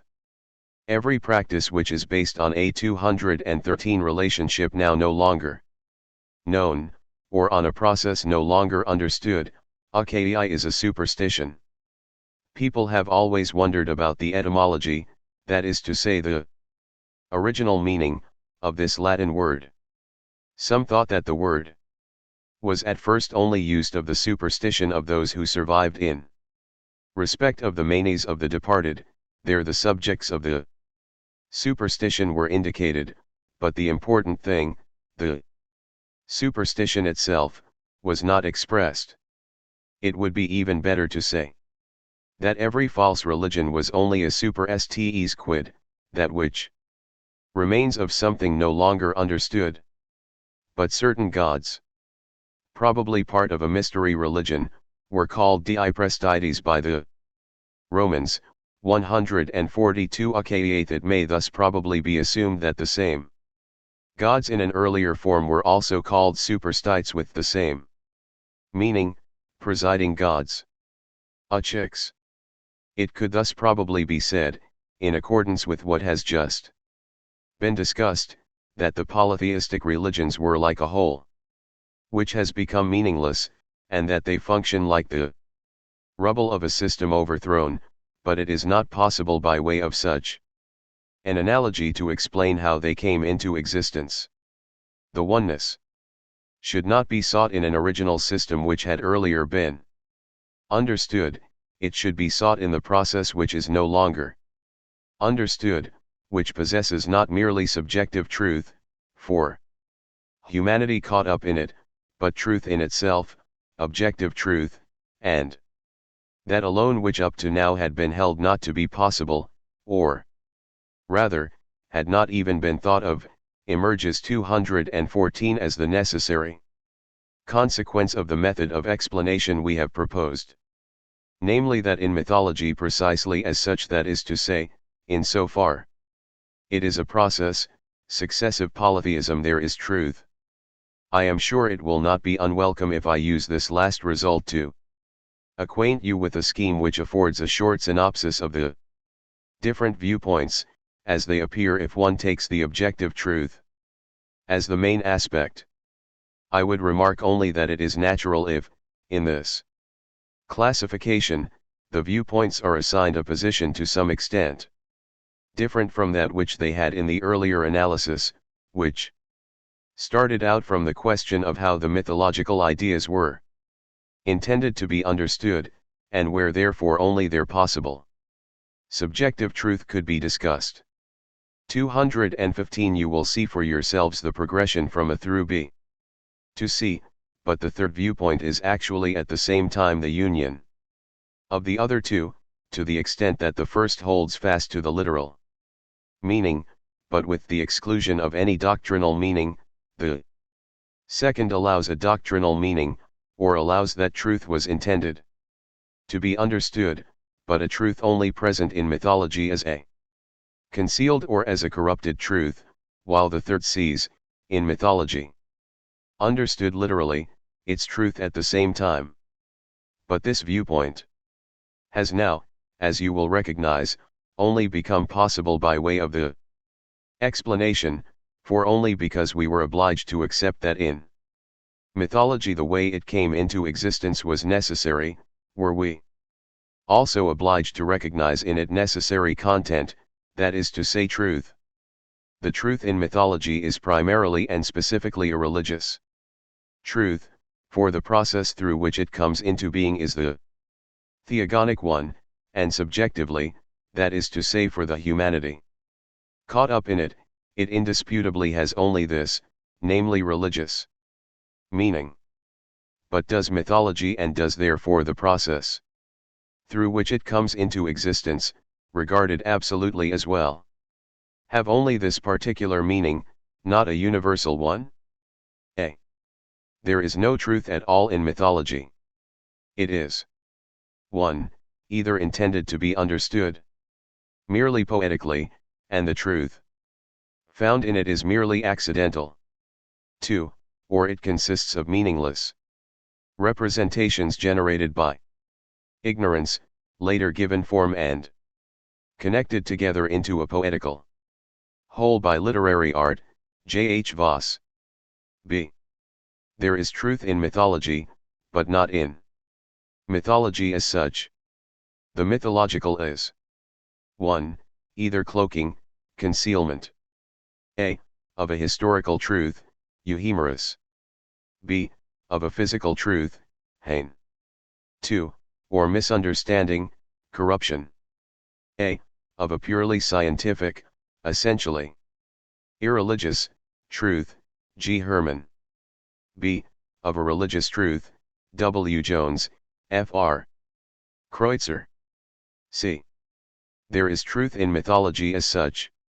Consider the following.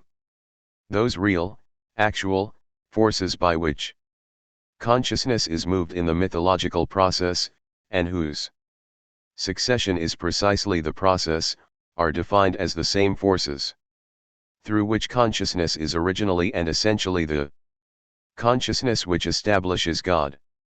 These forces, creating consciousness, coming into play, as it were, can these be other than the forces by which nature too is established and created?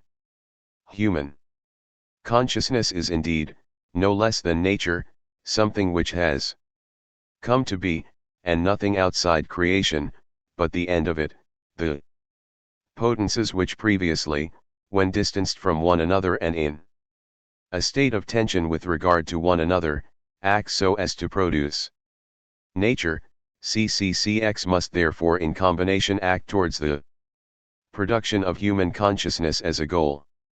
The forces which, as we expressed it earlier, are resurrecting themselves in the inner nature of consciousness and proving themselves to be theogonic, can therefore be none other than the world-generating forces themselves, and precisely because they come to the fore again, they change from subjective forces, subordinated to consciousness as their unity, back to 216 objective ones, which assume once again for consciousness, the character of external, cosmic forces, a character which, in their unity, thus when they established consciousness, they had lost.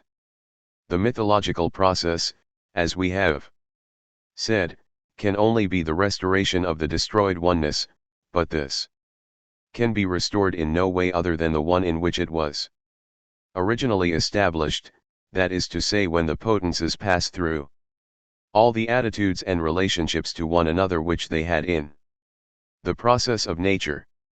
Not that mythology could have come into existence under an influence of nature, from which influence the inner nature of man was, on the contrary, removed by this process. It is rather that the mythological process following the same law passes through the same stages through which, originally, nature passed. It is in itself inconceivable that the principles of a process which turns out to be theogonic could be other than the principles of all existence and of all becoming.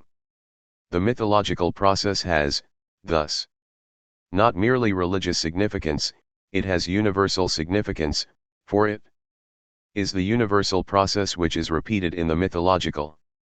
Accordingly, the truth too, which mythology possesses in the process, is a truth which excludes nothing, a universal truth.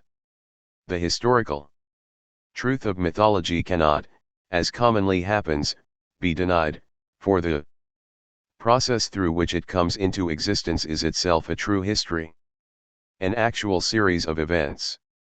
Just as little may physical truth be excluded from it, for nature is just as necessary a transit point for the mythological process as for the universal one.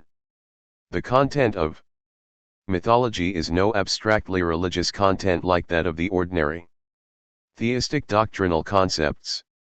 In the middle, between consciousness in its mere essentiality and consciousness in its actualization, between the oneness established in it merely in essence and the oneness actualized in it, which is the goal of the process, there lies the world. So the phases of the theogonic movement do not have meaning exclusively for that movement, they possess universal significance. Mythology is understood in its truth, and hence only truly understood, if it is understood in the process. But the process, which 217 is repeated in it simply in a particular way, is the universal, the absolute process, and the true science of mythology is accordingly the one which demonstrates the absolute process in it. But to demonstrate this is the business of philosophy, hence the true science of mythology is the philosophy of mythology. The statement should not be twisted, as has happened earlier with similar ones. The idea of the process should not be displayed in some mythology which has been thought up, but in fact in actual mythology, yet it is not enough to recognize merely a general outline. What is necessary is to recognize the phases in the fortuitous form which they have unavoidably taken on in actuality, but how would these forms have become known except through the route of historical inquiry, which is thus not misprized by the philosophy of mythology, but assumed as its precondition? Establishing the mythological facts is in the first instance the business of the antiquarian. But the philosopher must be at liberty to check whether the facts were established correctly and in full. What is more, in the statement that the true science of mythology is the philosophy of mythology, it is only said that the other ways of looking at it do not recognize the truth in mythology, but they say this themselves when they deny truth to mythology, either in general or in fact in the form in which it actually exists. At the very beginning, when the concept philosophy of mythology was first introduced, we were obliged to acknowledge that it was a problematical one, that is to say one which itself first required justification. For everyone is indeed at liberty to bring the word philosophy, with the aid of a subsequent genitive, into association with any subject. In many a land a philosophy of cookery, perhaps, would elicit no surprise, just as we ourselves in Germany were presented in earlier times, by an official of the Principality of Thurn and Taxis, with a philosophy of the postal entity, Uxie, which treated of the latter in terms of the Kantian categories. A work very serviceable in its day, by the renowned Fourcroy, bore the title Philosophy of Chemistry, Uxie, without being distinguished by any philosophical quality if one has no wish to accept as such simply the elegance of the argument and the logical 218 coherence. But we Germans, to whom a model for the meaning of this combination has been provided by the concepts of philosophy of nature, philosophy of history, and philosophy of art, shall certainly take care not to apply it where it could express only something like the idea that there is clarity and method in the investigation, or that the desire is to give expression simply to philosophical thoughts in general about the subject named, for clarity and method are requirements which are imposed upon every investigation, and is there in the world any subject about which someone in other respects capable of it could not have philosophical thoughts? The objective way, independent of human judgment, thought, and will, that it comes into existence gives mythology an objective content too, and with the objective content, at the same time, objective truth.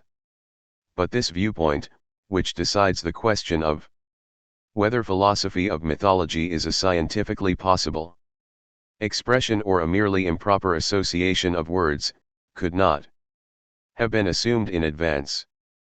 Once we had established it, we found that we ourselves were still outside the field of the science I have announced, and looking at it from the standpoint of a mere preliminary investigation, which admittedly, as might be thought in retrospect, could also have reached its goal by a shorter route, if, starting out at once from mythology as a universal phenomenon, the necessary universality of the causes had been deduced, but this deduction would not have led at the same time to the specific nature of these causes, which is likewise now known to us.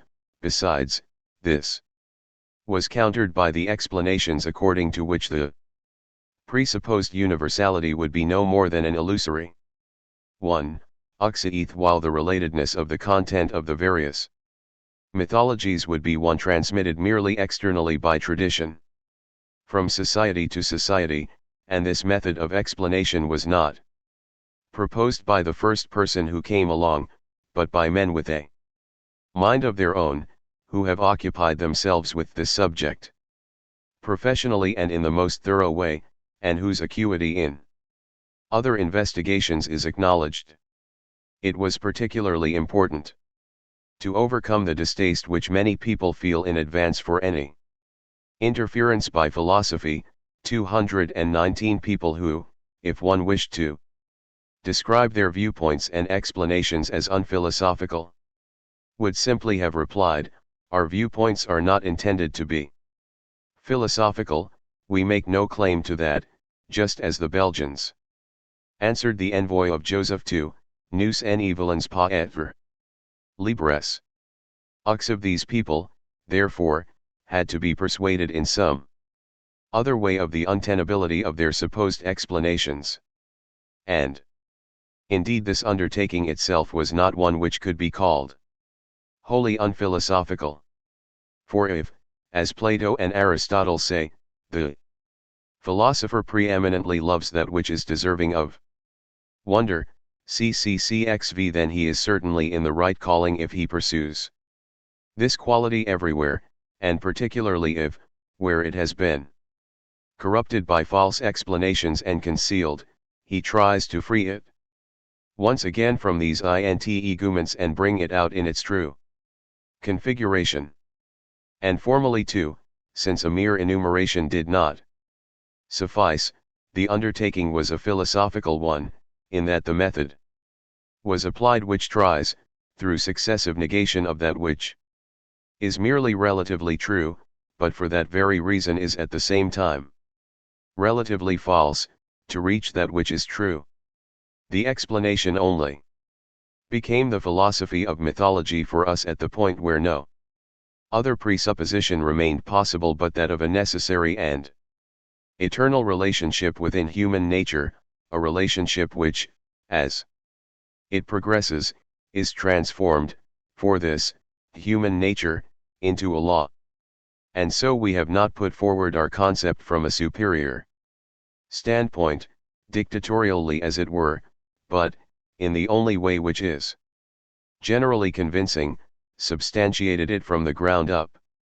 In this the other viewpoints have even been obliged to serve as an introduction to the true one, since there can after all be none among them which had not grasped an aspect of the subject, some single phase which must be part of what is understood and weighed up in the fully developed theory. Although the standpoint of this first part of our investigation was preeminently the historico-critical or dialectic one, no one, however, who knows the value it has for all science if even one single subject is once and for all investigated from first principles and with the exhaustion of all possibilities will judge the time devoted to it to have been ill spent. The concept philosophy of mythology is subsumed under the 220 general concept of a theory of mythology. One and the same field can be the subject of a merely external knowledge, where there is question merely of its existence, but not of its essence. If the knowledge raises itself to the latter, then it becomes theory. From that it is easy to see that a theory is possible only of that in which there is a true essence, but the concept of essence is principle, source of existence or of movement. A mechanical contrivance is not something which acts of its own nature, and yet the word theory is also applied to a merely mechanical generation of movement. While no one speaks of theory where there is not even the appearance of an inner source of movement, of an inwardly actuating essence. Such an essence and inner principle is lacking from mythology. According to the earlier explanations, which could therefore only very improperly be called theories. But a philosophy of mythology entails of its own accord that the explanation is a theory in the true sense of the word. The theory of every natural or historical subject is itself nothing other than a philosophical examination of it, an examination in which it is simply a matter of discovering the living germ which actuates its evolution, or of discovering in general the true and inherent nature within it. At first sight no two things seem more disparate than truth and mythology, as is also expressed in the term fable doctrine, 143 UKT, which has long been current, and no two things, for that same reason, more antithetic than philosophy and mythology.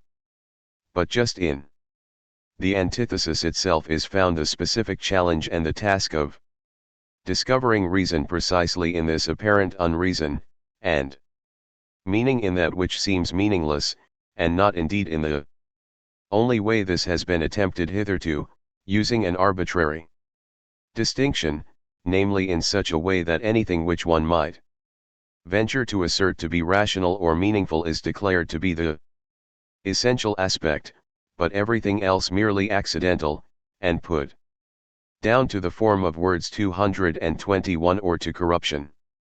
Instead, the intention must be that the form too should appear to be necessary, and to that extent rational. Anyone who sees in mythology only that which conflicts with our familiar concepts, to the extent that it seems to him as it were beneath his notice, and particularly his philosophical notice, should consider, however, that nature admittedly scarcely excites astonishment any longer in the thoughtless man, dulled by the familiarity of the everyday scene, but that we can very easily imagine a spiritual and moral state of mind to which nature would have to appear in quite the same way as mythology, and no less incredible, curious, and strange. Anyone accustomed to live in a state of high spiritual or moral ecstasy could easily ask, were he to turn his regard back towards nature, wherefore this substance unprofitably squandered in the fantastic forms of mountains and cliffs? Could a God or any moral being take pleasure in such production? Wherefore these conformations of the animals, which impress us as fabulous and monstrous by turns, and in whose existence, in which for the most part there is no visible purpose, we would not believe did we not see them before our eyes? Wherefore all that is so offensive in the activities of animals? Wherefore this great physical world in general? Why is there not a simple, pure, world of spirit, which would seem completely understandable for us? Nonetheless we cannot give up the search, in the nature which has become incomprehensible for us, for the original sense, the meaning of its initial emergence. Assuredly many who see in mythology only a meaningless and essentially otiose fable doctrine cannot think worse of it than many philosophers antagonistic towards nature. Philosophy, who are capable of applying to nature predicates such as the meaningless, the irrational, the ungodly, and the like. How many more must there naturally be who judge mythology in this way? Hence it would not be surprising if the philosophy of mythology fared at the beginning in much the same way as nature philosophy, which has subsequently come to be generally acknowledged as a necessary element in general philosophy. There are subjects which philosophy has to regard as holy, foreign 222 to it. Among those, belongs everything which contains no essential reality, which amounts to something only in the arbitrary opinion of men. The mythological process, though, is something which has taken place in humanity independently of what they willed and opined. With everything merely constructed it is the same. But mythology is a natural, a necessary growth. We have admitted that it could be treated poetically and even extended, but in this it behaves like language, which can be used with the greatest freedom, extended, enriched more and more, within certain limits, with new inventions, but whose foundation is something to which human invention and volition has cccxvii not extended, which was not made by men. Nor does philosophy deal with anything corrupt or distorted, for it only what is original has meaning. Although, as in everything which has been put to use by mankind, individual parts which have gone awry may indeed be found in various theologies, mythology itself did not come into existence through corruption, but through the original production of the consciousness striving to re-establish itself. A third element in which philosophy cannot exist and be perceived is that which is limitless, unended. But mythology is a true totality.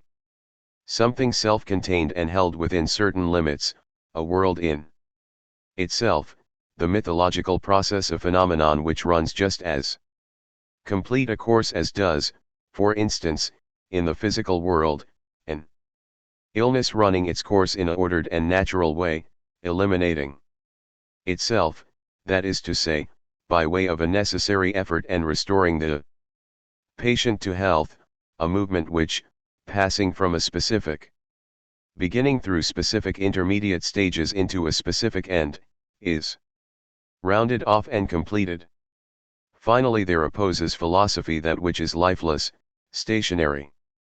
But mythology is something essentially mobile, and indeed, in Accordance with an inherent law, something which moves of itself. And it is the highest human consciousness which animates it, and through the very contradiction in which that consciousness is enmeshed, in that the consciousness overcomes the contradiction, shows itself to be real, to be true, to be necessary. 223. You will see that the expression philosophy of mythology is understood quite literally, and in the same way as the similar expressions philosophy of language and philosophy of nature. The expression has something awkward about it to the extent that many people already understand mythology itself to mean the science of myths. This could have been avoided had I decided to say philosophy of the mythical world or something like that. Anyway, no informed person is unfamiliar with the fact that the word mythology is used as well in the objective sense for the totality of the mythological representations themselves. As long as the idea remained possible of regarding mythology as a totality which had strayed from its context, a totality at the basis of which there had been a primordial philosophy, then philosophy of mythology could have been understood to mean that philosophy which had declined within it, and which one would have proposed to bring to light or to reconstruct from its fragments. This misunderstanding is now no longer possible. If it was only a question of claiming for philosophy a certain influence in the treatment of mythology, then there would have been no need for the detailed substantiation. The influence has long been accepted. It is, however, an arbitrary and superficial philosophy, not a scientific and deep one, whose voice is heard on the question of mythology, at least in reference to the circumstances of the human race to be supposed as prior to it. Philosophy gained a relationship to the inner nature of mythology only with its own inwardly historical formation, only since the time when it itself began to advance by way of phases and was explained as history, at least of self-consciousness.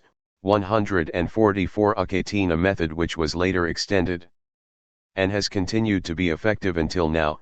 The relevance to mythology became more real as nature was incorporated into philosophy as a necessary phase of the development.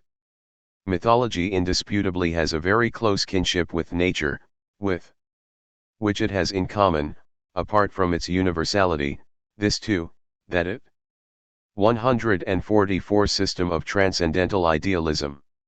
Tübingen 1800 is a self-contained world, and, from our point of reference, a past. 224 From the start, a certain identity of content is unmistakable. It could have been regarded as an acceptable idea to see mythology as a nature raised to the spiritual by way of intensifying refraction. All that was lacking was the means of making this raising comprehensible.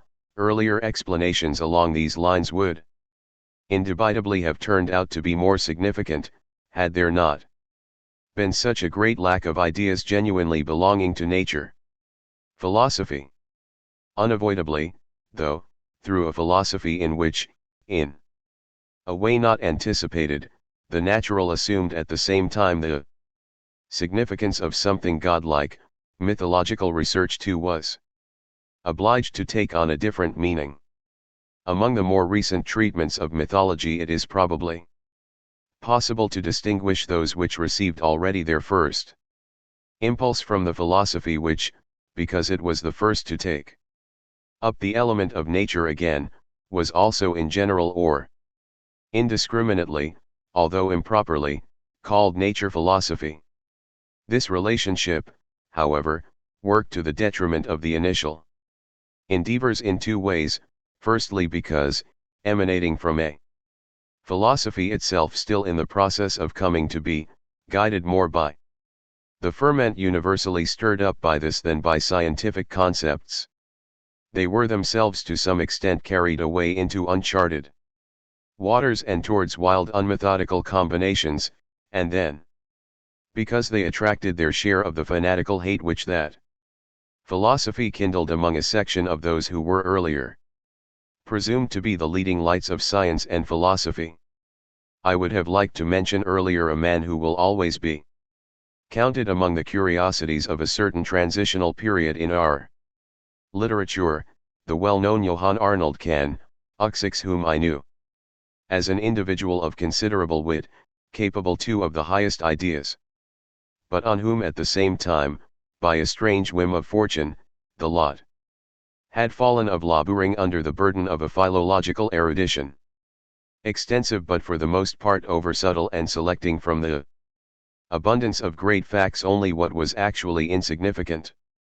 Of course what one understood least was how he thought he could serve with erudition like that the Christianity which is assuredly not furthered in our time by such means if it 225 is not to be portrayed in simple broad strokes as truth victorious over all. In a later mood, himself, it seemed, affected by the feeling of the vanity of such endeavors, he irritably tried to rid himself of all this flotsam of erudition, but in vain, for in his final works he returned to the same far-fetched analogies, which, should they be true to the same degree as they are for the most part only bizarre, would still in the end prove nothing, and learned compilations. Among his writings, which, from the present standpoint one cannot view without a kind of melancholy, and is almost tempted to compare with the riches of a beggar, consisting in the final analysis, despite their great weight, mostly of halfpennies and brass farthings, the pantheon of the earliest nature philosophy 145 may be his most significant work. Dealing with mythology, one which is still purely philological, but valuable because of its many learned observations, is the Mythology of the Greeks, 146 begun earlier but never completed. It would be welcome if one of those who were close to him attempted to bring out his fundamental view of mythology in a comprehensible way. For me this was impossible, given the known nature of his works, therefore it was not possible to mention his name in connection with any of the viewpoints which were discussed earlier, not even the one which I called the mystical. The only thing which I believe I am justified in taking from the whole context of his earlier mode of thought, in which mode his mythological works were still written, is that he founded mythology on a more profound monotheism, or rather pantheism, than a merely historical one. Now for this, in any case, he should not be forgotten, even if no one could have derived any benefit from his portrayal or had the feeling of really having been brought any further forward. But a particular stroke of good fortune occurred for mythology. When, after 226 some ephemeral publications which remained without influence, a spirit like Father Kreutzer directed his endeavors towards it, a spirit who, through a classically elegant presentation, and through a real and splendid erudition, which was supported by a profound, central insight, disseminated and consolidated, in the 145 Stuttgart and Tübingen 1807, 146 Part 1, Leipzig 1803. Most far-flung circles, the conviction of the necessity of a higher viewpoint and treatment of mythology. It was inevitable that the uninspired, homespun viewpoint which had still survived in certain scholarly quarters should have risen up in opposition, while it had no hope of still winning converts in our own era, despite all the racket and hullabaloo which Voss in particular knew how to stir up. It could at least, by way of certain time-honored slanders, have counted on casting suspicion in advance, among the less educated and thoughtful section of the public, on all attempts to look at mythology from higher points of view or to bring it into association with investigations of a general kind. 147 CCCXX. But such a commotion had, rather, the consequence that now this area of scientific research too, which had until then been kept in dignified seclusion, and for the most part in cliquish isolation, was drawn into the general movement, into the great scientific battle of the day. It was felt that there was more to this question than simply mythology. The dispute about the origin, meaning, and treatment of mythology showed a too evident analogy with that which was being conducted simultaneously in other disciplines about questions of the highest and most universal import, for the interest which this last excited not to have necessarily spread of its own accord to the former too. If every science may congratulate itself when it begins to be accepted into the circle of higher literature, then preeminently after Kreutzer's endeavors mythology can rejoice in the advantage of belonging among the subjects towards the investigation of which it is as it were permitted to know 227 to remain indifferent who is capable of and accustomed to the contemplation of the great questions decisive for humanity. But now, while it has been brought out in the clearest possible way, precisely by previous experience, that with merely empirical or accidental assumptions a satisfying, universally convincing conclusion to this investigation is not to be reached, and that a result independent of any individual mode of thought may only be anticipated if mythology is successfully taken back to preconditions of a general nature and derived from such as the necessary consequence, then with that the idea of a philosophy of mythology appears at the same time to be one also justified and called for externally, by the times and by earlier endeavors. But an advance in one direction is never possible without its being felt to a greater or lesser degree in another. A philosophy of mythology cannot come into existence without affecting other sciences in a way tending to extend them. Of these, the prime examples are the philosophy of history and the philosophy of religion. The influence exerted on these sciences even by the result provisionally gained must therefore be the subject of the following lecture. Lecture 10. 228. When a new science joins the ranks of those which are known and valid, in these themselves it will find that there are points where it connects up and at which it is as it were anticipated. The order in which, out of the totality of those which are possible, individual sciences become prominent before others and are pursued, will not altogether be that of their interdependence on one another, and a science which is more relevant to immediate needs can be industriously pursued for a considerable time, and can even be elaborated to a great extent in many directions, before, in the face of requirements gradually becoming more rigorous, it makes the discovery that its premises lie in another science until now not in existence, the discovery that another, to which until now no thought has been given, should really have preceded it. On the other hand, no new science can come into existence without extending the area of human knowledge in general, and filling in shortcomings and gaps in the sciences already in existence. Hence it is fitting that for every science, once it has been established as a possible one, its status and its sphere of application within the totality of the sciences, and thus its relationship to these generally, should at the same time be made clear. So it will also be appropriate, then, for us to point out in the philosophy of mythology the side from which it is related to other sciences which have already been researched for some time or which are currently being pursued, the side from which it is even capable of influencing them in such a way that they are extended.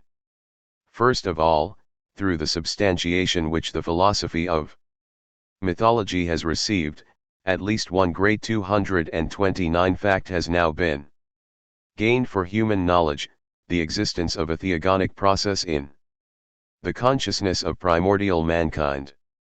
This fact opens up a new world, and cannot fail to extend human thought and knowledge in more than one sense. For even at first sight everyone must feel that for history in particular there is no certain beginning as long as the obscurity which surrounds the primal events is not dispelled, as long as the points are not found to which the great enigmatic fabric which we call history was first attached. The philosophy of mythology is, then, relevant in the first instance to history, and this in itself is not to be undervalued, that we have been placed by that philosophy in the position of being able to fill a space until now, for science, completely empty, the primal era, in which nothing could be made out, and to which a content could be assigned at best through empty inventions, impulsive ideas, or arbitrary assumptions to fill it with a succession of real events, with a movement full of life, a true history, which in its way, no less than the history commonly thus named, is rich in fluctuating events, in scenes of war and peace, in battles and undoings. In particular the fact cannot remain without effect 1, on the philosophy of history, 2, on all those sections of historical research which are concerned in some way with the origins of human things.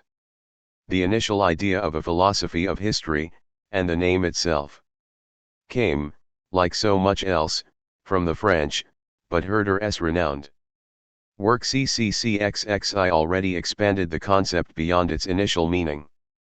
And nature philosophy was from the very beginning contrasted to the philosophy of history, as the other principal division of philosophy, or of applied philosophy as it was termed at that time.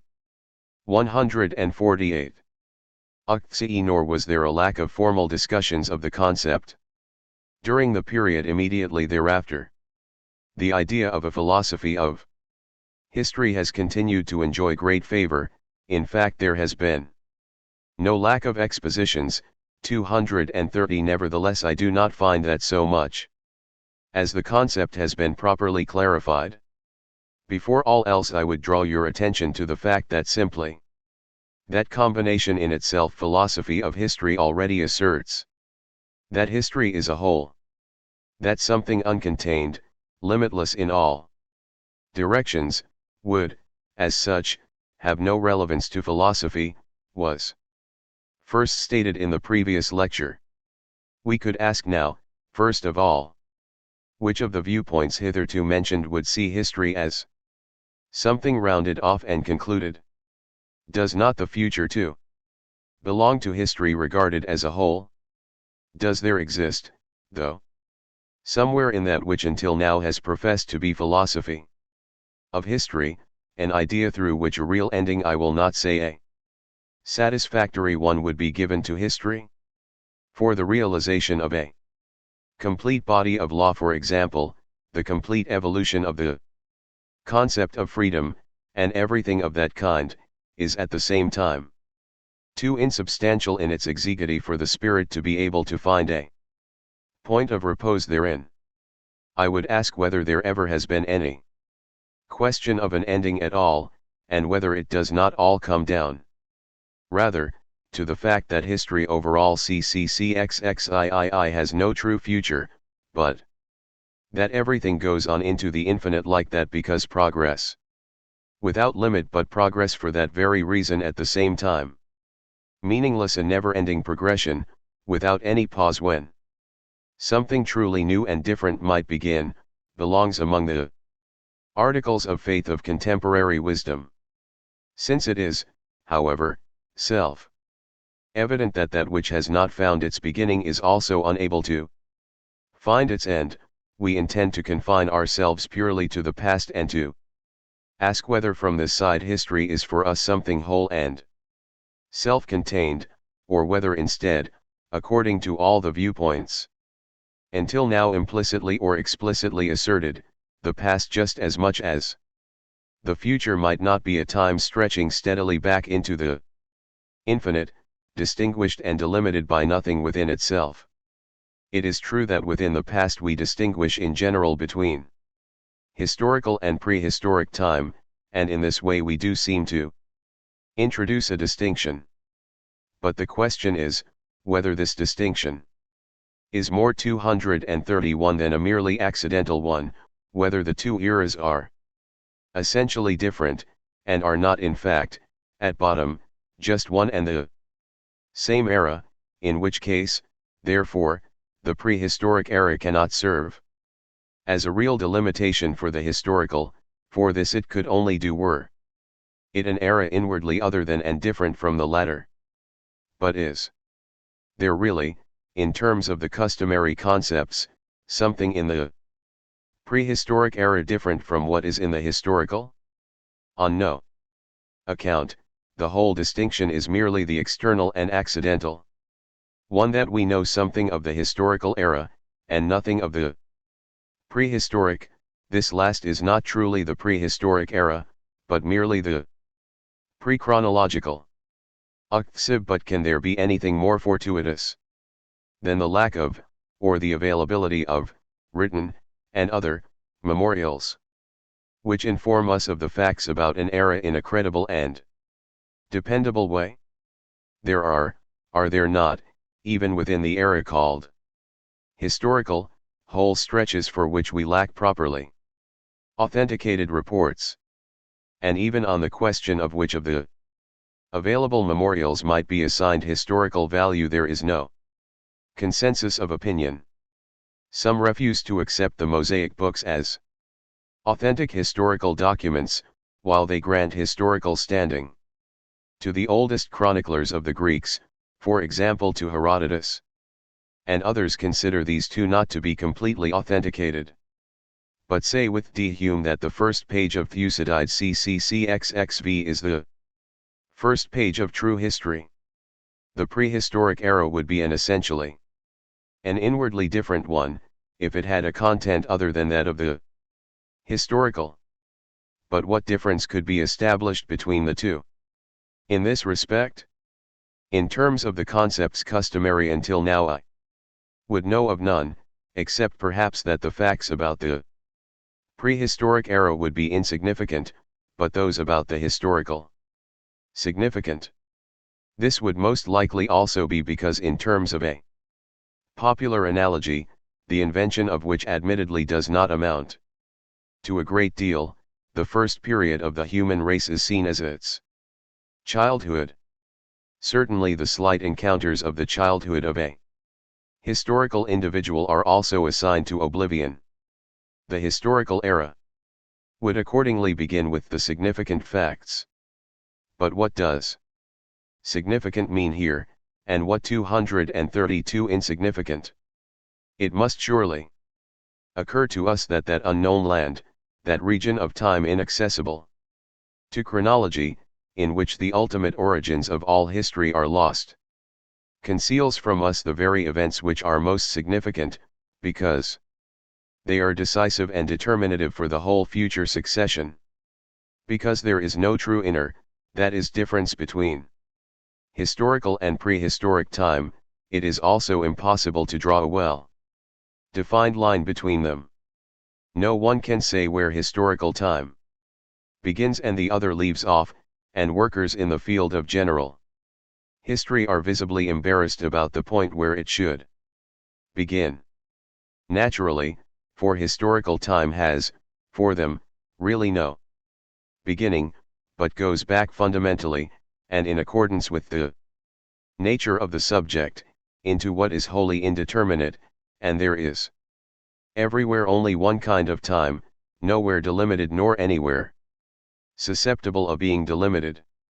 Certainly reason cannot be discerned in something so uncontained and inconclusive, accordingly there is nothing from which, until now, we have been further removed than from a true philosophy of history.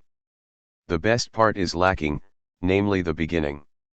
With the empty and shoddy formulas of Orientalism and Occidentalism and the like, in the first period of history, for example, the infinite is said to have dominated, in the second the finite, in the third the unity of the two, or in general with the mere application to history of a schema taken from somewhere else, a method to which that same philosophical writer Uktsi, who had most loudly denounced it, descended in the grossest way as soon as he himself came to the real and was left to his own powers of invention. With everything of that kind nothing can be achieved through the preceding investigations, however, directed towards an entirely different subject. The era of the past too has taken on for us a different guise, or rather only now taken shape at all. It is a limitless time no longer, into which the past fades back. It is times actually and inwardly distinct from one another, into which history is marked out and subdivided for us. How, the following remarks may bring it out in greater detail.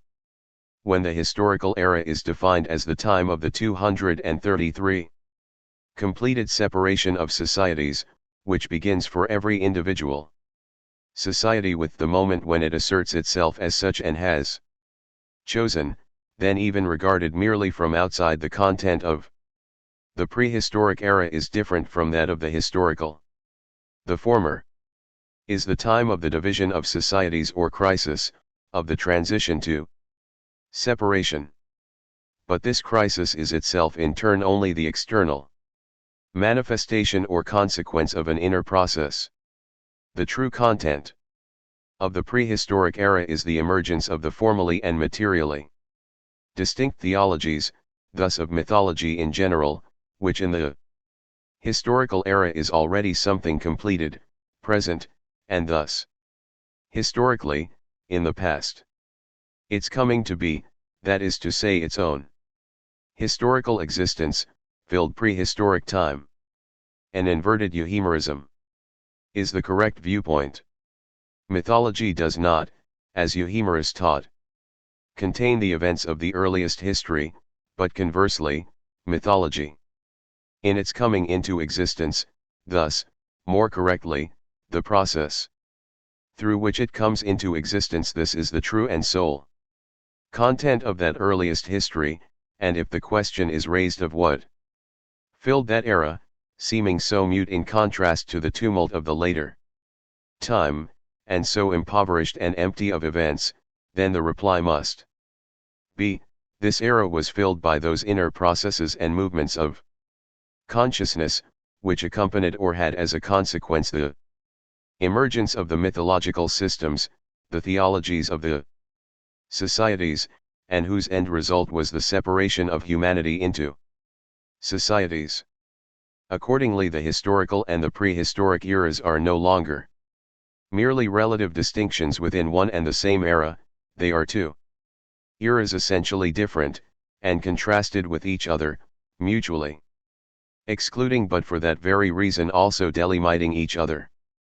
For between them there is the essential distinction that in the prehistoric era the consciousness of mankind was subject to an inner necessity, to a process which transported it, as it were, out of the external actual world, while every society which has become a society through inner choice has also, through the same crisis, been set outside the process as such and, free from that, is now left to that succession of 234 deeds and activities whose more external, worldly, and profane character makes them historical ones. The historical era does not, therefore, continue back into the prehistoric, but is, rather, cut short and demarcated by the latter as a wholly different era. We call it wholly different, not that in the widest sense it too would not be historical as well, for within it too great things happen, and it is full of events, but simply events of an entirely different kind, which are subject to an entirely different law. In this sense we have called it the relatively prehistoric era. But this era by which historical time is rounded off and delimited is itself also in turn a specific era, and is thus also for its part delimited by another. This other, or rather third era, cannot again be one which is in some way historical, and so can only be absolutely Prehistoric time, the era of complete historical immobility. It is the era when humanity was still intact and united, the era which, because it acts in relation to the following only as a moment, as a pure point of departure, to the extent, that is, that in it itself there is no true succession of events, no sequence of times, as in the other two does not itself in turn require delimitation. There is in it, I said, no true succession of times. That is not intended to mean that nothing at all goes on within it, as one well-intentioned gentleman has understood it. For certainly even in that absolutely prehistoric era the sun rose and fell, men went to bed and got up again, wooed and allowed themselves to be wooed, were born and died.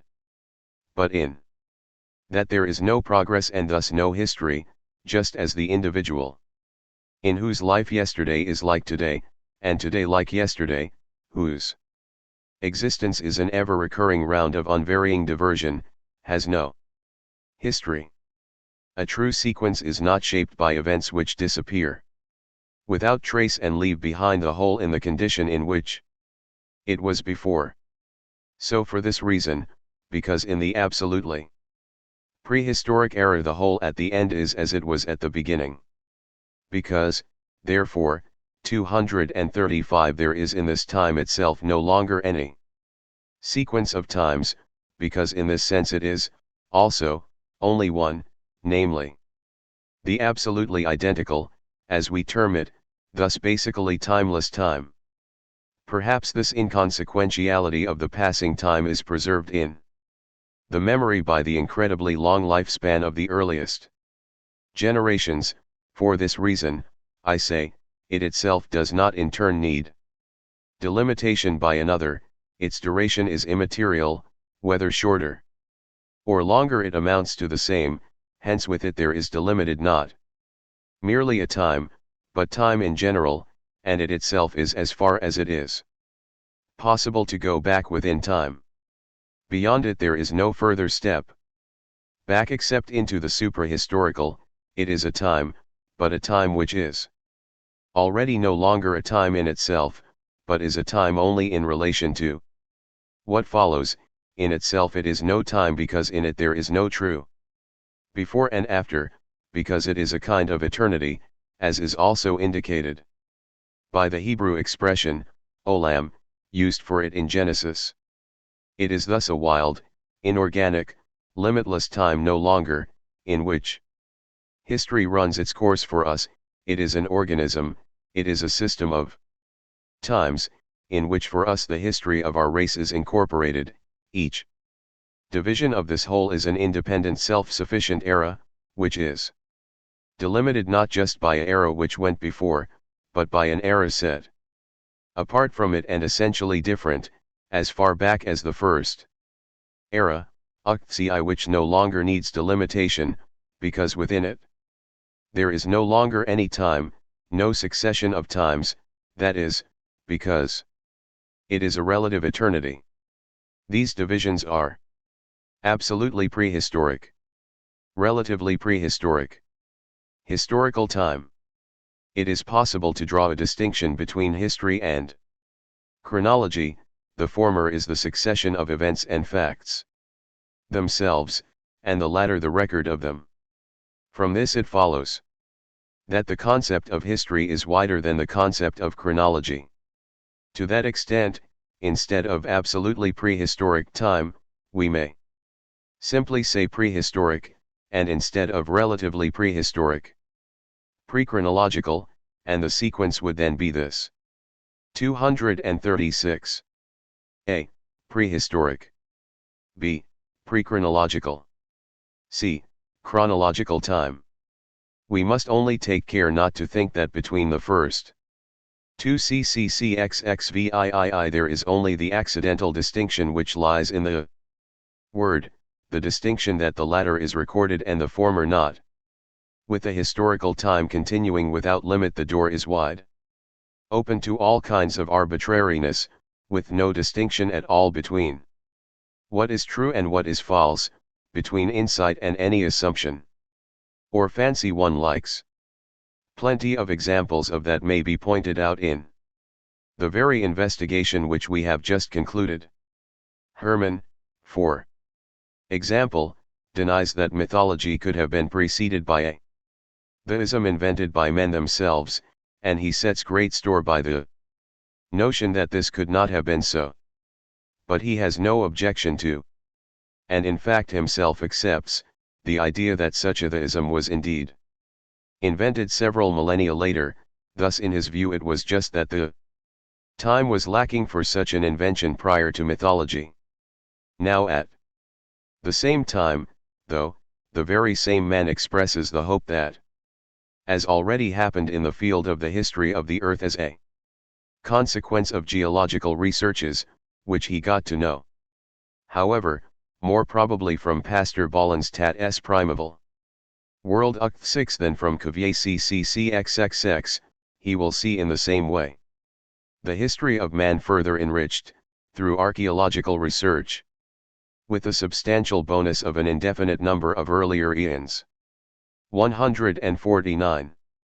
But he who has such a splendid era at his disposal as Hermann has reserved for himself with the explanation just mentioned, cannot lack the time for any possible invention which he might otherwise be inclined to ascribe to the primeval world. Hermann is thus in no position to refute anyone who might assume the existence of a system of wisdom in the primeval world, a system of which, for the few survivors of an earlier race of men, a race overtaken by one of those catastrophes which in Hermann's view recur from time to time. 149 Correspondence relating to Homer and Hesiod, p. 67. In the history of the earth and of which the like awaits us too in the future. 150 Ucthersi, a race which for the most part would have been buried together with 237 its knowledge, only ruins and meaningless fragments would have been left, which would now constitute mythology.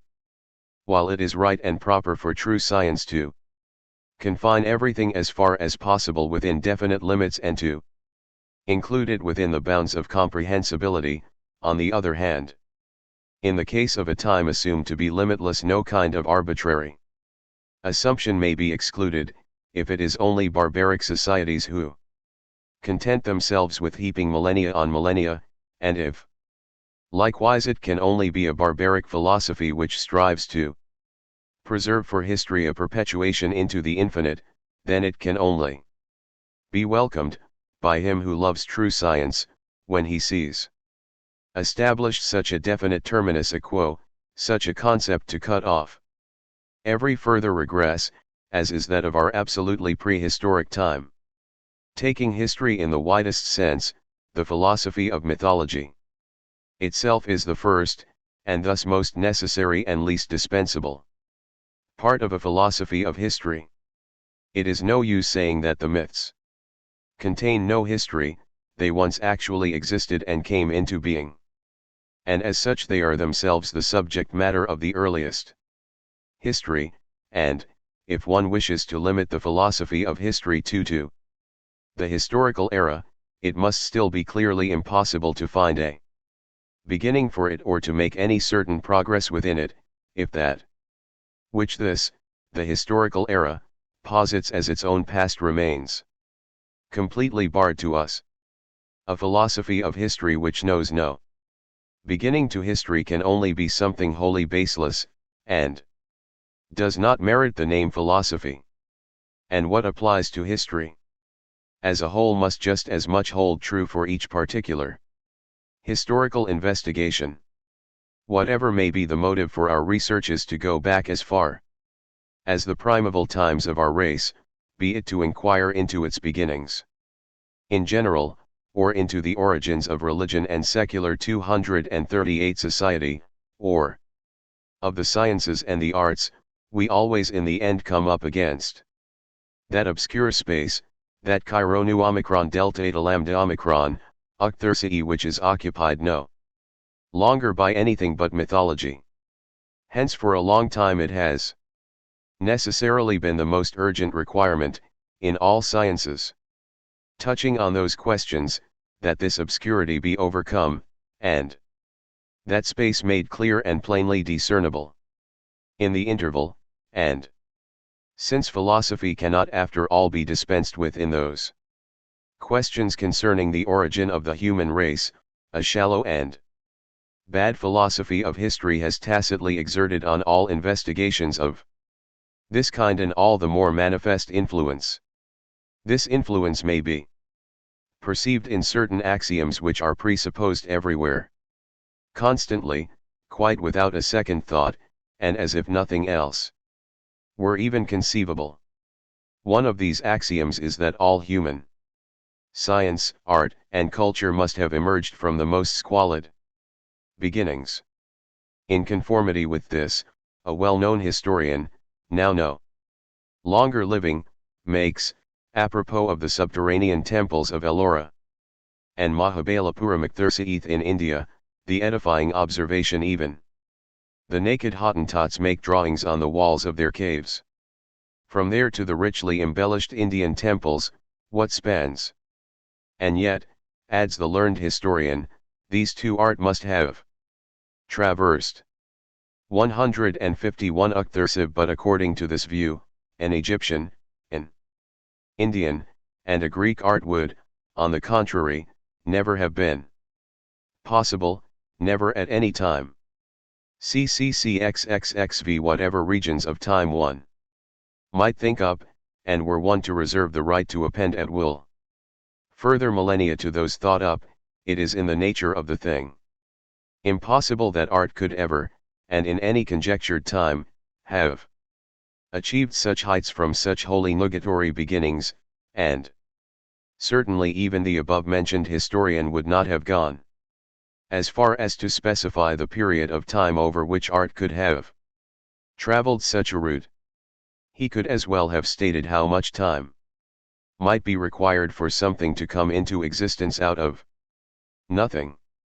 239 Admittedly, it will be objected to us that that axiom cannot be attacked without encroaching upon the great and, as it were, sacrosanct fundamental principle of the continual advance of the human race. Where there is an advance, though, there is a starting point, a from where and a whither. But that advance does not lead, as is thought, from the small to the great, but rather the reverse. It makes everywhere what is great and gigantic the beginning, and what is apprehended organically, what is pinned down, follows only later. Homer possesses such greatness that no later era was capable of bringing forth his like. On the other hand, even a Sophoclean tragedy would have been an impossibility in the Homeric age. The eras are distinguished from each other not merely by having more or less so-called culture, the distinctions between them are internal. They are distinctions of essentially or qualitatively different principles, which succeed each other, and of which each in its own time can achieve the highest level of cultivation. This whole system, Uct30, which history itself contradicts in the clearest way, which even its supporters in fact really contemplate only in the mind, and which none of them has as yet been capable of putting into practice or has even tried to put into practice, rests ultimately on the view, deriving not from facts but from an incomplete investigation and establishment of them, that man and humanity were, from the beginning, left solely to their own devices, that they sought their way blindly, sine numini, Uct30 and at the mercy of the most malign accident, as it were gropingly. This is, one can say, the general view. Since those who believe in revelation, those who look for that directing entity, that noumen, in divine revelation, on the one hand, find themselves in a distinct minority, and, on the other, can point out that directing entity only in the case of a very small section of the human race, and it still remains curious that the people of the true God had to seek out the architects of their temples among the Phoenicians. But how were these other societies nurtured, how saved from losing themselves in the wholly meaningless, how raised to the greatness which we cannot deny in their conceptions? If it was not mere chance which led the Babylonians, Phoenicians, and Egyptians to find the way to their constructions, so rich in art, 240. And writing, some of them, amazement, then here something else must have intervened, something else, but still something analogous to revelation. The counterpart of revealed religion in paganism is not a mere negation, but something positive of a different kind. This different and yet analogous entity was simply the mythological process. The forces which prevail in this are positive and real. This process too is a source of inspiration, and only from such inspirations may the productions of that era, some of them monstrous, be understood. Works like the Indian and Egyptian monuments do not come into being like stalactitic caves through the mere passage of time. The same power which, internally, created the representations, some of them colossal, of mythology, applied externally gave rise to the bold undertakings in art, surpassing all yardsticks of later times. The power which, in the mythological ideas, elevated human consciousness beyond the bounds of reality, was also the first mistress of what was great and meaningful in art, also the force which, like a divine hand, raised humanity above the subordinate stages, logically at all events to be considered prior, and which still inspired the later productions of antiquity with a greatness which has remained until now unattainable for later times. For, at least as long as a heightened and expanded consciousness has not regained a relationship to the great powers and forces, a relationship which antiquity possessed of its own nature, it will always be advisable to keep to that which feeling and a refined sensibility are capable of creating out of immediate reality. It is true that just as we speak of Christian philosophy, we also speak of Christian art. But art is art everywhere, and as such, in accordance with its nature and originally, is worldly and pagan, and hence it has to seek out in Christianity too not what is peculiar to it, but that universal element, that is to say that in it which constitutes its relationship to paganism. For the time being it may be regarded as a change for the better when art chooses, among the subjects offered it by revelation, those of a kind which go beyond the limited Christian aspect, occurrences like the confusion of languages, the 241 emergence of societies, the destruction of Jerusalem, and others, in which the grand universal context does not first have to be brought out by the artist. Although I cannot really remain with this topic now, I nonetheless wish to remark that the philosophy of mythology, just as it has a necessary implication for the philosophy of history, also forms an indispensable basis for the philosophy of art. For it will be imperative for this latter, it will even be one of its first tasks, to deal with the subjects of the artistic and literary depictions.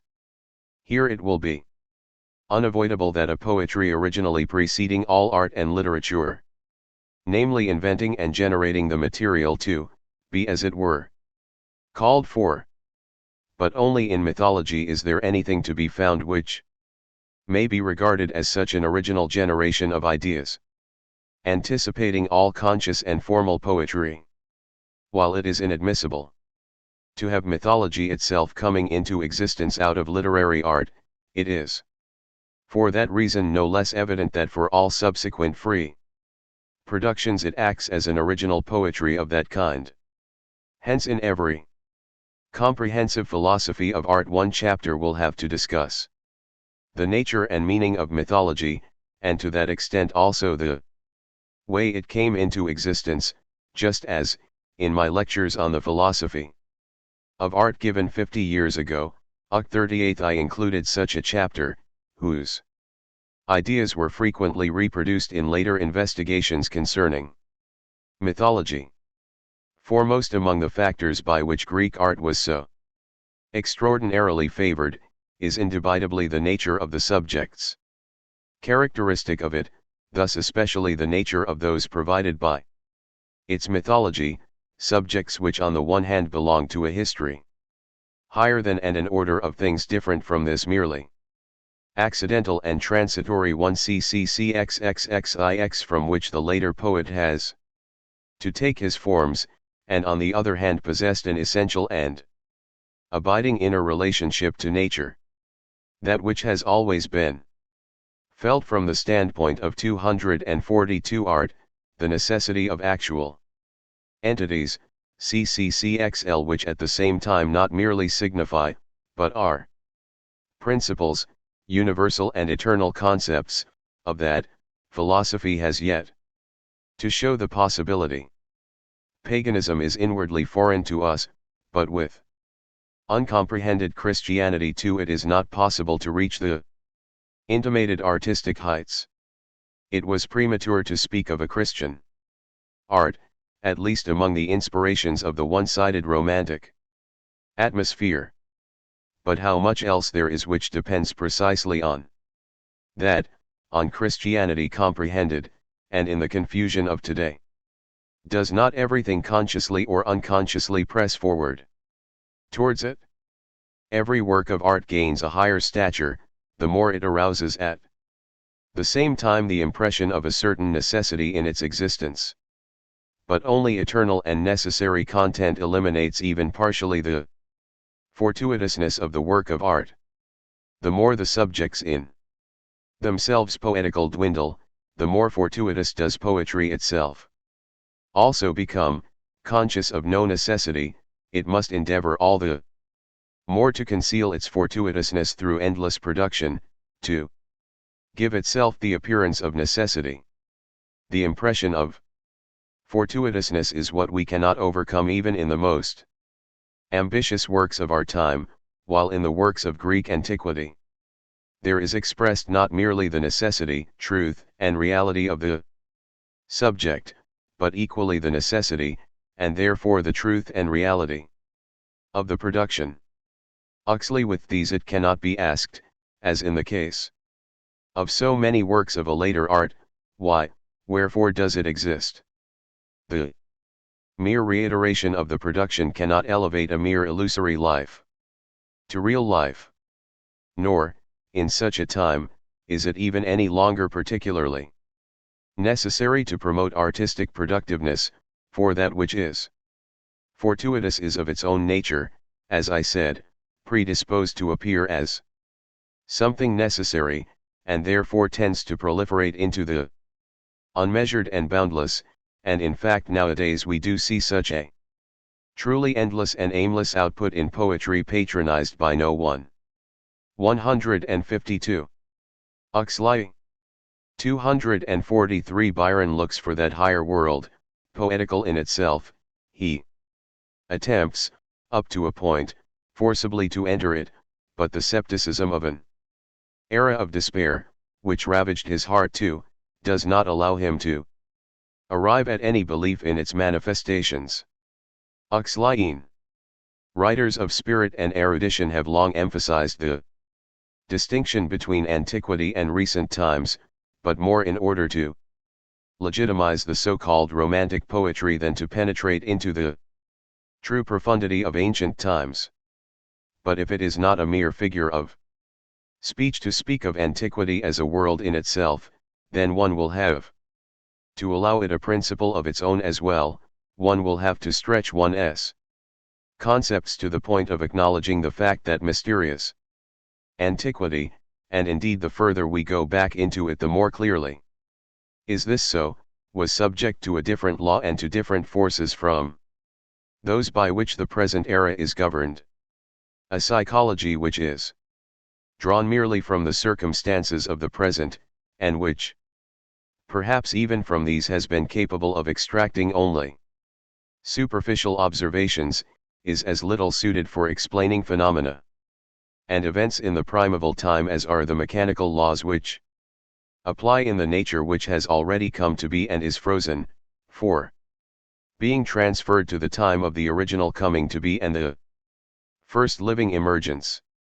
Naturally, the easiest solution would be to banish these phenomena as mere myths once and for all into the realm of the unreal, to bypass, with the aid of shallow hypotheses, the most well-founded facts, especially those concerning the religious life of the ancients. The theogonic process, in which humanity was enmeshed with the first actual consciousness, is essentially a religious process. While the fact ascertained is, from this side, important principally for the history of religion, it cannot remain without a potent influence on the philosophy of religion as well.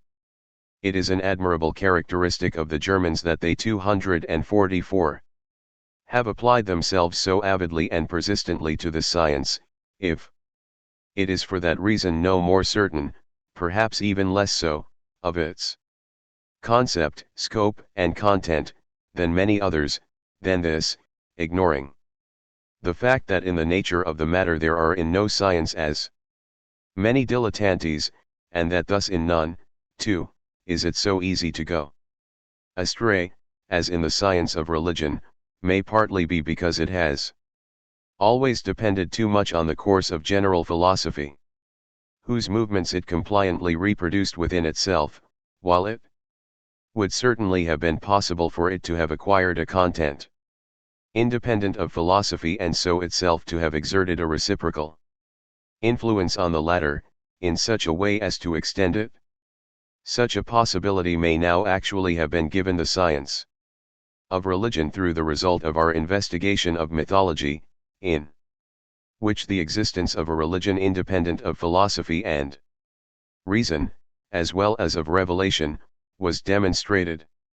For assuming the correctness of a pronouncement of G. Hermann, whom, as a man who expresses himself clearly and incisively, we like repeatedly to cite, assuming that there were no religion other than either a religion deriving from acclaimed revelation, or the so-called natural religion, which last, however, would only be philosophical religion, a pronouncement whose intent is that there is only philosophical religion, then we would in fact not know how the philosophy of religion could be distinguished and asserted as a particular science, which it should be, though, since the merely philosophical religion would indubitably already have been dealt with by general philosophy, and therefore for the philosophy of religion, if it did not renounce all objective content, nothing would remain but to reiterate in itself a part or a chapter of general philosophy. Against that pronouncement we have now shown, and indeed, without even starting in any way from a philosophy, but as the outcome of purely historically based deductions, that, apart from the two religions alone contrasted with each other there is one which is independent of both, the mythological religion. We have shown additionally and in particular that in respect of time it itself precedes any revelation, if such a thing is postulated, indeed it is even the necessary cause of the latter, and is accordingly 245. Undeniably the first form in which religion in general exists, it is for a certain era the universal religion, the religion of the human race. In contrast to which revelation, even though it does appear so early, is nevertheless only a partial phenomenon, confined to a particular race, and remaining for millennia comparable to a weakly glowing light, incapable of penetrating the obscuration opposing it. We have then shown further, that mythology, as the religion of the human race from time immemorial and to that extent also anticipating all thought, is only comprehensible through the aspect of consciousness which establishes God naturally, and that consciousness cannot withdraw from this relationship without succumbing to a necessary process by which it is brought back to the original position. In that it came into being out of such a relationship, mythology can only be the naturally self-generating religion, and should alone, therefore, also be called the natural religion, whereas the rational or philosophical religion should not be given this name, natural, as has happened until now, because everything in which revelation plays no part is called natural, and because reason was all that could be set up in opposition to revelation. This definition of the mythological religion as the natural one has here a deeper meaning than in what is nowadays so commonly said. That mythology is the natural religion, by which most people only mean to say that it is the religion of the man cccxliv who could not raise himself beyond creation to the Creator, or who has deified nature, explanations whose inadequacy has been adequately shown. But some people even understand by natural religion just the first stage of the mythological one, namely the stage where, as they say, the concept of religion, and thus God as the object of this concept, is still wholly shrouded by nature, is immersed in nature. As far as this explanation is concerned, then we have shown with reference to the Notitia Insita that mythology could not have come into existence out of the mere actualization, even if perhaps represented as necessary, of a concept, since it must rather be based on an actual, real relationship of the human essence to God, out of which relationship alone cccxlv can a process independent of human thought 246 emerge, a process which in consequence of this origin may be called natural to humanity. So in this sense the mythological religion is, for us, the natural one. We could just as easily call it the religion which grows wild, in the way that the great apostle to the heathen cccxlvi calls heathenism the wild olive tree, 153, and Judaism, as founded on revelation, the domesticated one, or simply the wild religion, in the sense in which in German the natural fire in the sky is called wildfire, and naturally warm spas wildbitter. Oxlei. But no fact is isolated, every newly discovered fact means that others already familiar, but perhaps not understood, Oxleiath appear in a new light. No true beginning is without consequence and continuation, and natural religion brings in its wake, of its own accord and simply due to the antithesis, revealed religion. Earlier, too, we already found this to be so. The religion which comes into existence blindly can be without precondition, but the revealed religion, in which there is a will, an intention, requires a foundation, and can therefore only come second. We have been obliged to acknowledge the mythological religion to be one independent of all reason, and we will be the less able to avoid doing the same in respect of revealed religion, as with this its acceptance is in any case already mediated. The recognition of the reality of the one results in the reality of the other, or at least makes it comprehensible.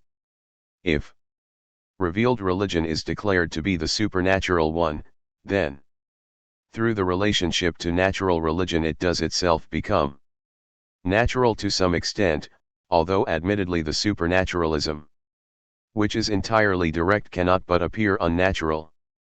With natural religion as a precondition, then, the whole status of revealed religion is changed, it is no longer the sole religion, independent of reason and philosophy, and if the mode of thought which understands no relationship of consciousness to God other than a rational one is called rationalism, then the primary antithesis to that is not revealed religion, but natural. 247 Even in general, no single concept in a system of related concepts can be correctly specified, as long as another is missing or is not correctly specified. Revealed religion is, in the historical Sequence, only the second and thus already indirect form of real religion, where real means independent of reason. It shares this independence with natural religion, hence the difference between it and philosophical religion is only generic, not a specific difference as has been hitherto assumed, but no concept can be completely specified merely in terms of its generic difference. Revealed and natural religion have in common that they came into existence not through science, but by way of a real process. The specific difference between them is the natural element in the way it happened, in the one, and the supernatural element in the other. But this supernatural element becomes comprehensible through its reference to the natural. The main thing is that it should not consist in mere representation. Now Christianity is devoted to liberation from the blind force of paganism, and the reality of a liberation is measured in terms of the actuality and the force of that from which it liberates. Had paganism not been something actual, then Christianity could not have been anything actual either. Conversely, if the process to which man is subject as a consequence of his withdrawal from the original relationship, if the mythological process is not something merely represented, but something which actually takes place, it cannot, then, be supplanted, either, by something which exists merely in the power of representation, by a doctrine, but only by an actual process, by a deed independent of, and indeed surpassing, human representation, for all that can oppose the process is deed. And this deed will be the content of Christianity. Their whole science, for the Christian theologians, has almost evaporated into so-called apologetics, which has, however, never got them anywhere, and which they keep on starting again from the beginning. This goes to show that they have not found the point to which, in our time, the lever might be applied with success. This point can only lie in the precondition of all revelation, the religion which came blindly into existence. But even if 248 they wholly refrain from leaving the timid defensive attitude onto which they have been forced back, and returning to aggressive resistance, their resistance will meet difficulties more easily overcome in the detail if they take note that Revelation 2 has its material preconditions in natural religion. Revelation does not create the substance within which it takes effect, it finds it there independent of itself. Its formal meaning has to be an overcoming of the merely natural, unfree religion, but for that very reason it contains the latter in itself, just as that which transcends contains what is transcended within itself. The assertion of this material identity cannot be esteemed impious or unchristian, if one knows how staunchly the very same thing was at one time in fact upheld by the orthodox viewpoint. If it was permissible to see in paganism corruptions of revealed truths, then there is no possibility of denying the contrary, that in Christianity may be seen a corrected paganism. But apart from that, who would not be aware of how a good deal that is in Christianity appeared, to those who would hear only of a religion of reason, as a pagan element which in their view should have been eradicated from pure, that is to say rational, Christianity? The kinship between the two became apparent, though, simply in their common external fate, in the fact that an attempt was made to rationalize both mythology and revelation, that is to say to bring them back to a rational sense, or one which seemed rational to most people, by way of a wholly equivalent distinction between form and content, between what was essential and the formulation merely appropriate to the times. But precisely with the banished pagan element, all reality, too, would be removed from Christianity. What remains, certainly, is the relationship to the Father and worship of Him in spirit and in truth. And in this result everything pagan disappears, that is to say, everything which is not in the relationship to God in His truth, but this result, without its preconditions, has itself no empirical truth. He that hath seen me hath seen the Father, says Christ, but he adds, I am the way, and no man cometh unto the Father, but by me. CCCL. Finally, let us come to a decision about one further fundamental principle.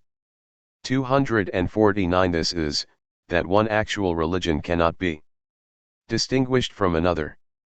Now if natural and revealed religion are both actual religion, then in respect to the final content there cannot be a distinction between the two, both of them must contain the same elements, only their significance will be one in this, and another in that, and since the difference between the two is only that one of them is the naturally established religion, the other the divinely established one, the same principles, then, which are, in the former, merely natural, will in the latter acquire the significance of divine principles. Without pre-existence Christ is not Christ. He existed as natural potence, before he appeared as a divine personality. In this respect too we can say of him that he was in the world, nu tau kappa sigma mu nu. He was cosmic potence, even though in himself not without God in the way that the apostle says to former heathens, yet were without God, you had no direct relationship to God, yet were in the world, in that which is not God, in the realm of the cosmic forces. 154. For the same potences in whose unity God exists and reveals himself precisely these in their disjunction and within the process are extra-divine, purely natural forces, in which there is not, indeed, no trace of God at all, but in which, however, he does not exist in accordance with his divinity, thus not in accordance with his truth. For in his divine self he is one and can neither be several nor enter into a process. The hour cometh, says Christ in the passage already quoted, ucli and now, namely, subsequently to the beginning, is when the true worshippers shall worship the Father in spirit and in truth. Thus until this time even the Jews do not worship the Father in spirit. Access to him in his truth was given to both, to them which were afar off and to them which were nigh. 155. To those who were subject to the law of revelation just as much as to those subject to the merely natural law. From which it is then evident that in Revelation 2 there was something by which the consciousness of God in the 250 spirit was held back, and that Christ in his advent is for that very reason the end of revelation, because he removes this God-alienating element. So much, then, for the relationship of revealed religion to the natural variety. But now, if what has been argued up to this point has been argued consistently, you will understand of your own accord that the first position available for philosophical religion in this historical sequence is the third. What would this philosophical religion have to be? If we apply to it too the fundamental principle already stated, if, essentially and in respect of content, one actual religion cannot be distinguished from another actual religion, then the philosophical religion could only actually be religion if it contained the factors of actual religion, as they exist in natural and revealed religion, contain them in itself no less than do these, only in the way in which it contained these factors could its distinction from natural and revealed religion lie, and this distinction, further, could be none other than that the principles which operate in those religions without being understood, were present as grasped and understood. CCCLII in philosophical religion. Philosophical religion, far from being justified, by its position, in taking the place of the religions which went before, would thus, by reason of this very position, have the task, and, by reason of its content, the means, of comprehending those religions which are independent of reason, and indeed of comprehending them as such, accordingly in their whole truth and intrinsic allness. And now you will surely see that just such a philosophical religion would be necessary for us, in order to understand also as possible, and accordingly in a philosophical way, that which we find ourselves obliged to recognize as actual in mythology, and so to arrive at a philosophy of mythology. But this philosophical religion does not exist, and if, as certainly no one will dispute, it could only be the final product and the highest expression of a fully developed philosophy itself, then we may indeed ask where the philosophy might be found which would be in the position to render comprehensible, that is to say to demonstrate as possible, that which we recognized in mythology, and indirectly also in revelation, a real relationship of the human consciousness to God, while philosophy knows only of rational religion CCCLIII and only of 251a. Rational relationship to God, and sees all religious evolution only as an evolution in the idea, which is where Hermann's pronouncement that there is only philosophical religion, also belongs. We agree with this observation in respect of the relationship of our viewpoint to the currently prevailing philosophy, but we cannot see in this CCCLIV any conclusive argument against the correctness of our earlier analysis, or the truth of its result. For in this whole investigation we did not start with any preconceived viewpoint, least of all from a philosophy. And the result, therefore, is one which was found, and which holds good, independently of any philosophy. We took up mythology at no other point than that where everyone comes to grips with it. For us, philosophy was not the standard by which we rejected or accepted the viewpoints which presented themselves.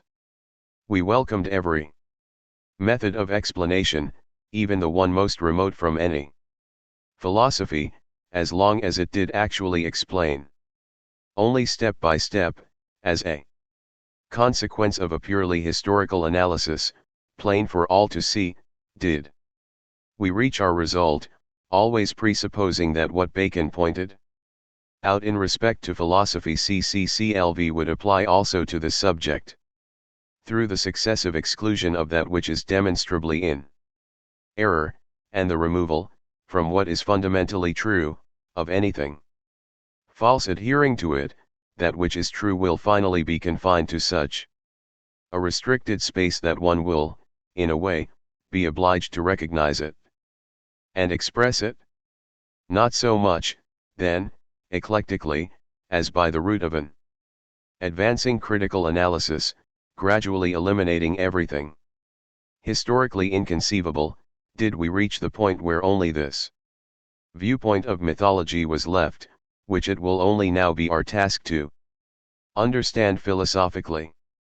But admittedly, considering the dependence of most people on their philosophical concepts and on their power of understanding in general, it is to be expected that many will find, in the philosophy familiar to them, grounds for dissatisfaction with the viewpoint stated. This does not entitle them to contradict it directly, for indeed, this viewpoint is itself a mere result.